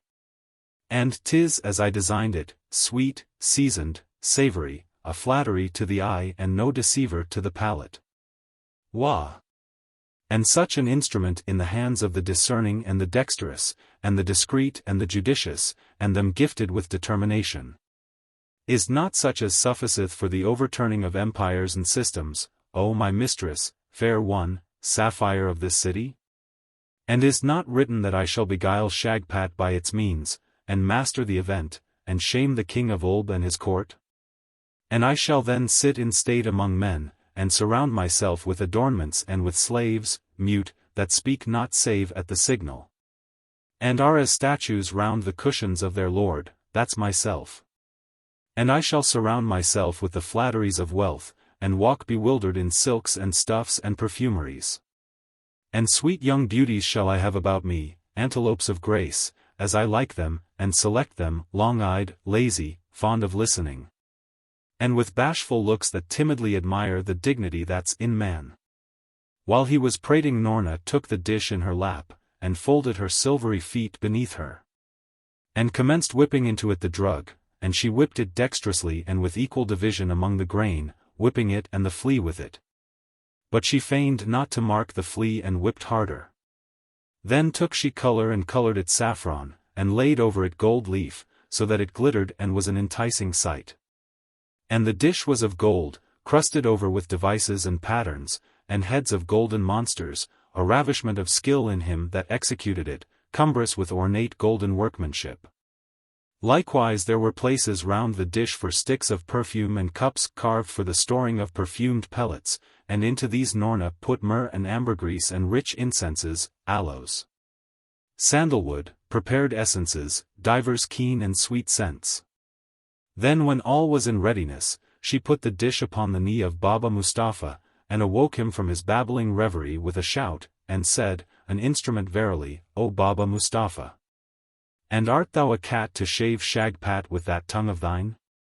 Now, he arose and made the sign of obedience and said, "'Tis well, O lady of grace and bright wit. And now for the cap of Shiraz and the Persian robe, and my 20 slaves and 7 to follow me to the mansion of Shagpat. I'll act." So she motioned to a slave to bring the cap of Shiraz and the Persian robe, and in these Baba Mustapha arrayed himself. Then called he for the 27 slaves, and they were ranged, some to go before, some to follow him. And he was exalted, and made the cap of Shiraz nod in his conceit, crying, "Am I not leader in this complot? Wallahi! All bow to me and acknowledge it." Then, to check himself, he called out sternly to the slaves, "Ho ye! Forward to the mansion of Shagpat! And pass at a slow pace through the streets of the city, solemnly, gravely, as before a potentate, then will the people inquire of ye, who is ye marshal, and what mighty one? And ye will answer, he's from the court of Shiraz, nothing less than a vizier, bearing homage to Shagpat, even this dish of pomegranate grain." So they said, "To hear is to obey." Upon that he waved his hand and stalked majestically, and they descended from the roof into the street, criers running in front to clear the way. When Baba Mustapha was hidden from view by a corner of the street, Noorna shrank in her white shoulders and laughed, and was like a flashing pearl as she swayed and dimpled with laughter. And she cried, "True are those words of the poet, and I testify to them in the instance of Baba Mustapha. With feathers of the cock, I'll fashion a vain creature. With feathers of the owl, I'll make a judge in feature. Is not the barber elate and lofty? He goeth forth to the mastery of this event as go many, armed with naught other than their own conceit, and 'tis written, Fools from their fate seek not to urge. The coxcomb carrieth his scourge. So Feshnavat smoothed his face, and said, Is't not also written? Oft may the fall of fools make wise men moan. Too often hangs the house on one loose stone. 'Tis so, O Noorna, my daughter, and I am as a reed shaken by the wind of apprehensiveness, and doubt in me is a deep root as to the issue of this undertaking. For the wrath of the king will be terrible, and the clamour of the people soundeth in my ears already. If Shibli Bagarag fail in one stroke, where be we? 'Tis certain I knew not the might in Shagpat when I strove with him, and he's powerful beyond the measure of man's subtlety. And yonder flies a rook without fellow, an omen, and all's ominous, and ominous of ill, and I marked among the troop of slaves that preceded Baba Mustafa one that squinted, and that's an omen. And, O my daughter, I counsel that thou by thy magic speed us to some remote point in the Caucasus, where we may abide the unraveling of this web securely, one way or the other way. 'Tis my counsel, O Noorna. Then she, abandon my betrothed? And betray him on the very stroke of the sword? And diminish him by a withdrawal of that faith in his right wrist which strengtheneth it more than Caravagus and Vidravush wound rounded in coils? And she leaned her head, and cried, Hark! Hear'st thou? There's shouting in the streets of Shiraz and of Shagpat. Shall we merit the punishment of Shapesh the Persian on Kipple the builder, while the event is mastering? I'll mark this interview between Baba Mustafa and Shagpat. And do thou, O my father, rest here on this roof till the king's guard of horsemen and soldiers of the law come hither for thee, and go with them sedately, fearing not. For I shall be by thee in the garb of an old woman. And preserve thy composure in the presence of the king and Shagpat exalted, and allow not the thing that happeneth let fly from thee the shaft of speech. But remain a slack and bow till the strength of my betrothed is testified, fearing not, for fear is that which defeateth men.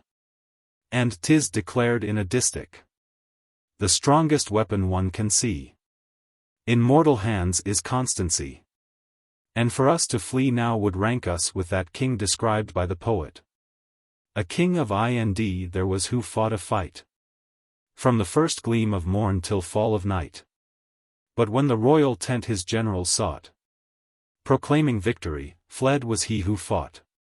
Despair possessed them, till they chanced to spy a dervish that paced on with downward eye. They questioned of the king, he answered slow. Ye fought but one, the king a double foe. And, O my father, they interpreted of this that the king had been vanquished, he that was victor, by the phantom army of his fears. Now, the vizier cried, Be the will of Allah achieved and consummated. And he was silenced by her wisdom and urgency, and sat where he was, diverting not the arch on his brow from its settled furrow. He was as one that thirsteth, and whose eye hath marked a snake of swift poison by the water, so thirsted he for the event, yet hung with dread from advancing. But Noorna bin Norka busied herself about the roof, drawing circles to witness the track of an enemy, and she clapped her hands and cried, Lolo. And lo, a fair slave girl that came to her and stood by with bent head, like a white lily by a milk-white antelope. So Noorna clouded her brow a moment, as when the moon darkeneth behind a scud, and cried, Speak. Art thou in league with Karaz, girl? Lula strained her hands to her temples, exclaiming, With the terrible genie, I, in league with him? My mistress, surely the charms I wear, and the amulets, I wear them as a protection from that genie, and a safeguard, he that carrieth off the maidens and the young sucklings. Walking under the curse of mothers. Said Noorna, O Lulu, have I boxed those little ears of thine this day? The fair slave girl smiled a smile of submissive tenderness, and answered, Not this day, nor once since Lulu was rescued from the wicked old merchant by thy overbidding. And was taken to the arms of a wise kind sister, wiser and kinder than any she had been stolen from, she that is thy slave forever. She said this weeping, and Noorna mused, 'Twas as I divined, that wretched Kadza, her griefs to come. Then spake she aloud as to herself, Knew I, or could one know, I should this day be a bride? And, hearing that, Lula shrieked, thou a bride, and torn from me, and we two parted? And I, a poor drooping tendril, left to wither? For my life is round thee and worthless away from thee, O cherisher of the fallen flower. And she sobbed out wailful verses and words, broken and without a meaning. But Noorna caught her by the arm and swung her, and bade her fetch on the instant a robe of blue, and pile in her chamber robes of amber and saffron and grey, bridal robes of many lighted silks. Plum-colored, peach-colored, of the color of musk mixed with pale gold, together with bridal ornaments and veils of the bride, and a jeweled circlet for the brow. When this was done, Noorna went with Lulu to her chamber, attended by slave girls, and arrayed herself in the first dress of blue, and swayed herself before the mirror, and rattled the gold pieces in her hair and on her neck with laughter. And Lulu was bewildered, and forgot her tears to watch the gaiety of her mistress, and lo! Noorna made her women take off one set of ornaments with every dress, and with every dress she put on another set. And after she had gone the round of the different dresses, she went to the bathroom with Lulu, and at her bidding Lulu entered the bath beside Noorna. And the twain dipped and shouldered in the blue water, and whereas when a single star is by the full moon on a bright midnight pouring lustre about. And Noorna splashed Lulu, and said, This night we shall not sleep together, O Lulu, nor lie close, thy bosom on mine. Thereat, Lulu wept afresh, and cried, Ah, cruel! And 'tis a sweet thought for thee, and thou lt have no mind for me, tossing on my hateful lonely couch.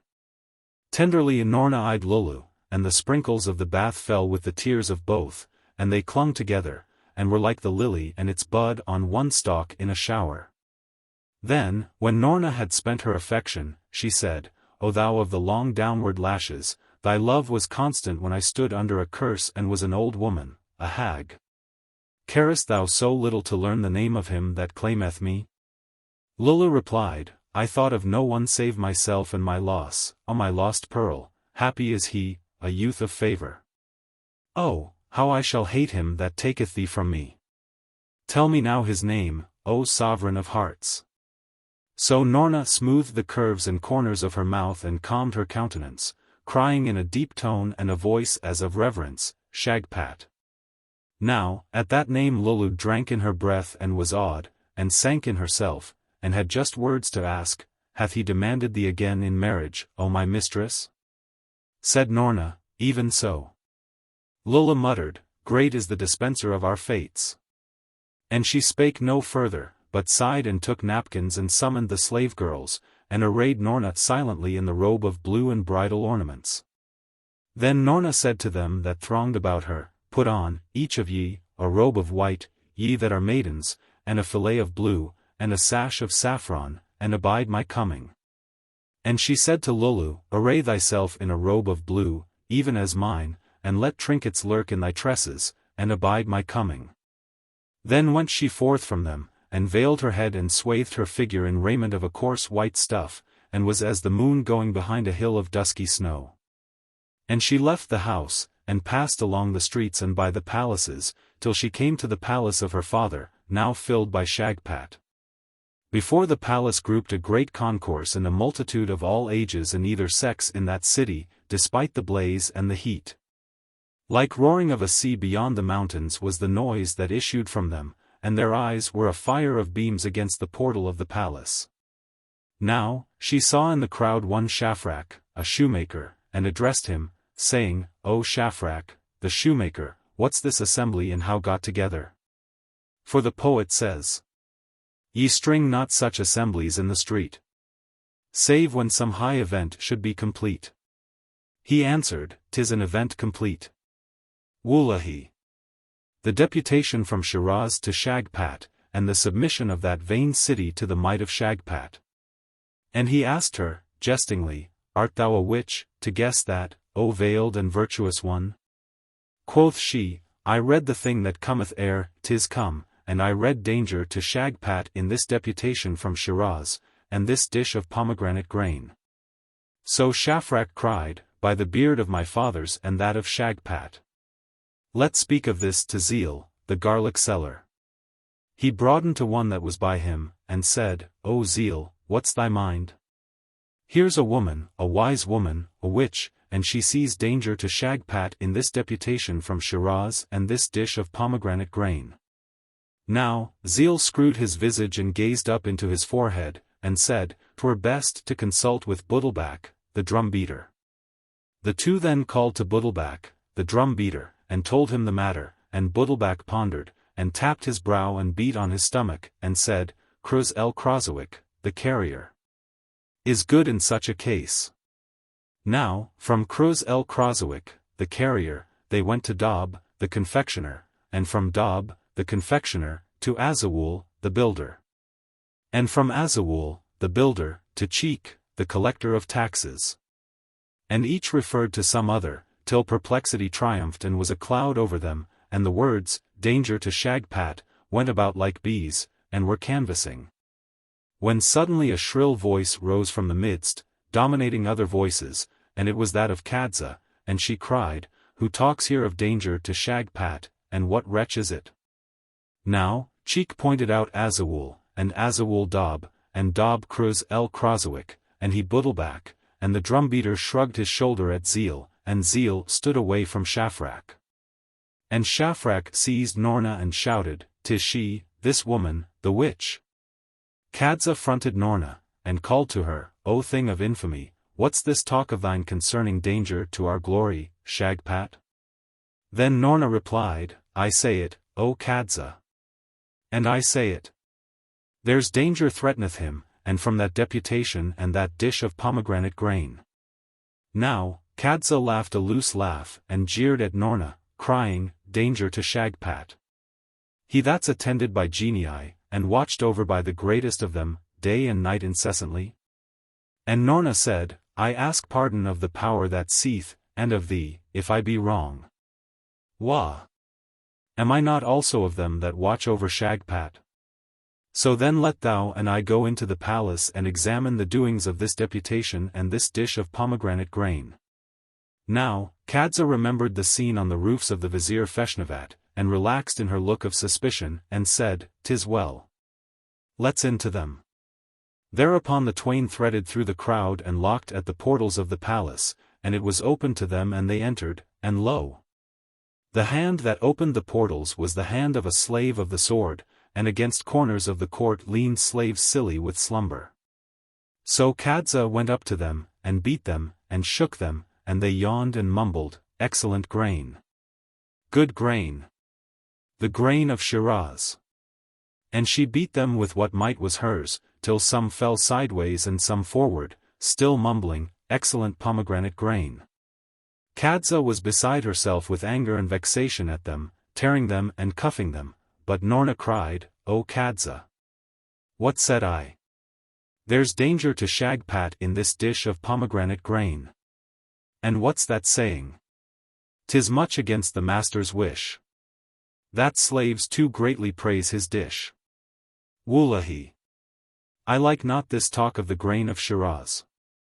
Now, while Noorna spake, the eyes of Kadza became like those of the starved wildcat, and she sprang off and along the marble of the court, and clawed a passage through the air and past the marble pillars of the palace toward the first room of reception, Noorna following her.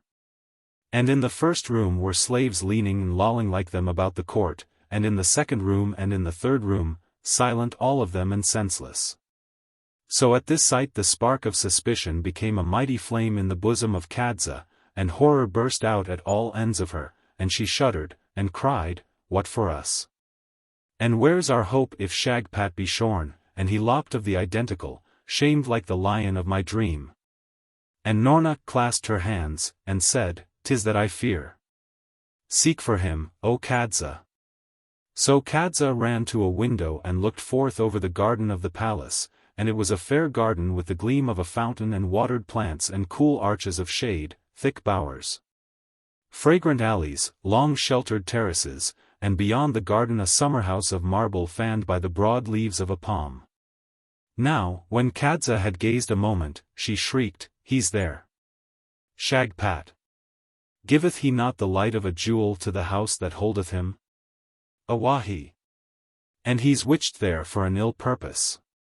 Then tore she from that room like a mad wild thing after its stolen cubs, and sped along corridors of the palace, and down the great flight of steps into the garden and across the garden, knocking over the ablution pots in her haste. And Noorna had just strength to withhold her from dashing through the doors of the summer-house to come upon Shagpat, she straining and crying, "He's there, I say, O wise woman! Shagpat! Let's into him!"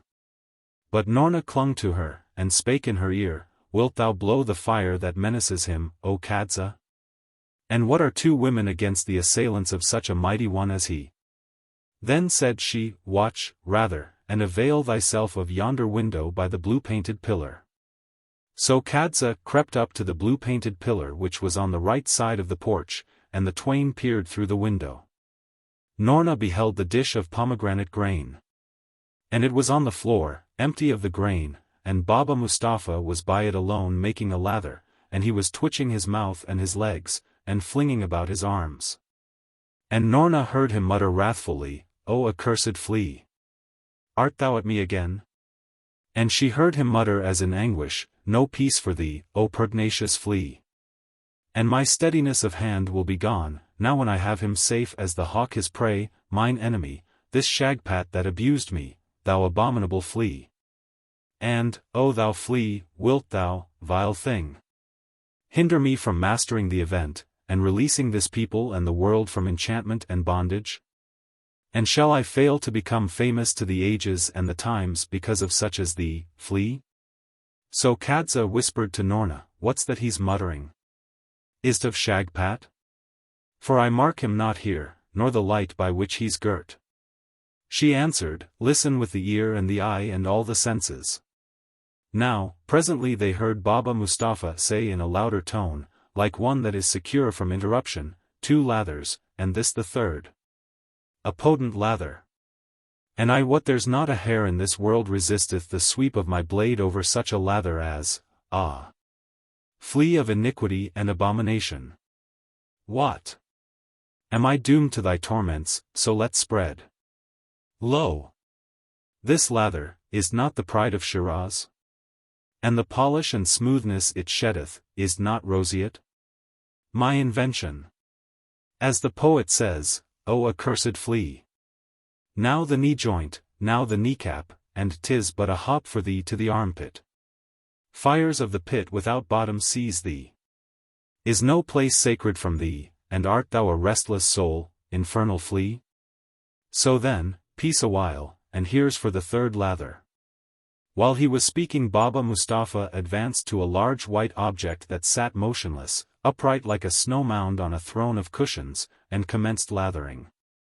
When she saw that, Kadza tossed up her head in her throat, and a shriek was coming from her, for she was ware of Shagpat. But Noorna stifled the shriek, and clutched her fast, whispering, "He's safe if thou have but patience, thou silly Kadza. And the flea will defeat this fellow if thou spoil it not." So Kadza said, looking up, "Is't seen of Allah, and be the genii still in their depths?" But she constrained herself, peering and perking out her chin, and lifting one foot and the other foot, as on furnaces of fire in the excess of the fury she smothered. And lo, Baba Mustafa worked diligently, and Shagpat was behind an exulting lather, even as one pelted with wheaten flour balls or balls of powdery perfume. And his hairiness was as branches of the forest foliage bent under a sudden fall of overwhelming snow that filleth the pits and sharpeneth the wolves with hunger, and teacheth new cunning to the fox. A fox was Baba Mustafa in his stratagems, and a wolf in the fierceness of his setting upon Shagpat. Surely he drew forth the blade that was to shear Shagpat, and made with it in the air a preparatory sweep and flourish, and the blade frolicked and sent forth a light, and seemed eager for Shagpat. So Baba Mustafa addressed his arm to the shearing, and inclined gently the edge of the blade, and they marked him let it slide twice to a level with the head of Shagpat. And at the third time it touched, and Kadza howled, but from Baba Mustafa there burst a howl to madden the beasts. And he flung up his blade, and wrenched open his robe, crying, "A flea was it to bite in that fashion? Now, I swear by the merciful, a fang like that's common to tigers and hyenas and ferocious animals. Then looked he for the mark of the bite, plaining of its pang, and he could find the mark nowhere. So, as he caressed himself, eyeing Shagpat sheepishly and with gathering awe, Noorna said hurriedly to Kadza, "Away now, and call them in, the crowd about the palace.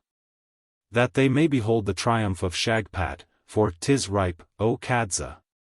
And Kadza replied, "Thou art a wise woman, and I'll have thee richly rewarded. Lo, I'm as a camel lightened of 50 loads, and the glory of Shagpat see I as a new sun rising in the desert. Wullahy! Thou art wise, and I'll do thy bidding." Now, she went flying back to the palace, and called shrill calls to the crowd, and collected them in the palace, and headed them through the garden. And it was when Baba Mustafa had summoned courage for a second essay, and was in the act of standing over Shagpat to operate on him, that the crowd burst the doors. And he was quickly seized by them, and tugged at and hauled at and pummeled, and torn and vituperated, and as a wrecked vessel on stormy waters, plunging up and down with tattered sails. When the crew fling overboard freight and ballast and provision.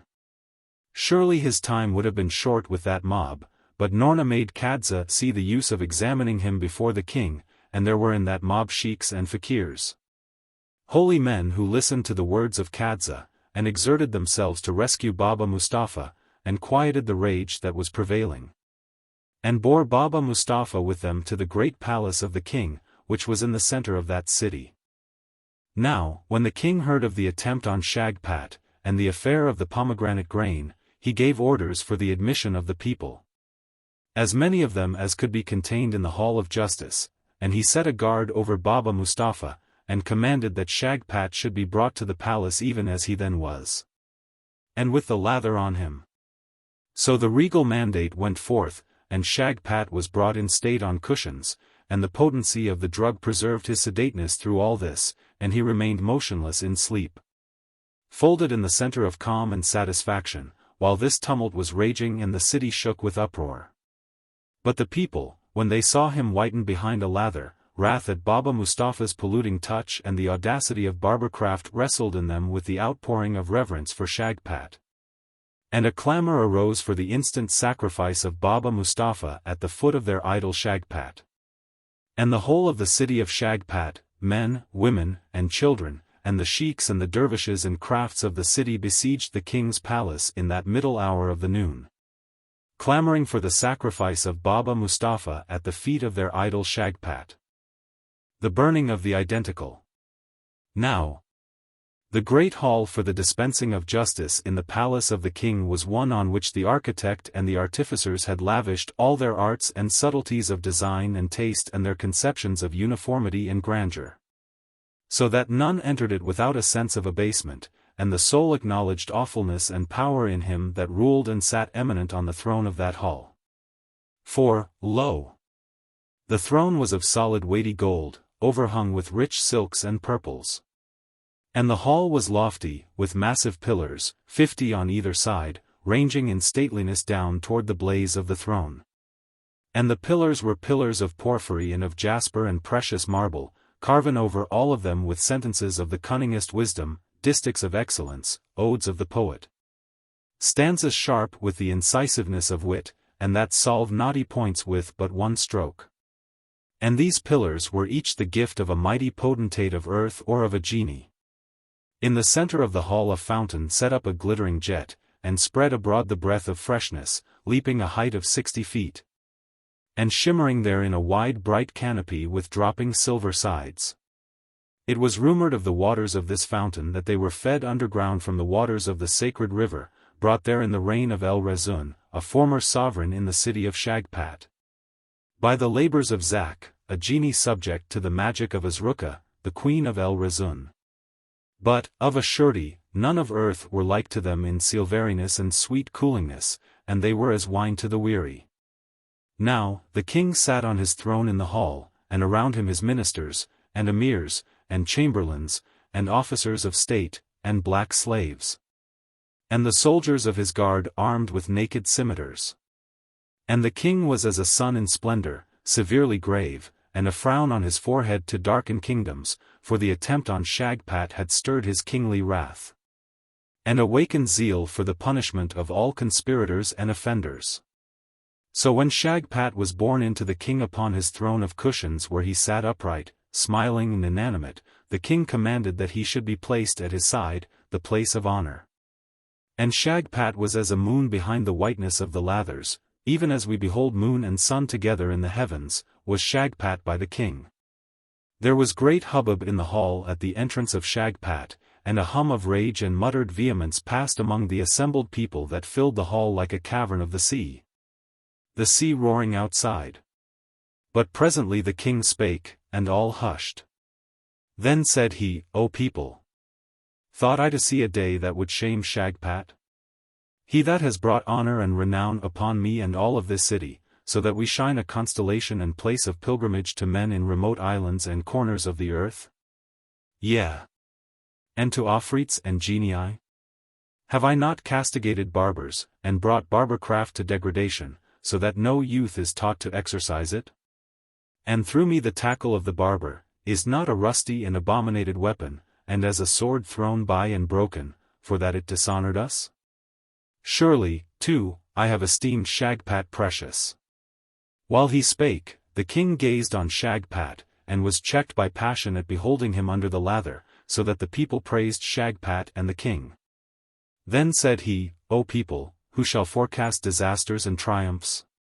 Lo, I had this day at dawn intelligence from recreant Oolb, and its king and court, and of their return to do honor to Shagpat. And I had this day at dawn tidings, O people, from Shiraz, and of the adhesion of that vain city and its provinces to the might of Shagpat. So commenced the day, yet is he, the object of the world's homage, within a few hours defiled by a lather and the hand of an impious one. At these words of the king there rose a shout of vindictiveness and fury, but he cried, Punishment on the offenders in season, O people! Probably we have not abased ourselves for the honor that has befallen us in Shagpat, and the distinction among nations and tribes and races, and creeds and sects, that we enjoy because of Shagpat. Behold! In abasement voluntarily undertaken there is exceeding brightness and exaltation, for how is the sun a sun save that daily he dippeth in darkness, to rise again freshly majestic? So then, be mine the example, O people of the city of Shagpat. Thereupon lo, the king descended from his throne, and stripped to the loins, flinging away his glittering crown and his robes. And abased himself to the dust with loud cries and importunities and howls, and penitential ejaculations and sobbings. And it was in that hall as when the sun goeth down in storm. Likewise the ministers of the king, and the viziers and emirs and officers of state, and slaves, and soldiers of the guard, bared their limbs, and fell beside the king with violent outcries and wailings. And the whole of the people in the hall prostrated their bodies with wailings and lamentations. And Baba Mustafa feigned to bewail himself, and Noorna bin Noorka knelt beside Kadza, and shrieked loudest, striking her breast and scattering her hair. And that hall was as a pit full of serpents writhing, and of tigers and lions and wild beasts howling, each pitching his howl a note above his neighbors, so that the tone rose and sank. And there was no one soul erect in that hall save Shagpat, he on his throne of cushions smiling behind the lathers, inanimate, serene as they that sin not. After an hour's lapse there came a pause, and the people hearkened for the voice of the king. But in the intervals a louder moan would strike their ears, and they whispered among themselves, "'Tis that of the fakir, El-Zoop," and the moaning and howling prevailed again.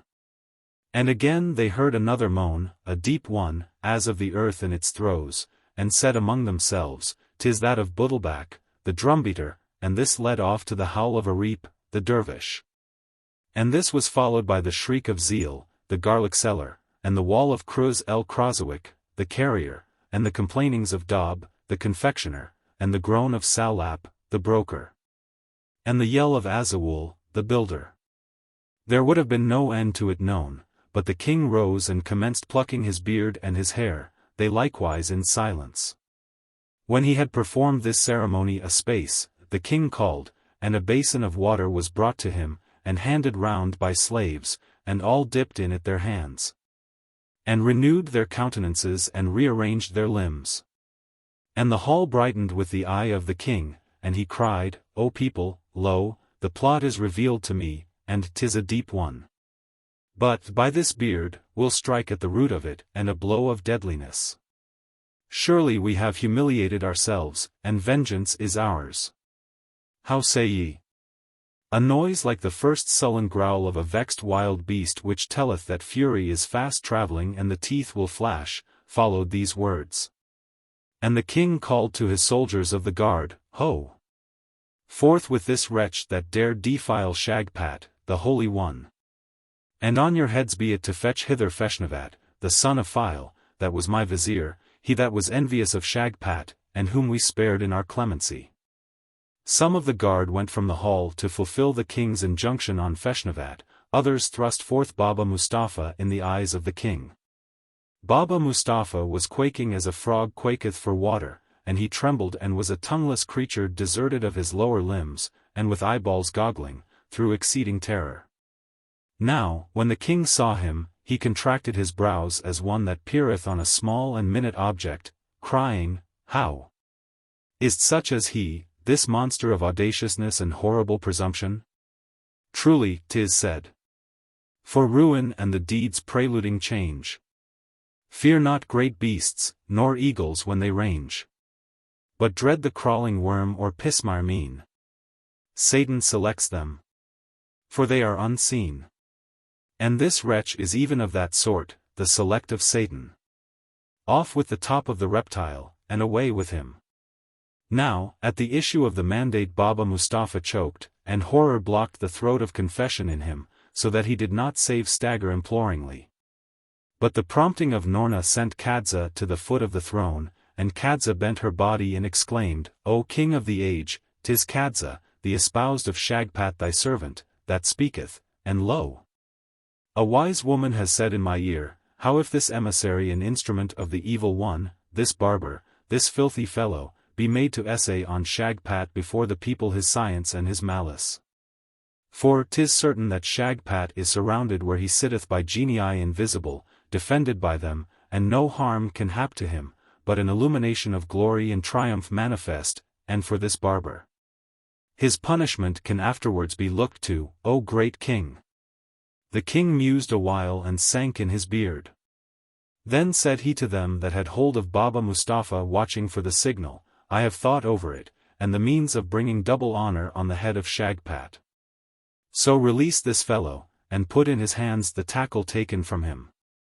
This was done, and the people applauded the wisdom of the king, and crowded forward with sharpness of expectation. But Baba Mustafa, when he felt in his hands the tackle, the familiar instruments, strength and wit returned to him in petty measures, and he thought, Perchance there'll yet be time for my nephew to strike, if he fail me not. Fool that I was to look for glory, and not leave the work to him, for this Shagpat is a mighty one, powerful in fleas, and it needeth something other than tackle to combat such as he. A mighty one, said I. By Allah, he's awful in his mightiness. So Baba Mustafa kept delaying, and feigned to sharpen the blade, and the king called to him, Haste. To the work. Is it for thee, vile wretch, to make preparation for the accursed thing in our presence? And the people murmured and waxed impatient, and the king called again, Thou ltsa this, thou wretch, without a head, let but another minute pass.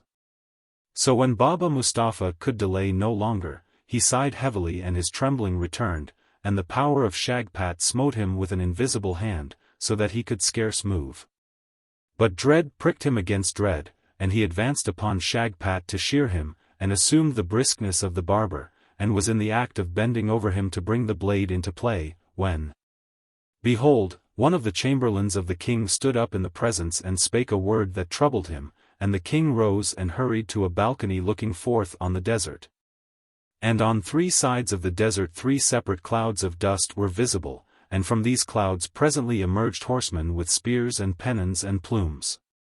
And he could discern the flashing of their helms and the glistening of steel plates and armor of gold and silver. Seeing this, the color went from the cheeks of the king and his face became as a pinched pomegranate, and he cried aloud, What visitation's this? Awahi! We are beset, and here's abasement brought on us without self-abasing. Meantime these horsemen detached themselves from the main bodies and advanced at a gallop, wheeling and circling round each other, toward the walls of the city. And when they were close they lowered their arms and made signs of amity, and proclaimed their mission and the name of him they served. So tidings were brought to the king that the lords of 3 cities, with vast retinues, were come, by reason of a warning, to pay homage to Shagpat, the son of Shimpur. And these 3 cities were the cities of Oolb, and of Gaf, and of Shiraz, even these. Now, when the king heard of it, he rejoiced with an exceeding joy, and arrayed himself in glory, and mounted a charger, the pride of his stables. And rode out to meet the lords of the 3 cities surrounded by the horsemen of his guard. And it was within half a mile of the city walls that the 4 sovereigns met, and dismounted and saluted and embraced, and bestowed on one another kingly flatteries, and the titles of cousin and brother. So when the unctions of royalty were over, these 3 kings rode back to the city with the king that was their host. And the horsemen of the 3 kingdoms pitched their tents and camped outside the walls, making cheer. Then the king of the city of Shagpat related to the 3 kings the story of Shagpat and the attempt that had been made on him. And in the great hall of justice he ordained the erecting of thrones for them whereon to sit, and they, when they had paid homage to Shagpat, sat by him there on either side. Then the king cried, "This likewise owe we to Shagpat, our glory. See, now, how the might that's in him shall defeat the machinations of evil, my cousins of Oolb, and of Gaf, and of Shiraz." Thereupon he called, "Bring forth the barber." So Baba Mustafa was thrust forth by the soldiers of the guard. And the king of Shiraz, who was no other than the great king Shapashan, exclaimed, when he beheld Baba Mustafa, Why, it is the prince of barbers and talkative ones. Hath he not operated on my head, the head of me in old time? Truly now, if it be in man to shave Shagpat, the hand of this barber will do it. And the king of Oolb peered on Baba Mustafa, crying, "Even this fellow I bastinadoed." And the king of Gaf, that was Kresnuk, famous in the annals of the time, said aloud, "I'm amazed at the pertinacity of this barber. To my court he came, searching some silly nephew, and would have shaved us all in spite of our noses, talked my chief vizier into a dead sleep, and so thinned him. And there was no safety from him save in thongs and stripes and lashes." Now, upon that the king of the city cried, "Be the will of Allah achieved, and the inviolacy of Shagpat made manifest. Thou barber, thou! Do thy worst to contaminate him, and take the punishment in store for thee. And if it is written thou succeed, then keep thy filthy life, small chance of that." Baba Mustafa remembered the poet's words. The abyss is worth a leap, however wide. When life, sweet life, is on the other side. And he controlled himself to the mastery of his members, and stepped forward to essay once more the shaving of Shagpat. Lo, the great hall was breathless, not heard save the splashing of the fountain in its fall, and the rustle of the robe of Baba Mustafa as he aired his right arm, hovering round Shagpat like a bird about the nest. And he was buzzing as a bee ere it entereth the flower, and quivered like a butterfly when 'tis fluttering over a blossom. And Baba Mustafa sniffed at Shagpat within arm's reach, fearing him, so that the people began to hum with a great rapture, and the king Shapashan cried, "Ha! Mark him! This monkey knoweth the fire."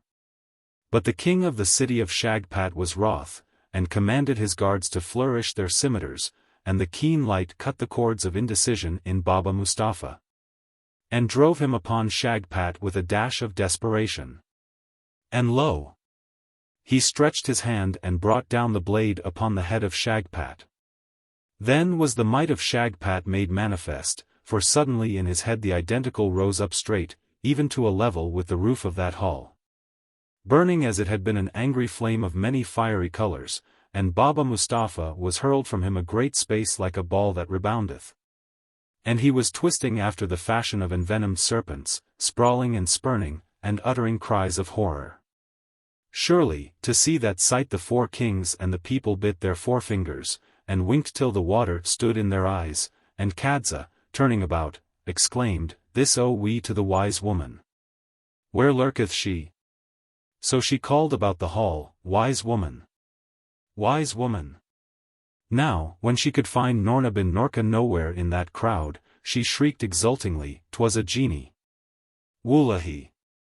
All Afrits, male and female, are in the service of Shagpat, my light, my eyes, my sun. I his moon." Meantime the king of the city called to Baba Mustafa, "Hast thou had enough of barbering, O vile one? Ho! A second essay on the head of Shagpat.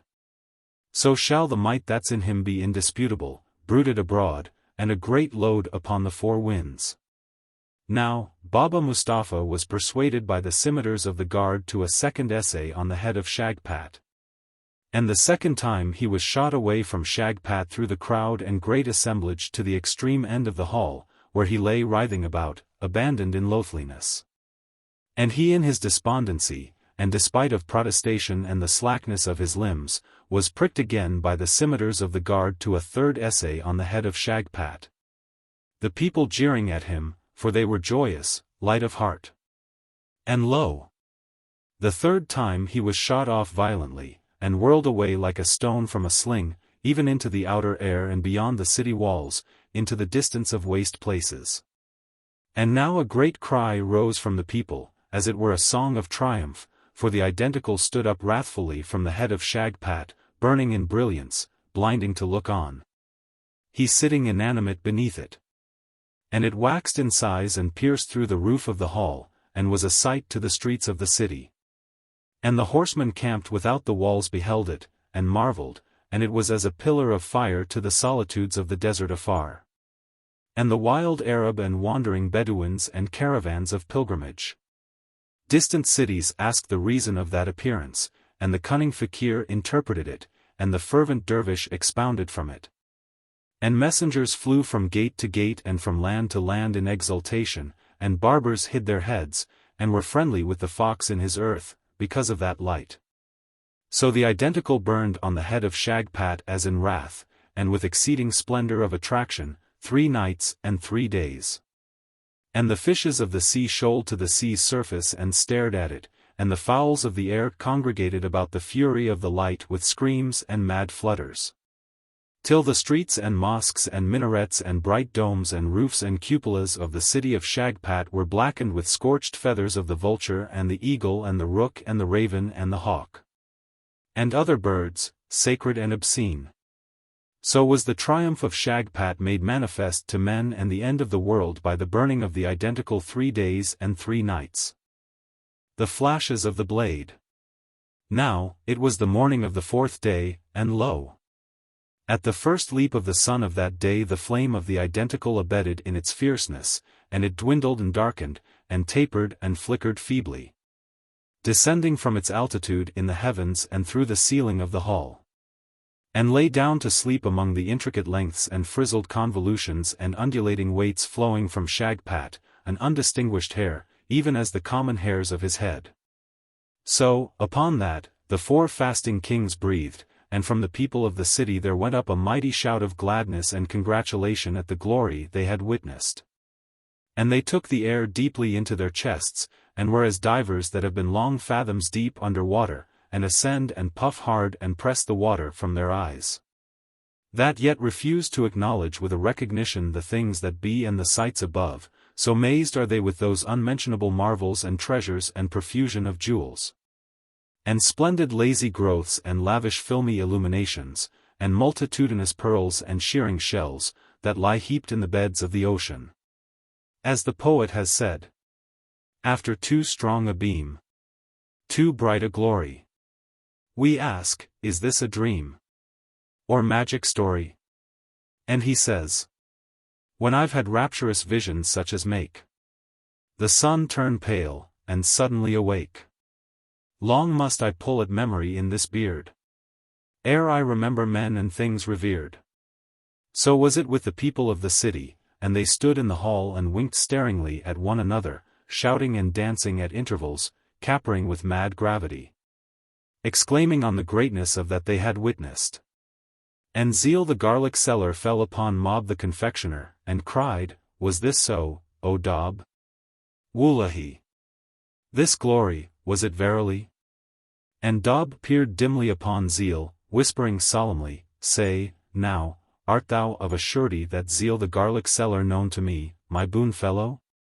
And the twain turned to Salap the broker, and exchanged interjections with him, and with Azawul the builder, and with Kruz el Krazawick the carrier.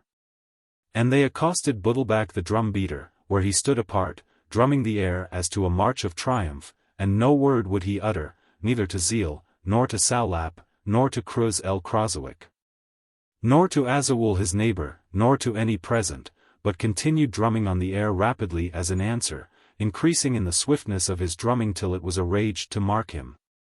And the excitement about Buddleback became as a mad eddy in the midst of a mighty stream, he drumming the air with exceeding swiftness to various measures, beating before him as on the tightened skin.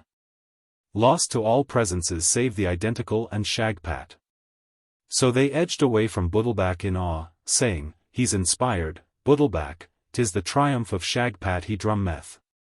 They feigned to listen to him till their ears deceived them, and they rejoiced in the velocity of the soundless tune of Buddleback the drum beater, and were stirred by it, excited to a forgetfulness of their fasting. Such was the force of the inspiration of Buddleback the drum beater, caused by the burning of the identical. Now, the four kings, when they had mastered their wits, gazed in silence on Shagpat, and sighed and shook their heads.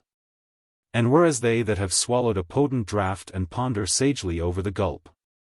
Surely, the visages of the kings of Shiraz and of Gaf and of Oolb betokened dread of Shagpat and amazement at him. But the king of the city exulted, and the shining of content was on his countenance, and he cried, Wondrous, and again, Wullahy, wondrous, and oh, glory. And he laughed and clucked and chuckled, and the triumph of Shagpat was to him as a new jewel in his crown outshining all others. And he was for a while as the cock smitten with the pride of his comb, the peacock magnified by admiration of his tail. Then he cried, For this, praise we Allah and the Prophet. Wullahy, 'twas wondrous. And he went off again into a roll of cluckings and chucklings and exclamations of delight, crying, Need they further proof of the power in Shagpat now? Has he not manifested it? So true is that saying.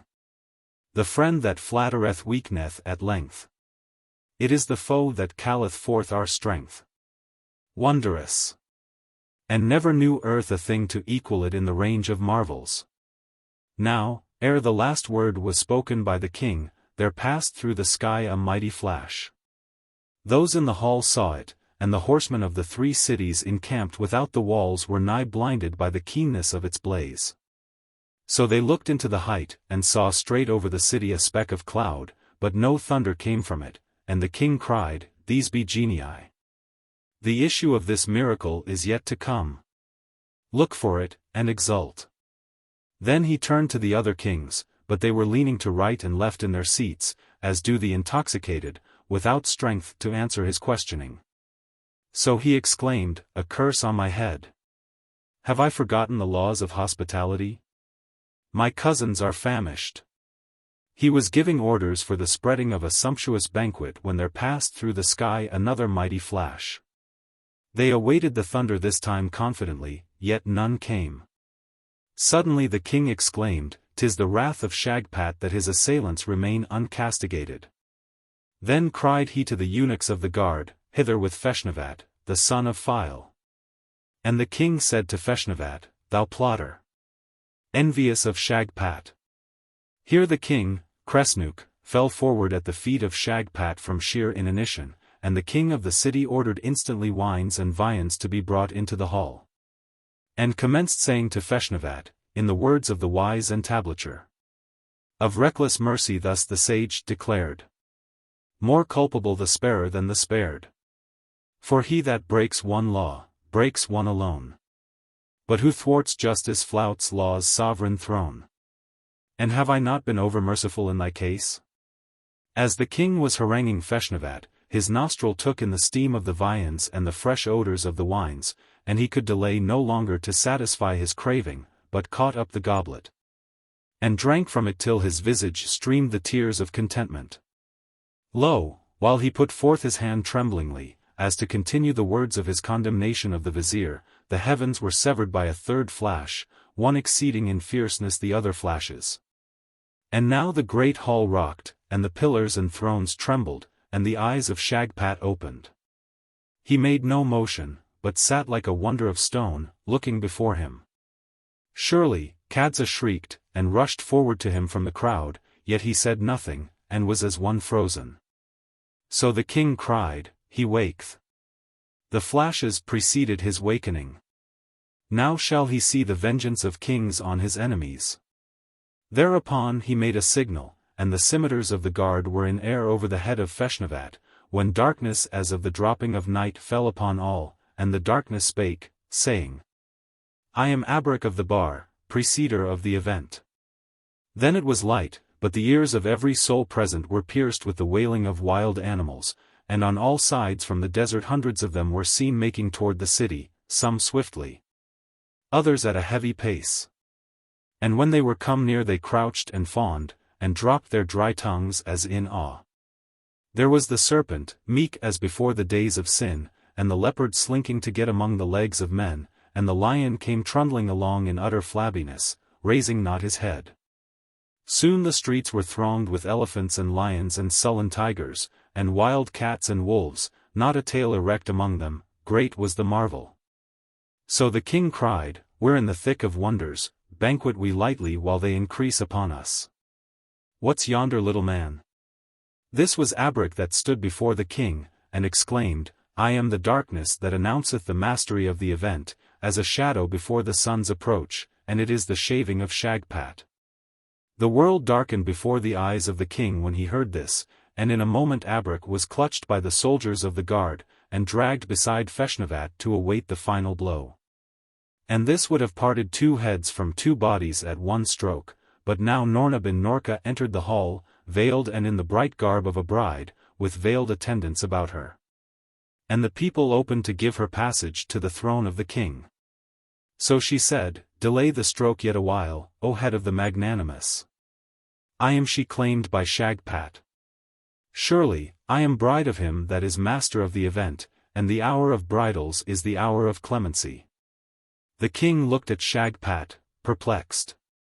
But the eye of Shagpat gazed as into the distance of another world.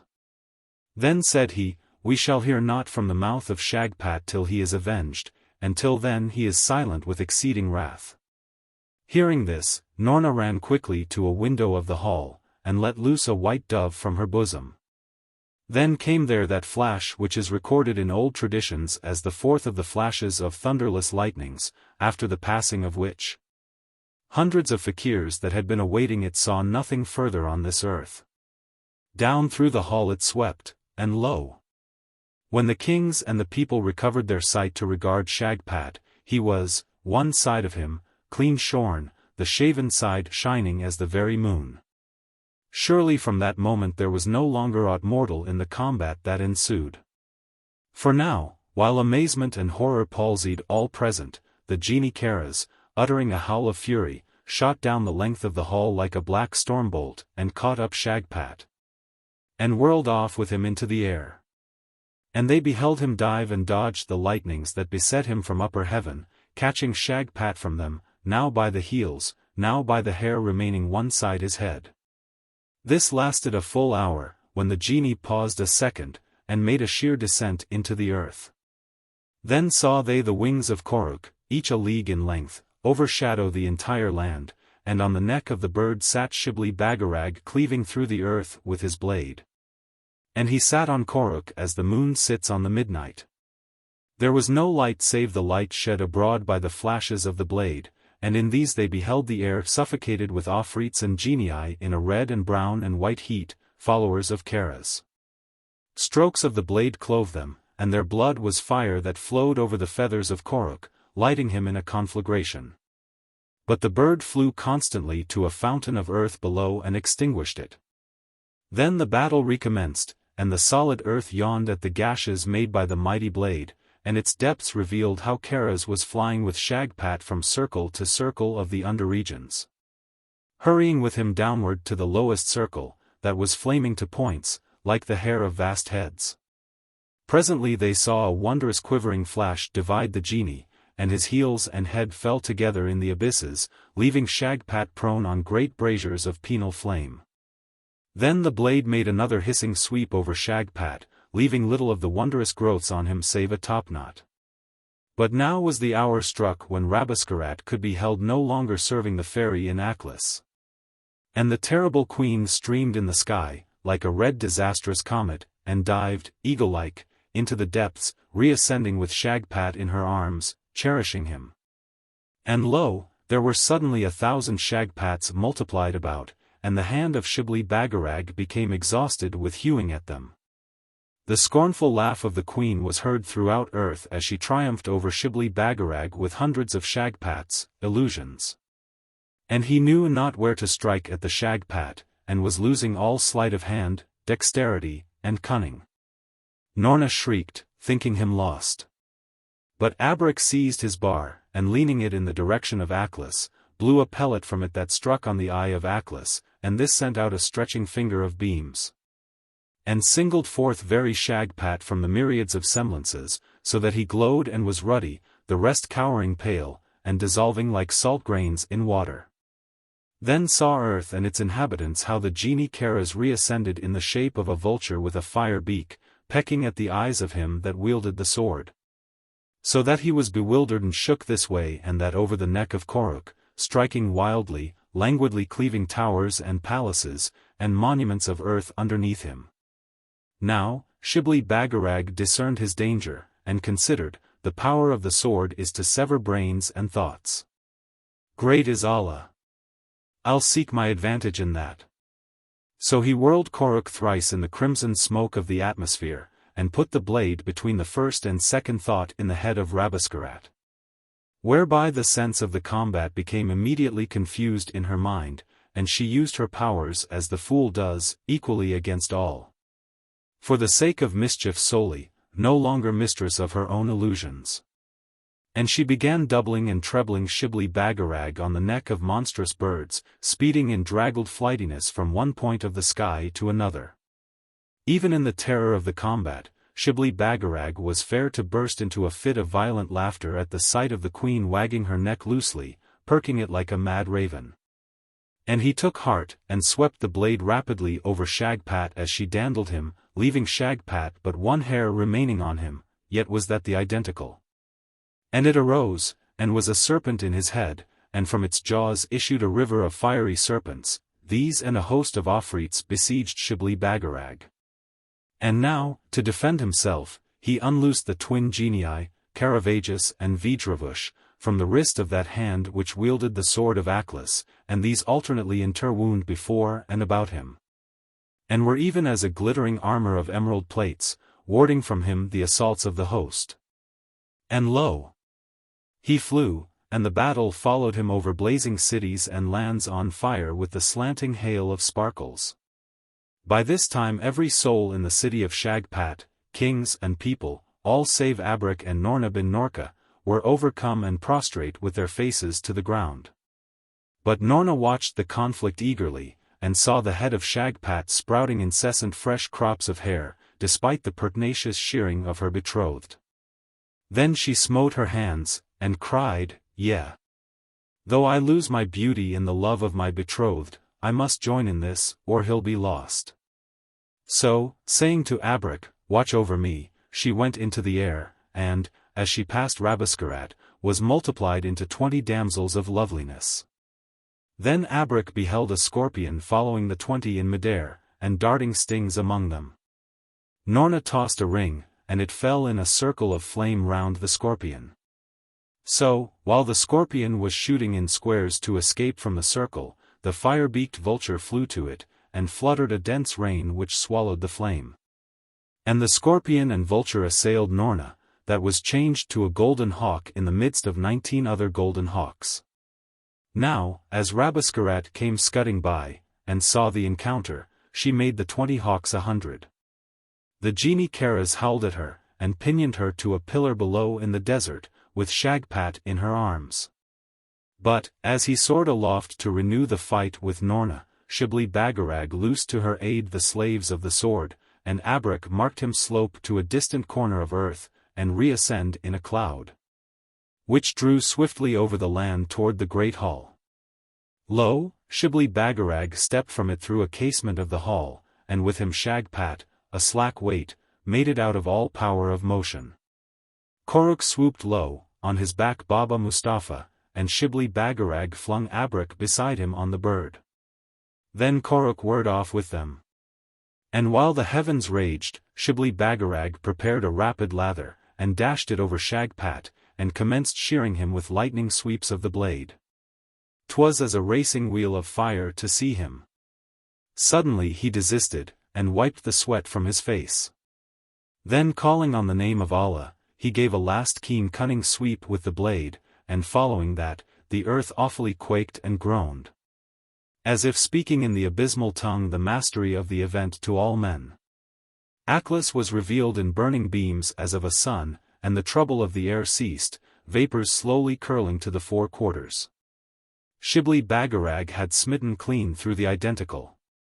Terribly had Noorna and those that aided her been oppressed by the multitude of their enemies, but, in a moment these melted away, and Karaz, together with the scorpion that was Goorelka, vanished. Day was on the baldness of Shagpat. Conclusion. So was shaved Shagpat, the son of Shimpur, the son of Shulpi, the son of Shulam, by Shibli Bagarag, of Shiraz, according to preordainment. The chronicles relate, that no sooner had he mastered the event, than men on the instant perceived what illusion had beguiled them, and, in the words of the poet, the blush with which their folly they confess is the first prize of his supreme success. Even Budalbak, the drum-beater, drummed in homage to him, and the four kings were they that were loudest in their revilings of the spouse of Kadza, and most obsequious in praises of the master.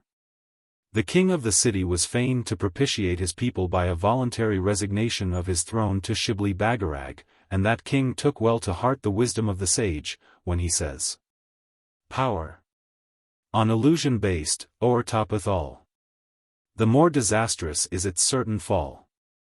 Surely Shibli Bagarag returned the sword to the Sons of Aklis, flashing it in midnight air, and they, with the others, did reverence to his achievement. They were now released from the toil of sharpening the sword a half-cycle of years, to wander in delight on the fair surface of the flowery earth, breathing its roses, wooing its brides. For the mastery of an event lasteth among men the space of one cycle of years, and after that a fresh illusion springeth to befall mankind. And the seven must expend the concluding half-cycle in preparing the edge of the sword for a new mastery. As the poet declareth in his scorn, some doubt eternity, from life begun. Has folly ceased within them, sire to son? So, ever fresh illusions will arise, and lord creation, until men are wise. And he adds, that is a distant period, so prepare to fight the false, O youths, and never spare. For who would live in chronicles renowned must combat folly, or as fool be crowned.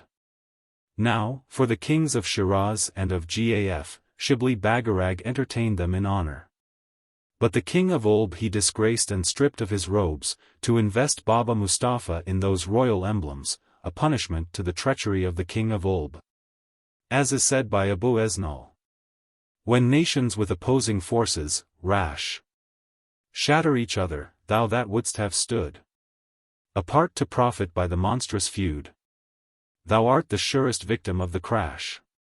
Take colours of whichever side thou wilt, and steadfastly thyself in battle range. Yet, having taken, shouldst thou dare to change, suspicion hunts thee as a thing of guilt. Baba Mustafa was pronounced sovereign of Oolb, amid the acclamations of the guard encamped under the command of Ravaloke, without the walls. No less did Shibli Bagarag honor the benefactor of Noorna, making him chief of his armies. And he, with his own hand, bestowed on the good old warrior the dress of honor presented to him by the seven sons, charactered with all the mysteries of Aklis. A marvel lost to men in the failure to master the illusion now dominating earth. So, then, of all that had worshipped Shagpat, only Kadza clung to him, and she departed with him into the realms of Rabesqurat, who reigned there, divided against herself by the stroke of the sword. The queen is no longer mighty, for the widening of her power has weakened it, she being now the mistress of the single-thoughted, and them that follow one idea to the exclusion of a second. The failure in the unveiling of her last cherished illusion was in the succumbing frailty of him that undertook the task. The world and its wise men having come to the belief that in Thwackings there was ignominy to the soul of man, and a tarnish on the luster of heroes. On that score, hear the words of the poet, a vain protest. Ye that nourish hopes of fame. Ye who would be known in song. Ponder old history, and duly frame your souls to meek acceptance of the thong. Lo! Of hundreds who aspire, 80s perish, 90s tire. They who bear up, in spite of wrecks and racks, were seasoned by celestial hail of thwacks. Fortune in this mortal race builds on thwackings for its base. Thus the All-Wise doth make a flail a staff, and separates his heavenly corn from chaff. Think ye, had he never known Noorna a belabouring crone, Shibli Bagarag would have shaved Shagpat. The unthwacked lives in chronicle a rat. 'Tis the thwacking in this den mocketh lions of true men. So are we nerved to break the clinging mesh, which tames the noblest efforts of poor flesh. Feshnavat became the master's vizier, and Abrak remained at the right hand of Shibli Bagarag, his slave in great adventure.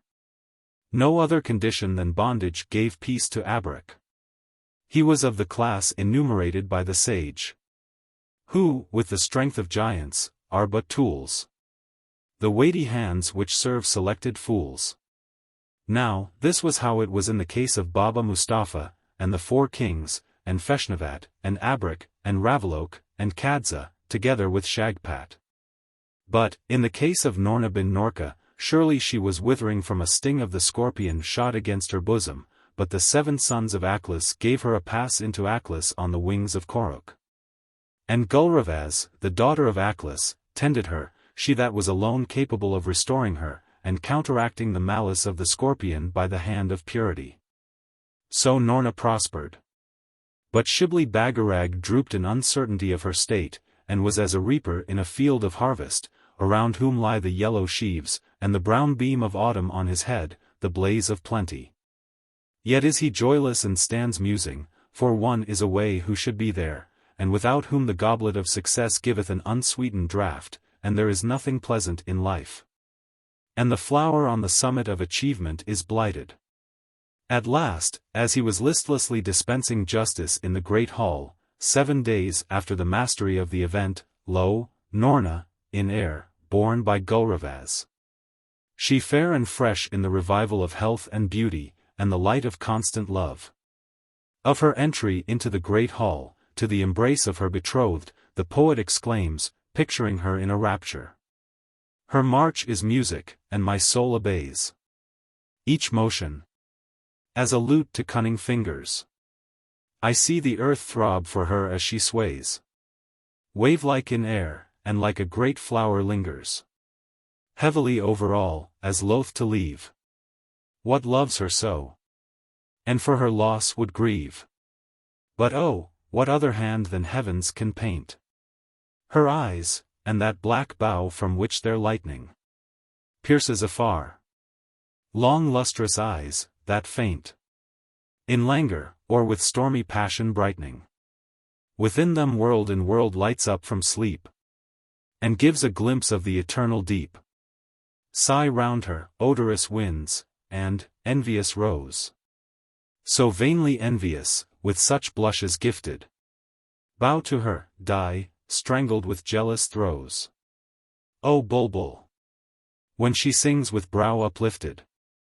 Gather her, happy youth, and for thy gain thank him who could such loveliness ordain. Surely the master of the event advanced to her in the glory of a sultan, and seated her beside him in majesty, and their contract of marriage was read aloud in the hall, and witnessed. And sealed, joyful was he. Then commenced that festival which lasted 40 days, and is termed the Festival of the Honors of Hospitality to the Sons of Aklis, wherein the head cook of the palace, Uruish, performed wonders in his science, and menaced the renown of Zermak, the head cook of King Shamshireen. Even so the confectioner, Dab, excelled himself in devices and inventions, and his genius urged him to depict in sugars and pastes the entire adventures of Shibli Bagarag in search of the sword. Honor we Uruish and Dab. As the poet saith, divide not this fraternal twain. One are they, and one should forever remain. As to sweet close in fine music we look, so the confectioner follows the cook. And one of the sons of Aklis, Zeragal, beholding this masterpiece of Dab, which was served to the guests in the great hall on the 40th evening, was fair to exclaim in extemporaneous verse, have I been wafted to a rise of banquet spread in paradise, dowered with consuming powers divine, that I, who have not failed to dine, and greatly fall thus upon the cater and wine, sedately? So there was feasting in the hall, and in the city, and over earth. Great pledging the sovereign of barbers, who had mastered an event, and become the benefactor of his craft and of his kind. 'Tis certain the race of the Bagarags endured for many centuries, and his seed were the rulers of men, and the seal of their empire stamped on mighty wax the tackle of barbers. Now, of the promise made by the sons of Aklis to visit Shibli Bagarag before their compulsory return to the labor of the sword, and recount to him the marvel of their antecedent adventures. And of the love and grief nourished in the souls of men by the beauty and sorrowful eyes of Gulravaz, that was mined the bleeding lily, and of her engagement to tell her story, on condition of receiving the firstborn of Noorna to nurse for a season in Aklis. And of Shibli Bagarag's restoration of towns and monuments destroyed by his battle with Karaz. And of the constancy of passion of Shibli Bagarag for Noorna, and his esteem for her sweetness, and his reverence for her wisdom. And of the glory of his reign, and of the songs and sentences of Noorna, and of his laws for the protection and upholding of women, in honor of Noorna. Concerning which the sage has said, were men once clad in them, we should create a race not following, but commanding, fate. Of all these records, and of the reign of Baba Mustafa in Oolb, surely the chronicles give them in fullness. And they that have searched say of them, there is matter therein for the amusement of generations.